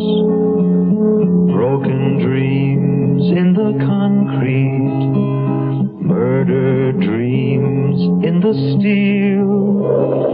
Grief in the darkness, grief in the space. Picture this. A cold, blustery winter's evening in the city of Montreal. In front of a cozy fire in the living room of their shared apartment, Nicole Nugent and Laura Prescott sit over their after-dinner coffee. Till Eulenspiegel. How does that sound to you as a name for my restaurant? Till Eulenspiegel? What is it? It's not a what is it, it's a who is it. A collection of satirical tales were written about him back in the 1500s. He was kind of a German hippie of his time. Liked to play tricks on the establishment, including innkeepers. Now that you've told me, it's a great name. But will the customers know who he is? His legend will be proclaimed on a plaque outside the door and on the back of our menu. I just hope this place I have an appointment to see tomorrow turns out to be as ideal as it sounds.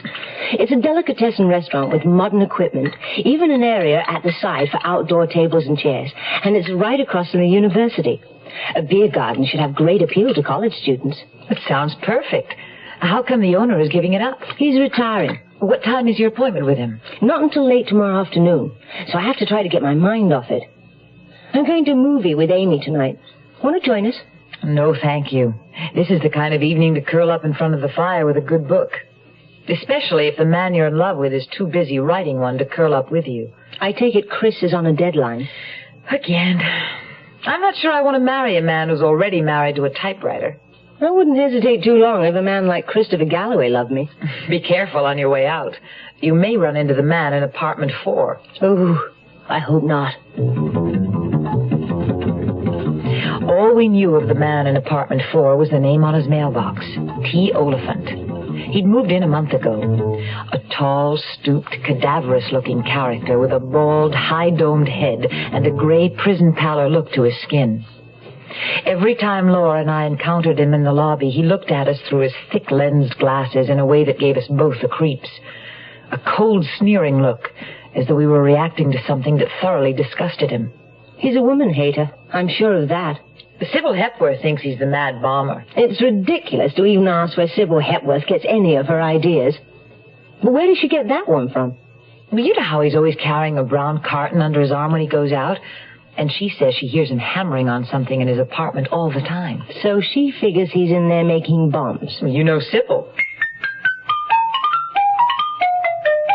Sybil Hepworth was our apartment house busybody.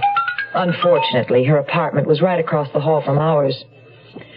And now, as Laura left for her movie date, Sybil came flying out of her door to corner me with an idle comment about the weather, which was always her devious way of trying to strike up a gossip-laden conversation. Real wintry night out, isn't it? Yes, it is. Not fit for man or beast. But I notice it didn't daunt Miss Prescott none. She must have a very important engagement to go out to a night like this. Very. She's a beautiful girl.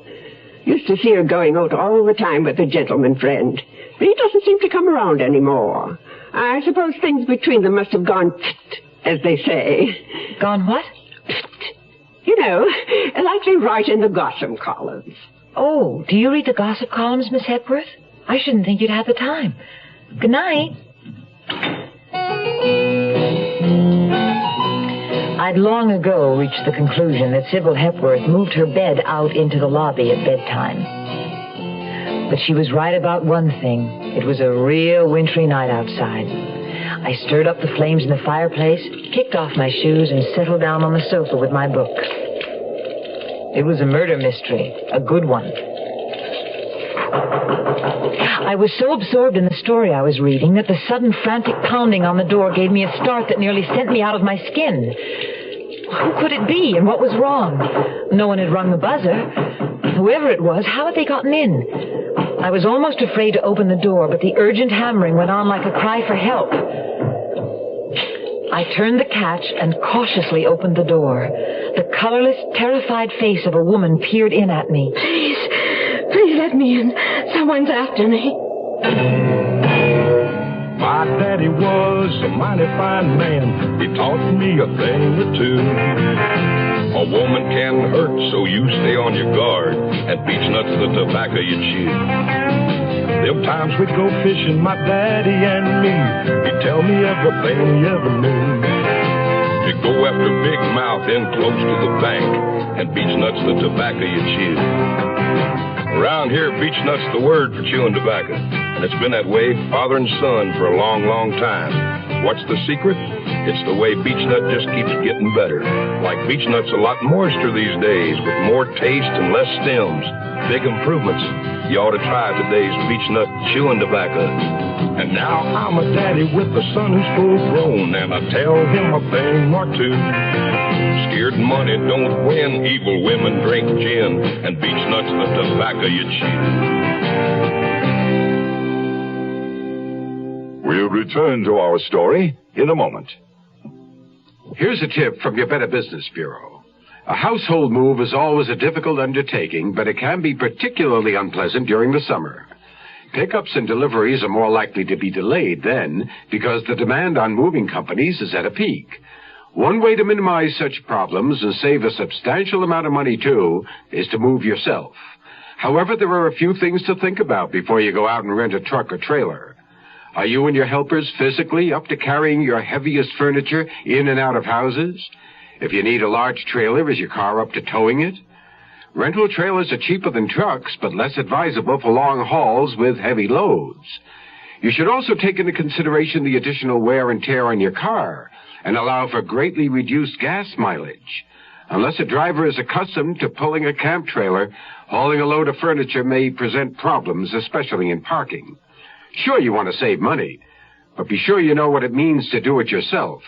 A consumer tip from your Better Business Bureau.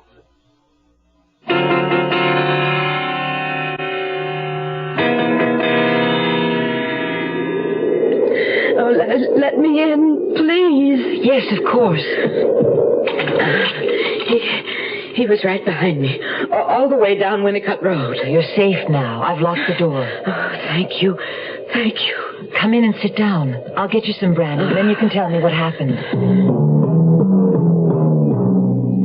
With shaking hands, she put the armful of sheet music and books she was carrying on the coffee table and sat down heavily on the sofa. A big, ungainly woman with a round, childlike face framed by black sausage curls. In her late 30s, I figured, and well-to-do, judging by the pastel mink, velvet pantsuit, and pearl necklace she was wearing.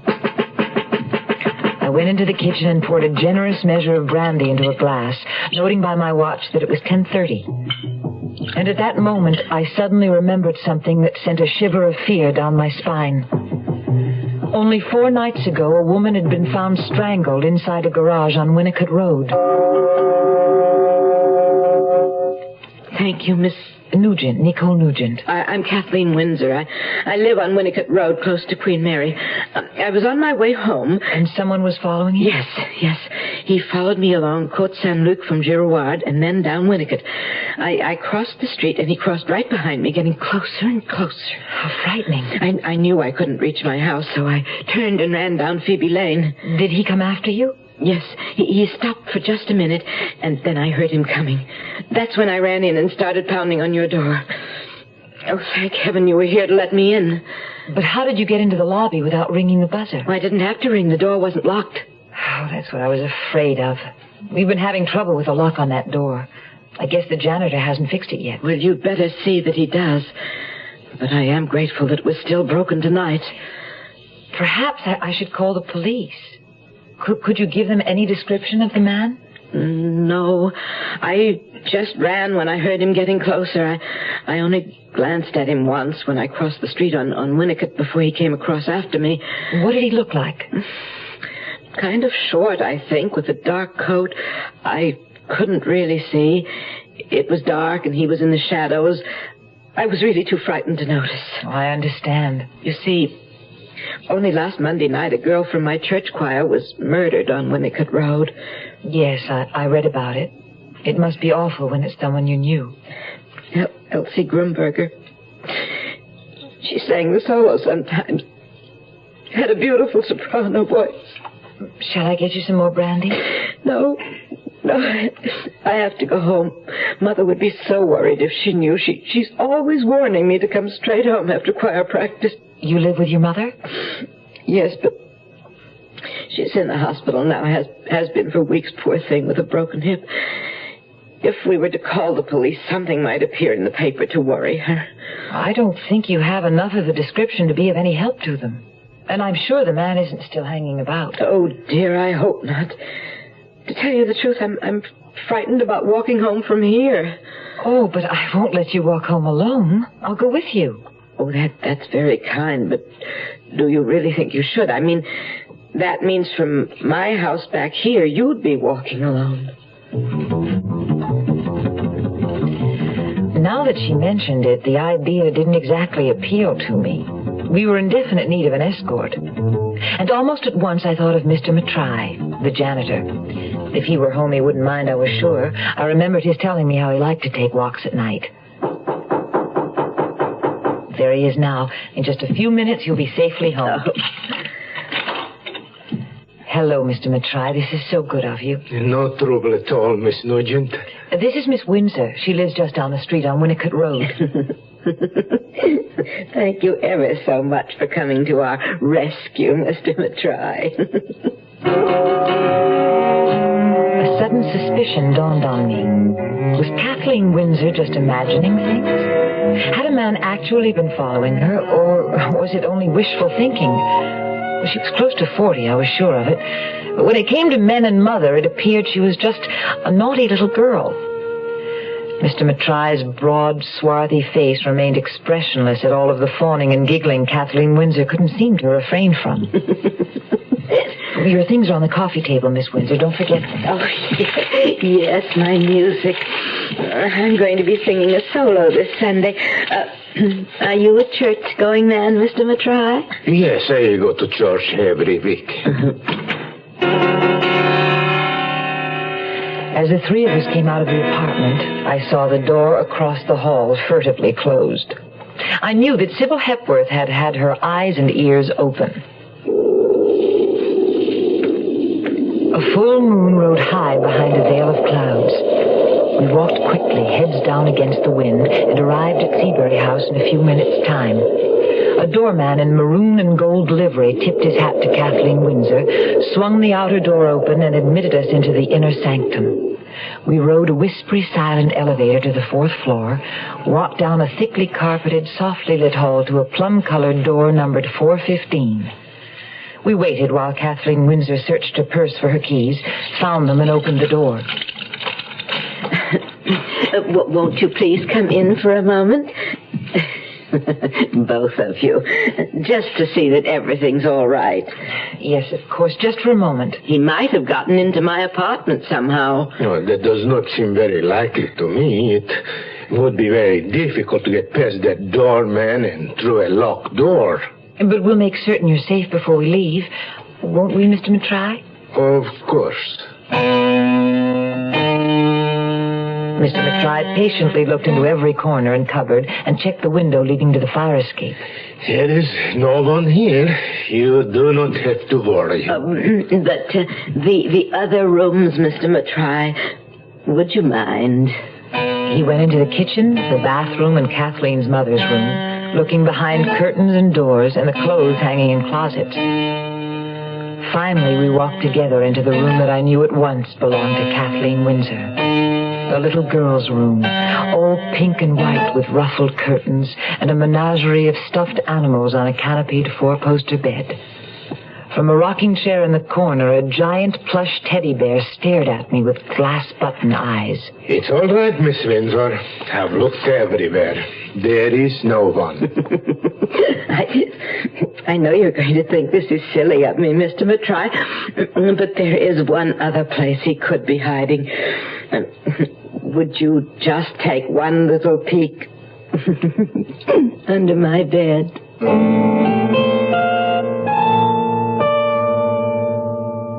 Hey, what you got there?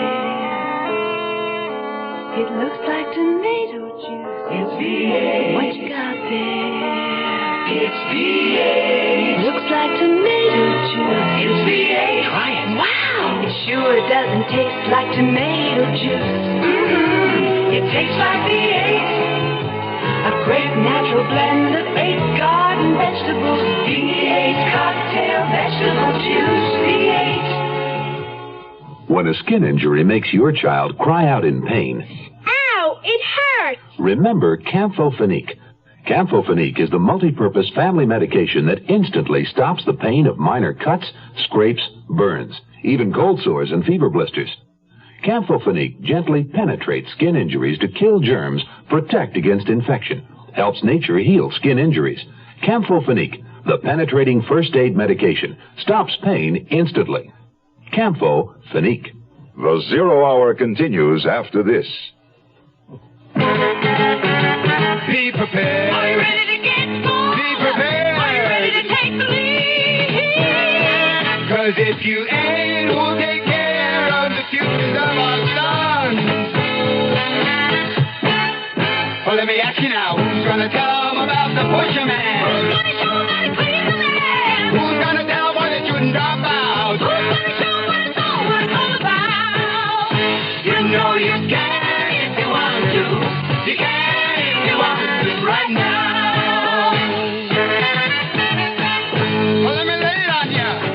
tell them, if you're 18 or older, you can help a lot of guys be prepared by being a leader in scouting. I mean it, fella. Scouting today's a lot more than you think.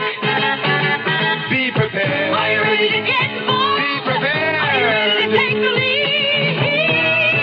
'Cause if you ain't bold, help teach your sons to be prepared.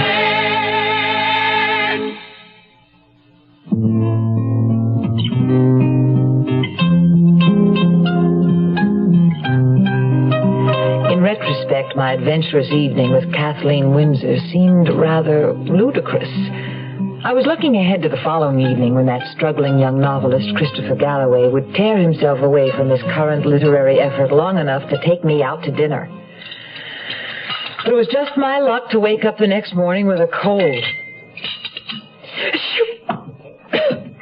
Cheer up. 2 weeks from now, you'll be sunning yourself on the sands of Jamaica, where probably no one's ever even heard of a cold.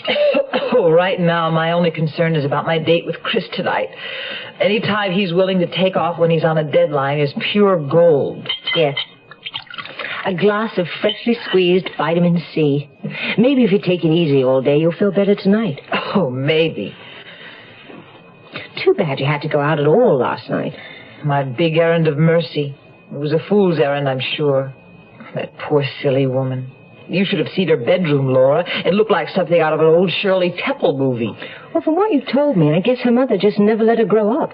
Her mother should have seen her last night, giggling and fawning over poor little Mr. Matrai. How was Mr. Matrai taking it? He didn't say anything after we left. You know how quiet and polite he always is. I caught him staring at her a couple of times, though. You would better remind him to fix that lock on the lobby door. Oh, we met T. Oliphant in the lobby on our way out last night. And you should have seen the way he stared at Kathleen Windsor. I've seen the way he stares at me, and that's enough. It was strange. He looked her up and down with that awful sneer of his. Maybe he doesn't approve of women in mink coats. A mink and an apartment at Seabury House. Whatever it is that Kathleen Windsor lacks, it isn't money anyway. Well, minks aren't in my line. All I want is a nice going little restaurant. I hope this place I'm seeing today will be it. Keep your fingers crossed. I will. That's about as much activity as I feel up to. It was a long, cold day. Even bundled up under blankets on the sofa in front of a roaring fire, I couldn't stop shivering. I kept trying to get Chris on the phone, but the line was always busy. I knew he had the receiver off the hook. Another annoying habit of his when he was in the throes of creation.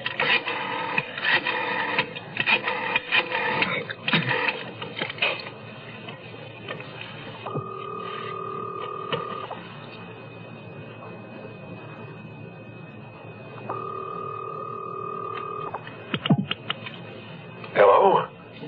Finally, I've been trying to ring you all day. Oh, you know I sometimes take the phone off the hook when I'm writing. Yes, I know. It's very frustrating. What's the matter, Muffet? You sound a little out of sorts. Oh, I'm sorry, Chris. I have a cold, that's all. Oh, poor Miss Muffet. I thought you sounded a little fuzzy. Hey, what does this do to our dinner date? It cancels it, I'm afraid. I just don't think I should go out tonight. Oh, well then how about me bringing dinner in? Your favorite Chinese food. Or would you rather not have any company at all? Well, not just any company, but you and Chinese food sound perfect. I'm rallying already. Good girl. I'll be there soon, and I won't stay too late. Oh, it's just as well. Probably full of germs. Seeing as how they're your germs, I'll risk it. I'll see you, Muffet. Muffet. Chris always called me that. With affection, but also with a twinkle of amusement in his eye that he wouldn't explain. I couldn't honestly say why I didn't jump at the chance to marry Chris. I loved him and he loved me. We both knew it without having to say it all the time. But I also knew his commitment to his work might sometimes come between us. Was that the real reason I put off saying yes? Right now, with the man of my life due any minute, I thought I'd better try to make myself as appealing as anybody with a cold of the nose could be. About all I could manage was a touch of eye makeup and a few strokes of the hairbrush. At least it took some of the lackluster from my eyes and returned a little of the sheen to my hair. Hello, darling. How's my Muffet feel, huh? I'll live, especially now that help's arrived. With provisions. wonton, lobster, shrimp, fried rice, pineapple chicken, and pork chop suey. Sounds fantastic, even to my poor dull taste buds. Hey, where's Laura? I brought dinner for 3. Well, she should be back any time. She went to check out a location for her restaurant. It sounded perfect. Oh, good. Well, let's get everything all ready. She may be in the mood for celebration when she comes in.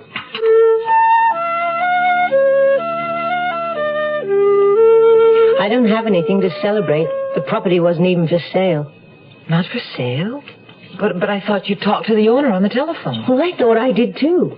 I told him he'd called me in answer to my ad. But he swore it wasn't he who called. Then who was it? He said it must have been some joker. Some joke. I wonder why anyone would do something like that. Don't ask me. Maybe running a wanted ad in the paper on my own wasn't such a good idea. Oh, shouldn't be anything wrong with that. Let's see the ad. Oh, my God. Nicky, what's the matter? What is it, Buffett? That story in the paper. Look what it says. I pointed to a small news item at the bottom of the page. Woman found strangled was the headline. Below it, with disbelieving eyes, I read, early this morning, the body of a woman identified as Kathleen Windsor was found in her apartment at Seabury House on Winnicott Road. She'd been strangled. Grief in the darkness, grief and despair. Nowhere, nowhere, someone to care. You are listening to Mutual's presentation of The Zero Hour. Your Heart Association presents Maureen Stapleton and Martin Balsam. A red blazer with brass buttons. Oh, it's great. Open the other birthday present. It feels like... Well, what is it? A sphygmomanometer. Sphig what? Sphygmomanometer. I can take your blood pressure with it. Oh, just when I need it. Well, it's your 40th birthday. I'd like to celebrate 50 more. And there's millions of people walking around who don't even know they have high blood pressure. So high blood pressure, if it goes untreated, can lead to heart attack, stroke, and other not-so-nice things. Look, I don't have it. How do you know? There's no constant symptoms, and you never get checkups. Well, I'm not about to let you check my blood pressure. Then you'll see the doctor about a checkup. Okay. Good. Then I'll return his spare So this was a trick, huh? I thought of it after reading a Heart Association booklet on high blood pressure. You ought to read it. Your free copy of your Heart Association booklet on high blood pressure is waiting for you. Why not pick it up? Just another service you support when you give to the Heart Fund. Make heart health your #1 cause. Young I may be, but still I'm a man, just trying to 18, and I'll do what I can to find me a place where I can be free. Get ready for life, be free as the sea. Oh, where do I go from here? Where do I go from here? I'm finished with school, but what do I learn? Don't wanna get trapped, wanna see things instead of there's so much to do. The call of the sea, don't you hear it too? Oh, where do I go from here? Where do I go from here? What about the new Navy? You'll get your chance at success. Learn an exciting job and see the world. Call toll-free 800-841-8000 or see your Navy recruiter. Be someone special in the new Navy.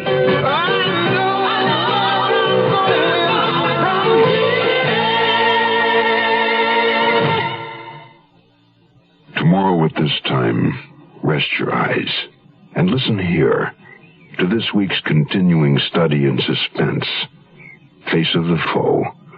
I'm Rod Serling, and this is The Zero Hour. This episode brought to you in part by Beechnut, V8, and Confronting. This is The Zero Hour on Mutual Radio.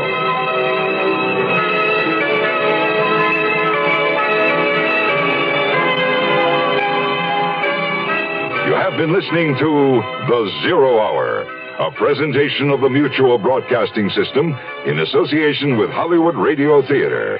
Heard every weekday at this time. Rod Serling is your host. Zero Hour is produced and directed by Elliott Lewis. The Hollywood Radio Theater theme was played by Ferranti and Teicher and is now available on United Artists Records and Tapes. Hugh Douglas speaking. Tune in tomorrow. And once again, Rest your eyes and listen here. To the Zero Hour. This is the Mutual Broadcasting System.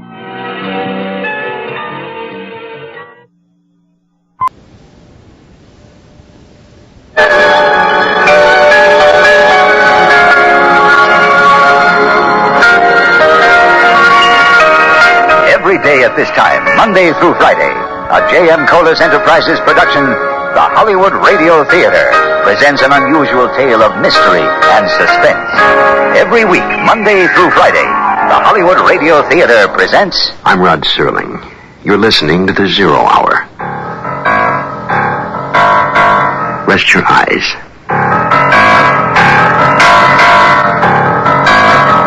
Exercise your imagination. This week, Stanton Forbes' labyrinth of tropical intrigue. But I wouldn't want to die there. Starring Nehemiah Persoff, Brock Peters, and Marge Redmond.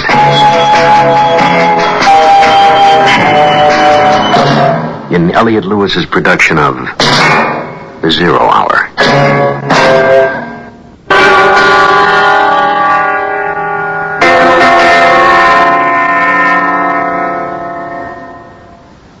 Have you ever wondered about the person tucked away in a corner of a toy factory, cutting jigsaw puzzles, taking a finished picture and cutting it up so someone can spend hours, weeks, piecing it back together, feeding the wood or pasteboard into the blade at any desired angle? I wondered about such a person. So too must Sylvia Bennett. The picture she thought she was making is suddenly many new pieces. More red in another corner. The blood of the island newspaper editor. She's no longer sure that the face she thought would be at the center will be there. And as she sits in her New York apartment, reading the letter, the instruction sheet, Sylvia Bennett has reason to believe this puzzle may have more pieces than she first expected. But I wouldn't want to die there. Continues after this word.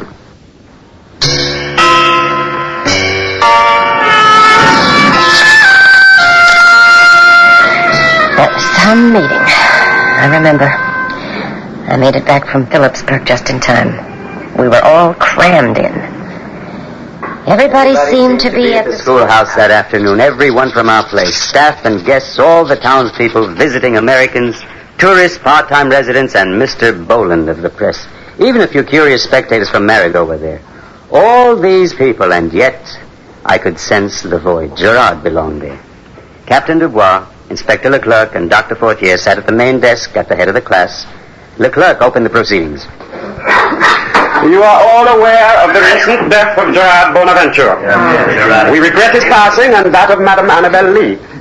We are doing all we can to locate the person responsible for their untimely departure. Our belief is we are looking for one person, perhaps present in this room. They began with me, which made sense. The whole terrible mess started where I began, with my evening walk along the beach. I don't know why I was nervous, but my legs were trembling as I gave my account. Wong and the men from the Riva substantiated my story. After that, Leclerc called on Robert Tolliver, and things began to get lively. Monsieur Tolliver, would you inform us of your whereabouts the day of your wife's demise? San Juan, most of the day on business. Flew back here for about an hour that afternoon, picked up a check from my wife, and flew back. This business you speak of, the acquisition of Benvenue, was it satisfactorily completed? Not entirely. It's a very complicated procedure. Is it not strange that you did not take this check when you first left? Tanqueray pulled a fast one. He wanted to bind her right then and there, a large amount of money. I was afraid he'd call the deal off if I didn't come up with it, so I flew back to get it. And your wife was alive and well? I told you she wrote the check. When it comes back with my statement, I'll hand it to you. We have ascertained from Monsieur Tanqueray that there was such a check. Don't think we doubt that, Monsieur Tolliver. Look, I can account for every second I was back here. I know what you're trying to pull, and I'm not going to let you get away with it. Tolliver got red in the face from all his shouting and had to be yanked down into his chair by his friend Bates. Leclerc continued with Maria Lisa. She spoke very quietly, giving short answers. Annabel Lee was not a cold person, she said, a kind woman who kept to herself. She had no close friends in Grand Case and never entertained, though visitors dropped by from time to time. Tolliver was smoldering. Did you see him, Sylvia? I could tell it wouldn't be long before he blew. Max was just the one to set him off.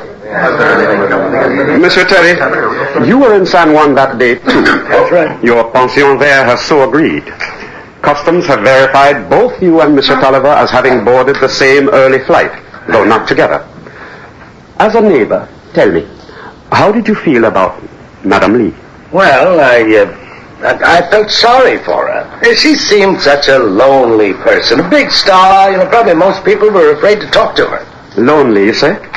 And yet she had a husband. Well, it's common knowledge they didn't get along. That's a lie. There was a terrible bruise on her face one time, and she told me that he gave it to her. You're lying. That's what she said. She ran into a door. Yeah, the door at the end of your arm. Mr. Tolliver, please be seated. This is a farce. Look, we argued. Who's married that doesn't? She wasn't the easiest woman in the world to get along with, but I never hit her, never. I was on my way back to San Juan when it happened, and I could prove it. Alphonse Tabor, we have been told you spoke to Madame Lee at times. What can you tell us about her? Oh, she was nice to me, sir. She promised me a week for Carnival. My Uncle Martin did not like me to go there, or Oliver either. He said she was a trouble lady. Hey, what about Uncle Martin? You said you thought she might have been in his boat. We have no evidence that she was. In addition, Martin Maynard was in the hospital when Gerard Bonaventure was killed. All right, then, the other one. What's his name there? That space cadet. Just the sort of mentality. Guy Bousquet was at the gendarmerie at the time of Gerard's death. Furthermore, after interrogation, we do not believe him capable of taking the lady out in a boat and ridding himself of the body without discovery. His mind is that of a child, and he is too public a figure in Grand Case. But he spied on Annabelle. This he has admitted. He said he had never seen a lady without clothes. And so he was curious. And he liked what he saw. Look at Tolliver. He's busting a gut. I love it. I know. I'm telling you, he did it. Order! Quiet down, please. Order!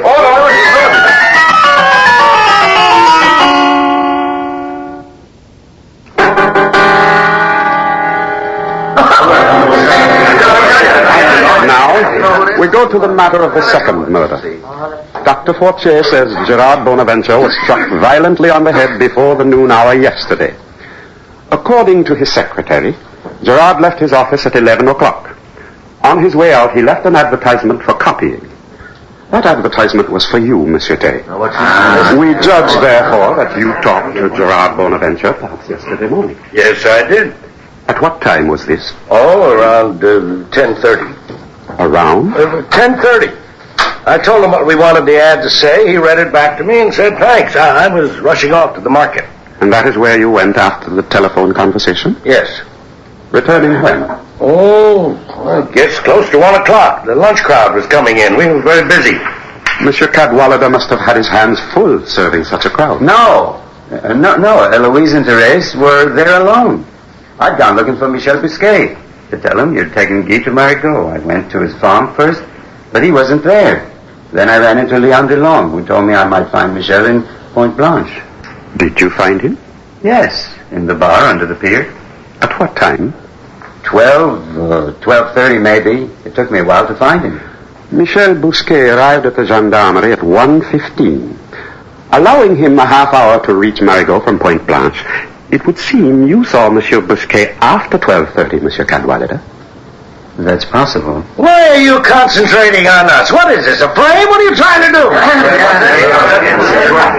Monsieur Terry, this is a public inquest. We are attempting to identify a pattern. We are not accusing anyone. Now, please sit down. Thank you. According to testimony, as you have heard it, Madame Lee left her house sometime in the afternoon, after her guests and maid had gone into Phillipsburg. After, her husband says, 4 o'clock. Where did she go? She saw her leave the house. She told Gerard this. I heard her. Mademoiselle, you will tell us what she saw. Therese told me Madame Lee was walking on the beach toward Molly Smith Point. She was wearing a white bathing suit. What hour was this? 3 o'clock. 3 o'clock. She was certain. It had to be 3 o'clock. We go home at 3:30. She's lying. I don't know why, but she's lying. Wasn't Therese just a little curious to see where Madame Lee was going at 3 o'clock? Didn't she see her meet someone out by the point? Someone with a boat? No, she told me Madame Lee was walking by herself. If she left at 3, she was back by 4. Interesting, is it not? Why she was doing all that coming and going. Especially when she didn't anticipate your return, Monsieur Tolliver. Or did she expect you?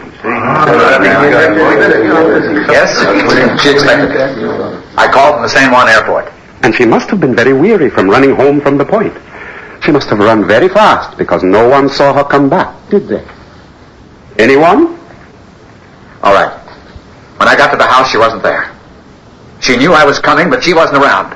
You never saw her that afternoon? No. How did you get the check then? It was there on the desk under a paperweight. No note, nothing, just the check. All signed and ready. So I grabbed it, said to hell with her, and left, and that's the God's truth. Why then did you lie to us? Why say Madame Lee was there when she was not? Please, Monsieur Tolliver, we are waiting for your answer. I have a reason. I had a reason, a good one. The legal matter of the check. If she died before I got it, well, we're not sure it's good. Surely, Monsieur Tolliver, if it were not, your own funds would be more than sufficient to cover the amount. Of course, but my money's not so easy to get at. It's tied up. It's all very complicated. I should say so. I know what you're thinking. I know how it looks, my being there, like she wouldn't give me the money, so I bopped her with a paperweight or something. But damn it, that's not what happened. I didn't kill her. I didn't lay eyes on her. I can prove I didn't, and you can't prove I did. Please, Monsieur Tolliver, repeat to us your whereabouts on the morning of the second murder. You can't pin that on me. No way. Bates and I were at the airport arranging for shipment of my wife's body. I've got a dozen witnesses. Yes, so you have told us. That's the truth. Yes, we know. Nevertheless, it will be interesting to see your wife's check when it is returned. It is always so intriguing to examine the signature, the autograph, as it were, of a famous person. I don't like your attitude. Thank you all for coming. We will let you know when we have anything further. This meeting is now adjourned.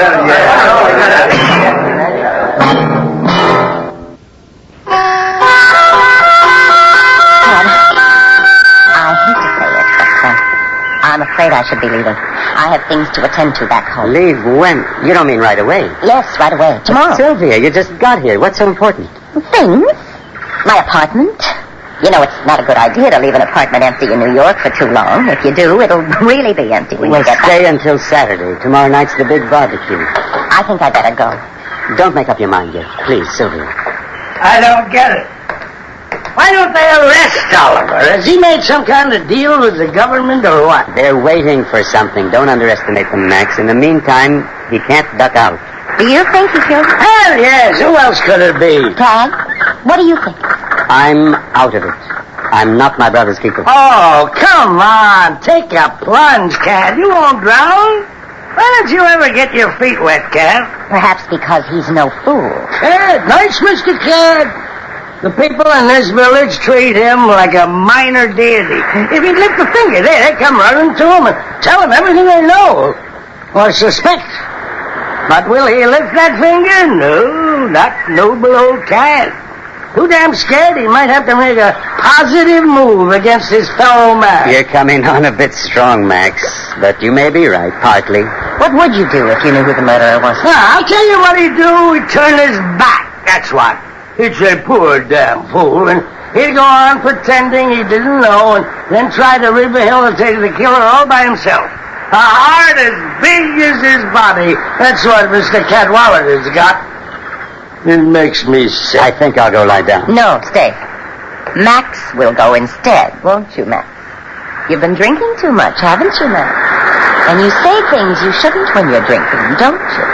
The lady is quite correct. I was just leaving.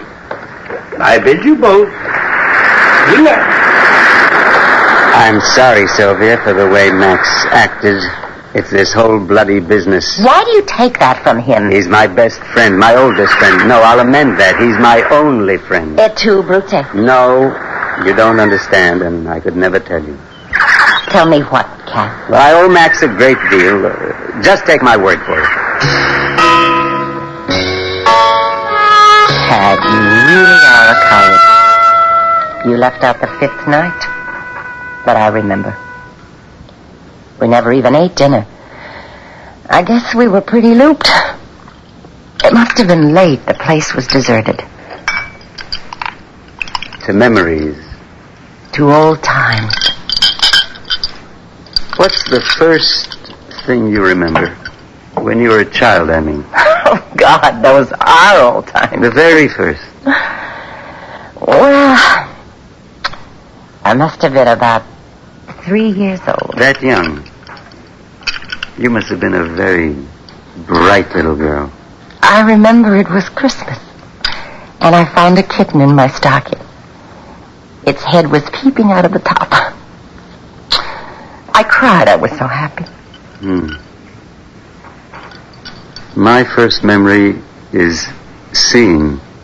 Yes, my parents bought me glasses and I put them on, and I climbed on a chair to look in the mirror. I didn't know whether to laugh because I could see myself so clearly, or cry because I looked so ugly. I laughed. They did too. What happened to the kitten? Still makes me sad. It got out in the driveway, and my father ran over it in his car. Oh, I'm sorry. So am I. Poor kitty. Never had the chance to grow up. Hey, those are most unusual bracelets you wear. I noticed them the first day we met, remember? On the beach. I don't think I've seen you without them. They're really exquisite. Let me see them. No, Cat, please. No. Now you know. They're cover-ups. You know, my eyes are so bad I couldn't see them. I felt the scars. Why did you do it? I was tired. Tired of no one caring. Your husband? I suppose so. Wow. Will it do any good to ask you not to try again? Huh? Well, remember, I asked.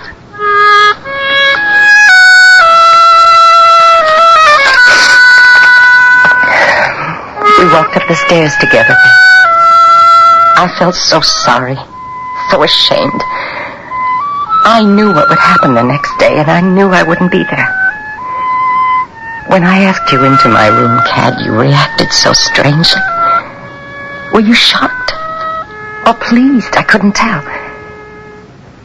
I knew what I was doing, and yet 25 years. It was Joseph Johns I opened my bed to, not you, Cad. We didn't say anything more that night, but I know what you wanted to say. And I know what... Oh, God.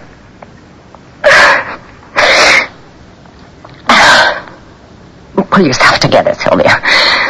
No more jaded tears. You can only die once. All right, Cad. Throw the switch. Squeeze the trigger. I have no last request.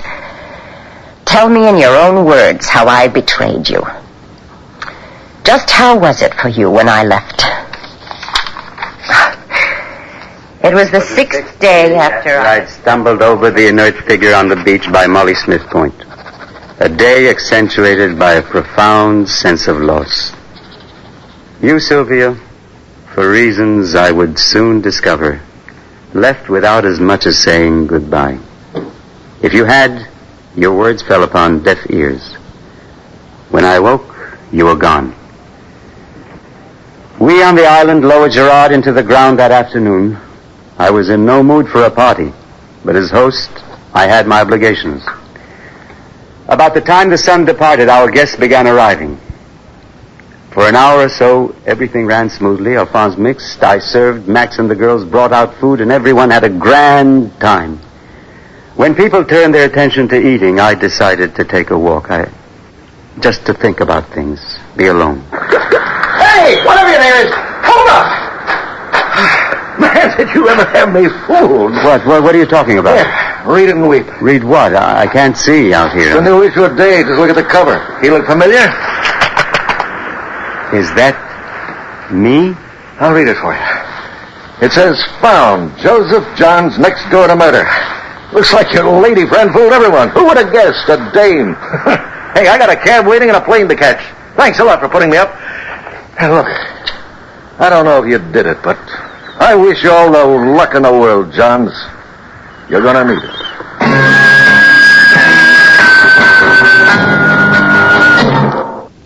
Tomorrow at this time, rest your eyes and listen here to this week's continuing study in suspense. But I wouldn't want to die there.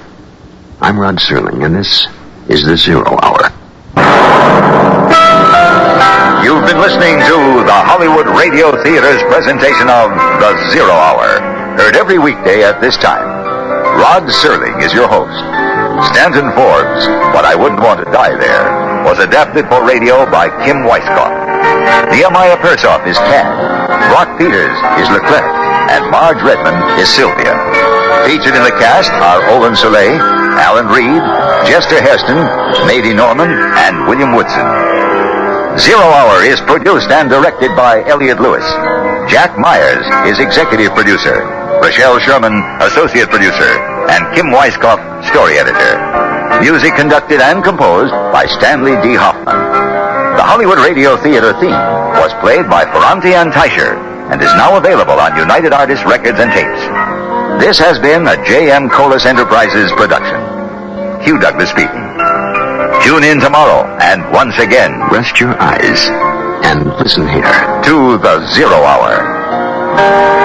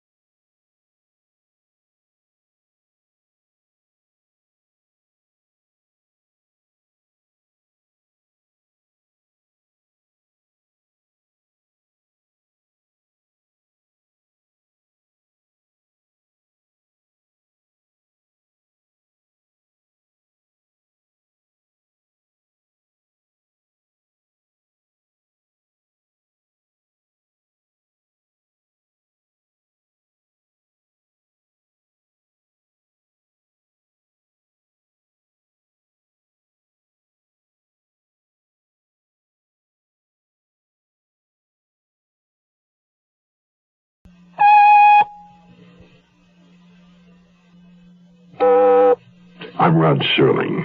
You're listening to the Zero Hour. Rest your eyes.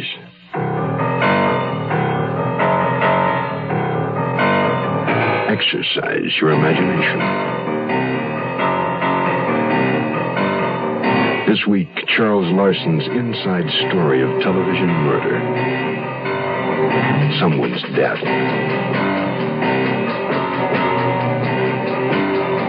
Starring George Kennedy, Joyce Bulifant,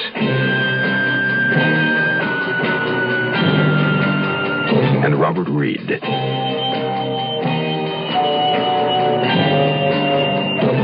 In Elliot Lewis's production of The Zero Hour.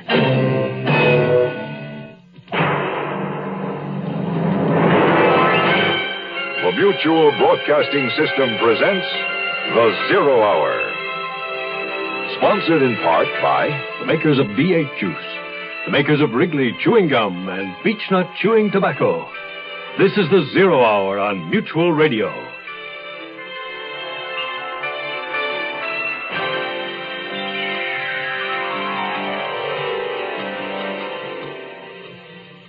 Just when we are safest, there's a sunset touch, a fancy from a flower bell, someone's death, a chorus ending from Euripides.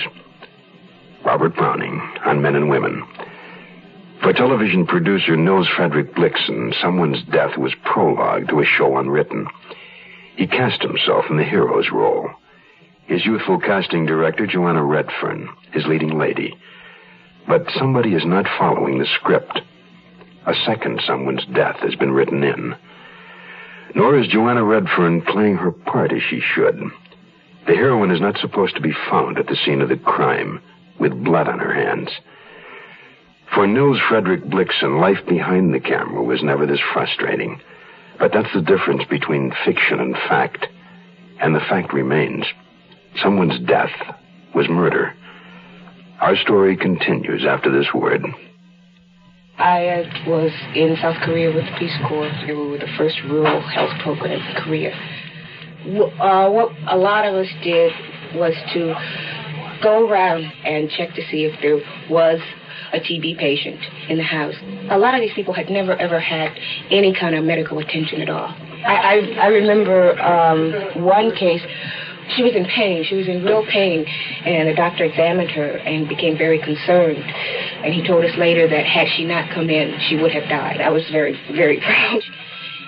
But you've probably heard this, and you'll hear it again and again from volunteers. The volunteer himself gets more out of it than he actually gives to the people he's supposed to be helping. Volunteer for the Peace Corps. The Peace Corps is one part of action. Action is doing something. There is something you can do. Get into action.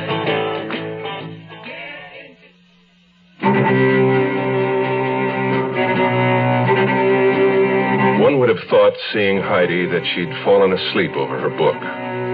She'd been struck twice in the face by a sharp instrument with a long blade, probably an axe. The murderer may have been splashed, probably had been. An examination would show traces of blood in the trap under the kitchen sink where he or she had washed. No one in the fourplex had heard a sound. The murder weapon was nowhere to be seen. I stood in the doorway and watched a police car drive red away, the face in the window blurred by rain. Sergeant Ames, I want Miss Redfern's attorney notified. He has been. Did you know the child that was killed? Child. Tragic child. My God. Her grandfather get home? No, he didn't. When did this happen? We found her about 10 minutes to 7. She hadn't been dead long. I know. Huh? My secretary spoke to her. Why don't you come back inside, Mr. Blitzen?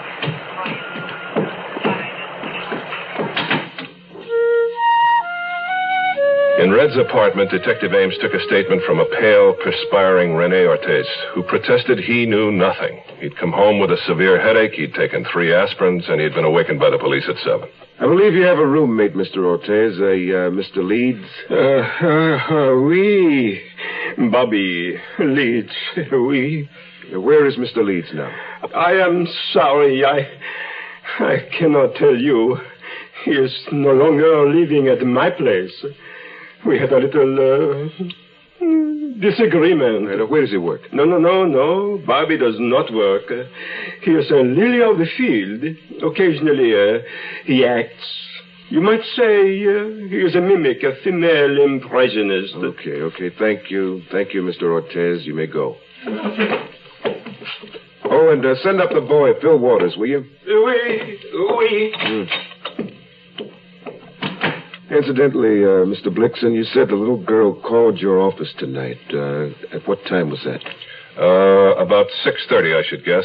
I had looked at my watch at 6:25, and my secretary said Heidi had called a little before that, and then she phoned back about 6:30. And you spoke to the child at that time? My secretary spoke to her. Your secretary's name and address, Mr. Blixen? Miss Mary McGrath, 400 Willow Way, and that's in Glendale. Uh-huh.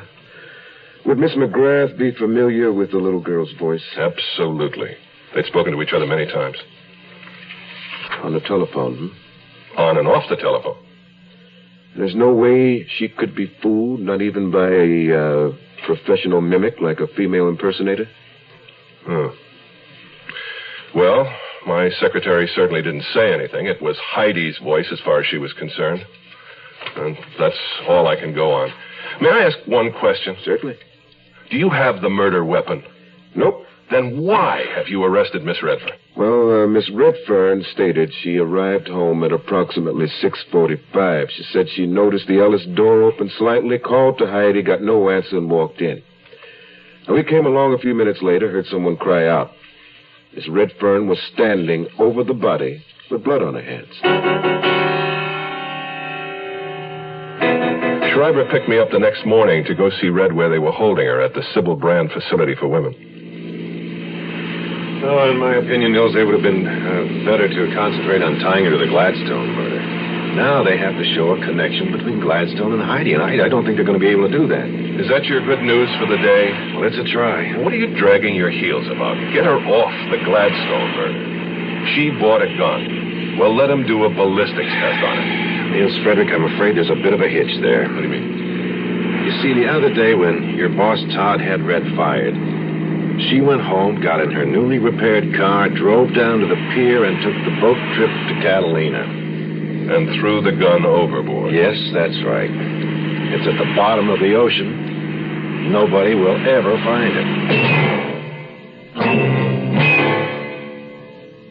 Hey, what you got there? It looks like tomato juice. It's V8. What you got there?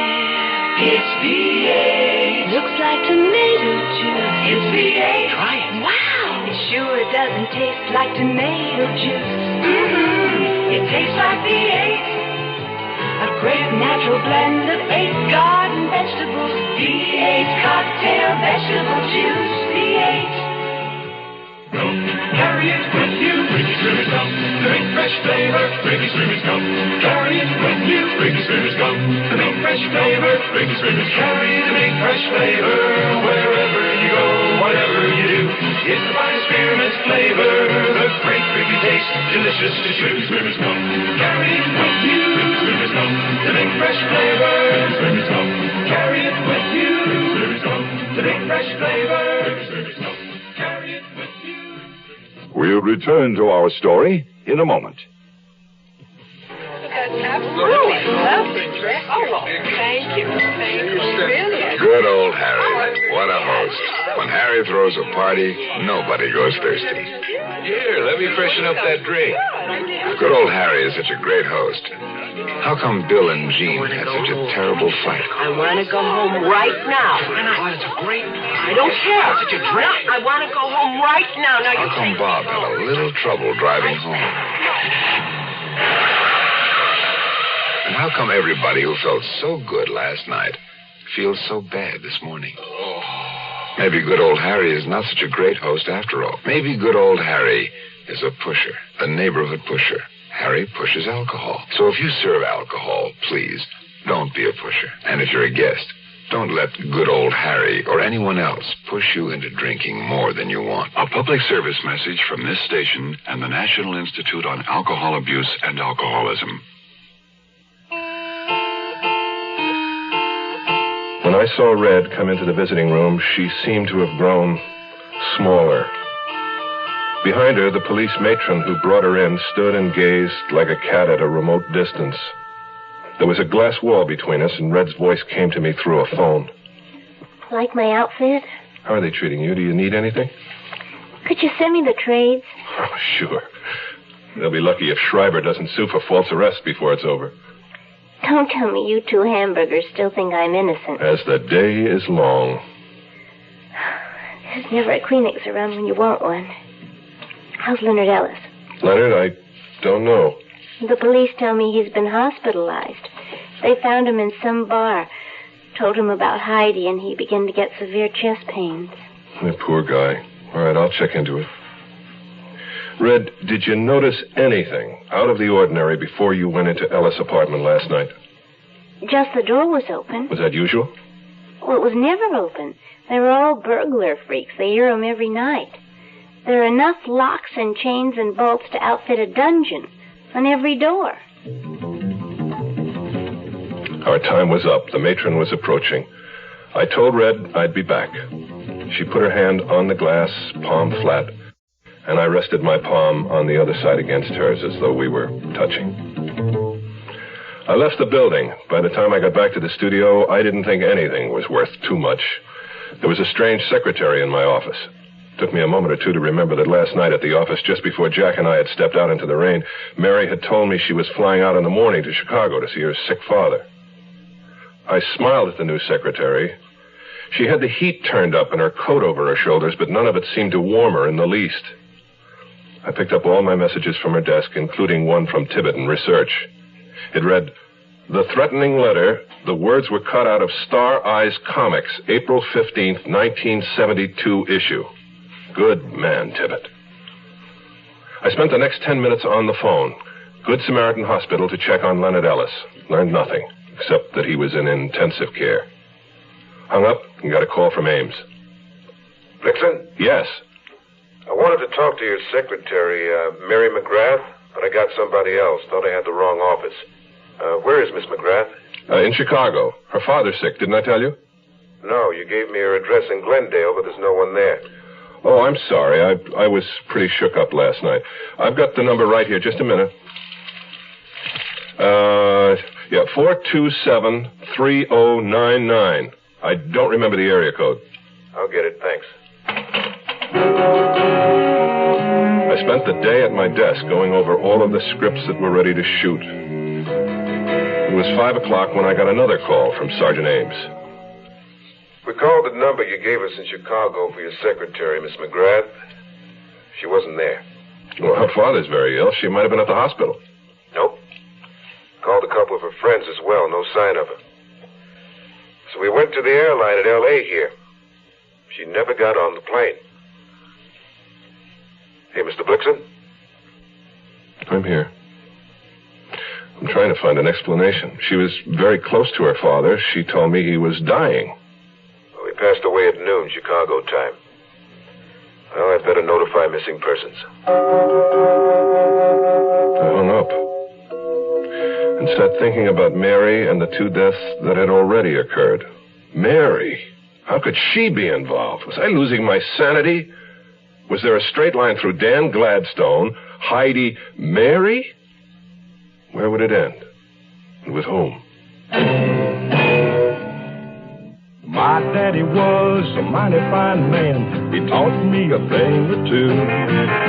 A woman can hurt, so you stay on your guard, and beech nuts the tobacco you chew. Them times we'd go fishing, my daddy and me. He'd tell me everything he ever knew. He'd go after big mouth in close to the bank, and beech nuts the tobacco you chew. Around here, beech nuts the word for chewing tobacco. And it's been that way, father and son, for a long, long time. What's the secret? It's the way Beechnut just keeps getting better.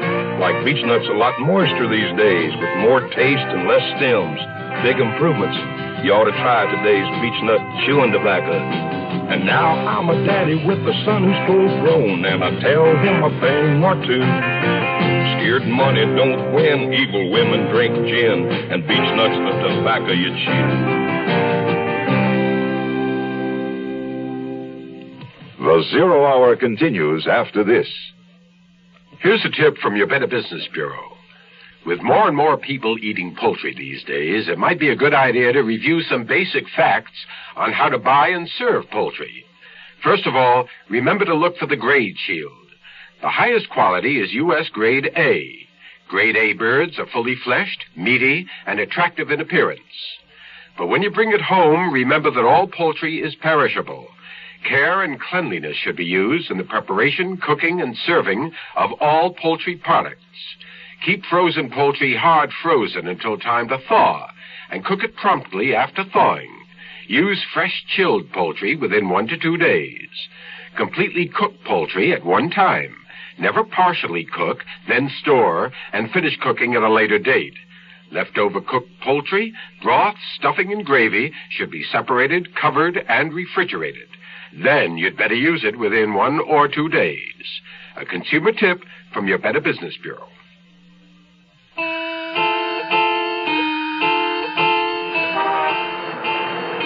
Jack was parked in his usual place waiting for me, reading the late edition of the Times and looking at the legs of starlets as they passed the checkout point at the gate. Hi, Mr. Blixen. Hey, what do you hear from our girl? I saw her this morning. She'll make it. Let the traffic clear a little bit, Jack. I just want to sit here for a minute. You know, my wife, Dolores, she's got it all pegged. She says they're railroading Miss Redfern, and she says the kid's grandfather did it. What's she based that on? Well, for one thing, the paper said there were 3 or 4 locks on the front door, and all of them were open. And Dolores figures the kid was waiting for whoever lived there to come in. The paper said she was on the couch, so she didn't open the door herself. The locks were off, and the guy came right in. Unless he picked the locks first. Why, you can't pick a lock without making some kind of noise. Oh, but it was raining. That might have covered it. Hey, what's the matter? Don't you want the old man to be guilty? Something like that. Besides, he left the studio at the same time we did last night, 6:30 or thereabouts. He couldn't have gotten to the apartment, killed the girl, and split before Red arrived. But when did she... About 6:45. Well, it'd be tight, but I think he could make it. In 15 minutes? I don't know. I have to run it myself. Do it. Do it now. I want to go over there anyhow. All right. You time it, but wait till I get out of the lot. Hey, I feel like Mario Andrade.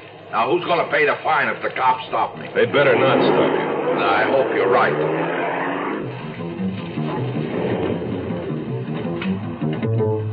We crossed Santa Monica, turned right onto a congested alley, left a narrow street, and east again toward Vine. There were no automatic signals on Jack's route. At the boulevard stops, he paused and nosed at once into honking traffic.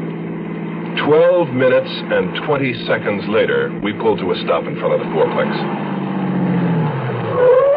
Okay, how about that? You're a professional driver, and you barely made it. Ellis was drunk. The streets were wet. No, I can't buy it. It's out of reason, all out of reason. Leonard Ellis was the only one in the whole house who couldn't have done it. Except, of course, Miss Redfern, maybe? Yeah, that's true. You better not wait, Jack. I want to pick up something from the garage, and I've no idea how long I'll be. I'll see you tomorrow. Yeah, right.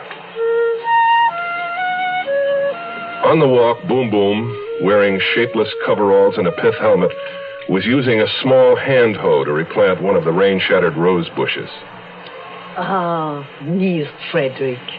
You see, Sherry, it is foolish to try to raise anything beautiful in this violent city. I loathe that little girl, that Heidi, but she was part of the house, part of the fun. And now she's gone. Joanna's in jail. Poor Leonard is in the hospital. Bobby's left. Nothing is the same. Bobby's left? Do you know where he's gone? He called. Want to know about the funeral. He's living with another boy in La Cañada. I want to ask you a favor. I understand Heidi kept a number of magazines, comic books, in the garage. Ah, Too many. I was going to call the trash man. Well, before you do, I'd like to go through them, if I may. Bon chance then, chérie. As I walked along the root buckle driveway, I could hear Phil practicing. He was home. I paused under the ground floor window to listen. It's not bad, huh? It was Boom Boom's husband, Fred, pushing through the screened back door, coming down the warp steps with a glass of wine in each hand. He looked curiously clownish in wide, baggy pants, a gray undershirt, and loose carpet slippers. And that's how I pegged him, a quiet clown. Compliments to the house, Mr. Blixen. Thank you, Mr. Hayworth. I didn't want either of you to go to any trouble. It's Fred, and you're a guest. And guests are no trouble to Boom Boom. They're the breath of life. Drink it. She makes it. That's very good. Boom Boom says you want to look through the comic books in the garage, huh? Come on, I'll help you. The garage was ramshackle and unfinished, built for the thinner, taller cars of the 20s. It wasn't true that the comic books were piled to the roof, but there must have literally been thousands. Stacked along both side walls and the rear, some loose, some tied in uneven bundles, some torn and old, some recent. Which one you looking for? Star Eyes, April 15th, 1972. Star Eyes. We tackled it from opposite sides, restacking as we went. Halfway through the first pile, I thought I heard footsteps outside. It sounded like someone paused outside the garage near the heavy raised door, perhaps to watch and listen. Fred, engrossed in the search, hadn't noticed. I swallowed the last of the wine, and I drifted toward the entrance. I looked casually down the drive and into the rear yard and along the porch. There was no one there. And the guitar practicing had ceased. I'm up to March. April 1st, 8th, April 15th. Here it is. Good. Let me see it. Fred, you see these holes in the pages? Now, I say that Heidi cut the words out of this magazine for the threatening letter she sent to Red. But the writer threatened to kill Dan Gladstone. I know Heidi was a weirdo, but she wouldn't have killed nobody. She could drive. She could have been out of the house that night. Mr. Blixen, if you tell the police all this, you know what they're going to think? No, what? Well, if Red figured out that Heidi killed her great love, and if she came out here and found the magazine and put two and two together like you just did, couldn't the police say that was enough motive for her to kill Heidi? Fred Hayworth wasn't a clown. I was. There was no answer I could give him. I just walked away. At 4:30 in the morning, I gave up the idea of sleep, and I stepped onto my balcony to wait for sunrise. At 8:30, I was in Walter Tibbetts' office in research, seated at the chrome desk under the cobwebs, comparing my mutilated copy of Star Eyes with the whole one that he had. So, what do you expect to accomplish with this thing now that I, run it down for you? I'm not sure. I was playing detective. I hoped that I'd be able to help my casting director. You mean that nice kid they arrested at Joanna Redfern? Yes. Help her. How? Oh, that's too complicated. Just believe me when I say it didn't work. Wait a minute there. What was that? What was what? Let me see your copy. Walter, what are you doing? Pages 17 and 18 are missing from your copy. And they weren't part of the original cutout? No, because I showed you those parts. Peter Lorre and the Bug-Eyed Monsters. What does that mean? And on page 18 as well, continuation of same story. Oh, sure. They're a rock music group. And stills of the real Peter Lorre on the back. You remember M? Oh, yeah, beautiful. That was a gorgeous performance. Scared the hell out of me. It's been so long. Wasn't M a kidnapper? No, he's a child molester. Most despicable criminal in Berlin. Remember the police couldn't find him? Well, finally the underworld took over. They captured him, executed him, I think. Yeah, they talk about the movie here, in your copy. Well, what's the connection? This wasn't part of the threatening letter that you showed me. No. Unless there was another letter. Wait a minute. There's some other places cut out. Let me see it. I'll compare them. Write this down. Go to the $300 cash each and every month for life. I will pay, or that's OAR. OAR. OAR. Police. That's it. Well, no, wait, that's plain enough. Pay $300 cash each and every month for life, or I will go to the police. You want to know something? A person could get killed sending letters like that. A person did. I walked back to my office in a daze.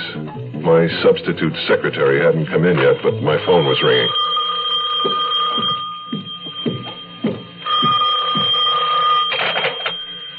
Flickson here. Ames, I called your apartment. You left early. What is it, Sergeant? We found your secretary, Mary McGrath. The bullet, fired at close range, had entered her left eye near the nose, shattered the back of the skull, and spent itself inches short of the kitchen drain board. The brackish odor of death permeated the small house from end to end. According to the deputy coroner, she had been dead for approximately 40 hours. You are listening to Mutual's presentation of The Zero Hour. Your Heart Association presents Stiller and Mira. Honey, I'm going to test you. Mm-hmm. Now, if you have high blood pressure, what are the things you should do? Watch your weight. Right. Follow your doctor's instructions on smoking. Yeah. Take your medicine. Good. Get plenty of rest. Terrific. Hey, honey, let's stay home tonight, huh? And exercise, but don't overdo it. Right. We'll stay home tonight, okay? Okay? Yeah, and you got to rest before you get tired, right? Exactly. So we'll stay home tonight, okay? Okay, we'll stay home tonight. Terrific. Hey, wait a minute. What? You don't happen to have high blood pressure, do you? Me? Of course not. I had my checkup at the doctor. I'm terrific. And I made an appointment for you. Why? Because I love you. And only a doctor can tell. Another way to protect your loved ones is to give to the Heart Fund.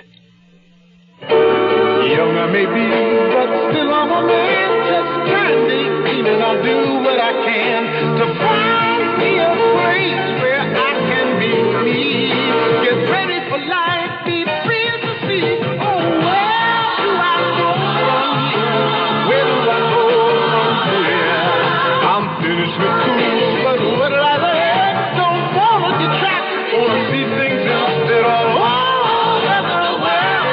There's so much to do. The call of the sea, don't you hear it too? Oh, where do I go from here? Where do I go from here? What about the new Navy?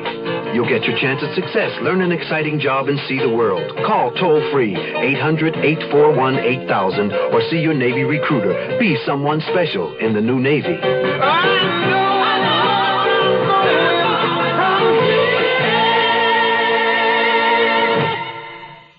Tomorrow at this time, rest your eyes and listen here to this week's continuing study in suspense, someone's death.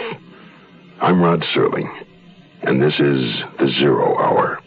Today's episode brought to you in part by V8 Chews, Wrigley Chewing Gum, and Beech Nut Chewing Tobacco. This is The Zero Hour on Mutual Radio.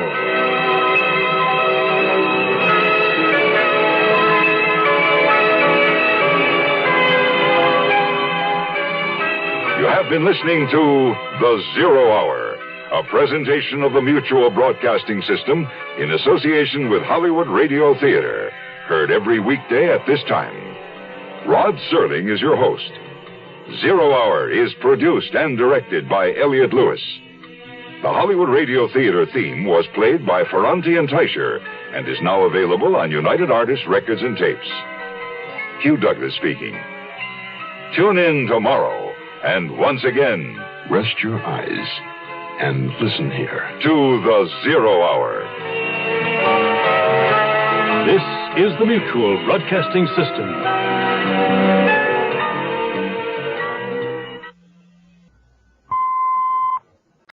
The Hollywood Radio Theater theme was played by Ferranti and Teicher and is now available on United Artists Records and Tapes. Hugh Douglas speaking. Tune in tomorrow, and once again, rest your eyes and listen here to the Zero Hour. This is the Mutual Broadcasting System.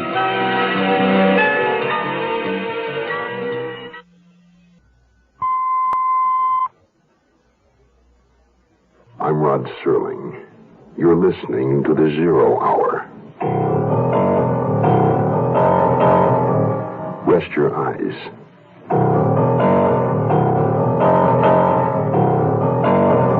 Exercise your imagination. This week, Kenneth Fearing's study of a deadly obsession.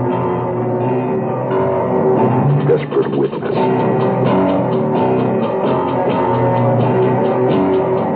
Starring Richard Crenna, Keenan Wynn,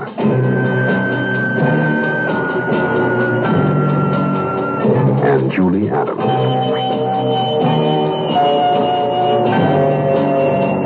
In Elliot Lewis's production of The Zero Hour.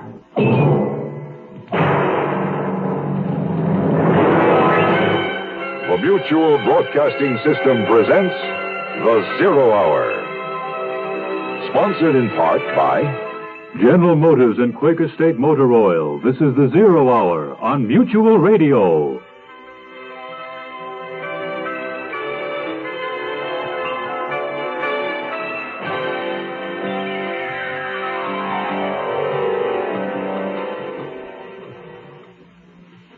George Stroud, on orders from on high, is leading a manhunt for someone he knows to be a witness before the fact to murder. It's only a matter of time, and time cannot be bought. Not like the painting hanging in the office, or the one for which he paid $50 to a junk dealer the night of the murder. For George Stroud, time is running short. In a moment, part 4 of Desperate Witness, right after this word. Hello, I'm Johnny Cash, and I've been around this great country of ours enough to know how important it is to get as much education as you can while you're young. If you want to start college or vocational school, this may be your chance. The government wants to give you some money if you have financial need. Can you believe that? Well, it's true. Look into a new program called Basic Grants to see if you qualify. Hurry on over to the county agent, post office, or nearest school for more information and an application form. A basic grant won't give you all the money you need to make it through college or vocational training, but it'll help you get on the road. It could be the most important road you'll ever walk in your entire life.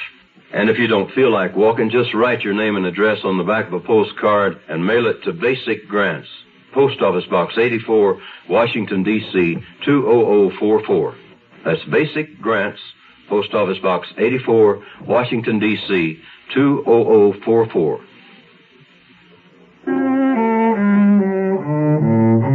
I called Steve Hagen. I would have preferred to see his face when I told him our search led us to a dead woman. But his secretary had said he wasn't available. So I settled for just hearing his reaction. Yes, George? Steve, the woman with our man that night was Pauline Dulles. Steve, are you there? You better come upstairs, George. They were both there when I walked across those carpeted acres. Steve Hagen seated at his desk, Janice standing behind him. If I thought my face reflected tension, Janice was controlled hysteria. He nodded to me, then he turned and he looked out the window. George, I've imparted your information to Mr. Janeth. He's naturally disturbed. But he agrees with me that there's absolutely no significance in the fact that Pauline Dulles was the man's companion that night. What we want What we have to have is the name and whereabouts of the man himself. That's all we're after. I can't buy that there's no connection. Well, you have our assurance, Mr. Janet's and mine. You see, we've had reason to believe that Pauline knew this go-between, so it's not unnatural that she would have been out with him. Perhaps we should have told you. No, perhaps you should have. Listen, Pauline Delos is a blind alley. Her murder is one story. This is different, unrelated. Now, let's look at some of these other leads a little more closely. We're still checking the list of upstate liquor licenses suspended or not renewed with the board, aren't we? No, that's a tall order. There are hundreds. The list is being fed straight to me. If I get anything, you'll know immediately. You seen the story Newsways ran about this Patterson woman? It's too early for results. Our spread is going to put that woman on the map. Someone is certain to recognize that Judas painting from our description. Our evaluation of it as priceless is sure to locate it. It's my hunch that that picture alone will nail our man to the wall. Those bars, art galleries, and so on. They're all being covered, Mr. Jones. Exactly. And why hasn't our man shown by now? No one suddenly abandons his habitual routine of life, not without good reason. Why? He may be the one who murdered Dulles. In that case, he's not making himself conspicuous. Though he knows he's in fast company, he knows the score, and he's gone to ground. Right where he is, so the same thing won't happen to him. You mean he may believe himself to be in danger? He knows somebody's playing for keeps. Why shouldn't he be worried? Maybe he saw the killer, can identify him. He's afraid to come forward, knowing he's in for the same. He's keeping undercover, staying away from all the places he always went before. How many people in the organization, Stroud, know about this particular job? What do you mean? Right here, Janeth Enterprises. How many? I'd guess. Well, with 53 people now working on this assignment, I'd say everyone knows about it. The entire 2,000. Why? Nothing. For a second, I thought I had something. All right. I guess that reports on everything. It's still nothing. You think I missed a bet somewhere? Just bear down on it, that's all. I shall. And now that we've decided the murder and our particular guy belong together, there are a lot more lines we can follow. What lines? Well, for one thing, Mr. Janeth, I'll have some men cover all cab stands in the neighborhood of Pauline Dulles' apartment. Cab stands? Why? On the night of her death, only a few minutes after it, in fact, somebody took a cab away from that vicinity and couldn't help being rather noticeable. The driver will remember. I don't follow that. It's quite simple. Our subject took Pauline to Gill's, then to a number of antique shops, then to the Van Barth. Why wouldn't he take her home? Of course he did. Our timing concurs with the police's. He took her home, then he had to leave. The first and most obvious line to follow is that he left in a taxi. Perhaps he had his own car. Perhaps he did. He may have walked, taken a bus. Right. Maybe he did none of these things. But it's my hunch we'll discover he did take a cab. We'll locate the driver. We'll find out where he drove him. And that'll close the whole assignment. The stricken look on Janeth's face that came and went screamed his guilt. Reassured me that I was right. Janeth had taken a cab that night, and it was my only hope of nailing him with the murder. Later that day, Janeth went home under doctor's care. The word was he had a strep throat. My bet was that he had a chill brought on by seeing himself with a number on his chest. But I had a chill, too. Brought on by the sure knowledge that if they'd been out to get me before, they'd stop at nothing to cut me down now. Hello. Let me tell you about myself. I used to be a chronic drunk driver. In the 10 years between my first arrest and having my license revoked, I racked up 19 major traffic violations. I caused 6 serious accidents, injured 3 people beside myself, and had my license suspended twice. I was still driving and drinking. And then, one night I was driving home after work, and I'd had a few, and I hit this kid on a bicycle. He died before they could get him any help. He was just 11, a little younger than my oldest boy. I'm living with that now. I was too drunk to see him then, but I can see him now. And I remember. This message was brought to you by the General Motors Corporation. We'll return to our story in a moment. I'm Lucille Maness, an unsuccessful big businesswoman, and I'd like to tell you a little bit about my unsuccessful business. Well, I was the co-founder of this woman's book club, but we ran into a little trouble. We had all kinds of problems, so I called SCORE. That's the Service Corps of Retired Executives. They're retired executives who volunteer to help small businesses. I went over and discovered Lucille was in deep trouble. I made several simple business suggestions. I also strongly recommended the club seek incorporation with a well-established women's magazine until its membership increased sufficiently. Unfortunately, one of my associates really didn't like the idea of a man giving us advice, so she wrote herself a check with the remainder of what we had left in the treasury and took off. Well, Mr. Krause came back to help again. A man who knows how to solve problems likes to keep solving them. Volunteer for SCORE. SCORE is one part of action. Action is doing something. There is something you can do. Get into action.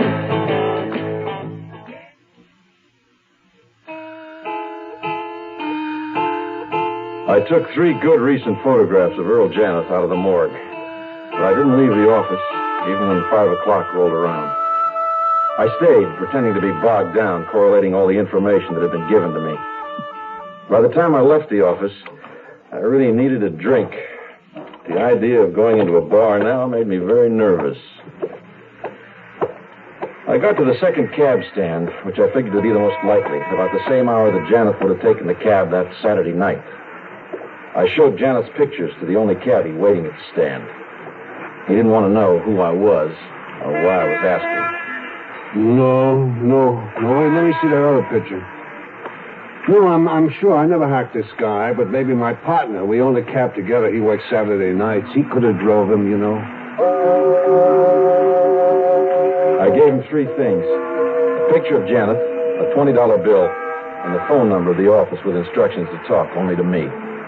The proposition was backed up by another 20 in the offing if he got me the right information. I felt more relaxed for the first time in days when I got home. My family was asleep. I had a drink, and I took the temptation of Judas painting out of the downstairs closet. My intent was to destroy it, and I couldn't bring myself to do it. It was a work of art, and to destroy a work of art is murder of another kind. So I carried it into the cellar, and I stashed it face to the wall behind the furnace. The horn of the school bus and a small female cyclone swept through the lower rooms of the house, gathering school bag, crayons, picture book, lunchbox, and a hastily scribbled note from her mother explaining her tonsillitis. Her mother and I stood there in the warm sunlight for a moment. The picture of an ordinary, normal, untroubled family. I waved the bus off until I could no longer see it, and I kept waving. I could feel my face locking into deep lines that could hold rainwater. Are you all right, George? No, a headache, that's all. Just a headache. George, something is bothering you. I can feel Will it. you get off my back? Oh, I'm sorry, honey. I'm sorry. It's just it's a lousy mood. You know how it is. It's deadline week. That's okay. You know, you forgot to bring home a Newsways last night. Don't mind.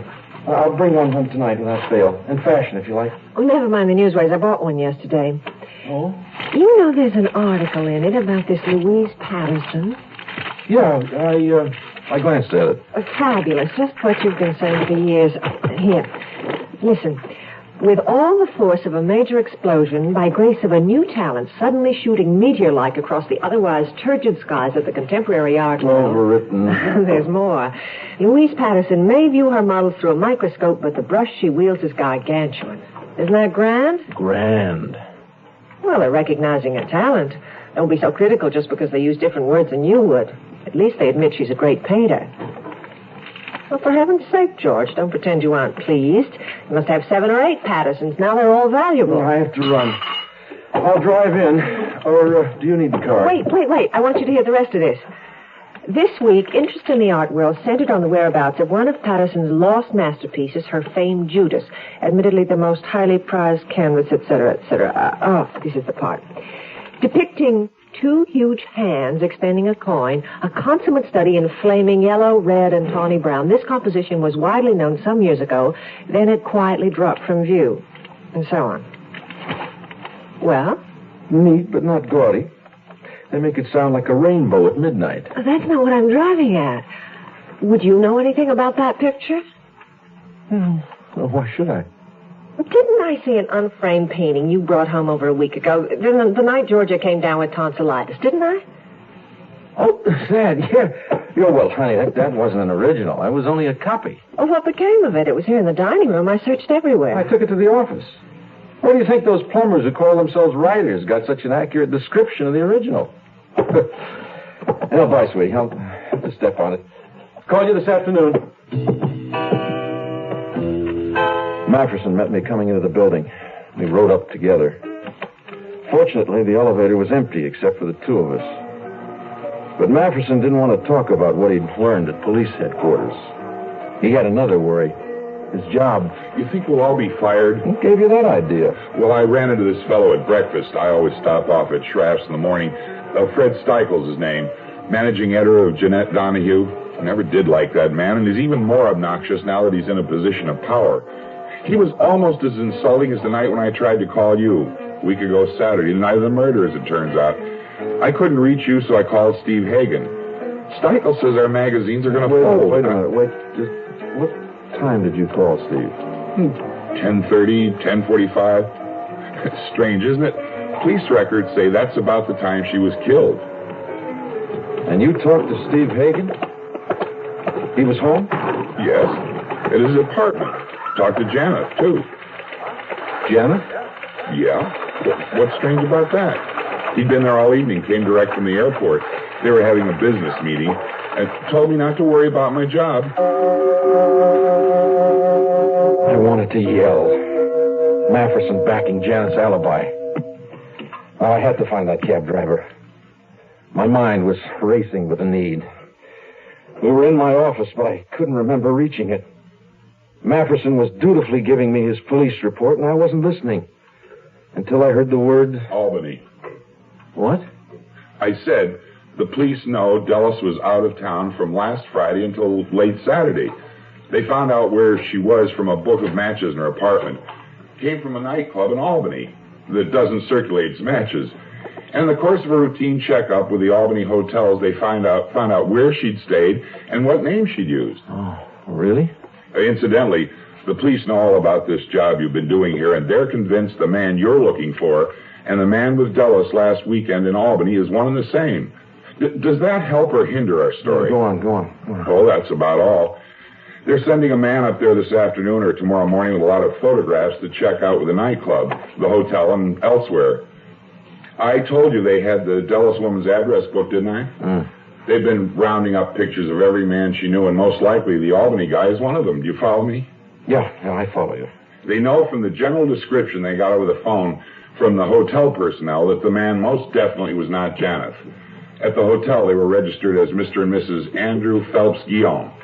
Oh, by the way, your name was in her address book. Did you know that? My wife and I met her at a couple of parties. Now, if I may digress from these facts to a more philosophical evaluation... You're doing a good job, Emery. Don't evaluate. Just keep compiling facts. Oh, by the way, is the department looking for a photograph of me? Oh, they already have one. Off your driver's license application. The man they're sending upstate has quite a collection. 50 or 60 photographs. I see. Now, I can go to Albany with him if you like. You know, expedite things. No. I want you to start working up that story. I could feel the big clock's hands spinning, hurling me faster and faster. Any minute now, it would tell me my time was up.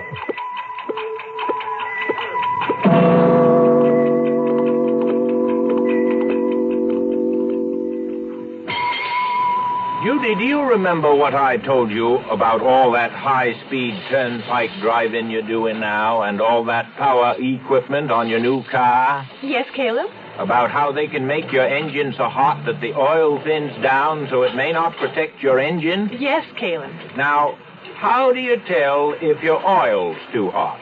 Just watch the temperature gauge. Nope. That just shows how hot the radiator fluid is. Oh, I know. When the oil's too hot, that little red light goes on. Nope. That just tells you the oil pressure's too low. Well, how do I tell if my oil's too hot? Fact is, you can't. Then how do I know my engine's protected? Make sure you're using quality oil like Quaker State. Quaker State's specially made to stand up to high engine heat so it can keep right on protecting like an oil's supposed to. Is that the reason you always recommend Quaker State? That's one reason. Quaker State your car to keep it running young. The Zero Hour continues after this. Josephine, open up! It's me, Napoleon Bonaparte, Emperor of all France, much of the civilized world, and Louisiana if the deal falls through. Quick, Pierre, hide in the closet. Napoleon must not find you here. Come in now, Pete. Ah, Josephine, I had to see you. Napoleon, my dearest heart, what are you doing here? I thought you were at Waterloo. I was, but it ended early. What is that? I smell cigarette smoke. You know I hate you to smoke. I didn't. I don't. I started again. Aha! The smoke coming from that closet. Come out of there, you scoundrel, and on cart. It was only in the house to pick up the dry cleaning. Take that, you filthy escargot. This world history lesson was brought to you by your American Cancer Society, which says smoking can be injurious to your health. Touché! In more ways than one.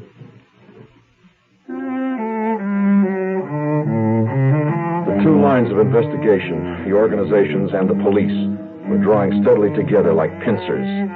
I could feel them closing. I told myself it was just a vast machine, and the machine was blind. But I hadn't fully realized its crushing weight and power. I returned to my desk from a lunch I could not remember having tasted. Oh, Mr. Stroud, here's that list of non-renewed licenses from out-of-town taverns you asked for. It's from 10 years back. Oh, thanks, Lucille. I haven't had a chance to go through and alphabetize them yet if you want to leave them with me. No, later, thanks. One of them would have my name on it. And my wife's. I carried them to my desk, figuring I'd feed them to the paper shredder. But Roy's door into my office was open. He was standing in it. For the moment, I consigned the file folder to my bottom drawer. Been meaning to ask you, George, did you send that handkerchief to the lab to check possible fingerprints and have the laundry mark run down? No, I'm sorry, Roy. I forgot. You give it to me, will you? I'll do it right away. Yeah, sure. Got it right here on my desk. Oh, and Hagen called. I want you to come right up. These conferences with Hagen had daily become longer, more frequent, more bitter. It was cold comfort to have a clear understanding of the abyss that Hagen and Janet, particularly Janet, saw yawning before them. I wasn't thinking about Janet, but about myself when I opened Hagen's door. Found myself staring at a photographic blow-up of the painting I'd hidden in my cellar at home. We're going to run it on the cover of Newsways next issue, with a follow-up story on the artist. But the cover, is she that significant? She's not. We have our own reasons for running the story. The first article on the artist generated a lot of reader interest. Now we run this lead. Priceless painting disappears. That'll pull our man out of the woodwork. Somebody will turn him in. Someone who knows he has the picture. Hagen, who hadn't touched anything as plebeian as layout in the 15 years he'd risen to the top of Janet's empire, was meticulously laying out the copy on his desk. I stared over his shoulder at a 4x6 photo displaying one wall of a Louise Patterson exhibition 9 years back in the Miller Gallery. In the middle, surrounded by 4 other paintings, was the 2 hands of the Temptation of Judas. But it was another painting that grabbed my throat and squeezed the air out of me. 2 faces, 2 profiles facing one another in confrontation, called Study in Fury. This painting at that very moment was hanging, as it had for 2 years, on the wall of my office, just 6 floors below. By the time Newsways went to press, anyone who'd wandered in and out of my office since this insanity began was sure to make the connection. If I lasted until Newsways went to press. George, what the devil's wrong? This thing has drifted more than a week. Why haven't we found our man? I just shook my head and walked out. By the time I got back to my office, they were all there. Roy, Leon Temple, Phil Best, a couple of other leg men. It was apparent the second I stepped into the room that there'd been a break. George, we've got him. Where? Where is he? Right here. Here? Go on, tell him, Leon. Our man came into this building just a little while ago, right after lunch. I don't understand. Why would he come in here? Who is he? We don't know yet, but we've got him. Leon slipped some cash to the staff of the Van Bart, let them know there'd be more. Incidentally, I need my expense account. Will you skip on non-essentials, please? What Leon's trying to tell you, George, is that the staff of the Van Bart have all been scouting around this district in their free hours. After all, the Van Bart's only 3 blocks from here. And one of their porters picked up our guy and followed him right into this building. I couldn't get over Roy's eyes. Calm, unflappable Roy, and his eyes blazed with evangelical zeal. All the men in that room lusting for blood like hunters who'd treat an animal. And I was the animal. I was saying things like, "Good boy, Leon, that's using your head, Roy." And all the while I wondered if my reflexes had stopped working. I uncrossed my knees with the pieces of me fall off one by one like the rusted, useless wheels and cogs of a worthless machine that has outlived its purpose. In about 2 minutes, we'll have every door and exit covered. You're certain that he's the man we're looking for? The porter's positive. He saw him crossing the street, followed him a block, almost lost him at the light, but ran and caught up just as our Mr. X entered this building. And unfortunately, he got to the elevator before the Van Bart guy could alert us. Oh, I see. In addition to the porter, a night bartender from the Van Bart, waitress from Gill's, and the art dealer have all arrived. Well, nothing to do now but wait, huh? If he doesn't come out during the afternoon, we're sure to pick him up at 5:30 when the building empties. It'll be jammed. We'll have to cover every inch of the main floor. He's in the bag. We can't miss. Agree, George? In the bag. And I'll wait it out right along with him. Stay here till we get him. If necessary, I'll sleep here all night. I'm not going to leave this office till we've got this all sewed up. Roy would know that if a man came into a building and didn't go out, he must logically still be inside. And this inescapable conclusion must eventually be followed by one, and only one, logical course of action.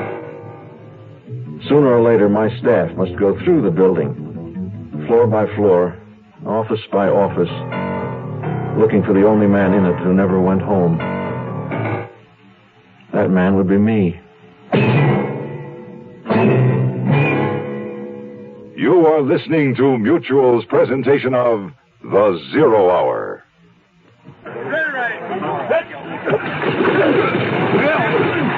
I'm Roger Staubach. I'm not here to talk to you as quarterback for the Dallas Cowboys, but as an ex-serviceman who'd rather have his head beaten in on the football field than practice his skills in another war. And that's why I'm rooting for the world's most successful peacekeeping team, the North Atlantic Treaty Organization. It's worked for nearly a quarter of a century. In that time, the 15 Atlantic nations that make up NATO have been building teamwork like never before. In Europe, historically the world's greatest trouble spot, they have helped keep the peace and develop economic cooperation. They have generated a game plan through which problems like arms control and pollution are being attacked. Believe me, it's needed. The world's been kicked around enough. Let's help strengthen the NATO team. NATO works. Something else might not. This message was brought to you by the Atlantic Council of the United States. Here's a tip from your Better Business Bureau. Properly cooked vegetables add interest and enjoyment as well as nutrition to a meal. Cooking only long enough to make the vegetable tender tends to preserve more flavor and better texture than prolonged cooking. And when you buy vegetables, demand freshness. Check the characteristic signs of freshness, such as bright, lively color and crispness. Handle produce carefully. Someone must pay for vegetables lost by rough handling, and in the long run, it'll probably be you. Incidentally, don't buy just because of low price. It doesn't pay to buy more vegetables than you can properly store in your refrigerator, or you can use without waste. Most vegetables can be stored for 2 to 5 days, and it's really penny foolish to buy fresh vegetables affected by decay. Because even if you do trim off the decayed area, rapid deterioration is likely to spread to the salvaged area. A few cents extra for vegetables in good condition is a good investment. Tomorrow at this time, rest your eyes and listen here to this week's continuing study in suspense, Desperate Witness. I'm Rod Serling. Today's episode brought to you in part by General Motors and Quaker State Motor Oil. This is the Zero Hour on Mutual Radio.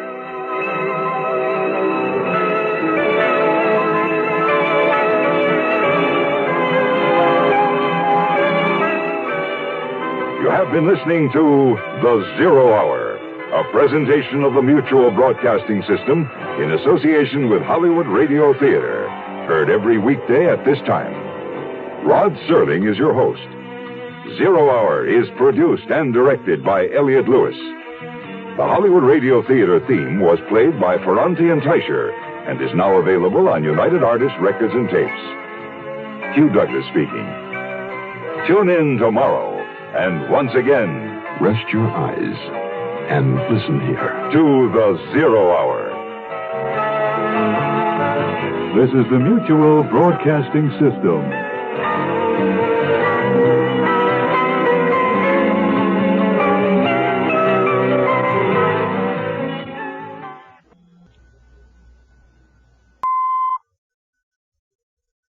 I'm Rod Serling.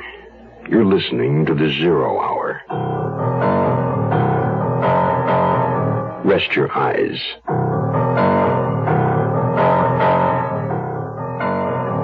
Exercise your imagination. This week, Stanton Forbes' bizarre retrospective tale of entanglement. If two of them are dead. Starring Earl Howard, Catherine Burns,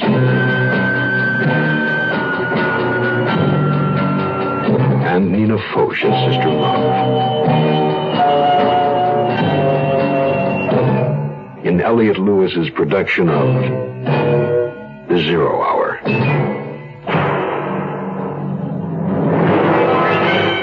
The Mutual Broadcasting System presents The Zero Hour. Sponsored in part by Eastman Kodak Company and Quaker State Motor Oil. This is the Zero Hour on Mutual Radio.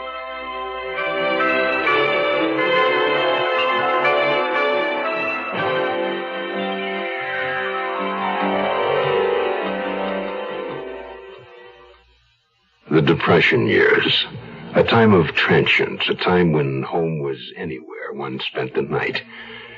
For Joe John Plunkett, home was a moving freight rolling across the American Midwest.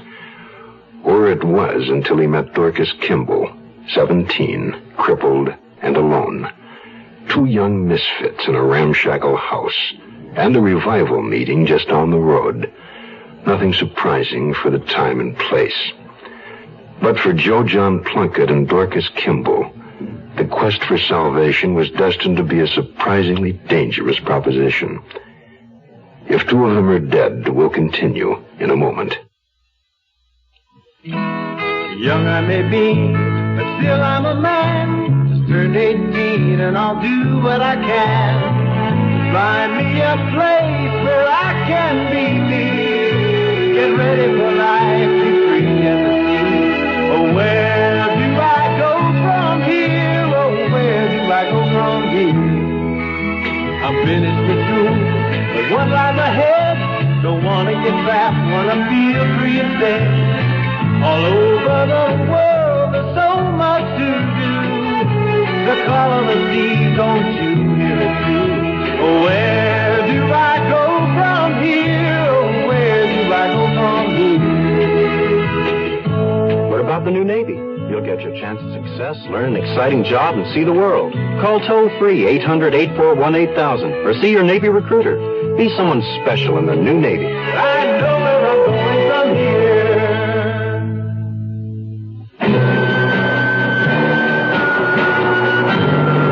The body lay crumpled at the foot of the cellar stairs. Oh, I knew right away it was Dorcas's paw. And she'd sent me down here on purpose to find it. You must have seen Pa lying there dead by now. He'd be coming back any minute. Well, what else was I going to do? I couldn't just say right out, there's a dead body in the cellar and I don't know what to do about it. I had to get help somehow. And Joe John Plunkett coming up the road with Tippy yapping at his heels, he seemed to be it. I was just going to have to get Joe John to help me, whether he wanted to or not. That's some bad case of tuberculosis your pa has got. Guess you knew soon you saw him lying there it was my pa. It doesn't matter who he is anymore. It's my pa, all right. What happened? I reckon I killed him. Didn't mean to. Well, thanks for the meal. I'll get along without the bed. You go, and I guess I'll have to set that deputy on you. I'll have to explain how you aren't my cousin at all, how you came around begging for work, and my pa took you on 'cause he wasn't feeling well, and you killed him. What am I supposed to have killed him for? This thriving trade you're doing in wooden statues of Uncle Sam? There's money hid in the cellar. It's mine. But I'll say you found out and killed Pa for it. Well, you sucked me in good, didn't you? What are we going to do with him?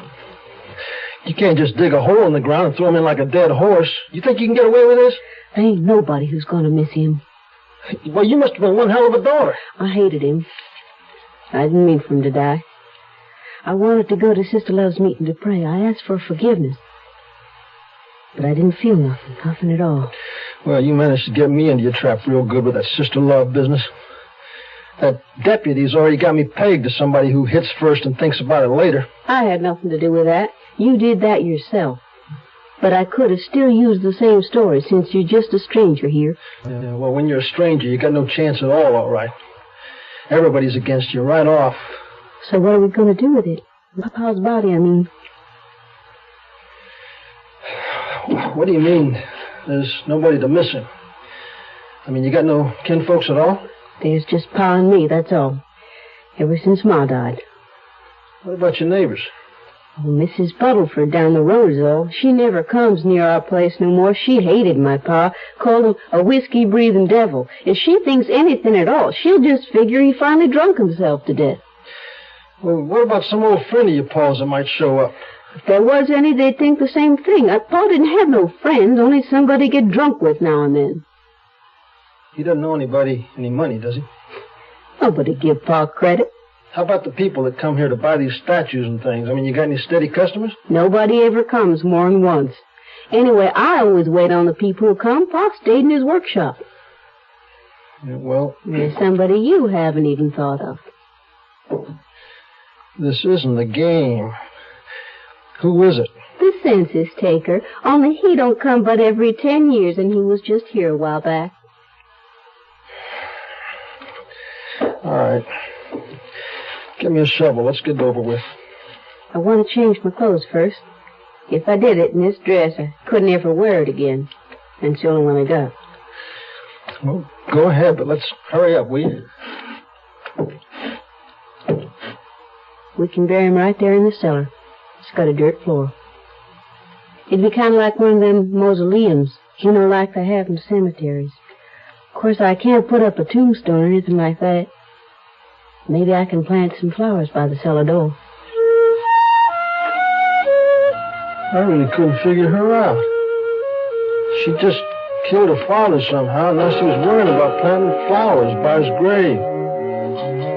Just then, she sounded like a scared little girl. Maybe that's all she was, all she'd ever been. Let's go, I'm ready now. Brought along this old quilt to wrap him up in, make it easier to handle him, I figure. Well, I figured that was one weird manner of figuring.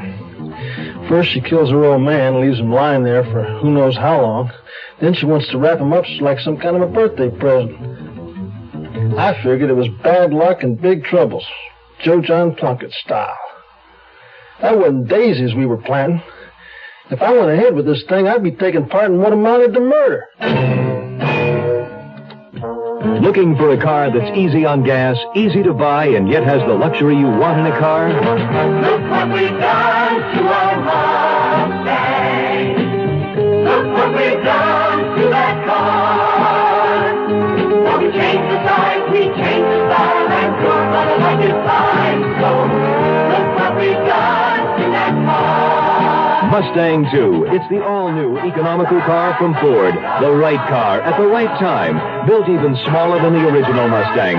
It has an easy-on-the-gas 4-cylinder engine, rack and pinion steering, tachometer, 4-speed transmission, plus a beautifully appointed interior. All standard. Luxury plus economy. That's Mustang 2. When you take a ride, you're gonna know that Mustang's one of a kind.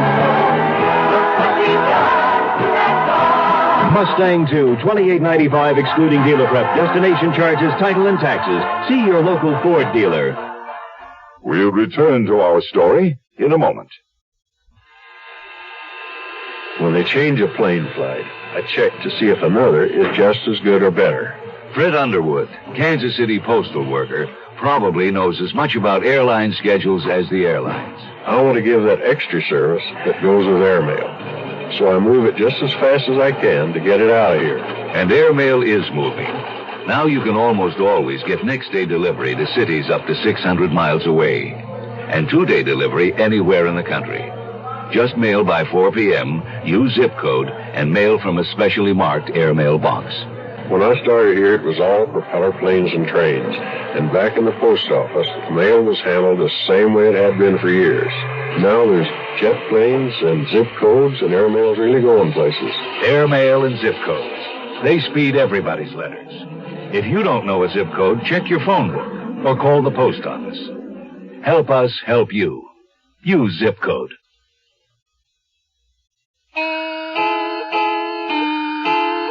Well, I thought it over whether or not to help her out.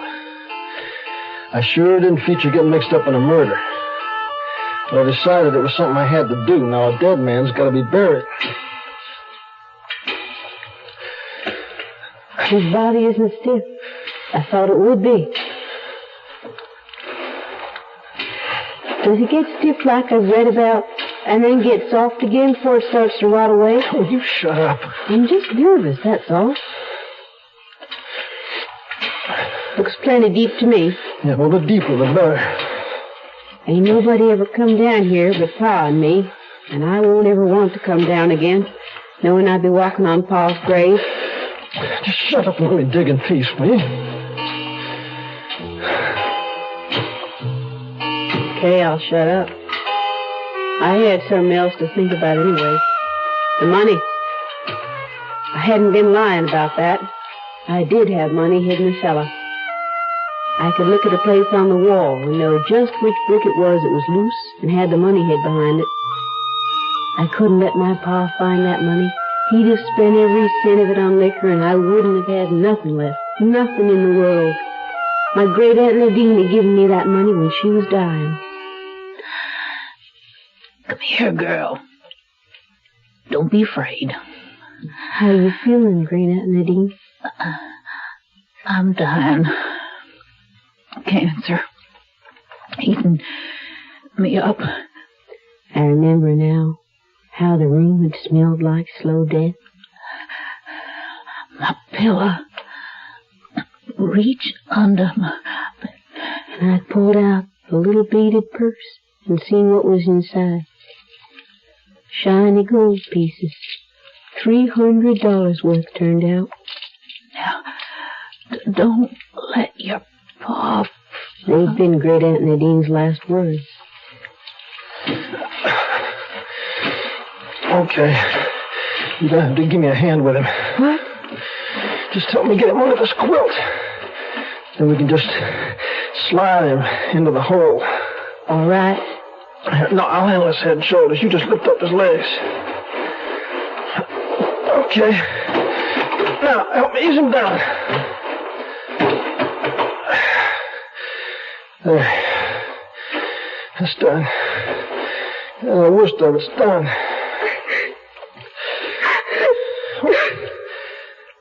You're not going to start crying for him now, are you? I'm crying for him. It's my leg. It's hurting. And it ain't hurting me for a long time now. All that's left now was just to cover up that evidence, and I did that fast enough. And I remember that home brew I'd come down for in the first place. Before we went back into the house, I made sure I had a couple of bottles of it under my arm. Only first, as soon as I got back into that kitchen, I filled the sink with water and stood there for a long time, washing my hands. You want me to fix you something more to eat? No, I think I'll just try some of your Paul's medicine. Then I guess I'll go to bed. I've never felt so tired. Yeah, it's been a long day. Good night, Joe John. Thank you.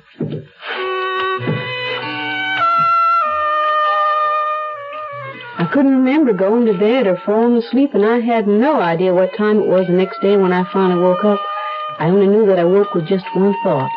I hoped Joe John Plunkett was gone for good. I didn't need him anymore. I didn't need anybody.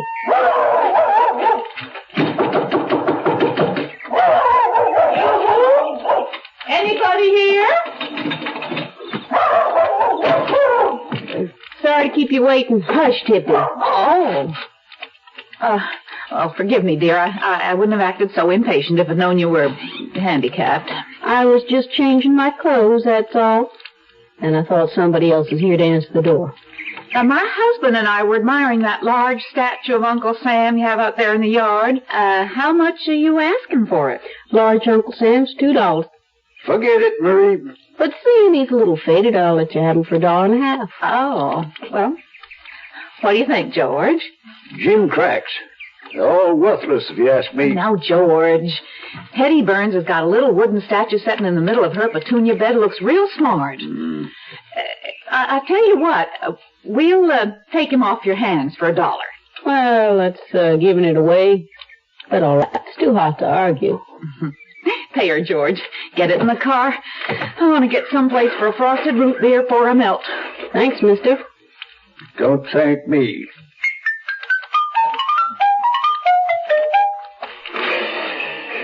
You should have held off with $1.50. Thought you'd taken off for tall timber by now. I figured I had some breakfast coming. Don't worry, I'm going. Fixed up a mess of eggs. Yeah, that'll do. I already put the coffee pot on. Where you heading? Just as far away as I can get. Me too, as soon as I can. The money you got hid in the cellar. I imagine you could go ways on that. You ain't forgot about that. Nobody forgets to mention the money. Look, you don't have to fret about me. I mean, I don't figure it's enough to walk over anybody's grave for. That money's mine. It's got nothing to do with Pa.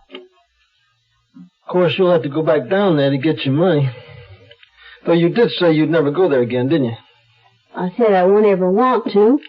Well, I'll just have to, one more time. Is that why you killed him? Because of the money? You couldn't understand. You didn't know him, what he was like. How it was to be stuck here all alone with him, never knowing what he was going to do next. Gorkut,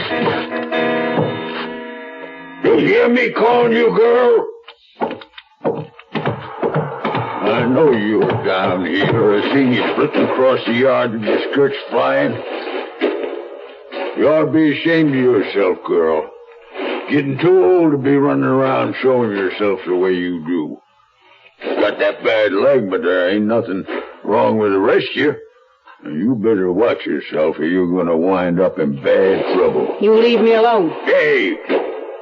Ain't no way to talk to me. I'm your pa, remember? Leave me be, Pa. Now, girl, I ain't gonna... Get away from me, Pa. I'm warning you. Oh, if it was so bad, why don't you just get away from him? Huh?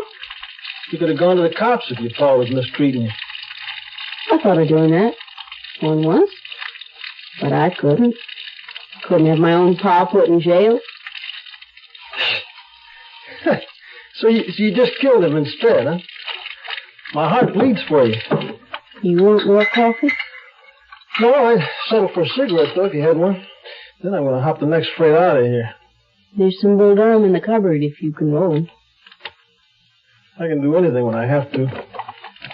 You all know that.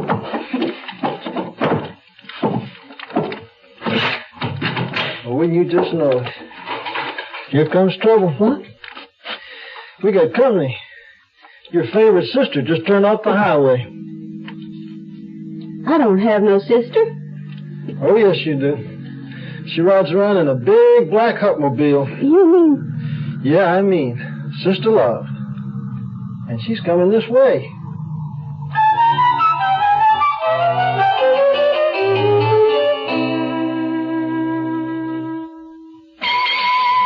Judy, do you remember what I told you about all that high-speed turnpike driving you're doing now and all that power equipment on your new car? Yes, Caleb? About how they can make your engine so hot that the oil thins down so it may not protect your engine? Yes, Caleb. Now, how do you tell if your oil's too hot?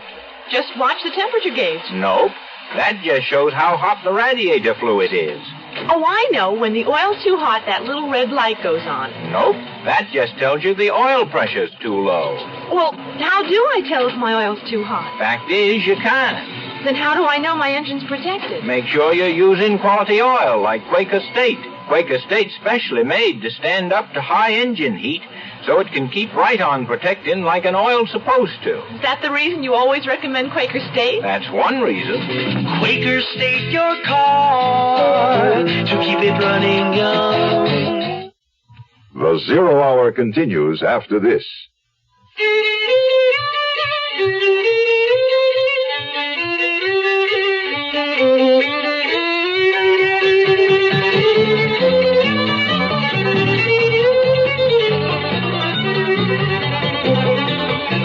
The best pollution-fighting machine in America is right at your fingertips.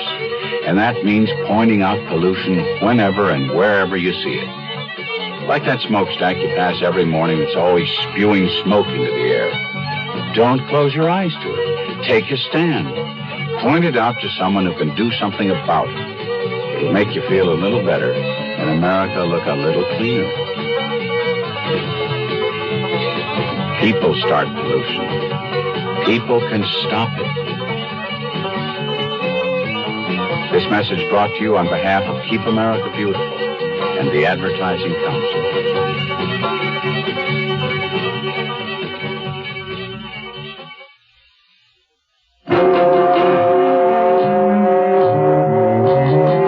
Well, whatever Sister Love was here for, I was sure it wasn't to thank me. She'd said her thank you last night. And I still remember that look of resentment in her eyes when she said it. Good afternoon, my child. She looked different than the way she looked under the lights in the tent. She was younger than I thought, but still not really young. Older than Joe John, I reckon. And she looked more real, not like a queen anymore. She had on a fancy dress, a lot of ruffles and ribbons. May I come in? I reckon you came to see Joe John. He's in the kitchen. Could I wait in the parlor while you get him? Oh, sure. You sit there on the davenport. I'll go tell him. Bless you, my child. So what does she want? To see you, just like I said. She's waiting in the parlor. Yeah, well, you just let her wait. I'm going to finish my cigarette in peace first. I suppose I ought to offer some tea or something. How about some of your Paul's homebrew? Well, that's not as funny as you think. You've seen the way she's dressed? Well, you don't expect her to go around in that purple preacher's robe all the time, do you? Never mind. You just get in there and find out what she wants. Why don't you? I'll bring the tea. As you can understand, Mr. Plunkett, traveling around the country as I do, incidents such as last night's are bound to occur from time to time. Of course I don't like to have such unfortunate souls as that poor man arrested and placed in jail on my account. In fact, I had Brother Love go right into town and put up bail so he could be free to go on his way. Yeah, you sure that was smart? I mean, he could come back and make trouble for you. Exactly. Ironic as it may seem, people do not always appreciate being saved. Indeed, they sometimes resent me for trying. I can understand that, all right. Oh, and that's why I've come to ask you to help me, Joe John Plunkett. Me? What is it that you want Joe John to do? Goodness, child. I thought you'd gone off someplace. I fixed you some tea. That's very kind of you. But if you don't mind, I'd like to talk to Mr. Plunkett privately. This is my house, not his. She's right, you know. This is her house. And I kind of like to hear the answer to that question she just asked you. Seems I never know what people are likely to ask me to do next. We will be leaving directly after the services tonight. And I want you to come with us. As my bodyguard. Your bodyguard? $20 a week.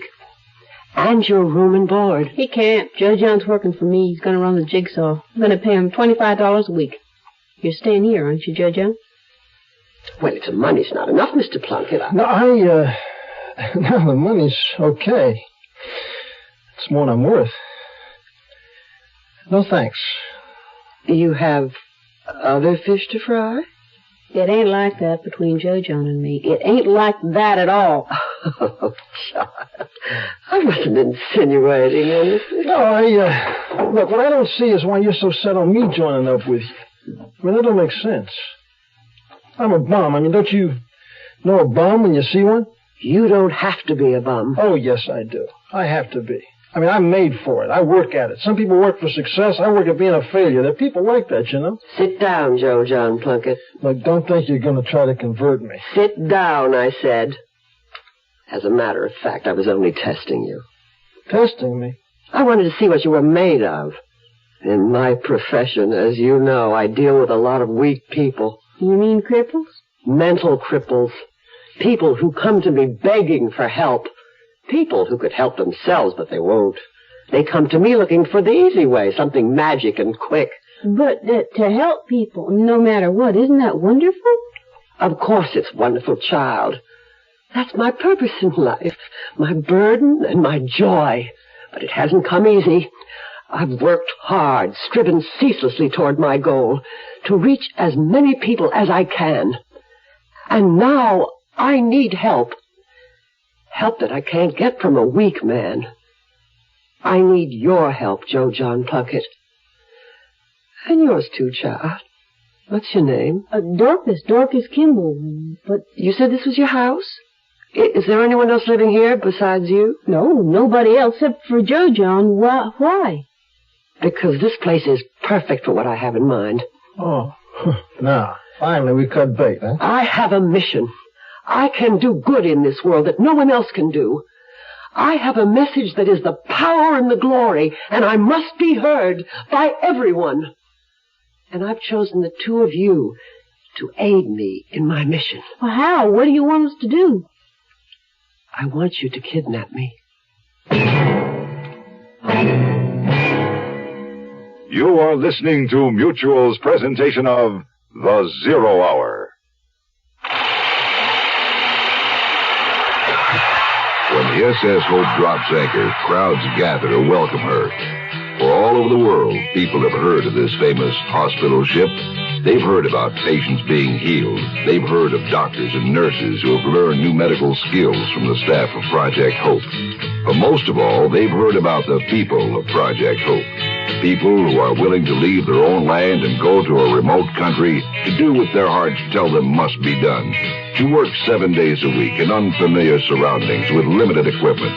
The people of Project Hope spend part of their time on shore with the people of every country they visit.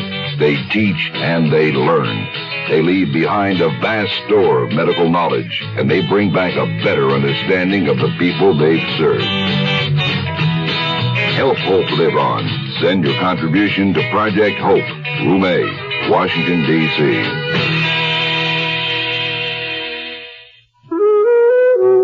Once upon a time, there was a beautiful forest where everything was all lovely and green and peaceful. Sunlight fell in ribbons of daylight through its trees. Birds flew in the quiet air above it.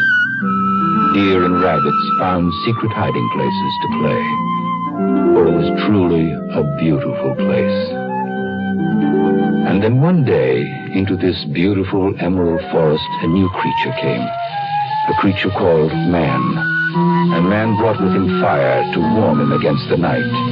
Only with his fire, man did not bring caution, and the fire got away from him suddenly. And the beautiful forest was no more. And yet there might easily be a different ending.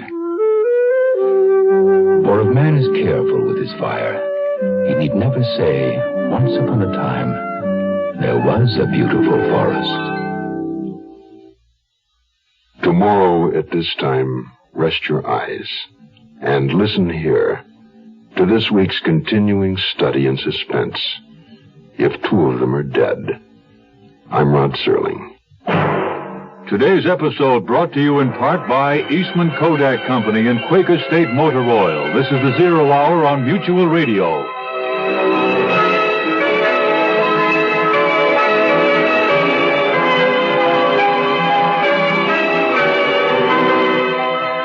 You have been listening to The Zero Hour, a presentation of the Mutual Broadcasting System in association with Hollywood Radio Theater. Heard every weekday at this time. Rod Serling is your host. Zero Hour is produced and directed by Elliott Lewis. The Hollywood Radio Theater theme was played by Ferranti and Teicher and is now available on United Artists Records and Tapes. Hugh Douglas speaking. Tune in tomorrow. And once again, rest your eyes and listen here to The Zero Hour. This is the Mutual Broadcasting System.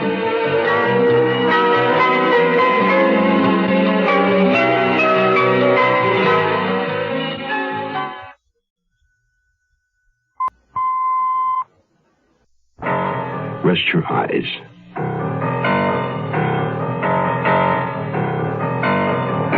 Exercise your imagination.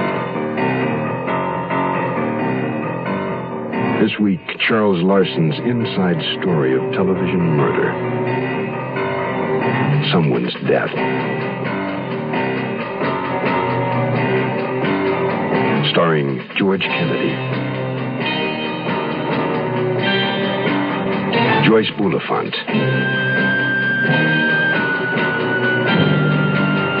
and Robert Reed.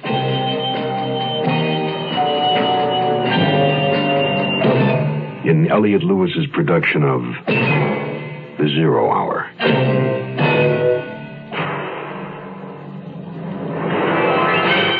The Mutual Broadcasting System presents The Zero Hour. Sponsored in part by Ford Motor Company, Quaker State Motor Oil, and the makers of V8 Juice. This is the Zero Hour on Mutual Radio.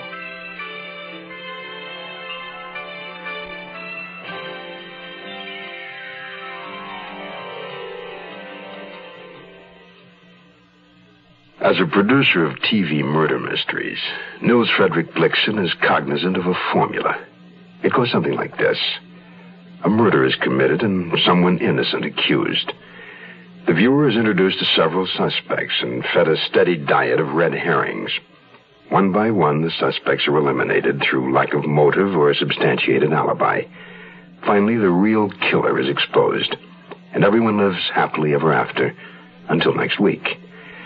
But Nils Frederick Blixen has found himself in the middle of a mystery he's been unable to predict, let alone solve. 3 murders, a host of suspects, a jumble of clues, but no killer. If it were only a bad script, only make-believe. But it's not. It's all too terrifying and real. But somehow, from his working experience, Nils Frederick Blixen knows somewhere in his mind that the simple truth is right in front of him. The only question is, can he recognize it before it's too late? The conclusion of someone's death follows after this word. Young I may be, but still I'm a man. Just turned 18 and I'll do what I can to find me a place where I can be me. Get ready for life, be free at the sea. Oh, where do I go from here? Oh, where do I go from here? I'm finished with school, but what lies ahead? Don't wanna get trapped, wanna feel free instead. All over the world, there's so much to do. the call of the sea, don't you hear it too? Oh, where do I go from here? Oh, where do I go from here? What about the new Navy? You'll get your chance at success, learn an exciting job, and see the world. Call toll-free 800-841-8000 or see your Navy recruiter. Be someone special in the new Navy. I know where I'm going from here.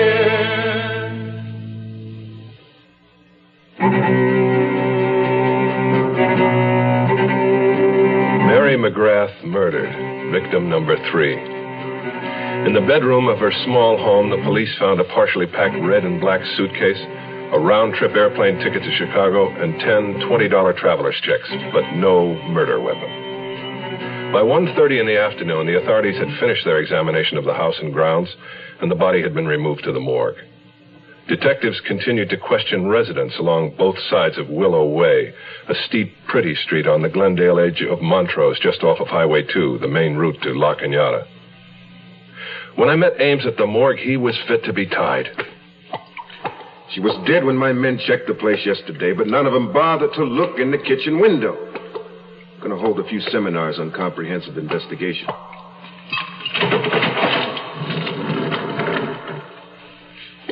All right, Mr. Blixen? Yes. Yes, that's Mary. It's senseless. It's absolutely senseless. My mind really fights this. I know she's dead. I just can't accept it. This was a woman who didn't have an enemy in the world. I'd like to get some air.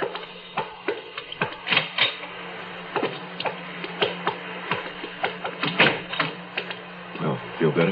No. Yeah, thanks. Tell me, Sergeant, had Mary been sexually attacked or robbed? No. I don't understand it. Well, she was shot with a .22. Same gun that killed Gladstone. What? Well, then, that clears Red. Is that so? Why? Well, she's in custody, that's why. Oh, different fingers could pull the same trigger at different times, couldn't they? In any case, she's still being held on a double charge. It wasn't a .22 that killed Heidi. No, it wasn't. And that's got to be one of the weakest points of your case against her. Oh, really? Since when has an axe been a woman's weapon? Oh, since about Lizzie Borden. Oh, my God. Haven't you ever shaken hands with Red? I doubt if she could lift an axe, much less... Look, Mr. Blixen, we don't know that an axe was used in the Ellis case. It was an axe-like weapon. That could be pruning shears or a hatchet or a small hand hoe. Now, I'll be honest with you. Heidi Ellis died of shock and loss of blood. The wounds themselves weren't deep. A woman might easily have made them, even a weak woman. Incidentally, your attorney, Mr. Schreiber, is in the building. He said he'd drive you home if you needed a lift. Yes, call him, please. And thank you. Yeah. I could scarcely breathe. Hand hoe. Where had I seen a hand hoe recently? I was barely aware of getting into the car with Wade Schreiber. Homebound traffic had begun to clog the freeways. Wade wanted to take the surface streets. I said anything was okay with me. Anything. You look beat, Nils. It's been one of those days. Listen, did you ever see Peter Lorre in M? What's Peter Lorre have to do with anything? M was the story of a child molester. Well, Heidi was a child. You think somebody was trying to... Heidi told me that she'd seen Dan Gladstone about a week before his death. She'd left school in the middle of the afternoon, not feeling well. And Gladstone, she wouldn't tell me what he wanted or what he did. But it was clear from her attitude that something strange had happened. Well, Gladstone has a record, but molesting children wasn't part of it. Well, there's always a first time. Now, if Gladstone did try something funny, what have we got? Well, we've got a new case, a motive for murder on Heidi's part. Especially if Gladstone tried it a second time. Heidi may have thought first of blackmail, then changed her mind. Yes, but who killed Heidi then? Who would want to kill Mary? Where does her death fit in all this? I don't know. Wade, I'm lost. Red was innocent, I knew it. But there were 3 people dead. What were we missing? Hello, this is Hugh Downs. Recently, I participated in a Ford LTD fuel economy run from Phoenix to Los Angeles, where the average for 5 cars was 18.8 miles per gallon, with standard 351 V8 engines. The high was 20.3, and I averaged 19.7. My first reaction was surprise, because I think you'll agree the numbers sound a little high. So I'd like to stress that gas mileage depends on many factors. Things like total weight, maintenance, road and driving conditions, and you might not get the same results. But probably most important of all are your personal driving habits, how you behave when you drive. And one of the things we did in the test was to make a point of never exceeding 50 miles an hour. I think all of us who participated would agree that driving reasonably is a very modest price to pay for something else you can get from a Ford LTD. The good feeling of riding in a solid, well-made automobile. The quiet riding Ford. The closer you look, the better we look. We'll return to our story in a moment. Provide for their college the safe and easy way. It's sure with payroll savings. Yeah, join that plan today. So always remember, it's a proud way to save. Take stock in America. Buy U.S. savings bonds.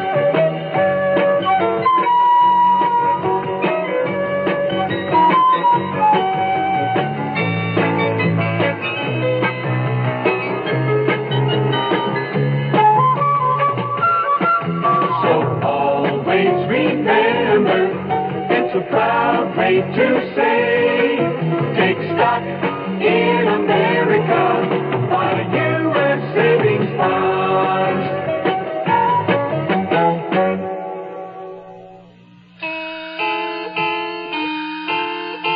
Heidi Ruth Ellis, age 14 years, 1 month, and 6 days, was buried in Hollywood's Robindale Cemetery on Thursday, the 7th of June at 11:15 in the morning. It had begun to drizzle shortly before 9, but the cemetery officials had prudently erected a canvas canopy over the small open grave during the night, and both the ground and the mourners remained dry. I recognized the pallbearers, Bobby Leeds and Renee Ortiz, solemn, still not speaking. Fred Hayworth in an ancient black suit and pearl gray cowboy hat. Preston Andrade, the only man beside Wade Schreiber who wept openly, and Phil Waters. Surprisingly, only 2 women were present, Bum Bum Hayworth looking like an ill gypsy, and a stout, pleasant-faced lady in a hooded raincoat who reminded me vaguely of Mary. As the young priest's comfortless voice droned on, I became aware that Wade Schreiber had left my side. I eased backward onto the wet grass and ascended the slope to join him.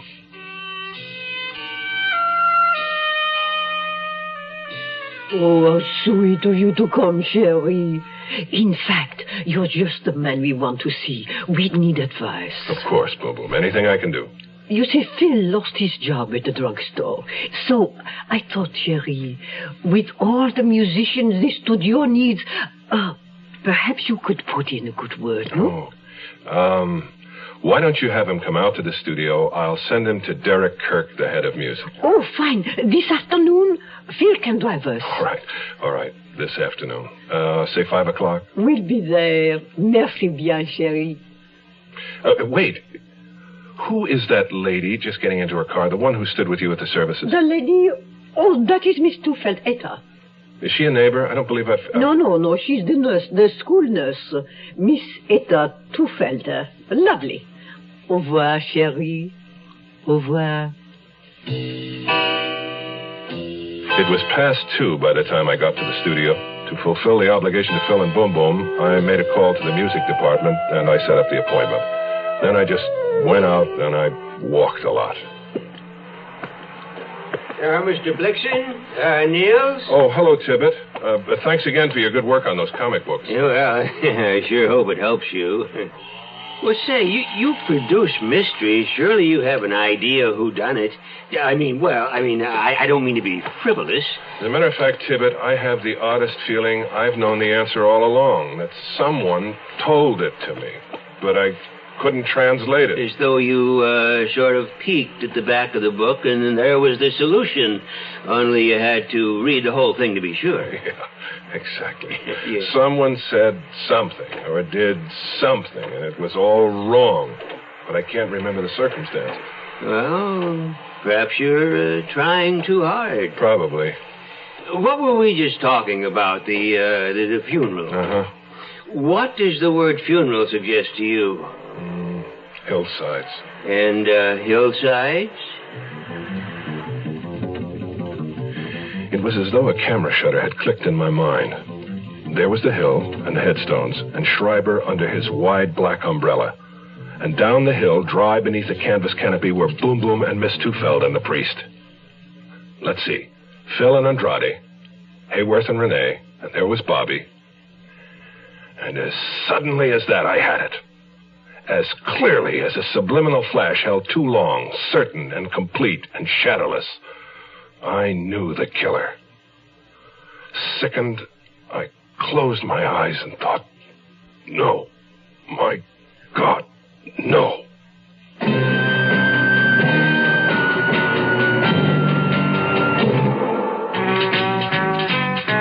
Just when you need it more than ever, you can find it more places than ever. That's Quaker State Motor Oil. Why do you need it more? Because if you're using your car less, that engine just isn't getting the exercise it needs. But Quaker State's quality protection is tailor-made to handle deposits that build up in an underworked engine. Now that you need it more, it's available more places. Nice to know. Quaker State your car to keep it running, yeah. What you got there?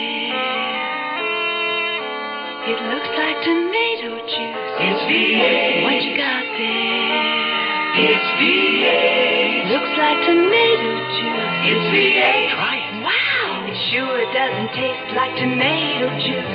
Mm-hmm. It tastes like V8. A great natural blend of 8 garden vegetables. V8 cocktail vegetable juice. V8. The Zero Hour continues after this. जी हाँ, ये खानदानी मंसूबा बंदी का मरकज है. Mais oui, c'est le centre de planning familial. Yes, this is the family planning center. There are family planning centers in more than 100 countries today. The women who come to these centers can't afford to go to private doctors, but they want to plan their children, when they're going to have them, and how many they're going to have. The trouble is, there aren't enough centers. Just in the United States, there are nearly 5 million women who have no way of getting modern family planning help. And that's nothing compared with the world problem. Some countries don't have enough family planning centers. Some don't have any at all. This year, again, many women will have babies not because they want to, but because they have no choice. Sad for them. Sad for the world. With family planning help, these women, too, will have babies only when they choose. So that all the people of the world may have this freedom of choice, support Planned Parenthood.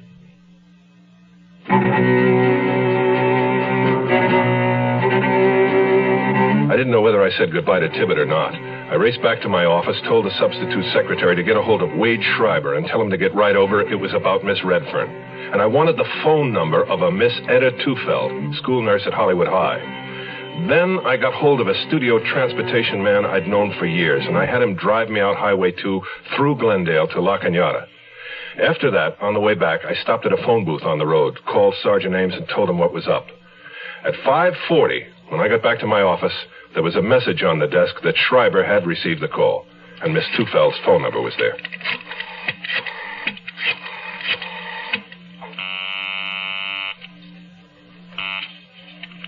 Hello? Miss Tufeld, this is Nils Frederick Blixen. You probably don't know my name. Oh, indeed I do, Mr. Blixen. You were at the cemetery today. Mrs. Hayworth pointed you out to me. Miss Tufeld, I need some information about Heidi Ellis's movements last May 15th. Now, that was a school day, a Tuesday. Heidi told me she'd reported sick to you and that you'd sent her home. Tuesday, yes. Yes, I remember. I certainly did send her home. At about what time? Do you recall? Yes. That would have been about 1:30. I thanked her. I made one more phone call to a drugstore. I asked one more question and hung up. And then just sat there, idly moving a herd of ceramic hippos around my desk. Then I involuntarily got up, walked to the door, and opened it. In my outer office, Boom and Fred, still in their funeral finery, were on the couch reading the trade papers while their nephew Phil stood braced sadly against the hall jamb like an abandoned dress dummy. They had come by to report on Phil's job interview with the music department. I invited them in and scrounged up soft drinks without ice. Mon chéri, you are fidgety. Why is this? Miss Redfern's going to be released. She's innocent. Oh, the police suspect someone else then? They do now. Of which murder? Of all three. The same person committed all three. And you know who it is? I know. You see, the thing that threw everybody off was that Gladstone was killed first. That was a mistake. Heidi was the threat. Sherry, the little girl. Think back to the 15th of May. Heidi got sick, came home from school. Nobody was home, right? Then Heidi said Dan Gladstone came by. But she didn't tell anyone